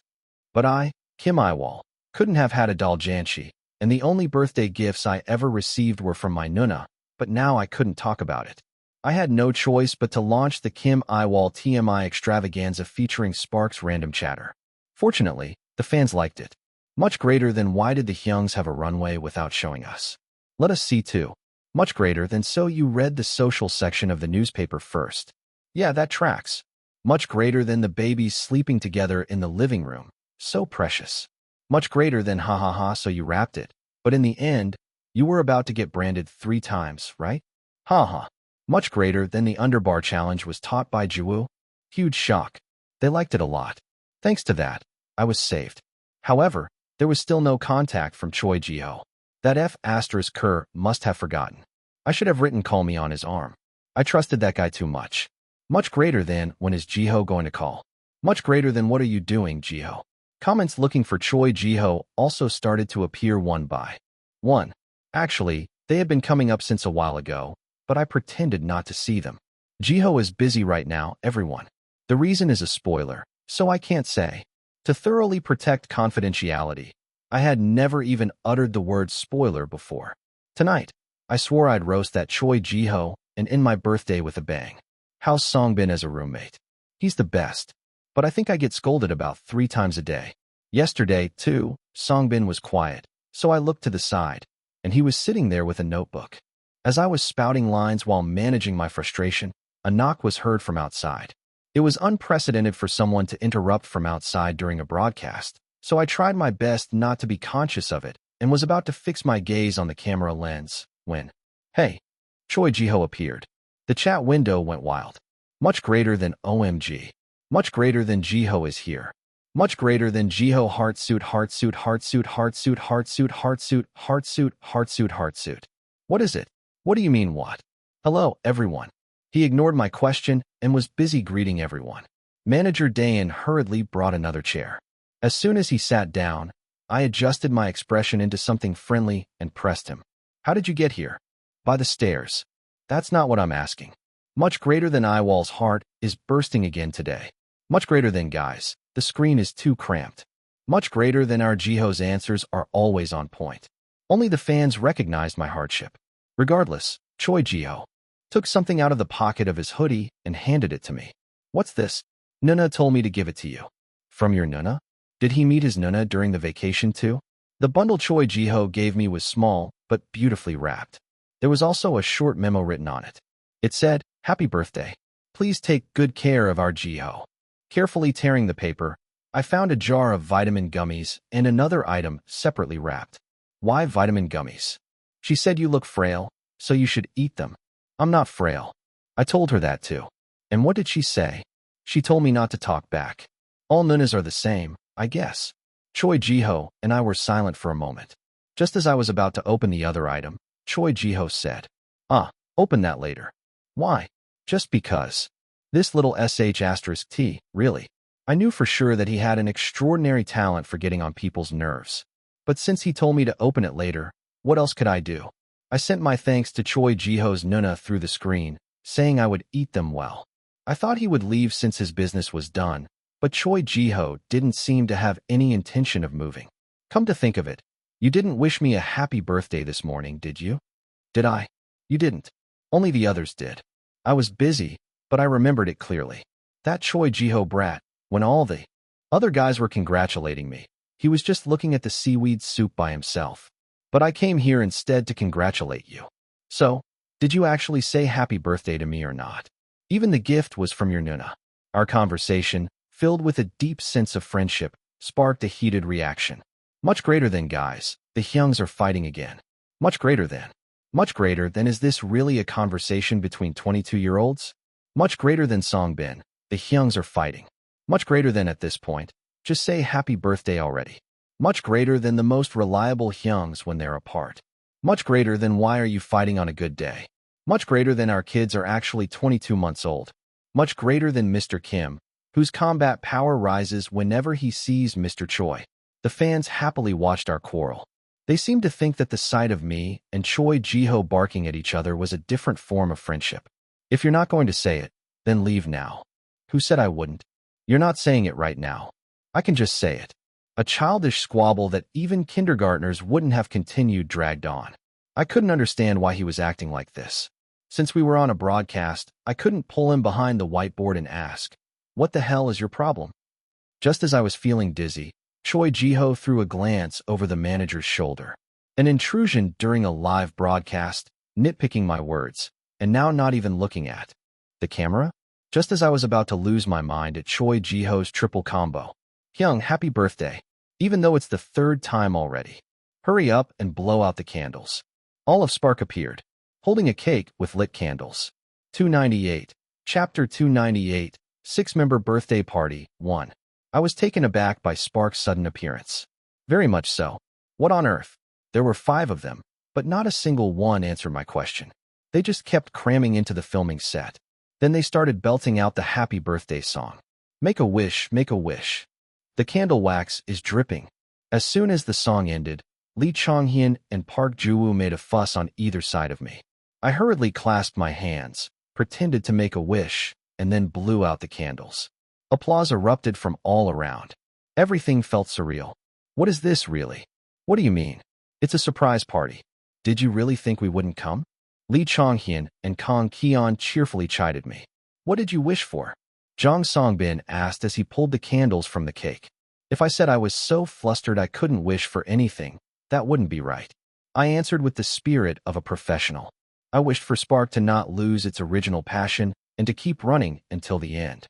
Wow! Kang Keon exclaimed briefly. Why? Isn't that the most proper idol wish? The chaotic atmosphere was settled only after everyone was seated. When did you plan this? From the evening of the day you said you would do a solo live because the schedule was tight. Lee Chonghyun answered without missing a beat. His sincerity was palpable. I looked at Jang Songbin and asked, then what was that when you asked me if the broadcast prep was going okay? He had asked me with such a guilty look. I nearly broke a sweat insisting I was fine. It was a setup. I'm sorry, Hyung. How could you do this to me? Jang Songbin had betrayed my heart. The naive one wasn't Mr. Gu Jahan, but me. Should I be impressed that these guys had the guts to deceive me? Or should I charge them with high treason? We wrote you letters too. Park Ju-woo shyly held out something he had been holding. It was a small, base-shaped box made of foam board. When I took off the rubber band and opened the lid, I saw 5 neatly folded pieces of colored paper. I saw this colored paper when we were preparing for the potluck party. It was definitely that. Can I read it? It's a bit embarrassing, but I'll allow it. With Lee Chonghyun's permission, the unscheduled letter-reading corner began. The one on top was Kang Keon's letter. To Yiwol Hyung. Hello Hyung, happy birthday. A handwriting as sharp as his features greeted me. To Yiwol Hyung. Hello Hyung. Happy birthday. You've often written me letters or memos, but this is the first time I'm writing one for you. My handwriting isn't strange, right? I'll try to write as neatly as possible. I remember the day I first met you. I thought, a scary Hyung has come, with your expressionless face and tall height. But after seeing you treat us warmly in just one day, I thought, this is what it means to be the elder one. Even though I started as a trainee first, I feel like I barely helped you at all. I'm sorry for that. But you have to admit that it was too much of you not to tell us your birthday in advance, right? I'll make sure to celebrate it from now on. Happy birthday once again. From Kang Keon. Next came Lee Chonghyun's letter. This guy was talkative even in his letter. To our undead, gorgeous, black, cool water, Yiwol Hyung. That name came from Bubble Pop with sparklers. No objections allowed. Happy birthday. I really waited for this day. Thinking that our Hyung has become even more of an adult brings tears to my eyes. Even though you're already adult enough, it feels like only your time is going twice as fast. Are you having a fun and good broadcast? You don't have to answer. We're going to come in while watching you anyway. What kind of birthday party should we have for your 30th? Since you like jjajangmyeon, how about the 6 of us eat 30 servings of jjajangmyeon? Would it be a bit much to eat? Only jjajangmyeon on your birthday? But they say noodles are a symbol of longevity. I think it's a good idea for a birthday. I'll keep it in mind for now. Anyway, the bottom line is, I love you. HBD, our eldest Hyung. From Cutie Pretty Visual. On the other hand, there was also an extremely concise letter. Kim Yiwol. Happy birthday. I suggested we give you protein as a birthday gift, but the other kids were against it, so here we are. You really didn't notice. I thought you'd figure it out right away. I think you wouldn't notice even if I wrote the letter right in front of you, but Lee Chonghyun said he wouldn't let it slide if I got caught, so I'm writing this in my room. Looks like Park Ju-woo has a lot to say to you. He just kept writing. But protein's not a bad idea, right? You have to build muscle anyway. If you need it, tell me. I'll share. Have a happy birthday. But if the sender was Choi Ji-ho, even a blunt letter transformed into one filled with painstaking effort. I'm sure of it, This guy must have agonized for 30 minutes after writing happy birthday. You could see the flow of his gaze in the letter. It was so obvious that he struggled to write something. Who would have thought that Center Emperor Choi Ji-ho was a guy who could write a letter like this? This drill instructor was moved. On the other hand, Jong Songbin's letter was long and packed, even at a glance. He must have thought, writing directly on colored paper would be hard to read. He had even added a white paper inside. Around it were stickers that were presumed to have been shared by Ms. Choi Mi-ho. The content was closer to a petition than a letter. To Yiwol Hyung. Hello Hyung. It's Songbin. First of all, happy birthday. It was the year before last that you made me seaweed soup when I was a trainee, and I'm only now repaying the favor. I'm sorry it's so late, and thank you for eating it deliciously nonetheless. And there are a few things I'd like to ask of you. First, please take good care of your health. Second, I hope you eat well. Third, I hope you go to bed before 3 a.m. As this is your first birthday being congratulated by the sparklers as well, I hope it's an even happier birthday than last year. I'll look forward to the broadcast. See you on your birthday, hee. Sincerely, Jong Songbin. After reading the letter, which I couldn't tell if it was a birthday congratulatory letter or a health checkup result, I was afraid to open Park Ju-woo's letter. The last remaining letter was as thick as Choi Ji-ho had predicted. It was a whopping 2 pages long. Hyung hee, it's Ju-woo. Skipping your birthday twice in a row, that's too much X. But since it's your day, doing whatever you want is what matters most, right? That's why I'm so happy I can finally celebrate your birthday properly. Since you're 22, I thought about writing happy birthday 22 times, but since you told me to delete repetitive words when writing, I won't. I thought he would ask when we were going to start a band, but that wasn't it. Park Ju-woo purely just congratulated me on my birthday. Let's celebrate our birthdays together next year and the year after too. Let's live every day like a movie. Promise. P.S. Even if you forget my birthday twice, I'll forgive you. It was a heartwarming letter. I even got a get-out-of-jail-free card. What better gift could there be? Thanks, everyone. I'll cherish it. This case too? Park Ju-woo asked, holding up the clumsy letter case. The rubber band dangled loosely around the fake neck. I answered that I'd cherish that too. You don't have to keep that one. As he said that, Lee Chong-hyun, who had been sitting at the edge of the table, shot up and waved his arms. At the signal, Manager Chan-young brought a giant black object and handed it to Lee Chong-hyun, who had moved out of the frame. The real thing is here. What? I couldn't make sense of what he meant. I must have been too shocked for my brain to work.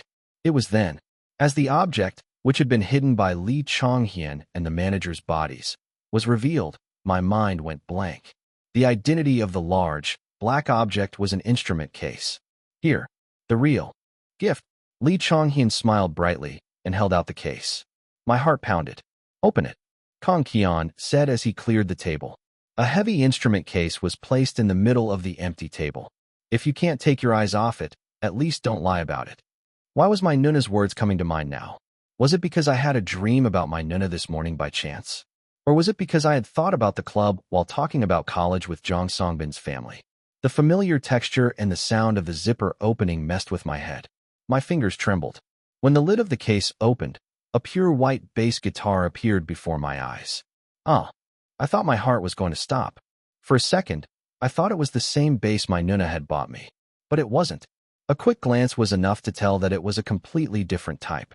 It was a good instrument that only an intermediate player would use, and the price was much higher. It's your gift, Jong Songbin said. I couldn't seem to organize my thoughts. Do you still play the bass? You always use the shared bass, Hyung.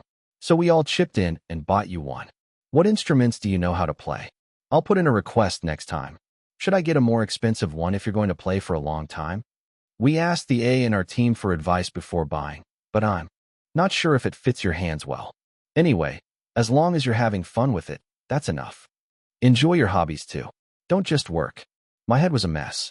As I was forcibly put on an emotional roller coaster, Choi Ji-ho nudged me with his elbow. He pointed with his chin at the small package he'd given me earlier. What is it now? Don't make me more distraught. My mind is already complicated enough. Grumbling inwardly, I opened the black envelope I hadn't been able to open earlier. 2 pics came out from inside. Nuna chose the gray one. I chose the black one. Choi Ji-ho said. I said I'd congratulate you, didn't I? Damn it. I fiddled with the 2 picks in one hand and the bass in the other. Nuna, I miss you. Thank you. I miss you a lot. Thank you so much. But isn't it strange? When I'm with these guys, somehow I feel comforted. Like I can hold on until I see you again. Maybe because they remind me of you. Maybe because they're just as kind as you are. It was the first time I had stammered this badly in front of a camera. And it was all their fault. You hopelessly kind fools. If I end up with an attitude controversy, you guys better take responsibility. 299, Chapter 299, 6-person birthday party, 2. Beck Haywin shoved her fist into her mouth and cried. The reason was simple.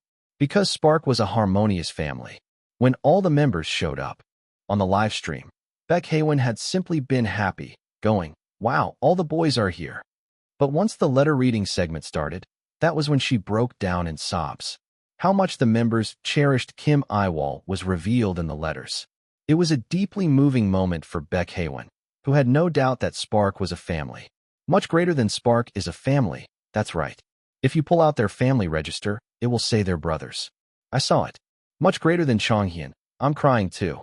Please hold on to Yiwol's time. I'll age in his place. Much greater than guys, your faces are already cinema. The best cut and the highlight. Your narrative deserves a screenplay award, and your letters deserve a director's award. Jang Songbin was happily busy celebrating, and Kim Yiwol was busy being surprised with wide eyes, so the live was twice as noisy as usual. Still, Beck Haywin was just delighted, because it wasn't easy to see a disorganized Spark. And then came the moment that made Beck Haywin's heart explode. Here, the real gift. The precious baby anaconda Jindo dog chinchilla harpy eagle Black Panther came with a huge gift. The gift turned out to be a bass guitar. Kim Yiwol's eyes rolled around in panic, not knowing what to do. Much greater than bass. Bass. Much greater than Yiwol, play the bass. Much greater than let's go, gift unboxing. Much greater than of all colors. How did they end up picking something that white? The comment section was instantly flooded with bass. Beck Haywin's comment must have been lost in the mix somewhere too. Hyung, they're asking you to play the bass. Huh. Kim Yiwol's eyes widened. Hyun, you're truly the best monitoring agent. While Kim Yiwol fumbled clumsily, Park Ju-woo suddenly appeared with an amp from who knows where. It was a birthday broadcast that you couldn't take your eyes off of. One shy he hadn't known Kim Yiwol for long. Even so, she knew well enough that it was rare for him to be this flustered. Watching Park Ju-woo plop the amp on the floor, Kim Yiwol said he would do it himself and crouched down with his back to the camera. Let it be repeated. Kim Yiwol crouched down on the floor with his back to the camera. This was an unprecedented event in Spark's history. It was the kind of moment that made it clear to everyone that Kim Yiwol was out of his right mind. Much greater than a 183 centimeters giant baby excited about getting a gift really exists. Much greater than our Yiwol has changed, positive. Much greater than the day I see Yiwol's back instead of his fancam has come. Much greater than his sincerity conveyed through his back. Kim Yiwol on bass was like a treasured intangible cultural heritage. He'd only shown it briefly a couple of times, and the rest was passed down by word of mouth. Listening to just one instrument session for a long time was not Won Chi's taste, but since the birthday boy was that happy, she could easily spare 3 minutes of a 2-hour live. What should I play? Kim Yiwol said in a troubled tone, grabbing the neck. Then he plucked the strings with his bare hands. On screen, his fingers moved with dazzling speed. It didn't sound anything like those Instaclips assistant manager Cheon had once shown off, bragging about playing bass. You even tuned it? There's almost nothing to fix. Of course. On the phone screen, Lee Chonghyun gave a thumbs up. Kim Yiwol looked at the camera and sat down on the chair again. When he took off his cardigan to play, the white-haired Kim Yiwol became one with the white bass. When requests to move the table poured in, the members sent Kim Yiwol over the table altogether. In an instant, the mood shifted into that of 5 friends attending Kim Yiwol's private recital. Ju-woo, do you have a song request? Kim Yiwol asked, glancing back.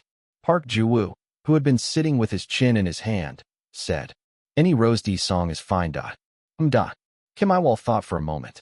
Then he reached back and grabbed a black pick with his index and middle fingers as if to drag it over. He tapped it against his thigh and then spoke a number, presumably the song title. Park Ju-woo's eyes lit up. It must have been one of his favorites.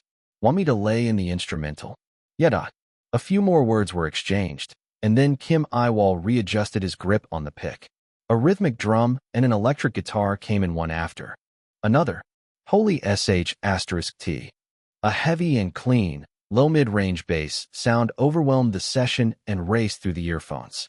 Anyone long steeped in fandom culture developed an ear for these things.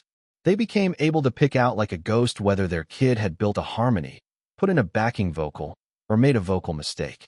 The only bass solos Wonchae had seen before were short highlights that surfaced in her algorithm feed. They hadn't given Wonchae much of an impression.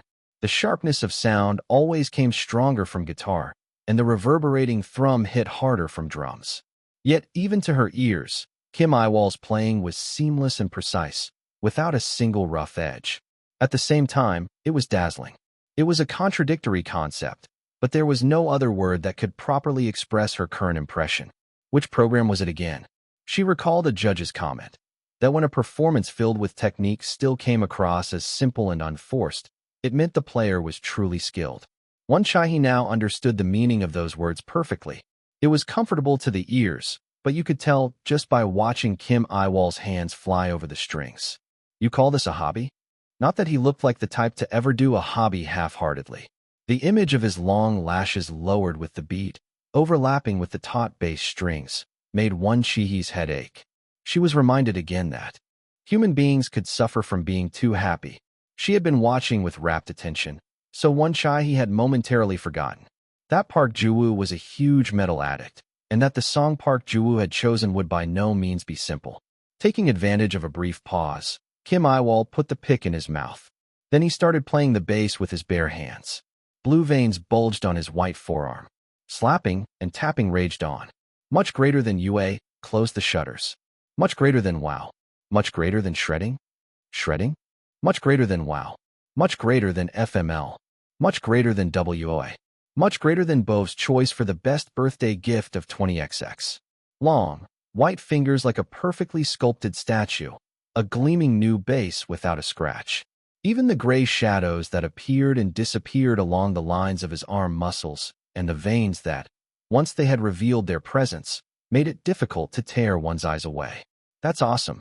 Wonchae pressed a hand to her forehead. Her skin felt hot. It was like her system had short-circuited. I like the new bass. It had been a long time since I had played seriously, so I was a bit worried, but I was glad I didn't make a mistake. If the synchronization had been 100%, my hands would have been as stiff as back in my office worker days. As I was wiping the pick and about to put the bass down, my eyes met Park Ji-woo's. The guy's eyes were sparkling. God of Rock, are you satisfied? Totally. Hyung, you're awesome. Being praised by you, Lee Chong-hyun, who plays the piano like a virtuoso, that praise feels about as meaningful as being applauded for playing a recorder at a school talent show. There's no other choice. Now that I know your skills, I have no choice but to cast you for a session. There's MIDI, you know. And you know better than anyone why people still bother hiring live session players. I kept my mouth firmly shut. Lee Chong-hyun cackled with laughter. When did you start playing the bass? Kong Keon asked, unable to hide his surprised expression. I felt the same way. What was I supposed to say here? If I said since I was 20, they'd all know it was a lie. Since I was a student. I tried to be as nonchalant as possible and pretended to focus on putting the bass away.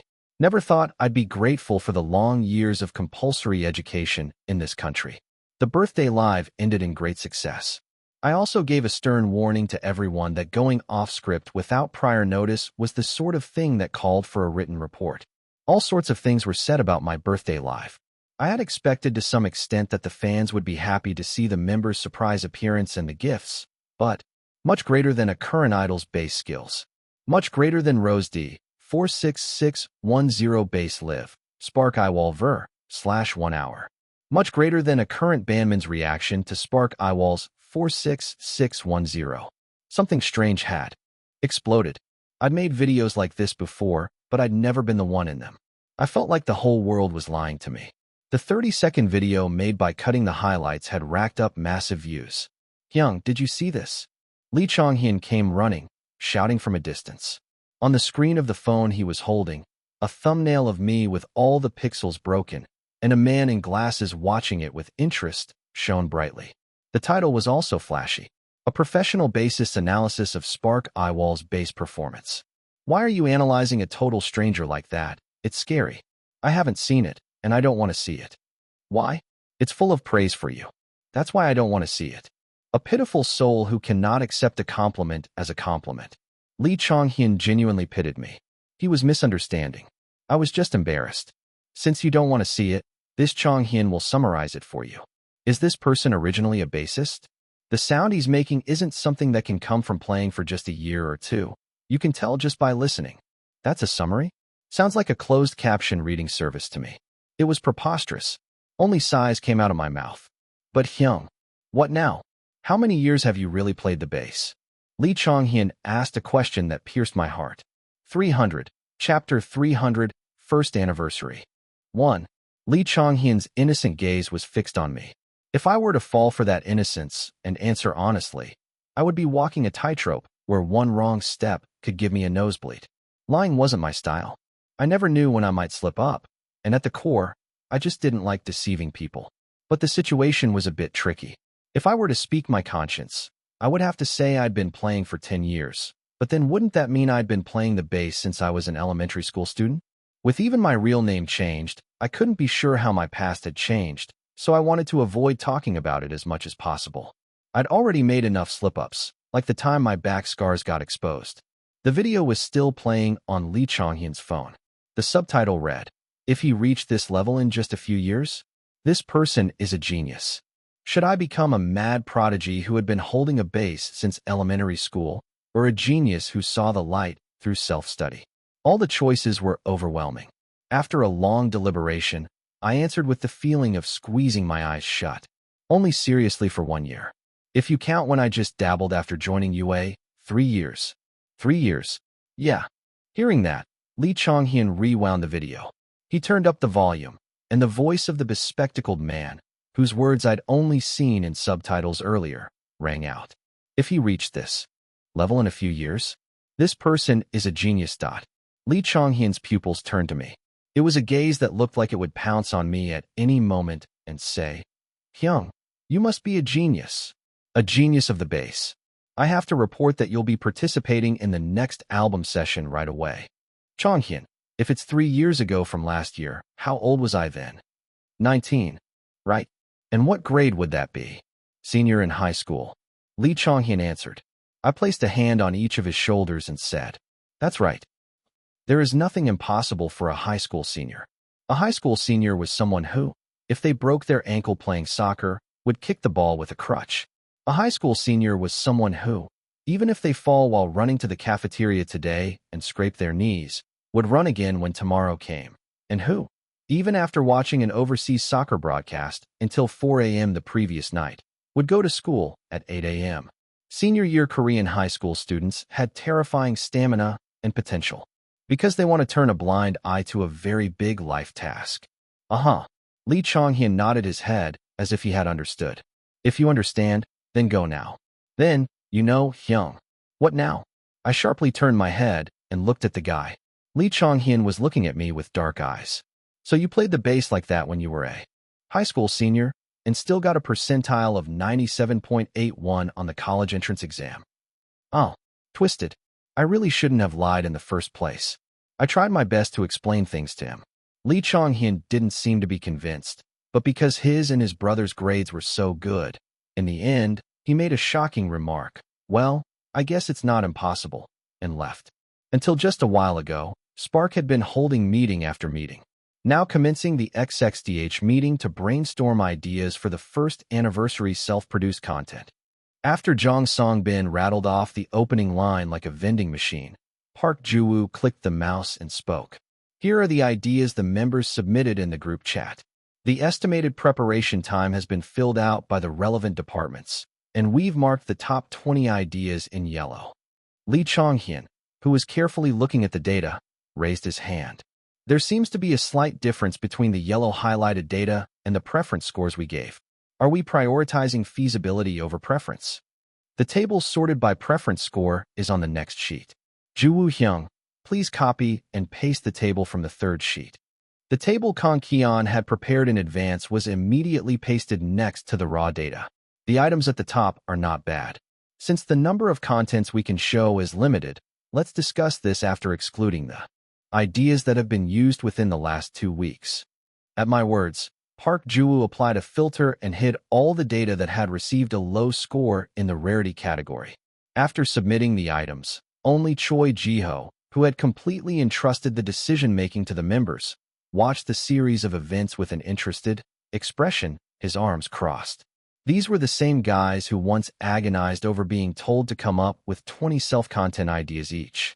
Now, once the theme was set, they could brainstorm freely and pull out materials they'd kept on hand. And so, after countless meetings, all the content for Congratulations, Spark first anniversary self-content celebration was finalized. The time spent preparing for the self-produced content was enormous. With Lee Chong-hyun's birthday and mine falling in the middle, and regular schedules on top of that, things only got busier. We were like hamsters obsessed with fitness, endlessly spinning in a wheel.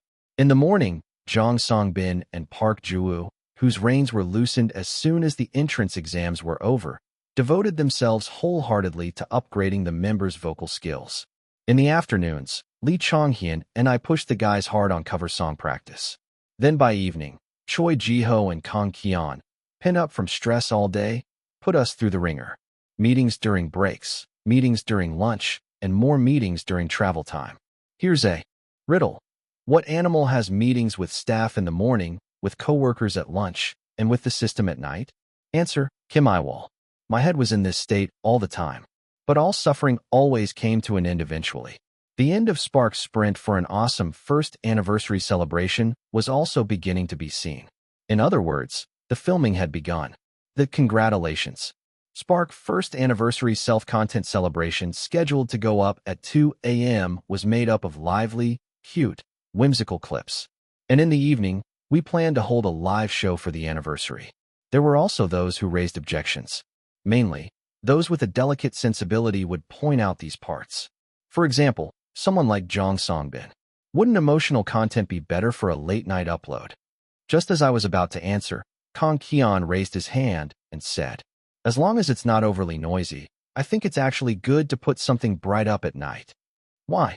Because you can watch moderately enjoyable content quickly and go to sleep, but content that makes you think deeply will make you stay up all night mulling it over. From the side, Lee Chong-hyun asked, Kang Ki-on, is that from experience? Kang Ki-on did not answer. I, too, was of the same opinion as Kang Ki-on. The fans were vulnerable to stimulating content. Just during the cover-up festival incident, the year-end stage ended at 1 a.m.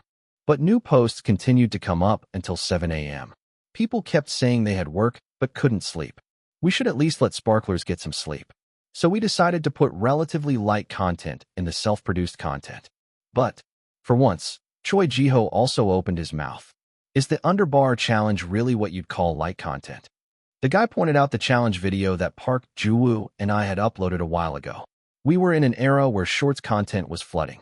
Spark couldn't ignore the trend either, so whenever we had spare time, we filmed challenges inspired by performances that had really impressed us. Among them, the #1 challenge that fans want all of Spark do was that very challenge. The song, Underbar, told the story of a bartender and customer whose relationship turned into romance. Thanks to the song's mood, its music video, and its sensual choreography, it stood out from the flashy movement-heavy challenges and caused a stir with its different vibe. Choi Ji-ho and Kang Ki-on had been busy taking on the challenge from a senior idol group known for anyone who can dance will try this.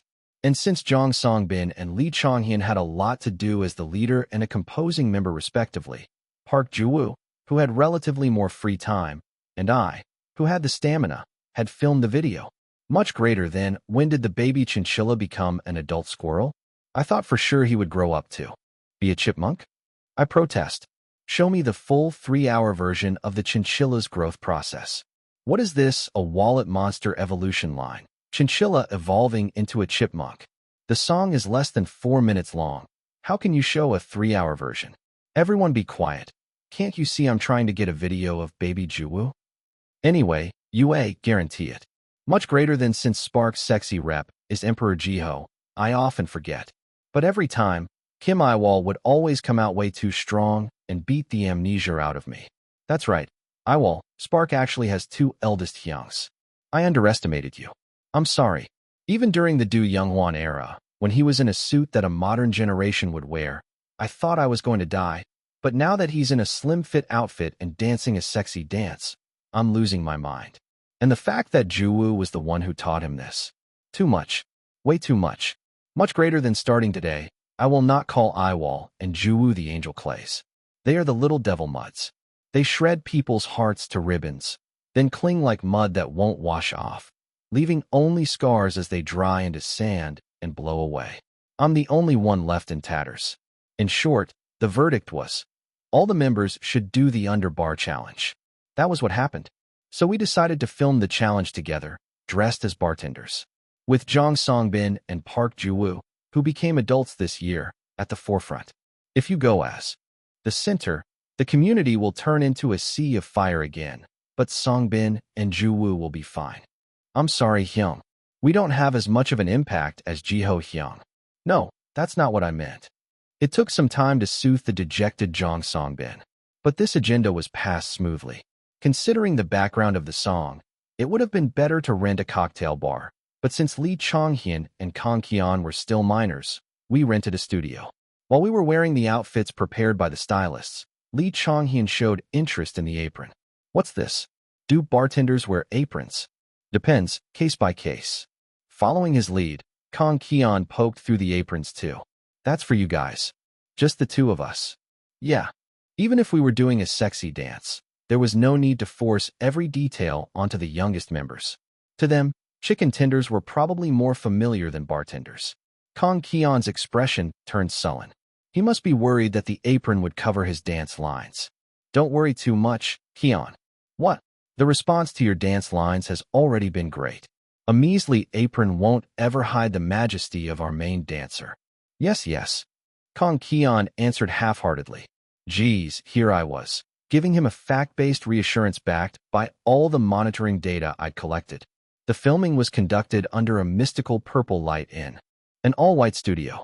A neon-like light filled the space. We also adjusted the lighting so that a white light would be on their face. It was to keep them from turning purple. I was satisfied. By the time we got through even the floor-sweeping choreography to match the title _, Spark was a total mess, like bartenders wrecked from fishing cards out from under the counter. In addition, we took several videos in the studio to be inserted in the middle of the self-produced content.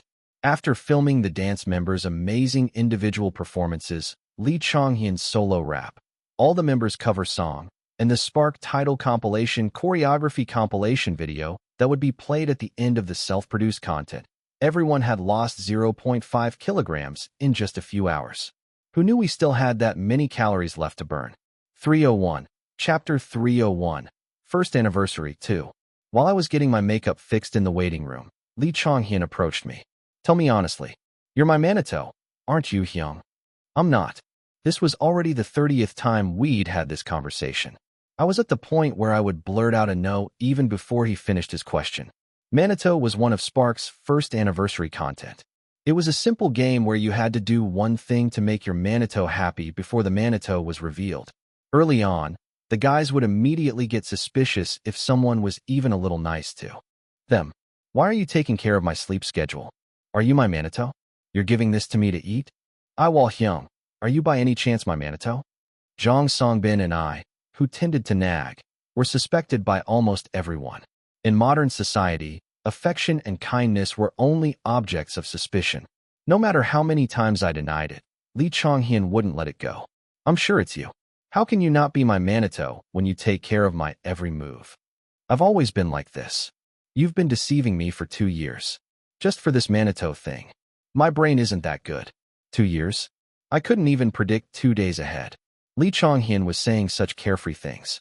Do you think you know who your Manito is, Hyung? Isn't it Juwoo? Juwoo Hyung? What? He helped me with my challenge. So you're saying Juwoo Hyung is smart enough to fool you for 2 whole months? A useless conversation ensued. Unfortunately, Lee Chonghyun's Manito really wasn't me. The person I had to make happy was Jong Songbin. Making Jong Songbin happy was not an easy task.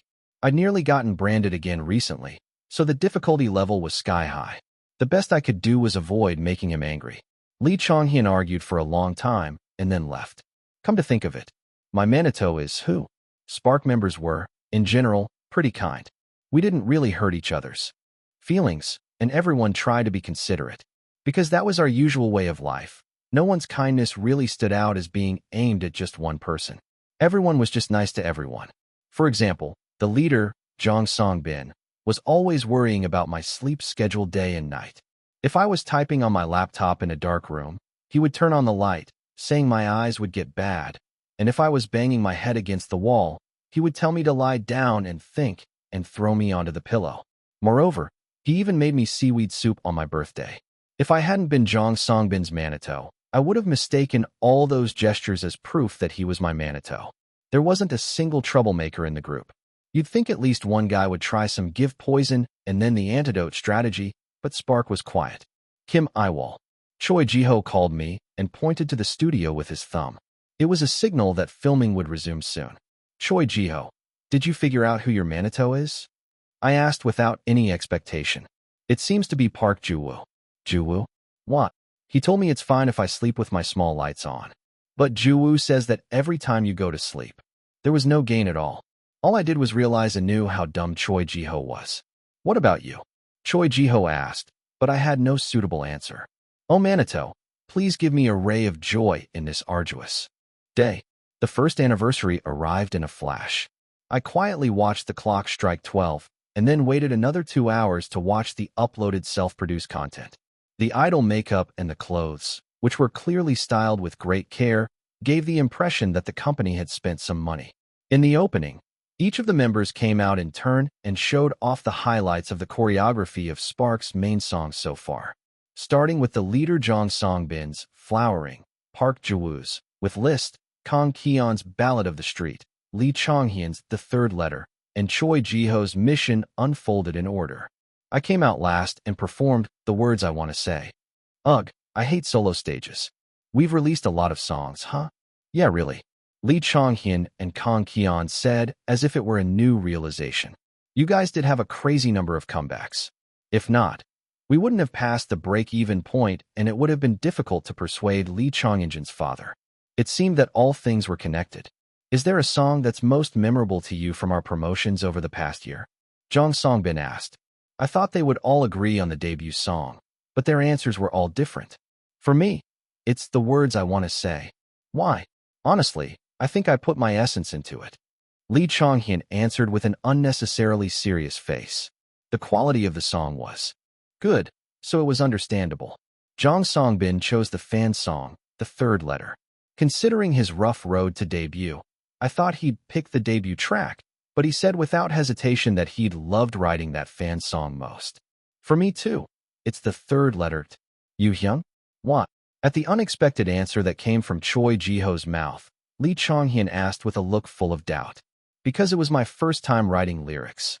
Oh, Hyung really did agonize over it a lot. Park Ju-woo muttered, staring at a distant place. After reminiscing about each song and swapping little stories, we watched a group dance medley titled Spark's First Year, now with behind stories, shot in the studio. As I was looking at the guys' faces one by one, my eyes met with the me on the screen. My dancing has improved. Just during the flowering fan cam, I was busy just trying to keep up with the choreography, afraid that I would be told that a squid had entered the aquarium. There was no time to think about refined lines or anything advanced. Now that I was dancing to flowering again with my current proficiency, the difference was clearly visible. I felt once again that there is nothing you can't do if you try. The members also became more natural in their gestures, expressions, and use of their bodies. Choi Jiho was naturally good at showing off, so I didn't feel a big difference, but the growth of Jong Song-bin and Kang Ki-yeon was prominent. When their leg angles and footstep sounds matched, it was downright thrilling. As expected, people who were good at their main job were the best. There were no jarring parts. Though the me dancing on the screen was still unfamiliar. You never know what will happen in a person's life. After the official year in review, there was a corner to reflect on our personal year. The main goal was to hold each other's hands and say, I see, empathizing with and comforting the other's hurt or difficult points. In this corner, the youngest members were given the right to speak first, in order to guarantee their free right to speak. And so, Spark's youngest of the youngest, ultimate Magne, the ridiculously cute Magne, who always squinted his eyes into triangle shapes, but would forever be the Magne, Kang Kian. Jiho Hyung stepped forward. Me? Pointed at Choi Jiho. And he beat up his Hyung with gusto. You said you'd teach me how to work out, so I followed you. But why didn't you say anything? Were we supposed to be telepathic? I see. And I want you to actually put out results that match your input. I see. Things like this are exactly the problem. You can't just keep saying, I see. I see, then what should I do? Choi Jiho showed off his lack of intelligence and made Kang Kian explode with frustration. Excuse me, but you're supposed to share a resolution for the future, not just say, I see. The situation was expected to improve with Lee Chonghyun's mediation, but, I see. But when you're teaching someone how to work out, isn't it enough to just show them the form? Never mind. It failed miserably. It was difficult for a mere citizen to fathom the heart of His Majesty the Emperor. Lee Chonghyun called on Park Ju-woo next. What do you think I called you for, Hyung? Hyung. Lee Chonghyun gave off a rather serious atmosphere. You know better than anyone that just because someone knows how to play the piano doesn't mean they can handle a synthesizer. You have to say I see. Are you protesting against the Magne right now? I see. Repeat after me. A pianist and a keyboardist are different things. I know that a pianist and a keyboardist are different. If you knew and still did it, then it's even worse. Park Ju-woo was thoroughly scolded. Nevertheless, they were able to create a harmonious ending with Lee Chonghyun's words. I do want to learn the synth though. Park Ju-woo, who had been thoroughly scolded by Lee Chonghyun, called me out next. I really enjoyed the song you played on your birthday live the other day. Thank you. The beginning was definitely heartwarming. Until Park Ju-woo squeezed my hand as if to crush it. I can't forgive the fact that you've only been playing rhythm all this time when you can play like that. Ju-woo, I think my hand is going to break. Chonghyun asked you to do a session, but you refused that too? Ju-woo, my hand. When you told me to put in an ad-lib, I put it in, and when you told me to hit a high note, I hit it, and I even built a tower with Songbin in harmony. His list of grievances wouldn't end. My palms started sweating. Hyung was in the wrong, right? Yeah, that's right. Then tell me what you're going to do in the future. I will work hard to let Ju-woo hear a wonderful song. What about the session? If necessary, I will actively participate. Thank you. Park Ju-woo smiled with the most innocent expression in the world. I was the only one who was tattered all over. Jong Songbin pointed at Kang Kian. The Hyung's nagging towards his dongsing poured down like a waterfall. Kian, what did I say when you ended up sharing a room with Chonghyun? To put Lee Chonghyun to bed on time. But how is it now? Ever since the two had been caught chatting all night, Jong Songbin had shown no mercy. Should we do the roommate swap content again? Do you want to share a room with Yiwol Hyung? No, I'm sorry. Why me?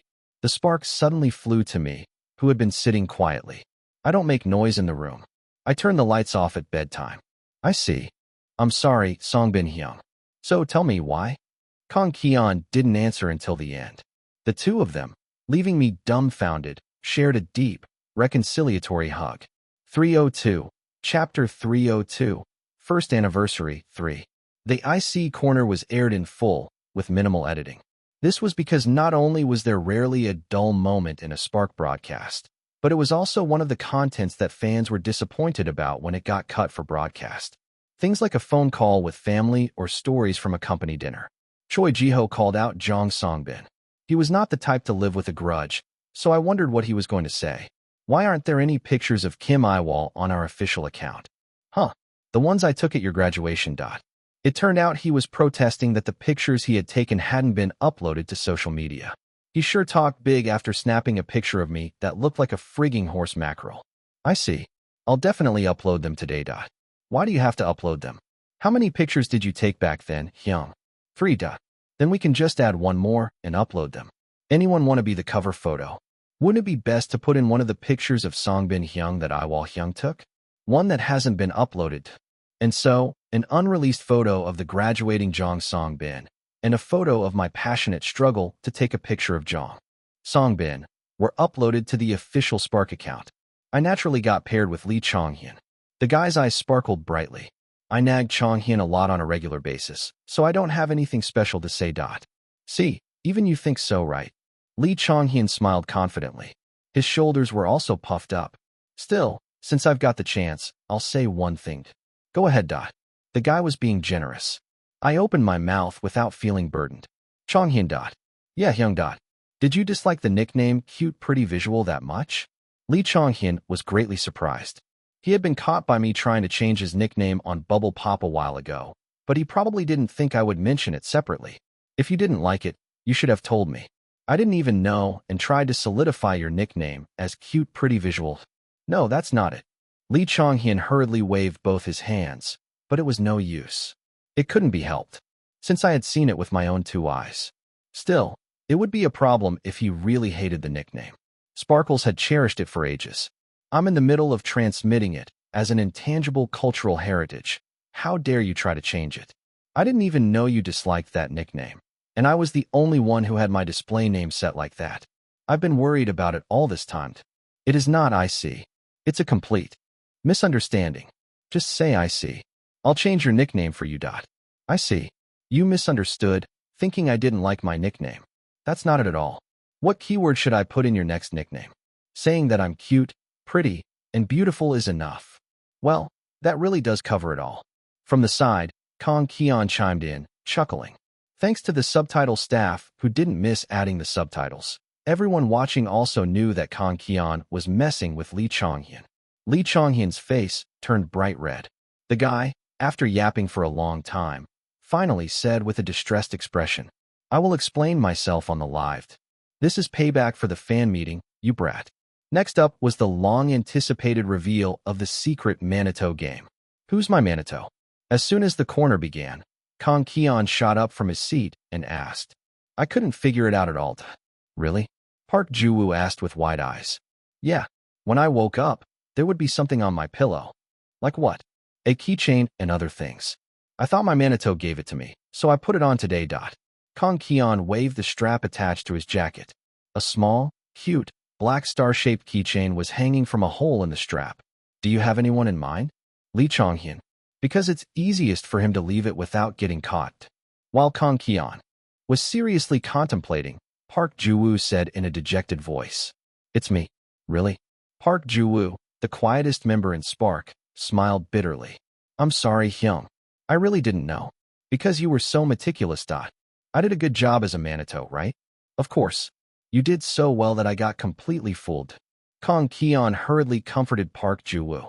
To think that his Hyung, who didn't even go out of the dorm, secretly went out to buy a keychain to be his Dongsing's Manito. Everyone, including Kong Keon, would know how much effort the extremely introverted Park Ju-woo had put in. Everyone except Choi Ji-ho. Since the Santas gave gifts on Christmas, this time I wanted to do it. Through this way, that's some excellent foreshadowing payoff. Hyung. Praised by his Dongsings. Park Ju-woo's face flushed so red it was visible even through the screen. It was a sign of joy. Besides the keyring, Kong Keon pulled more items out of his bag like a pawnshop owner, proving just how hard Park Ju-woo had worked at delivering gifts. Kong Keon said he really liked the gifts and praised him as the best Manito. On the other hand, there was also a guy who had correctly guessed his Manito. It was Lee Chonghyun. What did Songbin do for you? Since I was too busy with composing and preparing a challenge, Hyung separately gave me reminders. Normally that's more Kong Keon's thing. You guessed that Songbin was your Manito just from that. Lee Chonghyun wasn't the type to be convinced by just that. And sure enough, he had more evidence. Remember I asked you if you were my Manito? Yeah. Huh. You asked Yiwol Hyung too. This guy had laid out bait for all the members and observed their reactions. Honestly, I thought it would be either Yiwol Hyung or Songbin Hyung. But you never know, so I poked around and observed. Does that usually give you an answer? Choi Ji-ho muttered skeptically. You heard earlier, right? Who gets nagged the most by Yiwol Hyung? Me. That's right. So I thought he might be my Manito. Because there's a bit of a difference between the happiness that Hyung thinks of for me and my actual happiness. That's true. Kong Keon agreed. I subtly poked Hyung during a break, and he said he thought his Manito was Ju-woo Hyung. After hearing that, I knew it wasn't him. What made you so sure? It's strange that he would specifically point out Ju-woo Hyung when Songbin Hyung is the one who cares for him the most, right? The fact that he excluded the obvious Manito like Song Bin Hyung from the list of Manito candidates is proof that he is Song Bin Hyung's Manito. If he were someone else's Manito, he would have lied that his Manito was Song Bin Hyung just to throw people off. That way, everyone would have been fooled. Yuri really something. Elsta. Choi Ji-ho praised him. Even his style of praise was unique. He was definitely born to be a center. The other people acted as usual. The only one who did something out of the ordinary was Song Bin Hyung. Does that answer your question? Lee Chong-hyun smiled proudly. And as a reward for finding his Manito, he received a crown. Up next was Jong Song-bin, who had been swept up in the Manito controversy. Although Lee Chong-hyun had dropped the bomb earlier, Jong Song-bin looked confused. Actually, I didn't think Yiwol Hyung was my Manito. Why? My dumbfounded expression was captured in a big shot. Jong Song-bin's face was no different. I was nice to you, da. I didn't notice, but could you please tell me what good deeds you bestowed upon me? I tried to sleep properly, ate all my meals, went to the gym without skipping, all to save Jong Song-bin the trouble of branding me. But thinking about it, this was beneficial to my health, not to Jong Song-bin. Claiming he should be happy because I had relieved him of his worries. Wasn't that just completely self-centered? On second thought, I don't think I was nice to you, da. No. Of course, you're always nice to me, Hyung-da. No, I'll do better, da. I'll accept your pledge. Yuri not refusing, I see. Jong Song-bin and I hugged each other. It was our second reconciliatory hug. Needless to say, Choi Ji-ho did not guess his Manito. Choi Ji-ho's Manito was revealed to be Lee Chong-hyun. That's harsh, Hyung. I took so many pictures of you. Did you? I followed you around from morning to night and took pictures. Weren't you happy to see your perfect shots? They all look the same to me. What can I do? This is why handsome guys are no good. There's no earnestness in their pictures. At this rate, no one would be able to guess their Manito except for Lee Chong-hyun. I know who my Manito is, da. Park Ju-woo dropped a bombshell. Really? Yeah, da. Who is it? Asterisk. Keon, da. Kong Keon's mouth fell open. You two were each other's Manito? That's amazing, da. How did you know? Ignoring Lee Chong-hyun's comment, Kong Keon asked. Seeing his look full of surprise, it seemed this guy also thought he had hidden the fact that he was the Manito well. A while ago, Keon said he had a spare Bluetooth speaker and gave it to me, saying it was compatible with my headset. That's right. I even peeled off all the seals. The product smelled new. It took a week to get the smell out, and you're telling me it still smelled new? The Magne had prepared thoroughly, but he couldn't fool Mr. Nose Park Ju-woo. But thank you so much. I'm using it well. I'm glad you're using it well. I hope the smell goes away soon. A heartwarming third hug followed. A crown was also given to Park Ju-woo, who had guessed his Manito. The screen was filled with a friendship-filled scene befitting a first anniversary content. All that's left is Yiwol Hyung. Jong Song-bin said, alternating his gaze between me and Choi Ji-ho. Right, if everyone else had learned their Manito, then the one left must be mine. I get that, but I'm Kim Yiwol's Manito. Why are you my Manito, Choi Ji-ho? 303, Chapter 303, First Anniversary 4. Yuri my Manito. Yeda. What did you do? Sorry, but I can't recall a single moment of happiness that came from you. Watching my dumbfounded face, Choi Ji-ho replied matter-of-factly. Getting you something you like for your birthday. If you weren't my Manito, you weren't going to buy it for me? From a third-person view, my expression must have been ridiculous. The kind of face that screamed I should practice looking at him with more kindness. I also gave a lot of ideas. That was just you filling your quota. You said my hit rate was good this time. No, forget practice. I didn't even argue with you. Right, you gave me happiness. The members laughed, looking at my resigned self. If we ever do Manito again, I sincerely hope I get matched with someone else next time. After the Manito reveal came the song cover videos. Each member had chosen a song they wanted to sing, filmed against the backdrop of the recording studio. I half expected Lee Chong-hyun to pick some rebellious, rough track railing against society, but contrary to my expectations, he came with a lyrical rap titled My Dear Friend. Too much like an infinite universe to be seen as a dark future. I have no choice but to leap until I'm flung out to a world where no one holds me back. Sincerity could be felt in the lyrics he had rewritten, to the point that even if you didn't know the circumstances, you would know that Lee Chong-hyun was not joking. With no pull to hold me down, I won't even fall to the ground. I just swim through the dark, endless sea, floating in the Milky Way. Words I don't use. Decline, fall, crash. I'll leave them under my feet. My dear Earthling, you who do not wish for my decline, yet pray for me to be wounded. Leaving you behind, I depart. He's really gone all out. We'll meet when the night sky rises. I remember Park Ji-woo sitting there in a daze as Lee Chong-hyun recorded the last verse. Even when asked if it came out well, he couldn't answer right away. Maybe because he'd heard more of Lee Chong-hyun's and my story than anyone else. Park Ji-woo wrapped him in a firm hug once the session ended. Jang Song-bin sang his entrance exam song, and Park Ji-woo sang 46,610, which I had played on the bass during my birthday live. It was nice to see them making choices that were in demand on their own now. There were also some who made unexpected song choices. Choi Ji-ho chose his mother's favorite song, and Kang Ki-on chose the audition song he had sung when he joined UA. Both family and insecurity were things they'd avoided talking about before, yet here they were. I sang sitting by the window as a part of my Find My Original Passion project. I was just planning to sing, but the dedicated team insisted I bring my bass, so I had to change the accompaniment to a band style and sing while playing the bass. I worried people hoping for an acoustic guitar vibe might be disappointed. I paused the self-produced content and checked to see if all the members' cover videos had been uploaded separately to the YouTube channel. And after reviewing everything, from the playback time, thumbnail, to the title, to make sure there was nothing strange, I returned to the self-produced content. Compared to my trainee days, my singing had definitely improved. I could also see that the tension in my shoulders had eased. At least I didn't look like I'd be sticking a spoon in a soju bottle and singing. It was a song I had sung while recalling the moment my project's progress had become zero. But this time, I'm scared of being forgotten and erased. I am left here all alone. A song filled with a different emotion. They are disappearing, leaving me behind. Everything. The wind is ceasing. I'm mulled over the part. I'm scared of being forgotten and erased. I could picture it, the others. Disappearing, leaving me behind, even the wind slipping away. What would it feel like to watch the 5 of them from beyond the window? How would it feel for them to disappear, leaving me behind? I couldn't say for sure since I hadn't experienced it, but it definitely wouldn't be a refreshing feeling. The video didn't end even after the cover songs were released.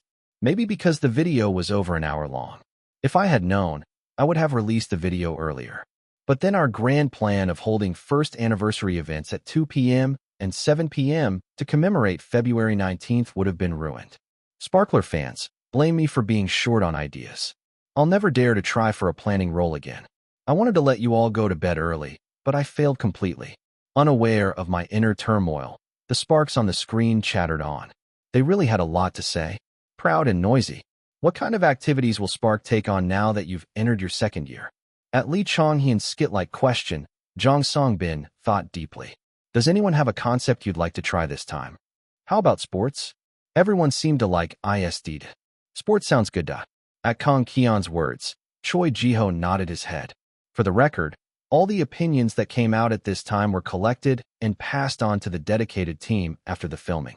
Since I even drafted a proposal while the ideas were fresh, we should get a reply soon. I also like things that feel cinematic. It's cool, right? Would it still be okay if the movie was horror or thriller? At Jang Songbin's question, Lee Chong-hyun's face turned pale. It seemed he disliked horror movies. I noted this separately on the precautions page. Even after that, Spark talked for a long time about what kind of concepts they wanted to try and what kind of stages they wanted to create.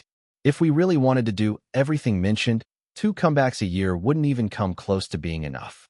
We can group similar tone ideas for music shows and put experimental stuff into concerts. Couldn't we push the large-scale ones as full album projects?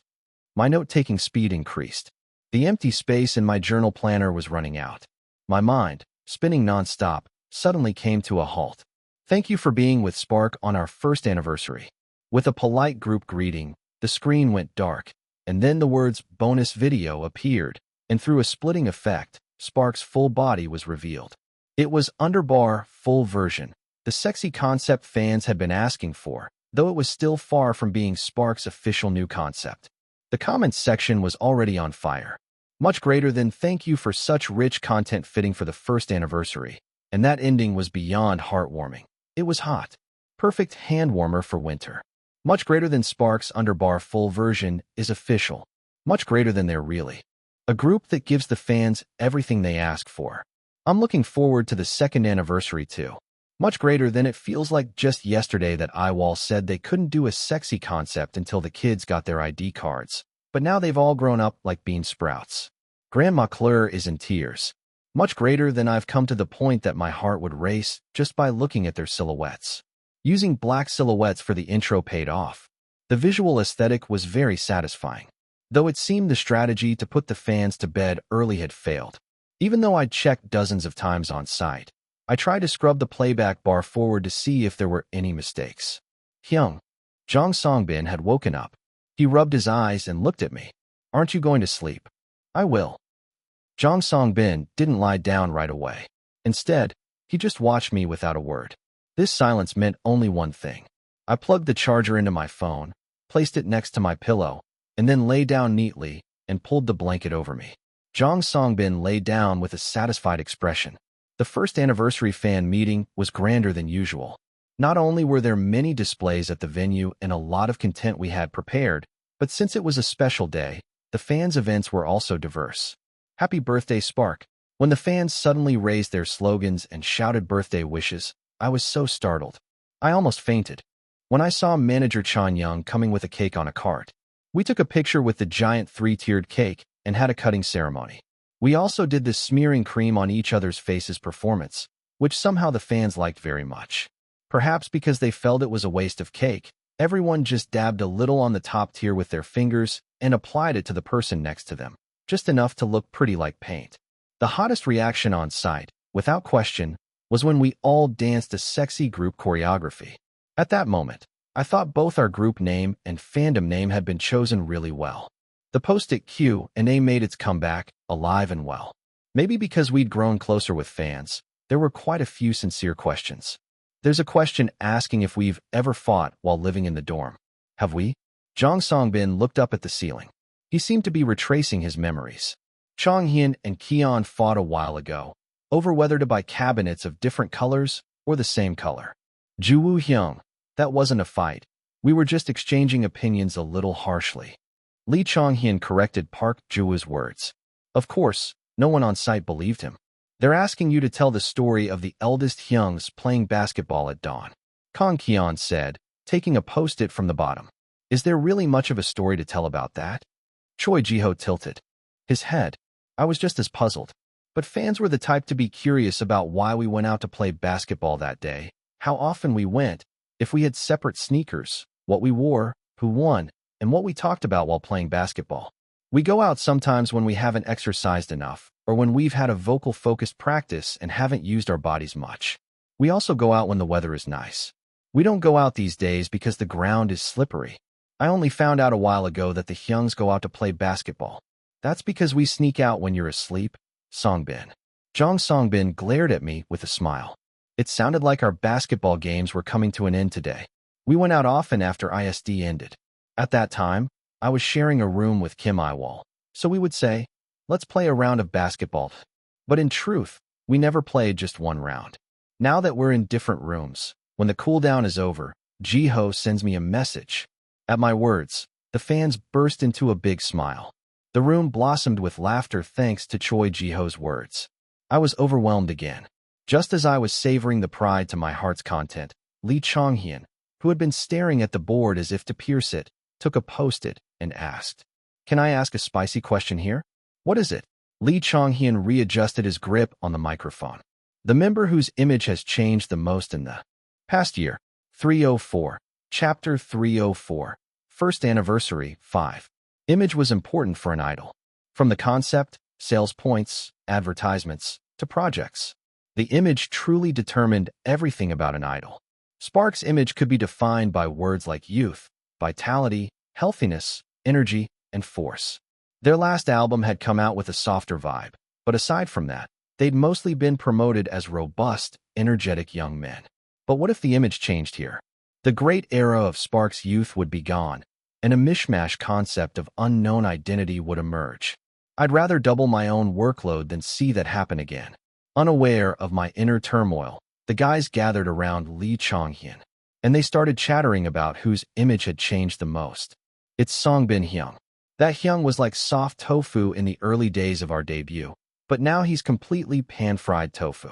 No, Songbin was already pan-fried tofu even in the past when he was practicing. Now, when he's practicing, he's like mapo tofu. Lee Chong-hyun, Park Ju-woo, and Kang Ki-on launched into a heated debate titled Jong Songbin, The Evolution of Cooking Methods. Jong Songbin, who had suddenly become mapo tofu, gave an awkward smile. Hasn't Jiho Hyung changed a lot? With Kang Ki-on's remark, a new candidate emerged. Choi Jiho stared at us blankly. Choi Jiho indeed had changed a lot. He'd probably changed more than the mountains and rivers in 10 years. Didn't you join UA because of Jiho Hyung, Kang Ki-on? At the newly released tidbit, gasps were heard from all around. Kang Ki-on scratched the back of his head with an awkward face. Choi Jiho just blinked his eyes with a dumbfounded face. It was just... Kang Ki-on mumbled his answer. The fans of the dance line, who had read the sincerity in his slurred words, went wild. Why? However, Choi Jiho was not a considerate enough guy to spare a person's feelings. The straight ball Choi Jiho threw landed heavily in Kang Ki-on's solar plexus. In place of Kang Ki-on, whose face was flushed red, Lee Chong-hyun stepped in as a substitute to explain. Kang Ki-on watched a lot of your videos in middle school. You all know, right? Jiho Hyung's past videos. Of course. Oh, I thought it was something else. Choi Jiho dumped a whole bucket of cold water over the heartwarming story. Tonight, I would definitely whisper the idol's code of conduct into his ear again. Jiho Hyung's personality has softened a lot. He takes good care of his dongsangs too. Jong Songbin said, trying to calm down Kang Ki-on, who was on the verge of exploding. Perhaps because I had seen the past data a while ago, I agreed with Jong Songbin's words to some extent. At that moment, Park Ju-woo, who had been quietly mulling over a post-it in the back, said, For me, it's Yiwol. Hyung. Me? Isn't that Hyung the same as always? Lee Chong-hyun and I asked almost simultaneously. Park Ju-woo fidgeted with the post-it and answered, Yiwol Hyung hasn't changed much since the early days of our debut, but he's very different from his first impression. What on earth was my first impression like? I recalled the first day when I had returned after regressing. I remembered that I had been very angry because of the system, my eyes were unfocused because I was out of it, and I was terribly clumsy because I couldn't dance for my life. You were really scary in the beginning, Hyung. Me? Curious gazes flew from the audience and landed on me. Why was I scary? I ate the jalmayan they gave me, and I practiced hard as they told me to. When we saw you for the very first time, yeah, you were scary. Because I didn't know he had this kind of personality. You all probably can't imagine it well either, right? Kang Ki-on said. I belatedly realized which Kim Yiwol these guys were talking about. The Kim Yiwol of that single day, after receiving the business card, who had left home and entered UA, but before the regression. Didn't they say Park Ju-woo couldn't even eat? I couldn't remember well what I was like after the college entrance exam. People rarely remembered themselves objectively anyway. Still, I tried to console myself, thinking that a person's personality didn't change that much and that I must have been more or less the same. But you were really scary, Hyung. You barely said a few words. He would just nod his head when you explained something, but his gaze was scary. And since you're tall, Hyung, he seemed like a very tired and sharp Hyung. The revelations poured out as if they had been waiting for this moment. They all looked so antsy. I wondered how they had held it in all this time. The final blow was delivered by Choi Jiho. Never thought you'd actually be sociable. If even Choi Jiho was saying that, then my first impression must have been terrible. And yet they still accepted me. Or were they just unable to kick me out? I'm not like that now, right? Not at all. When I asked, feeling anxious, everyone except Choi Jiho shook their heads. Choi Jiho also just shrugged his shoulders with a not really. As soon as the fan meeting ended, we returned to the company. It was for the evening live schedule. Spark's first birthday schedule was too tight.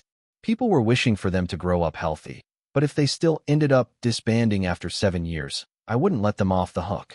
During today's live, a major announcement was scheduled to commemorate the first anniversary. Everyone, you've waited a long time. Finally, our light stick is coming out. After 1 year since debut, Spark's official lightstick was finally set to be released. It had been a truly long and difficult time. If I were to unfold the meeting minutes leading up to the release of the lightstick, it would be endless.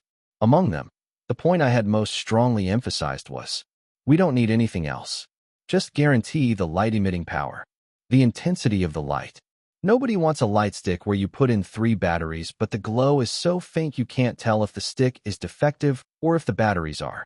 We needed brightness powerful enough that even one stick shone like 3, with saturation so vivid that it stood out even among dozens of others, visibility that made it distinct from afar, and a sense of unity you could feel across the venue. That kind of brilliance was what Spark's lightstick needed. For the internal parts, if it's possible to implement, a firework shape would be the prettiest, but if it's difficult, a regular flame shape is also fine. But you must firmly establish the center point of the light. When requesting a sample, could we request both a regular dome lid and a cut lid? I want to see how the light reflection differs. In addition to this, I diligently notified them of the defective cases that had frequently occurred in the past.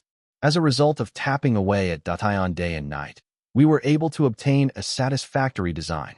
It's our first time seeing it in person too, right? Kong Kian said, leaning his body towards the center. He had pretended to be uninterested when Zhang Songbin and I were putting up notes on Datayon, but it seemed he was quite curious himself. A black pouch came out of a box plastered with flammable warning tape. The lightstick itself hadn't even appeared yet, and already Li Chonghian was squealing. The lightstick that Zhang Songbin carefully took out was not much different from recent Idol's lightsticks. An easy-to-grip handle and a spherical head were the standard for lightsticks.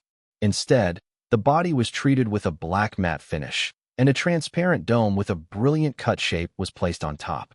I wanted the parts to be clearly visible when the light was off and for the light to scatter like a brilliant lamp when it was on, and it came out better than I thought. The fireworks design had been implemented impressively. It could have easily become a torch, which was the backup plan, but as expected, technology is the best. While Park Jiwoo was putting batteries in the light stick, Choi Jiho turned off the lights. For the first time since their debut, Spark disappeared into the darkness in front of the camera. And the moment the light was turned on, much greater than wow, what is this? Much greater than is the brightness power even real? Much greater than you could probably see this from a satellite. Much greater than it's bright. Much greater than it's dazzling. Much greater than performance pass. The room was dyed in orange. The members' expressions, hairstyles, and even the pattern on the cushion behind us could all be seen with the naked eye. It was brighter than when passing through a tunnel in a car. It's so bright. It worked. It really works. The guys who had checked if the light was clearly visible with a secondary device cheered. Like primitive people who had discovered fire for the first time, we turned the light stick this way and that. It's not just because it's ours. This is genuinely beautiful, right? Li Chonghian beamed, grinning from ear to ear. UA decided to sell this incredible artificial sun at a quite unconventional price. In a positive sense. Our light stick specifications are better, if not the same, than other groups' light sticks.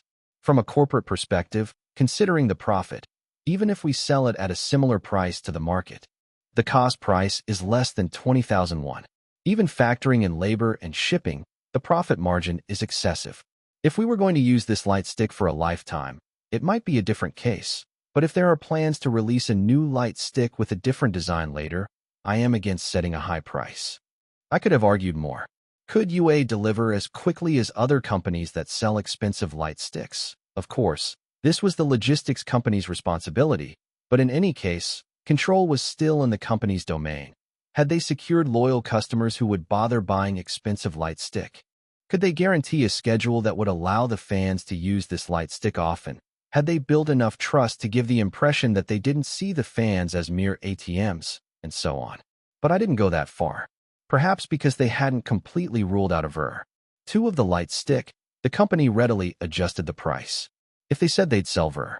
2 for 80,000 won after this, I'd burn down UA and everything else.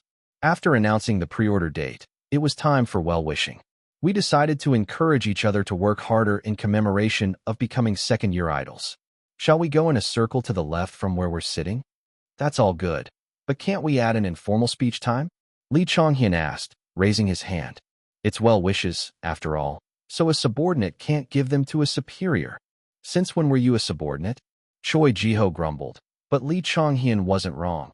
So we decided to exchange well wishes under the concept of we're all friends. The first to start was Park Ju-woo. The person to receive the well wishes was Choi Jiho. Those two seem to be paired up unusually often when filming this kind of content. Jiho, yeah, thank you for being a good roommate. Because of you, every day is fun, right? Thank you for showing me the invert too. You guys do that stuff in your room? Kang Kian couldn't hold back his question. No, right. What on earth are you two doing in your room? No wonder Park Ju-woo was dragging a yoga mat into his room. The person Choi Jiho was to give well wishes to was Jong Songbin. Jong Songbin swallowed. He seemed full of determination to accept whatever nonsense Choi Jiho would spout. But Choi Jiho had always been a guy who defied expectations. You've worked hard. At the warm words that came in a flash, Jong Songbin's lips trembled. 305. Chapter 305, Hobby Life 1. Choi Jiho was truly impassive. Regardless of whether Jong Songbin was moved or not, the guy just said what he had to say. Keep up the good work this year, too. Let me know if you need anything. The Choi Jiho who had said, "What do you want me to do?" to Park Ju-woo, who had come for help, was now gone. Now, he was like a proper hyung. A hyung who, though not affectionate, could be relied upon. Jong Songbin nodded happily. Then he gave a gentle word of encouragement to Lee Chonghyun, who was sitting next to him. Next, it was my turn to receive well wishes. Lee Chonghyun, who was sitting behind me, wrapped his arms around my shoulders and leaned his chin against the back of my head. Yiwol. Yeah. Do you remember what I said a long time ago? You've said so many things. When I slightly lifted my chin and looked up, my eyes met with Lee Chonghyun, who was looking down at me. I said that when the year changes, I wouldn't even call you Hyung anymore. So, are you trying to join the eldest Hyung line now? No. I like being the magne. So you just want to be friends with me. Lee Chonghyun and I exchanged silly words and chuckled. Lee Chonghyun held my chin with his thumb and index finger, fiddling with it, and said, "Put some weight back on. You've lost too much. I'm managing my jawline. You were perfect in the early days of your debut. That was because my synchronization rate was low back then. I was still putting in a great deal of effort, but it would take more time for that form to return. My muscles are almost back, so don't worry. A person is not made of 100% muscle, my friend." Even while saying that, Lee Chonghyun diligently massaged my shoulders. He was such a worrywart. I should ask him to order Jalmayan for me soon, for the first time in a while. After the first anniversary schedule was wrapped up, a true sense of quiet and peace came to the dorm. The hectic schedule, which had kept us busy without a moment to breathe from the end of the year to the beginning of the new year, had all come to an end. It was around the time winter was almost over. Taking advantage of the reduced workload, I received a new assignment from my counselor. A hobby. It was about creating a leisure activity unrelated to work. The reason was that I needed a corner to refresh my thoughts. I did mention that I played the bass, but I was advised to find something else because, now that I was active as an idol, the bass could also be connected to music work. So, is there anything you've wanted to try? Lee Chonghyun asked, pausing from tapping on his laptop. Not really. The only hobby I know is reading. Do you like reading books, Hyung? No. The hobby I wrote on my school record was just reading. Isn't that the case for most students in Korea? I haven't really seen you do anything other than work. Bass is also not allowed, right? Yeah. They told me to find a hobby where I can avoid thinking about work as much as possible. You don't have any fields of interest, and you don't know any hobbies. That's right. Lee Chonghyun closed his laptop, stroked his chin, and pondered. Then, perhaps something had come to mind. Lee Chonghyun hit his palm with his fist and said, "How about trying the members' hobbies together?" And so, thanks to Lee Chonghyun's suggestion, the Kim Yiwol Tries Out the Members' Hobbies project began. The first hobby evangelist was Park Ju-woo. There was no particular reason. It was because Park Ju-woo's hobby was the most suitable to try right away. "Today, we're going to clean and water the plants," Park Ju-woo said as he took out a spare apron from the dorm. Park Ju-woo's approach to cleaning bordered on obsession. To Park Ju-woo, who pursued a perfect zero-dust environment, bedding was nothing more than a fabric that accumulated dust after a day. "Ju-woo, are you going to wash all the blankets in the dorm?" "Just the ones we use." Park Ji-woo started the washing machine with excitement. Not joking, this was already the third load. While the washing machine was running, we ran the steam cleaner and the dishwasher, wiped the dust from the window frames, and went up to the rooftop with a basket of pillow stuffing each and beat them until the stuffing was about to burst. We didn't forget to boil the dishes. We also wiped the dining table until it was shiny, spraying it with kitchen alcohol spray.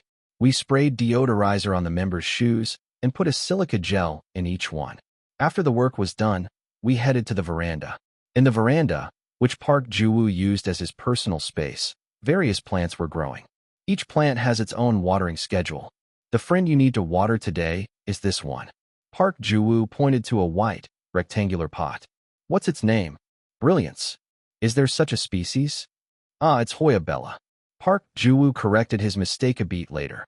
This guy must have named all his pots. The fellow we had watered needed a pillar to grow on, so we also made a support with the wire left over from making the paper strawberry bouquet. Does this one bloom too? Yeah. I've raised it well. It looks healthy. Don't you think it will bloom well? By the time we repotted the soil, my work gloves were caked in dirt. I had wondered why Park Ji-woo was rarely seen even when we were all in the dorm, and it seemed he was hiding in a corner, doing this by himself. How is it? Do you feel a little more at ease? Park Ji-woo asked. I feel like the environment is being purified. Don't they say that looking at green stabilizes the mind and body? That was exactly how I felt right now. Or maybe it was just the washing machine humming away in the background. Park Ji-woo and I delivered the bedding, which had been dried, to each member. Then, after a refreshing shower, we sat on the living room sofa, turned on the air purifier, and watched the indoor air quality change from bad to good while drinking warm milk. It wasn't a bad experience. In the evening, I watched a musical movie with Lee Chong-hyun in the living room. It was the first time I had watched something other than Sparks' faces on the dorm TV. You chose a surprisingly famous work, I said, looking at the screen. The Phantom of the Opera was displayed. Lee Chong-hyun asked, what did you think I would choose? A philosophical movie that a normal person like me would have a hard time understanding. A classic is always a masterpiece, no matter when you watch it. While Lee Chong-hyun was preparing the movie, I turned off the lights in the living room. I didn't forget to turn on a night light just in case Choi Ji-ho came out of his room. Jong Song-bin, who had heard that we were watching a movie, even brought salt-free popcorn that he had fried himself. Although we were perfectly prepared, watching the movie wasn't all that smooth. Chong-hyun, if the god of rap offered you guidance, would you follow? Would I? Do you think I'm 10 years old, Hyung? Hyung, could you abandon a teacher who made you a prima donna for the sake of love? I've never been in love or been a prima donna, so I don't know. But from the moment he kidnapped her, I think the Phantom is a criminal, not a teacher. We couldn't play the movie for more than 5 minutes. We pressed pause nonstop and had a heated debate. The debate wasn't productive either. From the middle of it, a random conversation ensued, as if we were competing to see who could bring up the most useless topic. Remember that scene where the chandelier fell? If they messed up the shot, would they have to drop a brand new chandelier every time? Wouldn't that cost too much? How does that mask stay on without falling off? Maybe they glued it on over the face makeup? And then, at the very end. The visuals are amazing though. Can our music videos be like this? Chong-hyun, that's the Phantom of the Opera you're talking about. Do you think Ji-woo Hyung can hit a high note with the same pitch as Christine? What song are you planning to give Ji-woo? I haven't thought of anything, but I'm curious. That was what happened. As for the visuals, it might be possible if we could get a huge budget from UA, but it wouldn't be too late to talk about it after we got the budget. So for now, we decided to keep our expectations low. Through this process, it took a total of 5 hours to watch one movie. I didn't know that watching a movie was such a tiring activity. My mouth and eyes both hurt. How is it? Do you think it's suitable as a hobby? I'm not sure, but I think it's a good activity in terms of reproducing ideas. At my words, Lee Chong-hyun turned on all the lights in the living room. That won't do. You're looking for a hobby to not think about work. With those words, watching movies was eliminated from my list of hobby candidates. A few days later, I made time to go out with Kong Kian. Our destination was a comic cafe. My goal was to read the entire series of Kingdom Cafeteria or Another. I'll just read KCA, but what are you going to read? I have a lot to read. Kong Kian said calmly. As soon as the elevator doors opened, his eyes sparkled. I could even see the glint in his eyes between his hat and mask.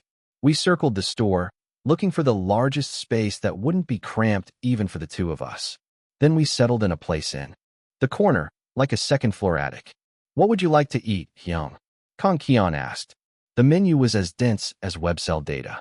Moreover, everything was high in calories. It was food I couldn't even imagine Kong Kian eating. The calories seem really high? "You said you were going for a ride with Jiho Hyung tonight anyway." Saying he would just order something if I couldn't choose, Kong Kian placed the order. His ordering just wouldn't end. A kid who wasn't usually like that just kept ordering from the menu. I tried to hand him my card, but he went ahead and paid himself. Just like that, I'd become the jerk who let a kid who hadn't even graduated high school cover both food and drinks. "What's your account number?" "It's fine, considering all the things you've bought for me." I hurriedly sent a transfer message through online banking, but Kong Kian didn't accept it. Instead, he left to find a comic book, heading to the pink corner. When he came back, he was holding about 5 familiar comic volumes. It's a nuisance to bring too many at once, so read this first. It's the first part. "What about you?" "I'll look at some books and bring them over. You go in first." While I was cooped up in a corner of the room, Kong Kian came and went frequently. Once the comic books, blankets, and the food we had ordered were all ready, Kong Kian took off his shoes and entered the small room. We had to bend our legs quite a bit, but it was cozy in its own way. 306. Chapter 306, Hobby Life, 2. Watching the life story of Princess Soda while eating jjajang ramen was incredible. The level of immersion was different from when I was reading in bits and pieces while traveling in the car. It felt like there was nothing in the world but me and the cream soda kingdom. When the air between the princess's fiancé, Prince Melon, and the adventurer Yurong started to get suspicious, I couldn't help but call Kong Kian. "Are they having an affair?" "Who?" "Prince Melon. You're at that part. Is it okay if I spoil it?" "Yeah. The two of them have a thing, and Princess Soda catches them, but the princess tells them not to be tied down by a political marriage and sends them off to live freely. Does that make sense? Is this right?" Kong Kian chuckled, watching me tear my hair out. I feel like my mind is going to collapse. It's a natural phenomenon. I was like that too when I first read that part. Even if she sends them off, she should at least get some alimony. Where would the Cucumber Kingdom get that kind of money? It's a country that was trying to marry off its eldest son to the Cream Soda Kingdom as a son-in-law.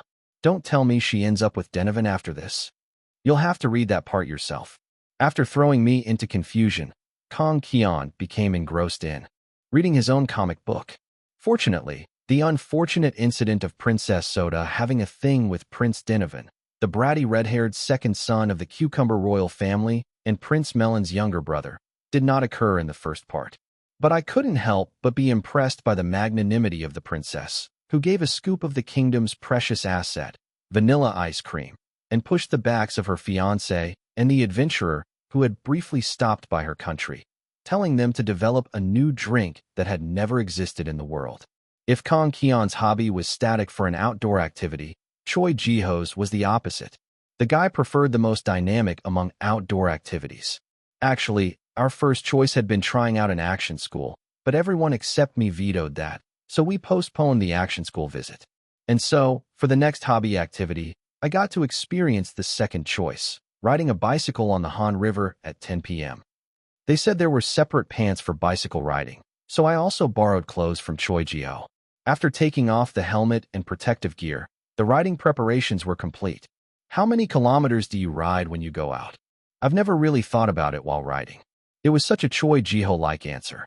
Since he'd been kind enough to lend me gear, I decided not to make a sarcastic remark today. Since it was late, there were more people cooling down or packing up than people riding their bikes hard. It was dark, and the pedestrian and bicycle paths were separated, so it seemed unlikely that a rumor would start about Choi Jiho and his clone are riding bicycles on the Han River. Choi Jiho and I rode our bikes for about 2 hours in silence. In the first place, since we were riding our bikes in a line, there was no reason to talk. I just matched his pace and pedaled. By the time there were almost no people to be seen by the stream, Choi Jiho stopped his bike on the side of the road. Following him, I took out the water bottle I had packed in advance. While I was catching my breath, the night view of the Han River came into view. When I looked down, All I could see was the dark river. But from below, the world was so sparkly. The night view is pretty. At my words, Choi Jiho took the water bottle from his mouth and said, "You know how to say things like that? I'm actually a pretty sentimental person." The wind was cool, the scenery was nice and calm, and after moving my body, I felt refreshed. It was perfect. It's different from riding a cycle at the gym. What? Did I hear that wrong? Choi Jiho is empathizing? And on such a sentimental topic? Is the system going to fall from a clear sky? My gaze unconsciously turned to the sky. What's wrong? I'm just surprised to learn that you have emotions too. What the? Choi Jiho took off his helmet and ruffled his sweaty hair. When I followed suit and took off my helmet, a cool breeze blew over my head. When I shook out my hair, I could feel the air passing between my fingers. It was refreshing. On the way back, we rode our bikes at a slightly slower speed. Unlike when we were speeding, we could talk from time to time. Have you ever gone biking since debut? No. Then this is your first time riding in a while, too? That's right. The entire time he was talking, Choi Jiho only looked ahead. Because of that, there wasn't much of a view for me. While riding the bike, all I could see in front of me was Choi Jiho's back, his waist, which would not yet have a surgery scar. Much greater than our kid is a dancer. And he has to have back surgery? Jiho is only in his 20s. He has to live with a herniated disc? As the main dancer and the center? A fan's enraged post also wouldn't leave my mind.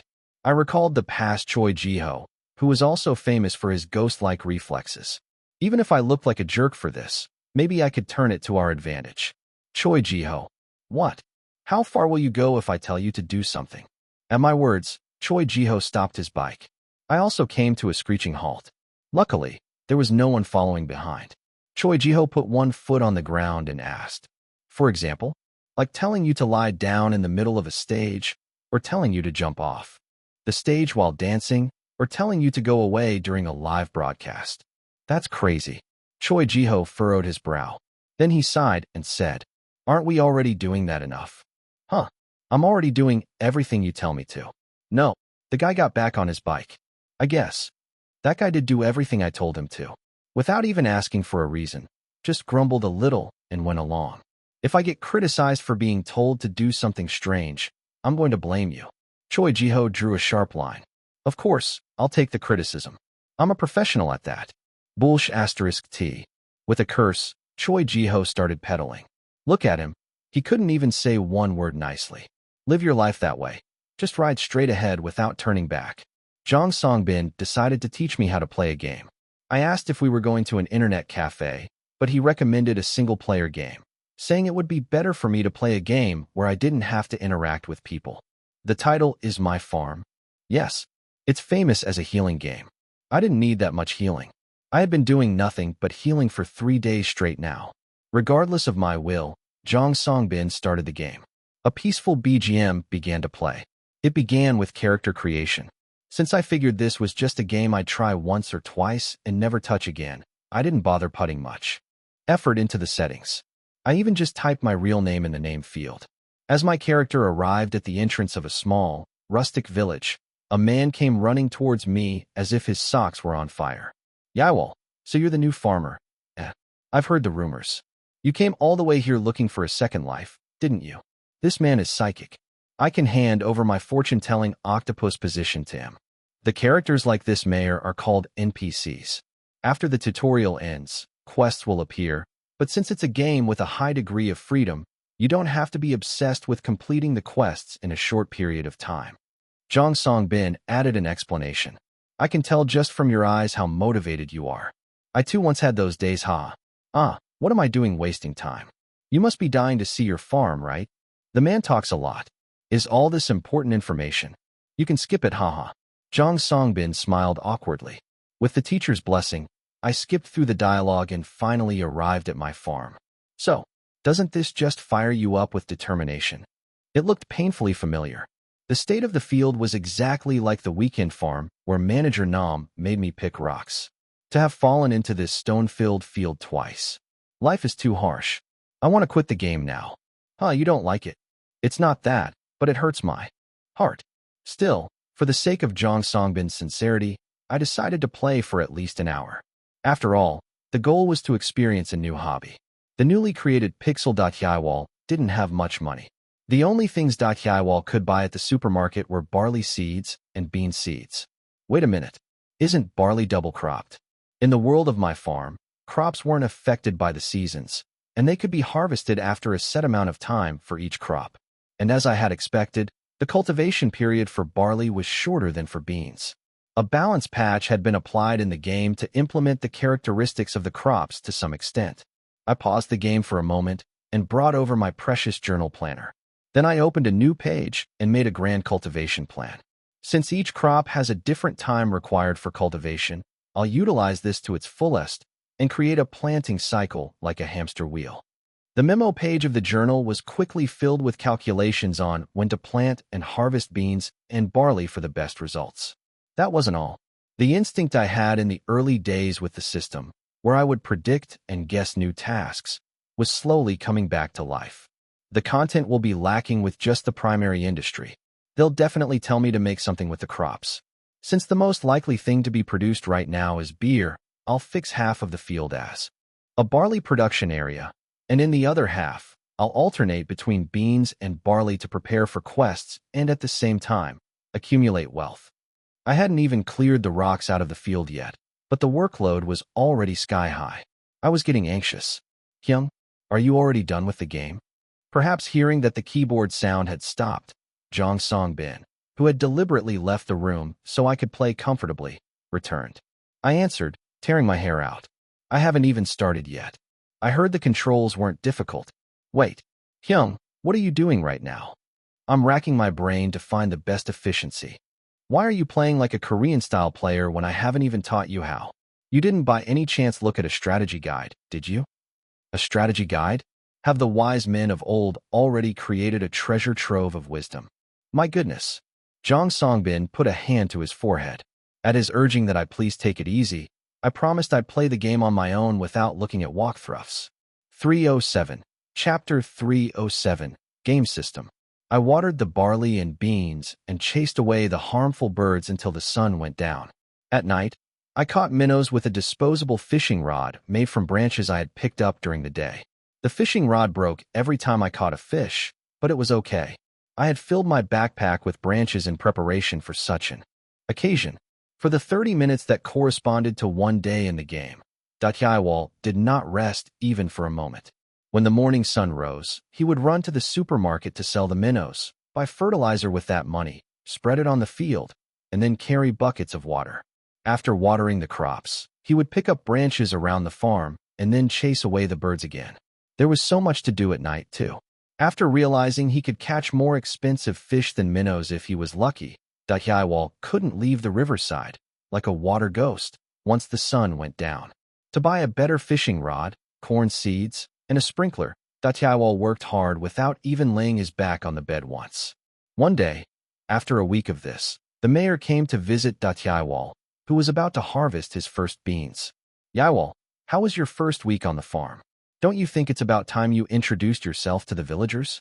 Don't give me that nonsense. I don't need it. I'm busy. Get out of the way. I have to harvest the beans. A quest window appeared, but I closed it as if to ignore it. Why should I have to give away my hard-earned minnows to the townspeople and greet them? They couldn't even take care of a young man who had just moved to the countryside. Don't you feel sorry for me, who has to sell minnows to buy seeds? Don't you pity me, who has to carry water with a bucket on a 100-pyong farm while you guys are driving tractors? I huffed and puffed and repeated the work of digging the ground and planting seeds until my fingers were about to break. After chasing away both a crow and the mayor at the same time and planting barley, I heard the sound of a door opening. Hyung, our dinner is. Hyung, you're still playing the game? Jong Song-bin was startled. It's already been 4 hours. Doesn't your head hurt? It does.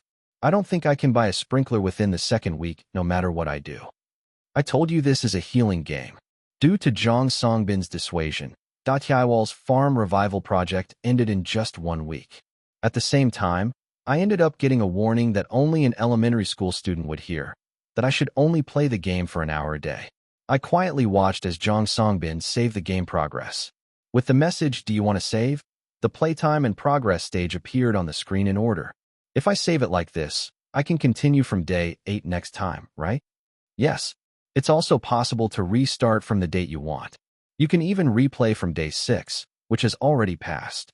Jang Songbin pressed the calendar tab and showed me the saved records. On the calendar, the pennies I had earned day by day were written down. The profit on day 4 was low. If I were to restart, I'd probably start there. This is just game money, Jang Songbin said in the tone he only used with Mr. Jang Xiangjin. I must look pretty pathetic right now. But the barley's germination rate was bad that day too. If I restart, isn't there a chance the germination will turn out differently? I don't know. I'm not sure if the germination rate is a fixed value or a variable value. Saying it probably varied, Jang Songbin moved to press the quit button. And then, a thought flashed through my mind. So you mean there are some elements that can be restarted, but also some that can't? Yes. For example, if you start the game over from the beginning, the money will be reset, but the character name and design won't be changed. Same with the town's geography. The playtime will also be accumulated. Instead, my money will go back to the beginning, and I'll have to listen to the mayor's explanation again. The more I heard, the more familiar this structure was. A virtual world with clear lines between what I could control and what I couldn't. NPCs issuing directives to the player. Did you say this was a healing game? Maybe not for you, Hyung, but I heard the original intention was a mood-refreshing game for modern people tired of urban society. And a clear sense of purpose. Songbin. Yes. Then what if?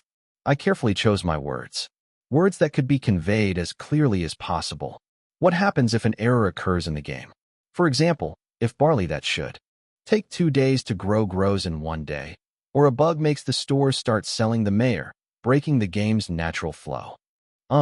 Jang Songbin thought for a moment and then answered. 2 methods would be the most representative. The game company re-releases a version with the error fixed, or they roll back the game. Is that so? Wouldn't it be impossible to ignore it? Because bugs are fatal to the progression of the game. I had never been particularly curious about a divine being in my life. I guess so. It seemed the time had come for me to be curious. Very seriously. At night, the members went back to their rooms one by one. I also lay in bed, pretending to be asleep, and closed my eyes. My head was busy with updates, or rather, organizing the things that had changed since I returned to the past. Starting with the cancellation of my university admission and the acceptance of UA's casting offer. When I traced back the timeline of the incidents, I could reach the scar on my back and my unfamiliar real name. Seeing the size of the scar, I had thought that my Nuna's existence might be uncertain, but I had tried to deny it. But now, I had to accept it. Even things from before I was born could have changed. The age difference between my Nuna and me, or her personal information. Even the small traces of my Nuna that remained only faintly in my memory. How far the system had interfered. With surrounding circumstances, I couldn't tell. That was why I needed to constantly doubt my memories even more. Even if I managed to extract information about my Nuna from the memory data, there was no guarantee it would still be valid. The reasons to follow the system's words had increased. On the other hand, what hadn't changed were my grades and college entrance records, the 15 million won deposit, some human relationships including the class president and the high school I attended. Is there any common thread here? The most likely candidate was whether or not outside interference existed. The high school I had chosen and the grades I had earned through my own studying hadn't changed in the slightest. It meant that the system did not intervene in the parts that I had decided and put effort into from start to finish. This was also similar to the nature of the behavioral guidelines the system gave me. The system, if anything, urged me to do something, but it never told me not to do something or to avoid it. Even if it gave vague instructions, it clearly wanted me to move. It was clear just by looking at the fact that it didn't leave room for me to use tricks behind the scenes or rely on the power of others. Talking about work ethics or giving a self-PR score and giving a penalty when I violated it clearly contained the meaning that I should take the lead and act. But then there's the 15 million won. The 15 million won was not money I had asked for. It was what my Nuna had lent me. This part was what made me unable to be certain. But since I had no further clues, I decided I would sort things out gradually as more came to mind. Next, I speculated on how far the system's intervention was possible. A developer could guide a player's actions. At the same time, they could raise or lower the player's freedom. The system, too, was guiding my actions with KPIs and final rewards. It adjusted my freedom with rewards and penalties, and had the authority to provide a record of failed to normalize, which was no longer exposed to general users as a reward. And yet, while it wanted to prevent my death, it couldn't fully protect me. When beings like Yuhan Su and Hong Unseab appear, it could give a warning, but it couldn't control the unspecified incidents they might cause. To summarize, the system was omnipotent in areas that transcend the human realm but cannot control individual humans. Just as it could insert or turn off specific functions but couldn't change the basic settings of a game. It could drop my reputation to the bottom or make the company atmosphere grim, but it couldn't make people like Song Minil suddenly like me. The only one this system could control like a puppet was me. I was the only one whose memory could be erased, whose emotions could be controlled one by one. I was also the only one who could read others' inner thoughts and use inhuman recovery abilities. At this point, I had to ask, why me of all people? And the hint for this part, wouldn't it be impossible to ignore it? Because bugs are fatal to the progression of the game. I had already received it from Zhang Songbin. Why, or what mistake I had made, I didn't know. I had touched something in the damn system's world, and the system had rolled back my 9 years because it wanted to resolve this situation. That much, at least, was certain. Damn it, it must have treated me like a parasite living in its utopia. My head grew hot with anger. Right on cue, the system responded. Plus, system, a work instruction from Superior has arrived. Play button Assistant Manager Kim, you're finally showing some company life experience? You're starting to understand how the company works, right? Keep it up like this. But don't neglect your main job. Remember, this is all to help you adapt well to the company. Got it. System, the member resume viewing function is notified to subordinate. As partial access to company secrets is granted, an opportunity to view the member resume is provided to subordinate.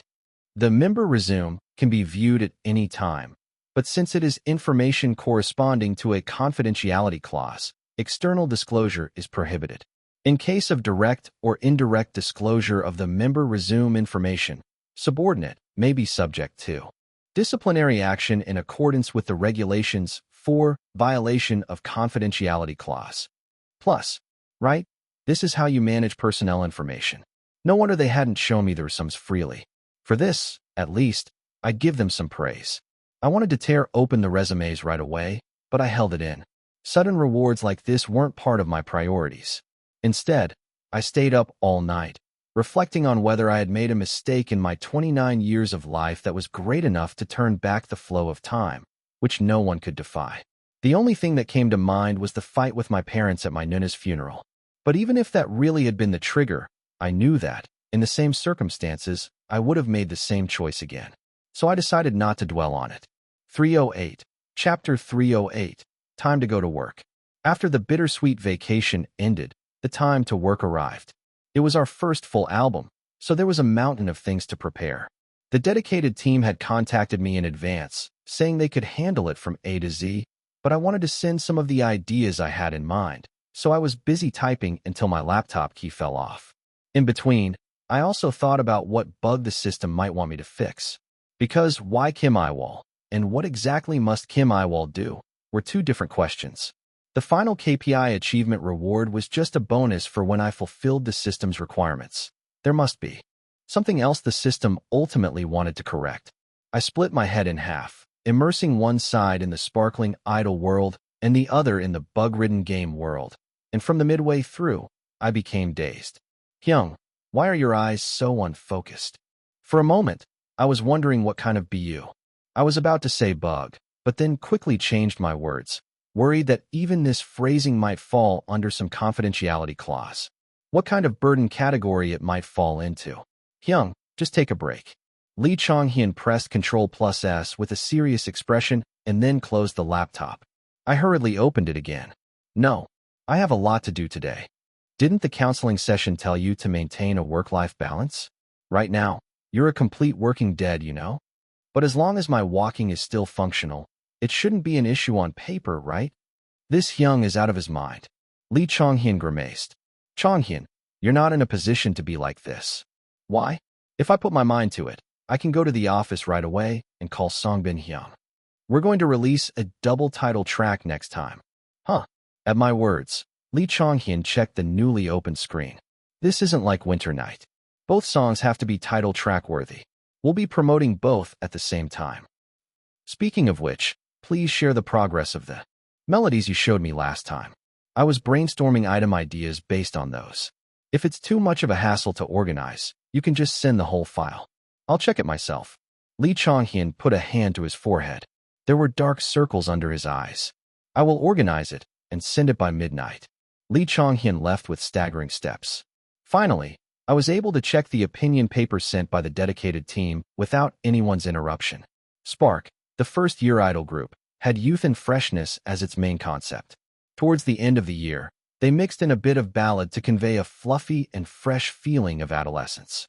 So then, what should Spark show now that they'd entered their second year? It was both important and difficult to display variety while not discarding the group's unique color. If they repeated a similar concept, they would be immediately told they were overusing it. And if they came with a completely different concept, they were likely to be told that they had lost their touch. If they took fans' requested concepts too literally, people would notice that the agency and idols were monitoring social media, and then everyone would lock down or delete their accounts. On the other hand, if they only pushed items that had been discussed internally at the company, people would sneer that clueless folks working together could only produce such a lousy outcome. How difficult it must be to strike a balance in this situation. At the very least, if I step in as producer, I'll be the only one taking the blame. From the past up until now, the only ones consistently favorable towards Spark had been the fans. Everyone else had shifted between positive and negative, but Sparklers had existed since before debut and had remained ever since. Just like back in the days when I used to monitor everything while fangirling by proxy. These people, at the very least, must be maintained. For Spark to keep running until the end. That was why, at least when news about albums and comebacks came out, I wanted the fans to be able to share in Spark's happiness wholeheartedly. So what if I worked a little harder? It was not like I'd die from it. A concept that gives off a bright and positive energy, but is not just cheerful, where the two titles are independently meaningful yet connected. It was a demand as difficult as Manager Nam's Daughters. I wish Jiho's impression was softer. If it weren't for the contradictory work skills I'd accumulated over the years, I would have given up long ago. Still, it was a joyous thing that the budget was large. When the company suggested cutting back on comeback frequency, I asked for a bigger budget instead, and negotiations wrapped up smoothly.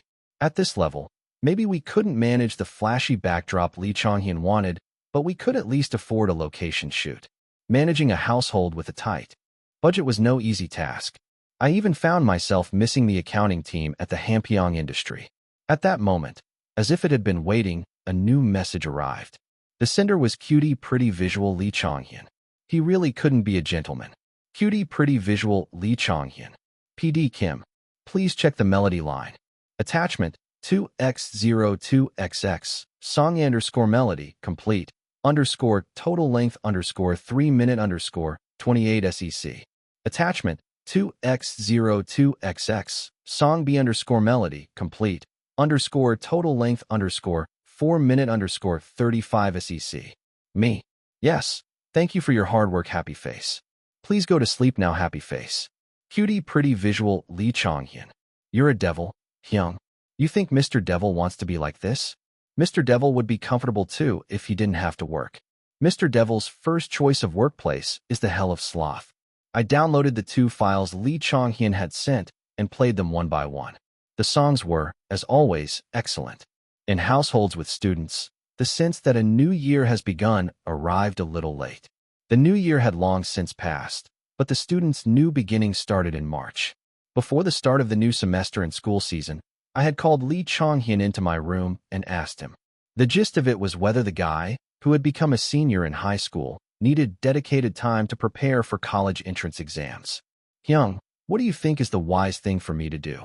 If you have a will to study, I think it's good to do your best. And if I don't, wouldn't it be better to focus on what you like right now? But before that, I'd like you to check this first. I showed him the departments I had looked up in advance. They weren't famous or attractive departments in the job market, but departments that taught things Lee Chonghyun might be interested in, like composition or hobbies. I've organized the curriculum, actual lecture reviews, and the textbooks they use separately. You'll be able to meet the admission requirements easily. Read all this before school starts. And if you find a department you want to go to or one you want to learn more about, let me know. I'll look into it more. Wow. I'll say this again, but I'm not insisting you go straight to university the moment you graduate. You're smart enough that as the years pass, your horizons will widen and you'll want to try more things. So this is just for reference. Got it. The first data collection of the college entrance consultant Kim Yiwol was thus passed into Lee Chonghyun's hands. I didn't hear much from the guy after that, but I left him alone, thinking he would tell me if he ran into a wall while contemplating. Anyway, time passed, and the start of Lee Chonghyun and Kang Kyon's school and Jong Songbin and Park Jua's entrance ceremony arrived. After sending off all these kids, who were juggling being idols and students, and even dumping Choi Ji-ho at the gym, I spent the whole morning in meetings. By the time I got back to the practice room for lunch, my eyes were sunken with dark cycles. You said you were going to a meeting? Were you practicing instead? Choi Ji-ho, who had arrived next, asked, looking at my complexion. I shook my head back and forth. These damn dark circles were really annoying. I thought they were almost gone during the vacation, but they came right back. Was sleep really the best medicine? Right. Since you've got some time, you should think ahead too. About what? I stopped picking at my salad and pulled out my planner. Choi Ji-ho chewed on chicken breast, waiting for me to continue. Our next choreography. I think you and Kion will have to work hard. We've always choreographed it, me and Kang Kion. I mean, the difficulty has to go up. I'm thinking of going all out for this album. I kindly explained the key points from the morning meeting in a way someone of Choi Ji-ho's level could grasp. Choi Ji-ho just ate his salad, half listening. So 2 versions have to come out. Do you understand? I understand. Seeing as you said, I understand. There must be something you're not sure about. There is. Choi Ji-ho pointed at me with his chopsticks. If I choreograph it, can you dance it as is? What a piercing question, stabbing the heart of this clumsy dancer. I've improved my dance skills a lot, you know? I'll practice hard. It's not like I only dumped the work on you guys. I wasn't asking if you can dance it or not. Because your dancing has improved. Then, will your heart be okay? Choi Ji-ho's chopsticks returned to the salad container. These guys still weren't convinced that my heart was fine when doing idle activities. Well, no one would easily believe someone saying, I'm only energetic when I'm working. Still, it was unfair. I even rode a bike along the Han River just fine, didn't I? You brat have a memory worse than goldfishes. In group choreography, Kang Kion will probably design your part to be less taxing. He's good at that. But it's impossible for just one member to stay comfortable the whole way through. It's not like you'll be singing alone while the rest of us act as backup dancers. What a gruesome comparison Choi Ji-ho made. I knew there were limits to simplifying steps and small movements, so I wasn't planning to slack off anyway. Don't worry about things like that, and just make the choreography. You don't trust my endurance. I pleaded with a sincere voice. Because for me, who ranked number 1 in the longest lasting in the practice room, number 1 in the best long-distance running record, and number 1 in the working man's grid of long working hours compared to sleep time, showing grit was the easiest thing. However, Choi Ji-ho only gave me a displeased look. To be precise, I don't trust you. Ji-ho, is our friendship worth only this much? Do you think there's such a thing as friendship between us? It was a rather philosophical question to be a topic of conversation for men in their early 20s. Choi Ji-ho, who had cleanly emptied his salad container, stood up, brushing himself off, and said, It's work, so I'll do it. But make sure the kids don't complain to me. That mindset is enough. Show me your potential. I gave him a thumbs up of encouragement. Choi Ji-ho's disgusted expression was priceless. 309, Chapter 309, Variety Show Tour 1. After making a name for themselves to some extent, Spark was often mentioned even during their non-active periods. People who had seen memes, word of mouth, or rediscovered moments in self-produced content on social media would flow in even during their non-active periods. Much greater than if I had known, I would have started standing since the end of last year. My denial phase lasted way too long. I feel so sad for you. The end of the year was a huge feast of content. I'm hitting myself on the back with both hands and feet while collecting pictures, haha.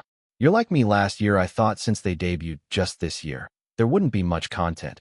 But who knew they'd already had 4 comebacks? Much greater than the white-haired guy from the music festival. Is he originally such a crazy character? I thought he was some noble prince, but every time he films self-content, he turns into a nagging chatterbox. He's usually even crazier. The comment above. But what the comment above says is not particularly wrong. Agreed, that guy's always been insane. But I think the word character is a bit rude to express Yiwol's strangeness. Yiwol is just naturally crazy.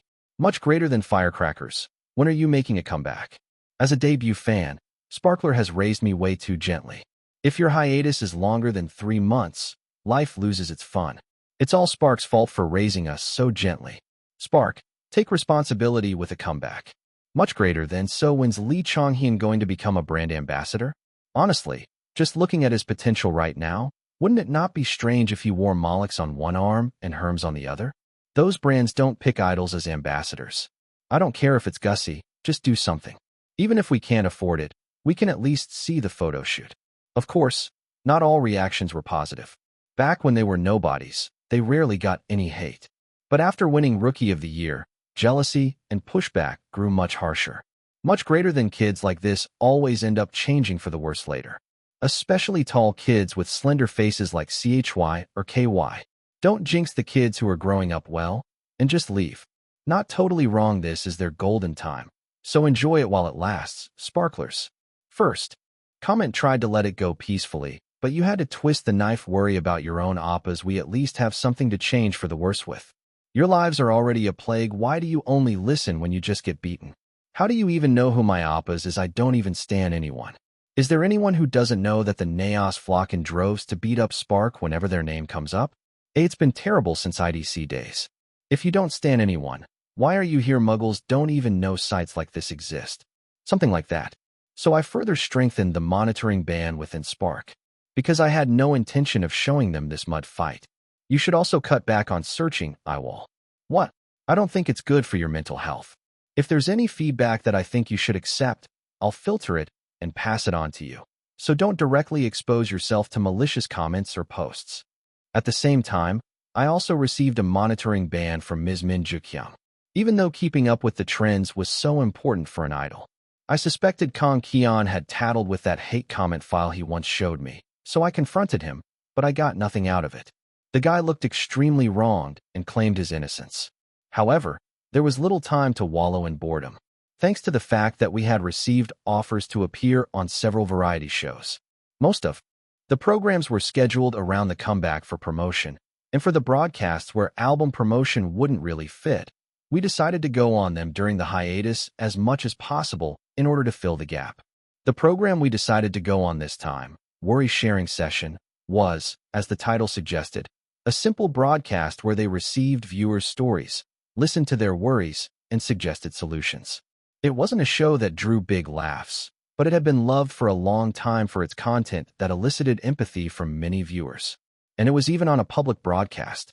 For a program like this, it seemed better to show a sincere attitude rather than to promote, so we moved up the schedule with the intention of showing a lot of our talking selves. This is our first time going on a variety show together, right? Yeah, I think so. Jong Song-bin, who had returned after his morning lecture, said as he changed his bag. The dedicated team had pointed to me and Jong Song-bin as the suitable cast for a format that involved listening to worries. I had thought that Kang Keon would also be a good choice instead of me, but since Kang Keon had to go to a deserted island with Choi Jiho, it ended up like this. Are you sure sending you two is really the best choice? So what? You don't want us to go? While Choi Jiho and Kang Keon packed their bags, the place was chaos. Choi Jiho, not even knowing my sincere concern, was busy just packing t-shirts. I just want reassurance. Don't worry, Hyung. I packed sunscreen for Jiho Hyung too. Kang Keon said sensibly. I nagged Choi Jiho to learn from Keon, asking how he was going to deal with bug bites when he was only packing shorts. And so, the two of them, with nearly empty backpacks, saying that their luggage would be taken away anyway, so they had decided not to bring much from the start, left for the airport yesterday. I just hope the deserted island team doesn't end up fighting. Come on, Jiho Hyung and Keon don't fight anymore. Jong Song-bin smiled kindly. They really had mellowed. Lee Chong-hyun and Park Ju-woo were given as much time as possible for the title track work. There weren't many options in the first place. Still, Jong Songbin was a considerate guy, so he'd handle it well somehow. I, too, should carefully read each and every one of the viewers' stories with kindness, a smile, and a gentle tone. I made a firm resolution, and 3 hours after the filming started, I had completely abandoned my original intention. The theme of today's worry-sharing session was, I want to speak confidently. Speak, speak, speak. It was about people wanting to say something sharp in awkward situations, but being unable to.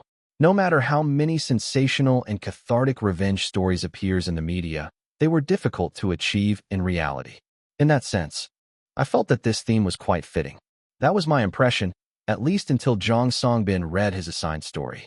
Hello? I am an employee who has just entered my second year at the company. I've just finished adjusting to the company, and I was feeling at ease, thinking I had found my place. The host nodded, saying that it was a relief. Some even jotted down a short memo about the sender's situation. But then, a bolt from the blue struck me. Of the two of us, my colleague and I, only my salary has been frozen. What? Listening quietly, a rough voice slipped out of me without my knowing. Seeing me hurriedly cover my mouth, Jong Songbin read the story with trembling hands. Of course, sharing salaries among employees is forbidden, but since we had relied on each other since we joined the company, we had become close friends who often discussed matters inside and outside the company, even after work. In the process of talking about this year's salary negotiation season, my colleague, who naturally thought my salary would also be raised, told me his salary increase rate. And that's how I found out the truth. Sighs were heard from all around. Because the colleague hadn't spoken with ill intent, everyone felt even sorrier for the sender. Waiting for the venue to calm down, Jong Songbin read the rest of the story. In a state of despair, I tried to submit my desired salary to the HR team before the salary negotiation period ended, but the response I received was negative. Rather, another HR colleague I was close with started asking probing questions like, how much would your salary need to increase for you to stay? Huh. A sigh rose from the depths of my gut. If you're not going to raise it, then don't raise it. Why are you probing the person? Are you trying to make them miserable? Mr. Yiwol, you seem really angry? Yes. I am confident that if you take my temperature right now, it will be 39 degrees. I desperately needed a painkiller. It felt like there was a stench of garbage inside my head. I also asked the company why I received a poor evaluation this year. Their reason for freezing my salary was that I worked less than my colleague. Since our team has 2 members, we divide and handle practical work and reporting, and they thought that my colleague, who was in charge of more reporting tasks, was doing more work. To prove that our workloads were similar, I organized and submitted the daily work logs that we are required to report, but it was no use. What? Then why do you ask us to report our work logs if you're not even going to look at them? And shouldn't the team leader have looked into this beforehand? Is the boss sleeping? The HR team kept asking me things like, if we raised your salary by 100, would you stay? Or what if we gave you refresh leave? I'm furious at their attitude. How can I calmly express my feelings? The long and sad story ended. The MC asked Jong Songbin, who had read the story, what do you think, Mr. Songbin? I think the sender must be feeling really exhausted in many ways.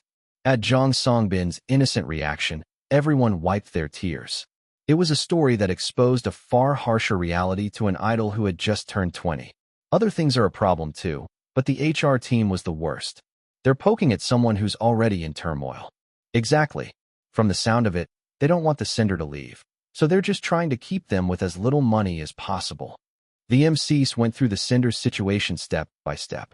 But even without going through it, I could see it clearly. It was as clear as if a video were playing. The sender's suffocating frustration. Why on earth do the world's assholes only choose to share such dirty environments? But in fact, we've only seen and heard this situation from the sender's perspective. No one knows what the sender is like from the company's perspective. I heard words that made my blood pressure soar. Of course, that could be the case. But then why would the viewers send their stories to this program? And why are we listening to a story that we don't even know if it's true or false? Don't you know how much a single remark like this can chip away at a person's self-esteem? Mr. Yiwol, your expression. One of the MCs pointed at me. I must have been really bad at managing my expression. 310, Chapter 310, Variety Show Tour 2. It was a time when Manager Song was just about to complete her first year at the Hampyeong industry. When I went to Manager Song, who was sitting at her desk, having skipped lunch with a few things to eat, she was sighing deeply in front of a blank piece of paper. "Are you trying to write a resignation letter, Manager Song?" "What are you talking about, assistant manager?" I asked in horror, but the document Manager Song had to write was even worse than a resignation letter. A job description sheet? The gist was this. The Hampyeong industry, according to its internal regulations, was supposed to negotiate salaries every year after employment. But just as it was time for Manager Song to negotiate her salary, the company was hit with a lot of fines, and the management's mood soured. Naturally, the CS team and the management support division, which did not generate revenue, were treated as money-draining holes. For management support, tightening belts became the only job. In this situation, Manager Nam took the lead in tightening the belt to ease the management's worries. By making Manager Song the scapegoat, he said there were not enough grounds to raise my salary. Rather, he said that unless I had worked for the full 8 hours, the company should be the one to make a claim, and told me to write down my work details in minute-by-minute units. The HR team's day was a bit special. There were days when there were interviewees and days when there weren't, weeks when there were new employees and weeks when there weren't, and months when there was a reorganization and months when there wasn't. Even if there were routine tasks, the area they covered was so broad that the fewer the personnel, the more unquantified tasks had to be handled together. It was common to be on the phone for over 20 minutes. There were also days when I had to leave a missed call every 30 minutes over 8 hours because I couldn't get through to a company I absolutely had to contact. In short, a stable work environment was hard to guarantee. Manager Song, the youngest employee on the team, often did the tasks that I or assistant manager Huang asked her to do on the spot. Of course, there were times when she had free time, but at those times, Manager Song didn't waste her time doing things like organizing the pantry that no one cared about or organizing the piled-up documents. But if she wrote things like this, she would surely be told, "Is organizing the pantry Manager Song's main job? If you spend 5 minutes on that every day, that's 25 minutes a week and 100 minutes a month." I gave Manager Song the snacks I had bought and took the paper. "Our team's job description is my responsibility, so I'll write it for you. You can do other work, Manager Song." "What? I'm the one who gives you work, so it's right for me to write it." The senior evaluates the new employee and intern's work, don't they? You didn't receive a separate self-evaluation form, did you? No. Things are not usually done this way. It seems something got messed up. I'll talk to the team leader. Let's talk again once it's sorted out. And then I got into a huge fight with the team leader. I went at him without taking a breath, asking if it made sense for the HR team, of all teams, to handle things this way. If it wasn't too much to have hired only one person after 3 had left, and how the team leader, of all people, who knew the internal situation, could pretend not to know so perfectly. Do you think Manager Song is worth her money, Assistant Manager Kim? In the relationship between a company and an employee, money was inevitably involved. But when I realized that there was really nothing but money in that relationship, and when I learned that there was nothing a company wouldn't say to devalue an employee, I still couldn't forget the feeling I felt back then. Really, I'm at a loss for words at the dismal state of modern society. I managed to say. Everyone was busy laughing after seeing my distressed face. "What do you think, Mr. Yiwol?" I was given the opportunity to speak. I recalled kindness, a smile, and a gentle tone, and said, "I express my regret at the company's narrow-mindedness. I'm worried they might lose a valuable talent over a few pennies." Hyung, Jong Song-bin grabbed my arm. "It's okay, let go. I have a lot to say. I believe the biggest problem in this situation lies with the superior." "Are you saying that the superior should have stepped up and actively mediated?" "Not really. A superior can't directly decide on a subordinate's salary, can they? What they can do is evaluate performance." I suppressed my boiling anger. Although there is a problem with the HR team's base conduct, I believe it's the superior who makes it possible for an employee to be recognized for their fair value. But since the company is said to be unable to even properly grasp the workload, it seems the superior is not fulfilling their role. "Mr. Yiwol, you're not cursing with your eyes, are you?" "Haha, of course not." My head throbbed. Take HR, for example. Do they really think adults can't tell when they're being tested? How much of a fool do they take us for? Isn't it the HR manager's role to properly coordinate the positions of the employee and the company? In the studio, the discussion on what the sender should do continued. How about requesting a serious consultation with the superior to raise an objection about whether the evaluation they received is reasonable? Not a good idea. That superior likely had no clue what the sender and their colleague were doing. If you tell such a person, "I'm working hard too," you'll just end up writing a minute-by-minute work status report like Manager's song. Now that you know the company values tasks like reporting more highly, how about the sender works a little harder this year and aims for a salary increase next year? Change the already established work because of a performance evaluation? Will that work? Besides, raises were based on last year's performance. If last year's achievements went unrewarded, your motivation's already crushed. And now they want you to pin your hopes on next year and grind through again? I couldn't do that. After a long deliberation, I opened my mouth. If I were the sender, I know you must be very busy, but I'd like to recommend you try preparing for a new job. A new job? Whoa, that's a bit extreme. The reaction to my opinion was split in two, with surprise and the response that I was overreacting. However, I did not bend my will. It doesn't necessarily mean you have to change jobs. I just want the sender to be aware that there are other paths besides their current company. From what I heard, it didn't seem like there was anyone who could listen to the sender and solve the frustrating situation. That's true. The colleague must be feeling awkward too. One of the MCs agreed with my words. However, the worried Jong Songbin still had a face full of concern. Should the sender just endure HR's probing until they resign? The moment the sender requests a resignation consultation, the HR team will be the one at a disadvantage. At my words, everyone in the studio burst out laughing. Why is everyone laughing? Isn't the most important role of the HR team to grab onto the pants of the person who is trying to leave? What really angered me was the fact that the company was trying to devalue the sender's abilities even though they clearly acknowledged them. If the sender was really subject to a salary freeze because they lacked ability, the company wouldn't have tried to persuade them. They must have done this because they need the sender but want to save money somehow. I think it's a very inconsiderate act. So rather than staying in a company that mistreats its employees, I hope the sender finds a new company that recognizes them more. Even though I'd seen countless companies on the job planet, yet couldn't leave the Hampyeong industry myself, at least the sender should find a better place. Mr. Yiwol, you're so young. How do you empathize so well in so many different ways? Because my MBTI is N. I think it's because I get immersed in an instant. If it's N, then that's understandable.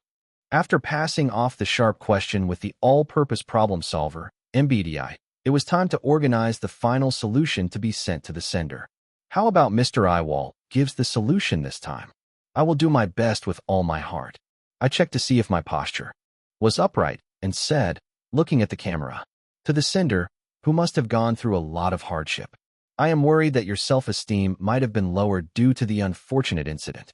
But I was also impressed. You calmly tried to express your position, even in a tough spot. The way you sought ways to grow despite the frustration taught me something, too.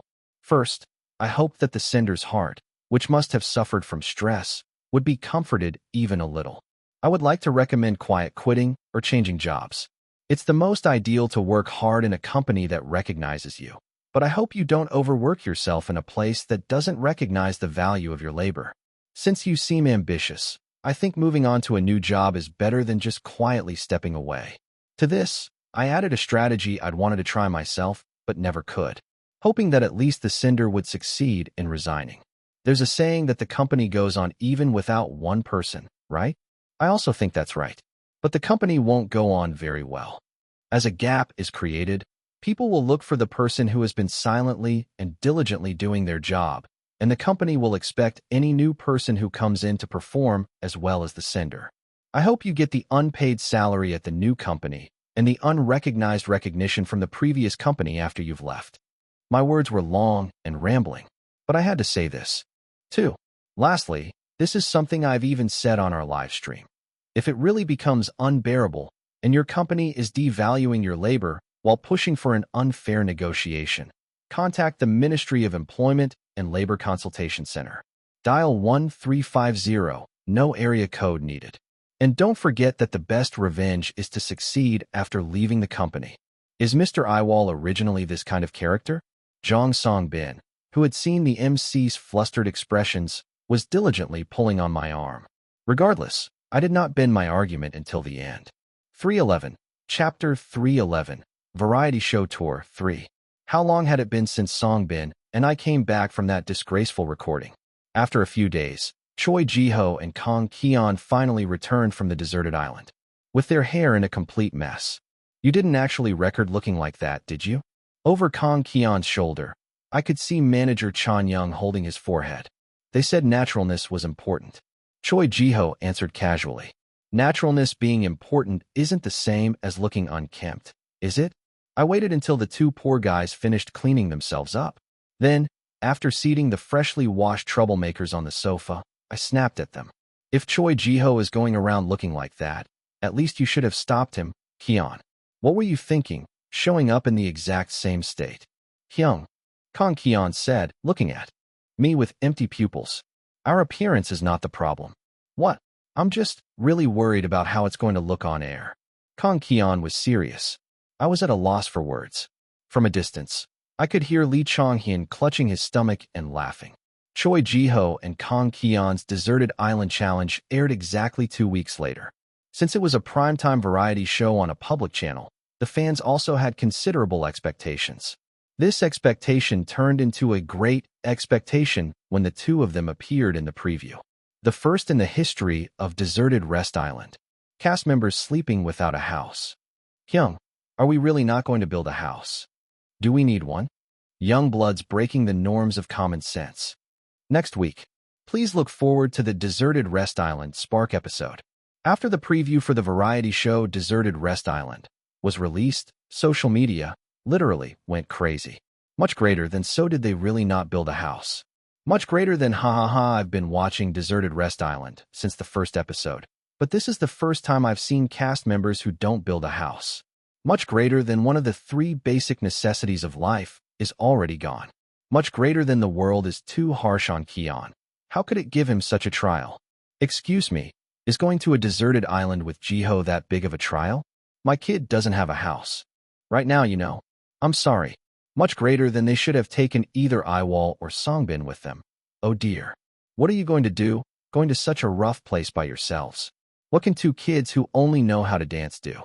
Ji-ho is the eldest Hyung in his own way, but his reliability is 0. Well, because he is an emperor who knows nothing but dance. Maybe they'll do a sea harvest dance ritual so fish come easy. My idol, the master of the fish harvest dance? No. Are you going to watch it live?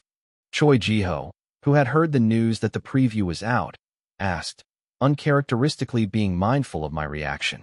So he did realize he had messed up. Or maybe not. If he was aware of his wrongdoing at all, it meant his range of thought was broader than I assumed. But it was too late. Recording was already done. If he hadn't caused trouble, that was fine. If he did, then all I had to do was lock him in the basement practice room and nag him, giving him only lettuce, until he had memorized the 128 commandments of an idol. Of course, we have to watch it. I answered curtly. All 6 of us will gather cozily in front of the TV and watch it all from beginning to end. At my words, Choi Ji-ho responded with silence. The guy returned to his room without a word. A few weeks later, we really did all gather in the living room in time for the airing of Deserted Rest Island. Since we were all getting taller vertically, the living room of the new dorm was starting to feel cramped. After each of us took a piece of the balloon flower root jangwonghwa that the managers had given us a while ago in commemoration of our first anniversary and waited, the intro of the broadcast began. The visitors to this rest island are revealing themselves from afar. With the subtitles, the figures of 2 people appeared beyond the blurred screen. How dare you walk so leisurely in front of the camera? Instant minus point. When the 2 impudent guys arrived in front of the production team, their faces came into focus. Hello, I'm Sparks Jihoda. I'm Ki-on. I look forward to working with you. Thankfully, the introductions were polite, and flashy footage of Sparks' stage moments rolled over them. It was the so-called cast introduction time. The rising new stars, Sparks dance lined. What will the deserted island conquest of the eldest Hyung and the Magne be like? After the flashy stage makeup and outfits, 2 people in simple clothes appeared. The camera panned over Choi Ji-ho and Kang Ki-on's full bodies. PD, You two packed very lightly, huh? Kian, because you take everything away as soon as filming starts. Jiho, we just brought clothes. Then Choi Jiho suddenly opened his bag. The inside of the bag was hastily pixelated. He would have put his clothes on top, of course. And yet the vaguely visible piece of cloth, due to the pixelation, looked like underwear. In a different sense, thorough preparation. Lee Chonghyun, who saw the subtitles, rolled on the floor laughing. I, for one, did not find a single ounce of humor in it. After an airplane and a boat appeared in turn, the background quickly changed to an exotic sea. While the high-quality, high-performance camera was filming the clear sky and the dazzling surface of the water. PD, what are you two doing? Jiho, we're putting on sunscreen. Kian, they said for this kind of sunlight you should apply it 3 times. PD, is there a separate guideline for that? Kian, yes. There's a member named Yiwol Hyung, and that Hyung said it. Choi Jiho and Kang Kian were busy slathering sunscreen on their faces and arms. That, at least, earned a compliment. Though Kang Kian himself wasn't watching the TV. The two of them meticulously checked each other's skin to see if there were any empty spots. Just as I was about to be moved by their true professional appearance, the boat docked. PD, normally, we confiscate personal belongings as soon as you arrive on the island, but I don't think we need to today. Jiho, should we show you just in case? PD, no, I don't think we need to see it. Why even ask that if you only brought clothes and sunscreen? Something could have been slipped in. Huh, I gave up on talking to. Choi Jiho, PD, you will now have to survive on this deserted island for 4 days and 3 nights. As soon as the PD finished speaking, an image summarizing the program's brief rules appeared. It explained that from eating to sleeping, everything except for clothes had to be solved with items on the deserted island. The viewers' consensus was that they only allowed clothes because anything like leaf clothing would be unpresentable on TV. Kian, should we build a house first? I think we have to move diligently to be able to get something to eat in the evening. Kang Kian said, looking at the sun. It seemed to have taken a long time to get there, as the sun was setting. Choi Jiho, who seemed to be thinking for once, opened his mouth. Jiho, do we need a house? Kian, what? What the F***? Jiho, the weather is nice. Can't we just cover ourselves with a big leaf and sleep? I doubted both my eyes and ears. I looked to the side, and Jong Song-bin also had a horrified expression. Kian, shall we? What do you mean, shall we? Tears flowed from Lee Chonghyun's eyes as he shouted. Bloody tears flowed from my heart. Jiho, let's just find something to eat in that time. When we sleep, we can just dig a hole in the ground and lie down. Under Choi Jiho's extraordinary remark, a subtitle was added. The personification of easygoingness. I couldn't hold it in any longer and lectured. Choi Jiho, you took a kid with you and made him sleep on the ground? Are you even human? To be honest, I had a little bit of hope. That he just said that, and that he built a proper house after that. That he at least made a hut. However, Choi Jiho belonged to a new species that my average civilian mind couldn't comprehend. The weather was nice, so it was fine. I couldn't help closing my eyes. I knew a crease was forming between my brows, and I couldn't stop it. I felt like going to a karaoke room and screaming my lungs out. Choi Jiho and Kang Kian walked along the coast, picking up ocean trash. I mean real trash, not useful things like buckets. Jiho, why is there so much trash?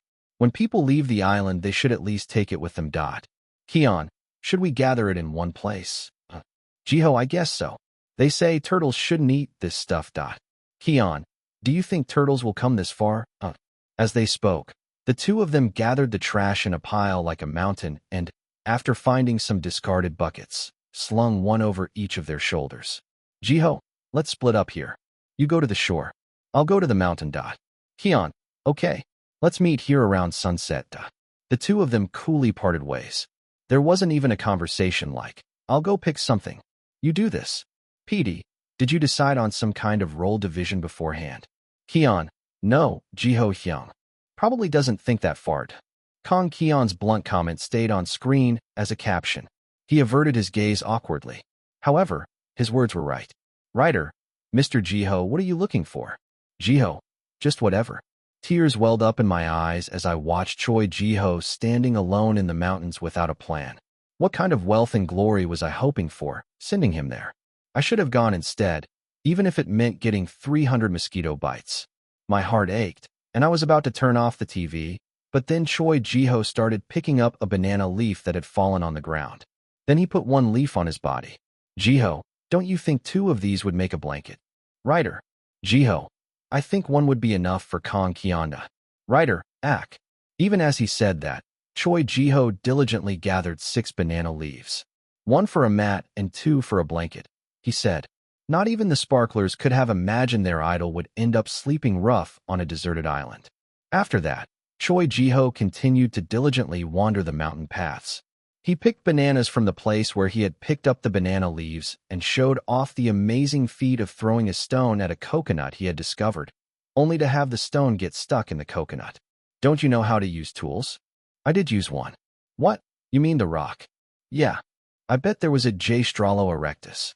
Between Australopithecus and Homo erectus, he would have walked on 2 legs and hunted beasts with a stone in each hand. I could picture it already.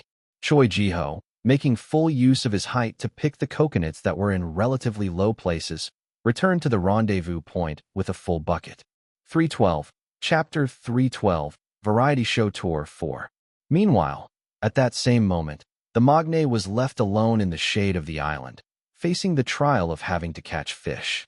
Kion, a fish trap would be nice, but even if I make one, I don't have anything to use as bait right now.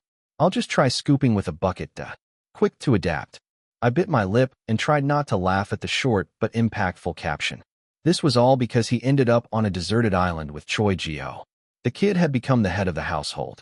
Kang Kion took off his shoes and entered the shallow sea. Then, holding a bucket, he bent his waist and stood still, before scooping up a bucketful of seawater faster than a seagull. Will fish even get caught like that? Lee Chonghyun said, incredulous. Kion, I caught some. PD what? Kang Kion, who raised his hand towards the hurriedly running camera, walked out to the beach and showed the inside of the bucket. There were really 2 small fish inside. Kang Kion found another bucket and succeeded in catching a few more fish that lived in the shallow sea. He even left behind the golden line.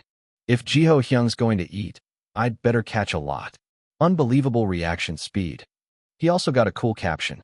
Lee Chonghyun, seeing his friend who looked like a god of fishing up close, and like a child engrossed in a game of scooping seawater from afar, dabbed his tears with tissues. The 2's first night dinner menu on the deserted island was very plentiful. It was only natural since the 2 had spent the whole day just gathering food. Kion, where should we dig the pit? Ji-ho, somewhere the tide won't reach, I guessed. Kion, if the tide comes in, we'll drown right away. Kang Kion said something terrible. The 2 dug the earth with a wooden plank and found an area where the sand inside was not wet. Kion, judging by the lack of seashells, it looks like water doesn't reach this far. Let's dig here. Ji-ho, all right. When Kang Kion drew the guideline, Choi Ji-ho diligently dug the ground. They looked like people dispatched from a construction company. Without resting, Choi Ji-ho dug out a pit big enough for 1 grown man to fit inside. While Choi Ji-ho was digging the next hole, Kang Kion laid down the banana leaves Choi Ji-ho had picked up. Then he took off his shoes, carefully went inside, and lay down. Ji-ho, how is it? Kion, it's cozier than I thought. Ji-ho, then that's good. Kion, but I feel like I'm going to have bad dreams. Ji-ho, that's just your imagination. Choi Ji-ho threw another banana leaf to his dongsing with empty eyes and focused on digging the ground again. Thanks to the diligent worker, 2 human landfills were completed in an instant. Fortunately, they had been provided with fire sticks. Choi Ji-ho, as befitting a guy whose group name was a testament to him, started the fire. Supposedly it required skill, but it seemed sheer strength and speed worked just as well. Dinner was luxurious. The 2 guys ate grilled bananas and grilled fish, and at the end, they even cleansed their palates with the coconut Choi Ji-ho had smashed. Kang Kion asked, wiping the coconut from his mouth. Kion, what should we do tomorrow? Ji-ho, first, we should put on sunscreen. Kion, trude. Kang Kion, who had earlier requested Ji-ho dig a makeshift well, glanced at it. Still, I'm so glad that you guys are the kind of guys who at least think about washing your faces. Ji-ho, you said you wanted to try a fish trap, right? Set it up. Kion, what about you, Hyung? Ji-ho, I need to pick bananas. We ate them all. Do your thing. and we'll meet in the morning. The camera showed a mountain of banana peels. All I could do was sigh. Choi Ji-ho, where's your cooperative spirit? We agreed to meet in the morning, didn't we? You call that a cooperation? That's just a meet-up. Jong Songbin tried his best to look at a distant place. He must be thinking that he should have gone to the deserted island. Still, Choi Ji-ho didn't leave Kang Kian completely to fend for himself. While Kang Kian laid down banana leaf bedding, Choi Ji-ho brought over some fishing nets and crafted a makeshift trap for him.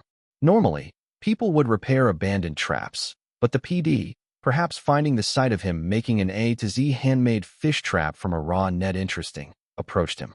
PD, you guys are really handy. Even good at making fire. Kian, our nickname is the Cottage Industry Idols, Kang Kian said, pointing at Choi Ji-ho, who was already working on a second fish trap. Choi Ji-ho and Kang Kian really did go into the hole and go to sleep, covered with 2 banana leaves each. They even tried to keep away mosquitoes by lighting a small fire at their feet, which only made me more frustrated. Kian, Hyung, Ji-ho, what a... The scene cut between the flickering campfire shadows on their faces and the countless stars scattered across the night sky. With an emotional font, their exchange appeared as captions. Kian, what if the mosquitoes only bite our faces? Choi Ji-ho was silent for a long time. Then he pushed the leaf aside and got up. And this time he picked up a moderately thin and large leaf from somewhere and covered Kang Kian's face with it. From under the sofa, Park Ju's shoulders were shaking uncontrollably. Asterisk. The second day on the deserted island dawned. Whether it was thanks to the mosquito repellent or the leaf shield filled with his Hyung's love, Kang Kian was able to avoid the unfortunate incident of getting mosquito bites only on his face.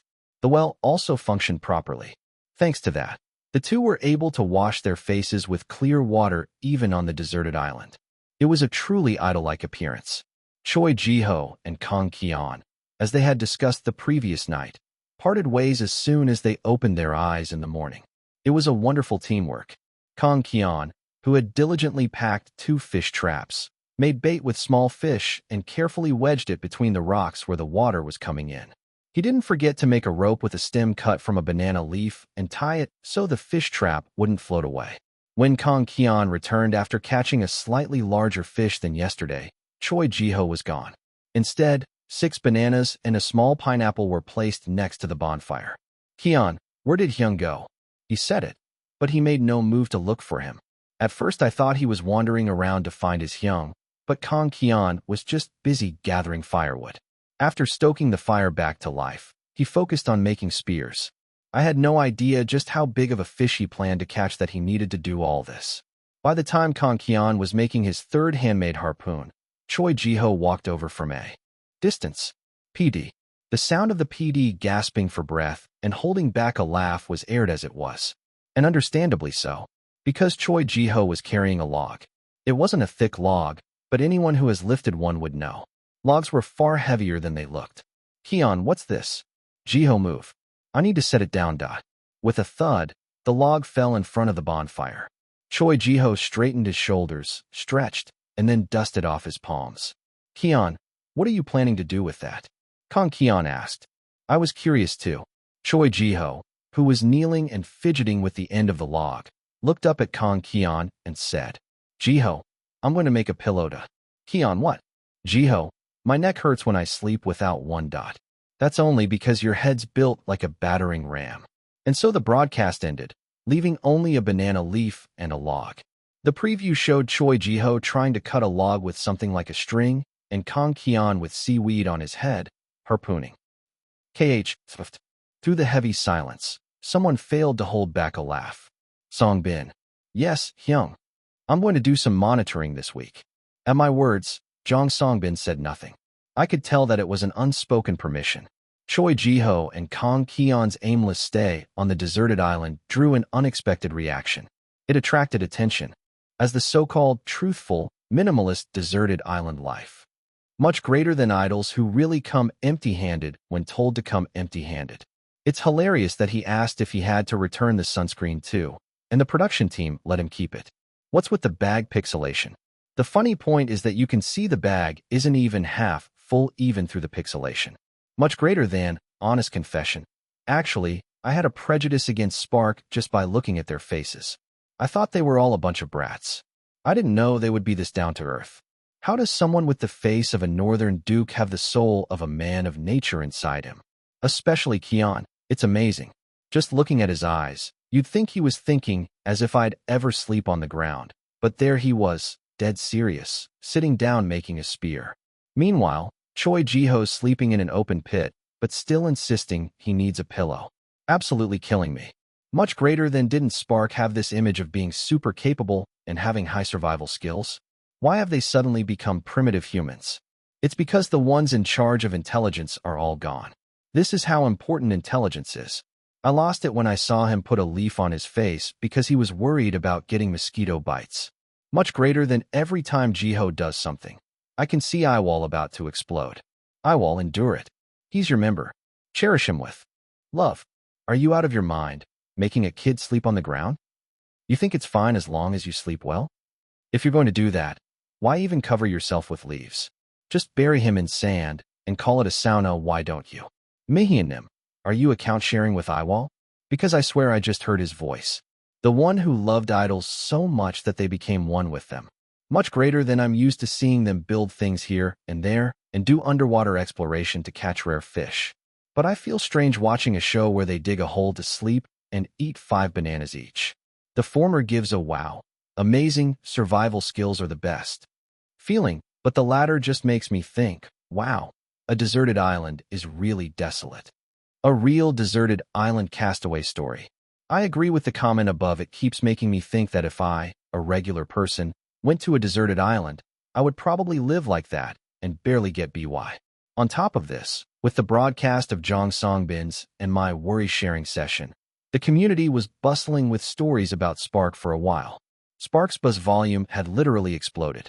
313, Chapter 313, Variety Show Tour, 5. For a few days after the broadcast of our team's and Choi Jiho's team's show, the variety show communities were practically plastered with Spark. Much greater than Kim Yiwol is a true master of office life. Give me a boss like Yiwol. Give me a coworker like Yiwol. Give me Kim Yiwol. The last one's your true feelings, right? No, but isn't the kid too well-versed in office life? If I had a coworker like Kim Yiwol, I'd actually enjoy going to work for at least half the week. The firm conviction that even Kim Yiwol couldn't make you enjoy every day of work. I'm sorry, Yiwol, but much greater than this worry-sharing session is somehow healing. It reminded me of when I got my first salary notice as a rookie employee, so I couldn't help but root for the sender. And I seriously hope SDH quits the program. He just didn't seem to understand why the sender was struggling. I didn't like SDH since a long time ago because he often made weird, tone-deaf remarks, but it was so obvious he couldn't empathize with the office worker's story at all. Maybe he just doesn't understand how companies work, I don't know. It's probably because he hasn't experienced company life, I mean. How would a celebrity know what normal workers go through? Even so, he's older, yet the difference between him and idol Kim Yiwol's responses was huge. Kim Yiwol showed himself carefully reading the story and trying his best to understand the sender's situation, but SDH didn't even do that. Much greater than I was just watching 2 guys grunting yuga yuga while starting a fire, and then suddenly I'm seeing these sophisticated men comforting a lonely office worker in a concrete jungle. My brain can't process this. Come on. Our kids didn't go as far as going yuga yuga. Much greater than so why on earth have you memorized the Ministry of Employment and Labor's counseling number, Kim Yiwol? I can't stop laughing. No, don't ever tell me the reason. It's only funny if you don't. I ended up memorizing it too while watching. The number is 1350, without an area code. Ministry of Employment and Labor's unofficial honorary ambassador, Mr. Kim, 22 years old per idol. Much greater than thanks to Jong Songbin. A fully grown sparkler burst into tears on the subway. What do I do with this baby angel? What should we do with the baby leader who says he has never regretted becoming a leader? Damn it, we must raise our Songbin with love. It's so admirable that he told the sender they'd finish their project well, because he also pulled through. Songbin, you didn't just do well, you did well because you're you. Much greater than it's nice that the timeline is full of spark, but the constant switching between urban civilization and prehistoric civilization is giving me whiplash. I hope one side returns to modern society as soon as possible. Worry sharing session is for 1 week, and deserted rest island is for 2 weeks. To think the Paleolithic was the main feature. The rumor that a certain idol group was roughing it out on a deserted island spread faster than anyone expected. Their humble shelter, shining faces, sculpted biceps, and the ignorance of trying to solve everything with strength shown on the short-form platform.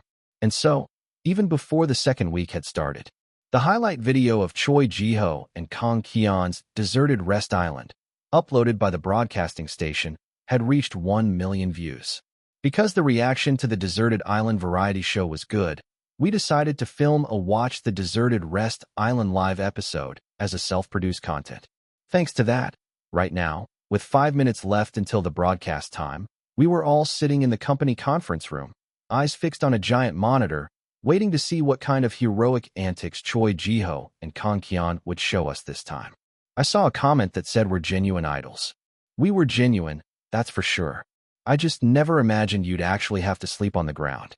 At my words, Choi Ji-ho averted his gaze. The broadcast is starting. Park Ju-woo, who hadn't taken his eyes off the screen even during the chat time, said.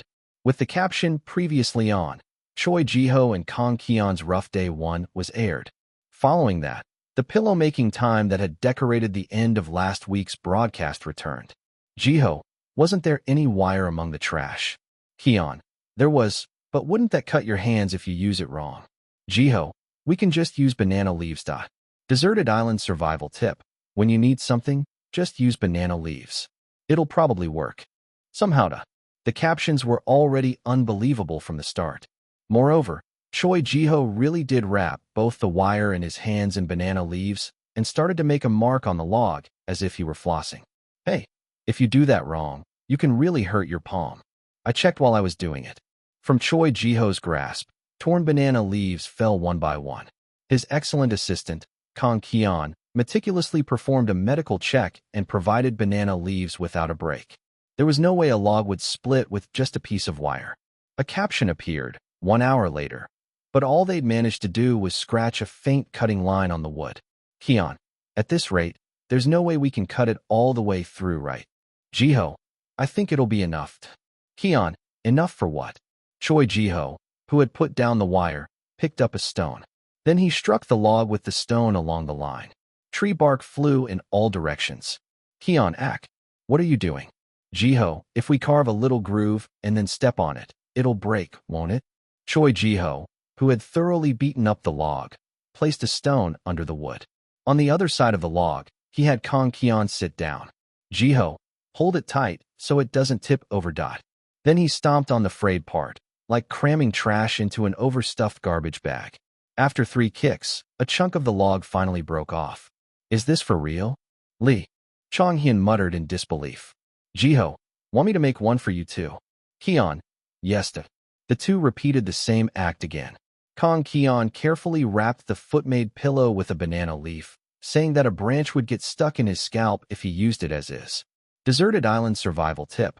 When you need something, just use banana leaves. It'll probably work somehow. The caption I had seen earlier appeared again. I couldn't lift my head. A deserted island under the blazing sun. And, Ki-yeon, don't even think about going back to land if you can't fill your basket. Got it. Ji-ho, isn't there kind of a huge size difference between your basket and mine? Ki-yeon, don't worry about the little things. 2 young men who still hadn't managed to leave the ocean filled the screen. Kang Ki-yeon was at least wearing a t-shirt, but Choi Ji-ho was completely topless. Choi Ji-ho, who had caught 2 fish with his godly harpooning, picked up a handful of seaweed from the ground. Ji-ho, can't we just make seaweed soup with this? Ki-yeon, didn't you just step on that? At Kang Ki-yeon's words, Choi Ji-ho gave up on the seaweed without any lingering attachment. I wasn't even sure if that was the same as Korean seaweed in the first place. Ji-ho, how do they catch fish in the actual fish markets, anyway? Ki-yeon, probably not with spears like us. A foolish conversation was also indispensable. Kang Ki-yeon tried to dive in his own way and caught a sea urchin, but let it go because it was too small. Honestly, they were real fools. Fools who didn't even realize that the urchin wasn't small, their hands were just big. The 2 of them couldn't fill the bucket completely. But since it was high tide, they had to get out of the sea. They rinsed off in a little stream Choi Jiho had found while picking pineapples. Jiho, I should wash my pants too. Kian, want me to bring your clothes over? Jiho, can't I just wash these and carry them back? Kian, then what are you planning to wear on the way to your bag? At Kong Kian's words, Choi Jiho stood up silently. Jiho, what? Starting tomorrow, how about practicing thinking of two things at once? I suggested gently. Choi Jiho didn't answer. On screen, the two fish were grilled over a blazing fire that shot up as if gasoline had been poured on it. They looked warm and happy. Life on the deserted island was, for the viewer, at least, a constant struggle. When night fell, Choi Jiho and Kong Kian, with soot on their faces, sat in front of the bonfire. Perhaps because they had run back and forth on the beach before sunset, they both looked a little sturdier. For a late-night snack, they tore at the fish they had pulled from Kong Kian's fish trap. Kian, we're just eating like this. Do you think it'll even make enough? Footage. Jiho, are we going to get scolded by Kim Yiwol? Kian, for someone worried, you sure look like you're enjoying that fish. Jiho, want another piece? Kian, if I eat more here, I might gain weight. Jiho, then we'll just run another lap after we're done. We could also see the mature side of a Hyung worrying about his dancing's troubles. Forcing myself to smile faintly because the cameras were still rolling. That was the real ordeal. The climax appeared when Kong Kian got into the pit to sleep. Choi Jiho, after confirming that the magne was asleep, in a surprisingly touching gesture, carefully placed a leaf over Kong Kian's face to keep mosquitoes away. His hands moved as gently as someone covering a pot of soup with its lid. The heart of a Hyung, full of concern for his dancing. At that caption, Jong Songbin buried his face in his hands and began to cry. Kong Kian wiped his face, saying, "No wonder I smelled the scent of nature right in front of my nose." Life on the deserted island was full of ups and downs until the very end. It was only peaceful for themselves. From the outside, it was nothing but arduous. It was to the point where I thought it was a miracle they pulled through in such a poor environment and an even poorer member composition. At the end, a rather touching clip also came out. Kong Kian, who had been sleeping like Tutankhamun, would occasionally wake up, stir the bonfire, and check to see if the fire had gone out. TL note, Tutankhamun is an Egyptian pharaoh. Writer, Mr. Kian, you're not asleep? Kian, I'm just checking if the fire's still burning. Jiho Hyung has bad night vision. He can't move around well in the dark. Kong Kian watched over the fire every single day for 4 days and 3 nights. He would add firewood, check to see if the smoke was spreading, and then go back to sleep. Choi Jiho, for his part, never woke up once, but it was a beautiful sight. PD, how was the experience for you two? Jiho, it was fun. I hope the other members can come next time. Kian, if possible, I'd like smarter members to come. The production crew's laughter could be clearly heard at Kong Kian's heartfelt words. The preparations to leave the deserted island ended smoothly. It was possible because all their tools were from nature. Choi Jiho and Kong Kian put their wooden pillows and banana leaf gloves into the holes they had slept in and covered them with dirt. They packed the self-made fish traps and wires they had used into their bags, saying they would take them and throw them away. Against the backdrop of a coastline where no trace of a person having stayed could be found, a phrase appeared. Where beautiful people stay, even their traces are beautiful. It was an eco-friendly and beautiful ending. 314, Chapter 314, University Festival 1. Preparations for the comeback, riding the wave of buzz thanks to the dance line, went smoothly. In a flash, it was April, and on the way to work. No, on the way to practice, flower buds began to form on every tree along the street. Do you know what the meaning of cherry blossoms is? I'm not a college student, but I know. Midterms, right? Lee Chong-hyun answered confidently. I smiled gently and said, Wrong. It's value-added tax filing. Lee Chong-hyun looked at me with a fed-up expression. After the month of VAT filing ended, May came around. When the midterms were over and the weather was warm. Around this time, universities hold their festivals.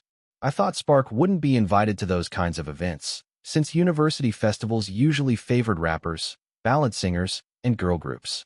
An offer for a festival performance? But life, as always, was unpredictable. To a university festival, where male idols rarely went to unless they were extremely famous, Spark, who had just entered their second year, was invited.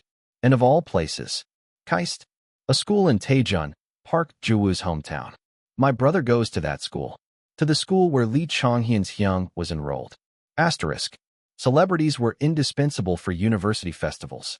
The tier of a university could change in an instant with the festival lineup. One successful booking, and suddenly everyone's talking about how that student council made the best use of their tuition fees. Who's coming to which school? Our school got some no-name singer. That other place even hired security because of their guest lineup. For students who had finished their exams, watching a celebrity's performance up close was practically a duty. This was due to a reward mentality of having to play as hard as they had worked. So when Spark's name started going around as a guest performer, it wasn't exactly the kind of news most schools would get excited about. Thanks to the contract having just been finalized, the booking news was delivered in a very hot state. Park Ji-woo looked slightly pleased, at least until Lee Chong-hyun mentioned his Hyung. Do you think it'll be awkward? Jong Song-bin asked cautiously. No, that Hyung has no interest in festivals, so I probably won't even see him. I'd be lucky if he doesn't file a complaint about the noise. Lee Chong-hyun tried to raise his voice. And hey, right? If I keep avoiding things, how am I supposed to work? We're still rookies. We have to work hard. It was a comment that highlighted his original passion, though it was bitter that a kid who was only 19 was saying it. It's a wonderful determination, but if doing it makes you sick, you shouldn't push yourself. If you do, you might get an upset stomach. I knew well because I'd experienced a stomach ulcer. There was a reason I once crawled out of the Hampyeong industry restroom half dead. If you ignore the warning signs, it won't end well. As I was trying to protect his stomach, which must be as pink as rose quartz by now, Lee Chong-hyun's eyes widened. The other guy's expressions were similar. What is it? I'm surprised. About what? I thought you would say something like, Chong-hyun, you know how precious one stage is, right? Once the stamp is on, fulfilling the contract is a must and a duty. Think about how many people it takes to run a single festival performance. Do I really have that much of a psychopath image? I'm kidding, but I didn't know you would tell me so directly that I don't have to do it. I was seriously contemplating the need to improve my image, but that was a relief. Looking at me, sweeping my chest, Lee Chong-hyun said, but I'm really fine. He even sounded confident. I can go and enjoy it. Lee Chong-hyun smiled brightly. It was a smile so bright that it was hard to imagine the image of him in tears in front of Jong Song-bin, which I had seen in the past data. The reaction after the news of Spark's appearance was, well, as expected, much greater than so who is Spark? Much greater than damn, where did all my tuition go, give me back my money? Much greater than guess I'll just swing by for a bit at night. There doesn't seem to be anything else to see. Much greater than look at the student council. Is this the best lineup you guys could manage?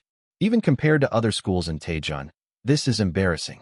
You might have booked one decent headliner, but the rest is so weak. I figured nothing good would come from reading more, so I turned off my phone. Anyway, the students who were actually happy that Spark was performing wouldn't dare post about it. They'd just get accused of only caring about their own interests. But still, students who like Spark are students too, aren't they? To become an idol that the Sparklers would not be ashamed of, I had to work myself to the bone. Didn't Manager Song also say it herself? That an idol who made their fans embarrassed of ever liking them deserved to die. I couldn't bear to see Spark's fans being ashamed. As I was putting together a set list with Jong Song-bin, Lee Chong-hyun stealthily approached. He rested his body on my back, pressed down with his weight, and said, Hyungs. Yeah. Do we have a comment time too? We have to put one in because we need to drink water.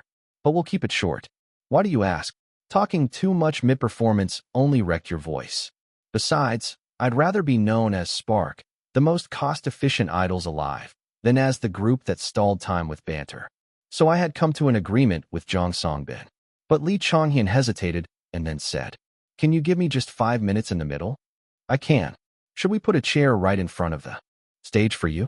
Or maybe a footrest so you can stand tall and command the center spotlight? I asked for time, not stardom. It's the same thing. Give you a little time, and the stardom follows automatically. Why is this Hyung hyping me up so much? Is it because it's close to the deadline? Lee Chong-hyun rolled off my back by himself. His expression, as he lay on the floor, was strange. Anyway, you just mean you want to talk during the show, right? Go for it. Thanks. I'll work hard on my brilliant eloquence. After making a confident declaration, Lee Chonghyun left. Jong Song-bin, who was quietly watching Lee Chonghyun's back, called me quietly. Hyung. What? By any chance, Chonghyun isn't going to say something like he's coming to KAIST as a freshman next year, is he?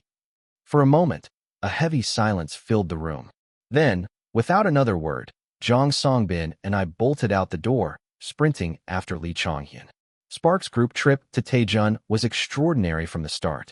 Upon hearing the news of the Magnae's hometown visit, Park Juwoo's Nuna immediately contacted him. Ju, I heard you're coming to KAIST. Are you going back to Seoul right after? Yeah, probably. Why? You should stay the night. There are a lot of us. While Park Juwoo was getting his makeup done, Jong Song-bin held his phone for him, with a remarkably delicate wrist. Angle, are you at least stopping by the bakery? I'm not sure. Will we have time? The sharp-eared Lee Chonghyun exclaimed. That bakery. I want to go. It seemed the kid had become a dopamine addict after doing nothing but composing in his room. The Nuna's ears were no less sharp, as a resounding command was heard from beyond the phone. Park Juwoo, what did Nuna tell you to buy if you go to the bakery? The form of address had also changed from Ju to Park Juwoo. It carried a sense of gravity. Then, from the mouth of Park Juwoo, who had been the epitome of leisure, the names of breads poured out like a spell. Pollock roe toast, Jiriongsan echo, kimchi barley rice ball, green apple brie cheese sandwich, croquette and apple pie, and get points with Ant's number when you buy them all. Good. The call ended with that. Everyone around him smiled with fond indulgence, as if looking at a young child. I think we'll have to stop by the bakery at this rate, Jong Song-bin said with a smile. Lee Chonghyun had already started searching for the recommended menu of Daejeon's representative bakery on his phone. The event hadn't even started, but everyone was only interested in the side dishes. Guess they really are still kids. Wow, Daejeon's mascot looks just like Juwoo Hyung. Awesome. The Magnaes were sitting side by side, busy admiring the vacant-looking local mascot, and Choi Ji-ho was struggling to hold his head straight among the stylists who were contemplating whether to put his hair down or up. It felt like taking 5 kids on a field trip. I was already getting tired. Today's Spark was plastered in blue. The symbolic color of the school we were visiting was blue. Luckily, it was a perfect match with Spark's personal color. To emphasize the characteristics of the school, a few points reminiscent of a researcher were also added to the outfits. Since Spark didn't have that many songs to begin with, and our latest and best performing track was a winter season song, we filled the set list with some fun cover songs that would suit a lively festival atmosphere. I had made all the preparations I could in a short time, but my mind was not at ease.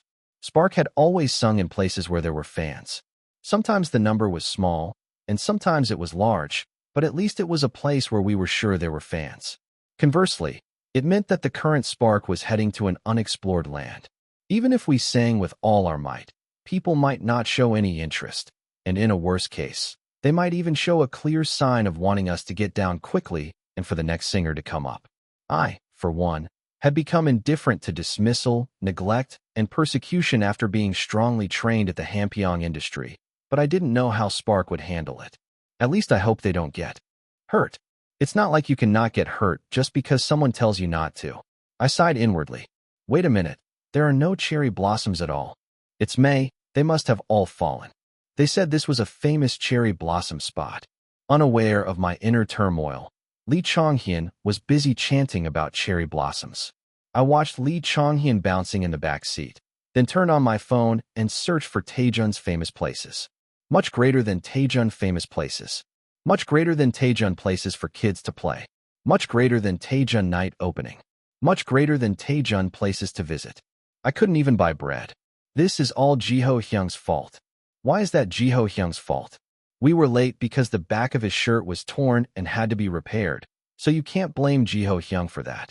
It would have been fine if that Hyung had just put the stingray he's raising on his back on a little diet. Lee Chonghyun was almost sobbing. I couldn't understand what was so unfair. While I was worrying about their post-stage morale, these guys were already losing focus before going on stage. Much greater than Daejeon Expo Hanbit Tower Music Fountain 3 days ago. I went to the music fountain with the kids. The weather was cool, so it was perfect for playing. Parking information is below. Well, it couldn't be helped. If they looked too beaten up after the festival, I'd just have to take them to see the music fountain afterward. 315. Chapter 315. University Festival 2. Spark was assigned the first slot on stage. It was still too early for the sun to set. People who had come to secure seats to see famous singers weren't interested in Spark. As we were getting ready to get out of the van, Lee Chong-hyun suddenly pointed outside and shouted, "There's our light stick." Kang Kian and I simultaneously turned our heads. Sure enough, a woman holding a very familiar light stick was walking toward the audience section. Lee Chong-hyun even called Jong Song-bin, who was in another car, to tell him that a sparkler had shown up. It was a good start. "Hello, we are Spark." Compared to our loud greeting, the applause that followed was rather small. Still, I felt good. The view from the open stage was quite pleasing. It's hard to get this kind of experience with indoor recordings. The other members also seemed happy. The stage lighting wasn't clumsily fixed in an X shape like when the accident happened in the past. Satisfied. Very satisfied. Our Spark's hair looks really bright and fresh today. Is this a recent concept? The MC looked at Lee Chong-hyun and me and asked. I had been planning to finally move away from the silver hair look, but since the festival got scheduled, I decided to go bold and try a vivid sky blue dye. The symbol color of this school was sky blue. You see, I knew the color would come out vividly since my base tone had completely faded, but it turned out so bright it looked like I'd dunked my head into a paint bucket. The mascot character for Keist is sky blue. We dyed our hair to match it as a thank you for inviting us. As for Lee Chong-hyun, his hair had turned ash blue because his serenity color dye had faded, but since it was still close enough to blue, we decided to go with it as a set. You're right, it's a similar color to Napjagi. A few students reacted when they heard something they recognized. Someone was even waving a mascot plushie. When Park Ju-woo, who had bought a Napjagi doll at the souvenir shop during our waiting time, waved it back in response, sounds of "oh" came from all over. After being praised for such preparation, the mic was officially handed to us. Are you all enjoying the joy of finishing your exams? We have 2 university students in Spark. Songbin and Ju-woo, how were your midterms? I'll confess right here. I won the gold medal in liberal arts. Laughter erupted from the audience at the diligent Jong Songbin's bombshell announcement. We used Jong Songbin's liberal arts grades as fodder to continue our talk. It was all a build-up to our song with List, which was about having fun now that exams were over. Last May, we'd worked so hard to make a comeback in time for this season. Thanks to that, With List had made a name for itself, popping up as the profile music or a meme on students' messaging apps.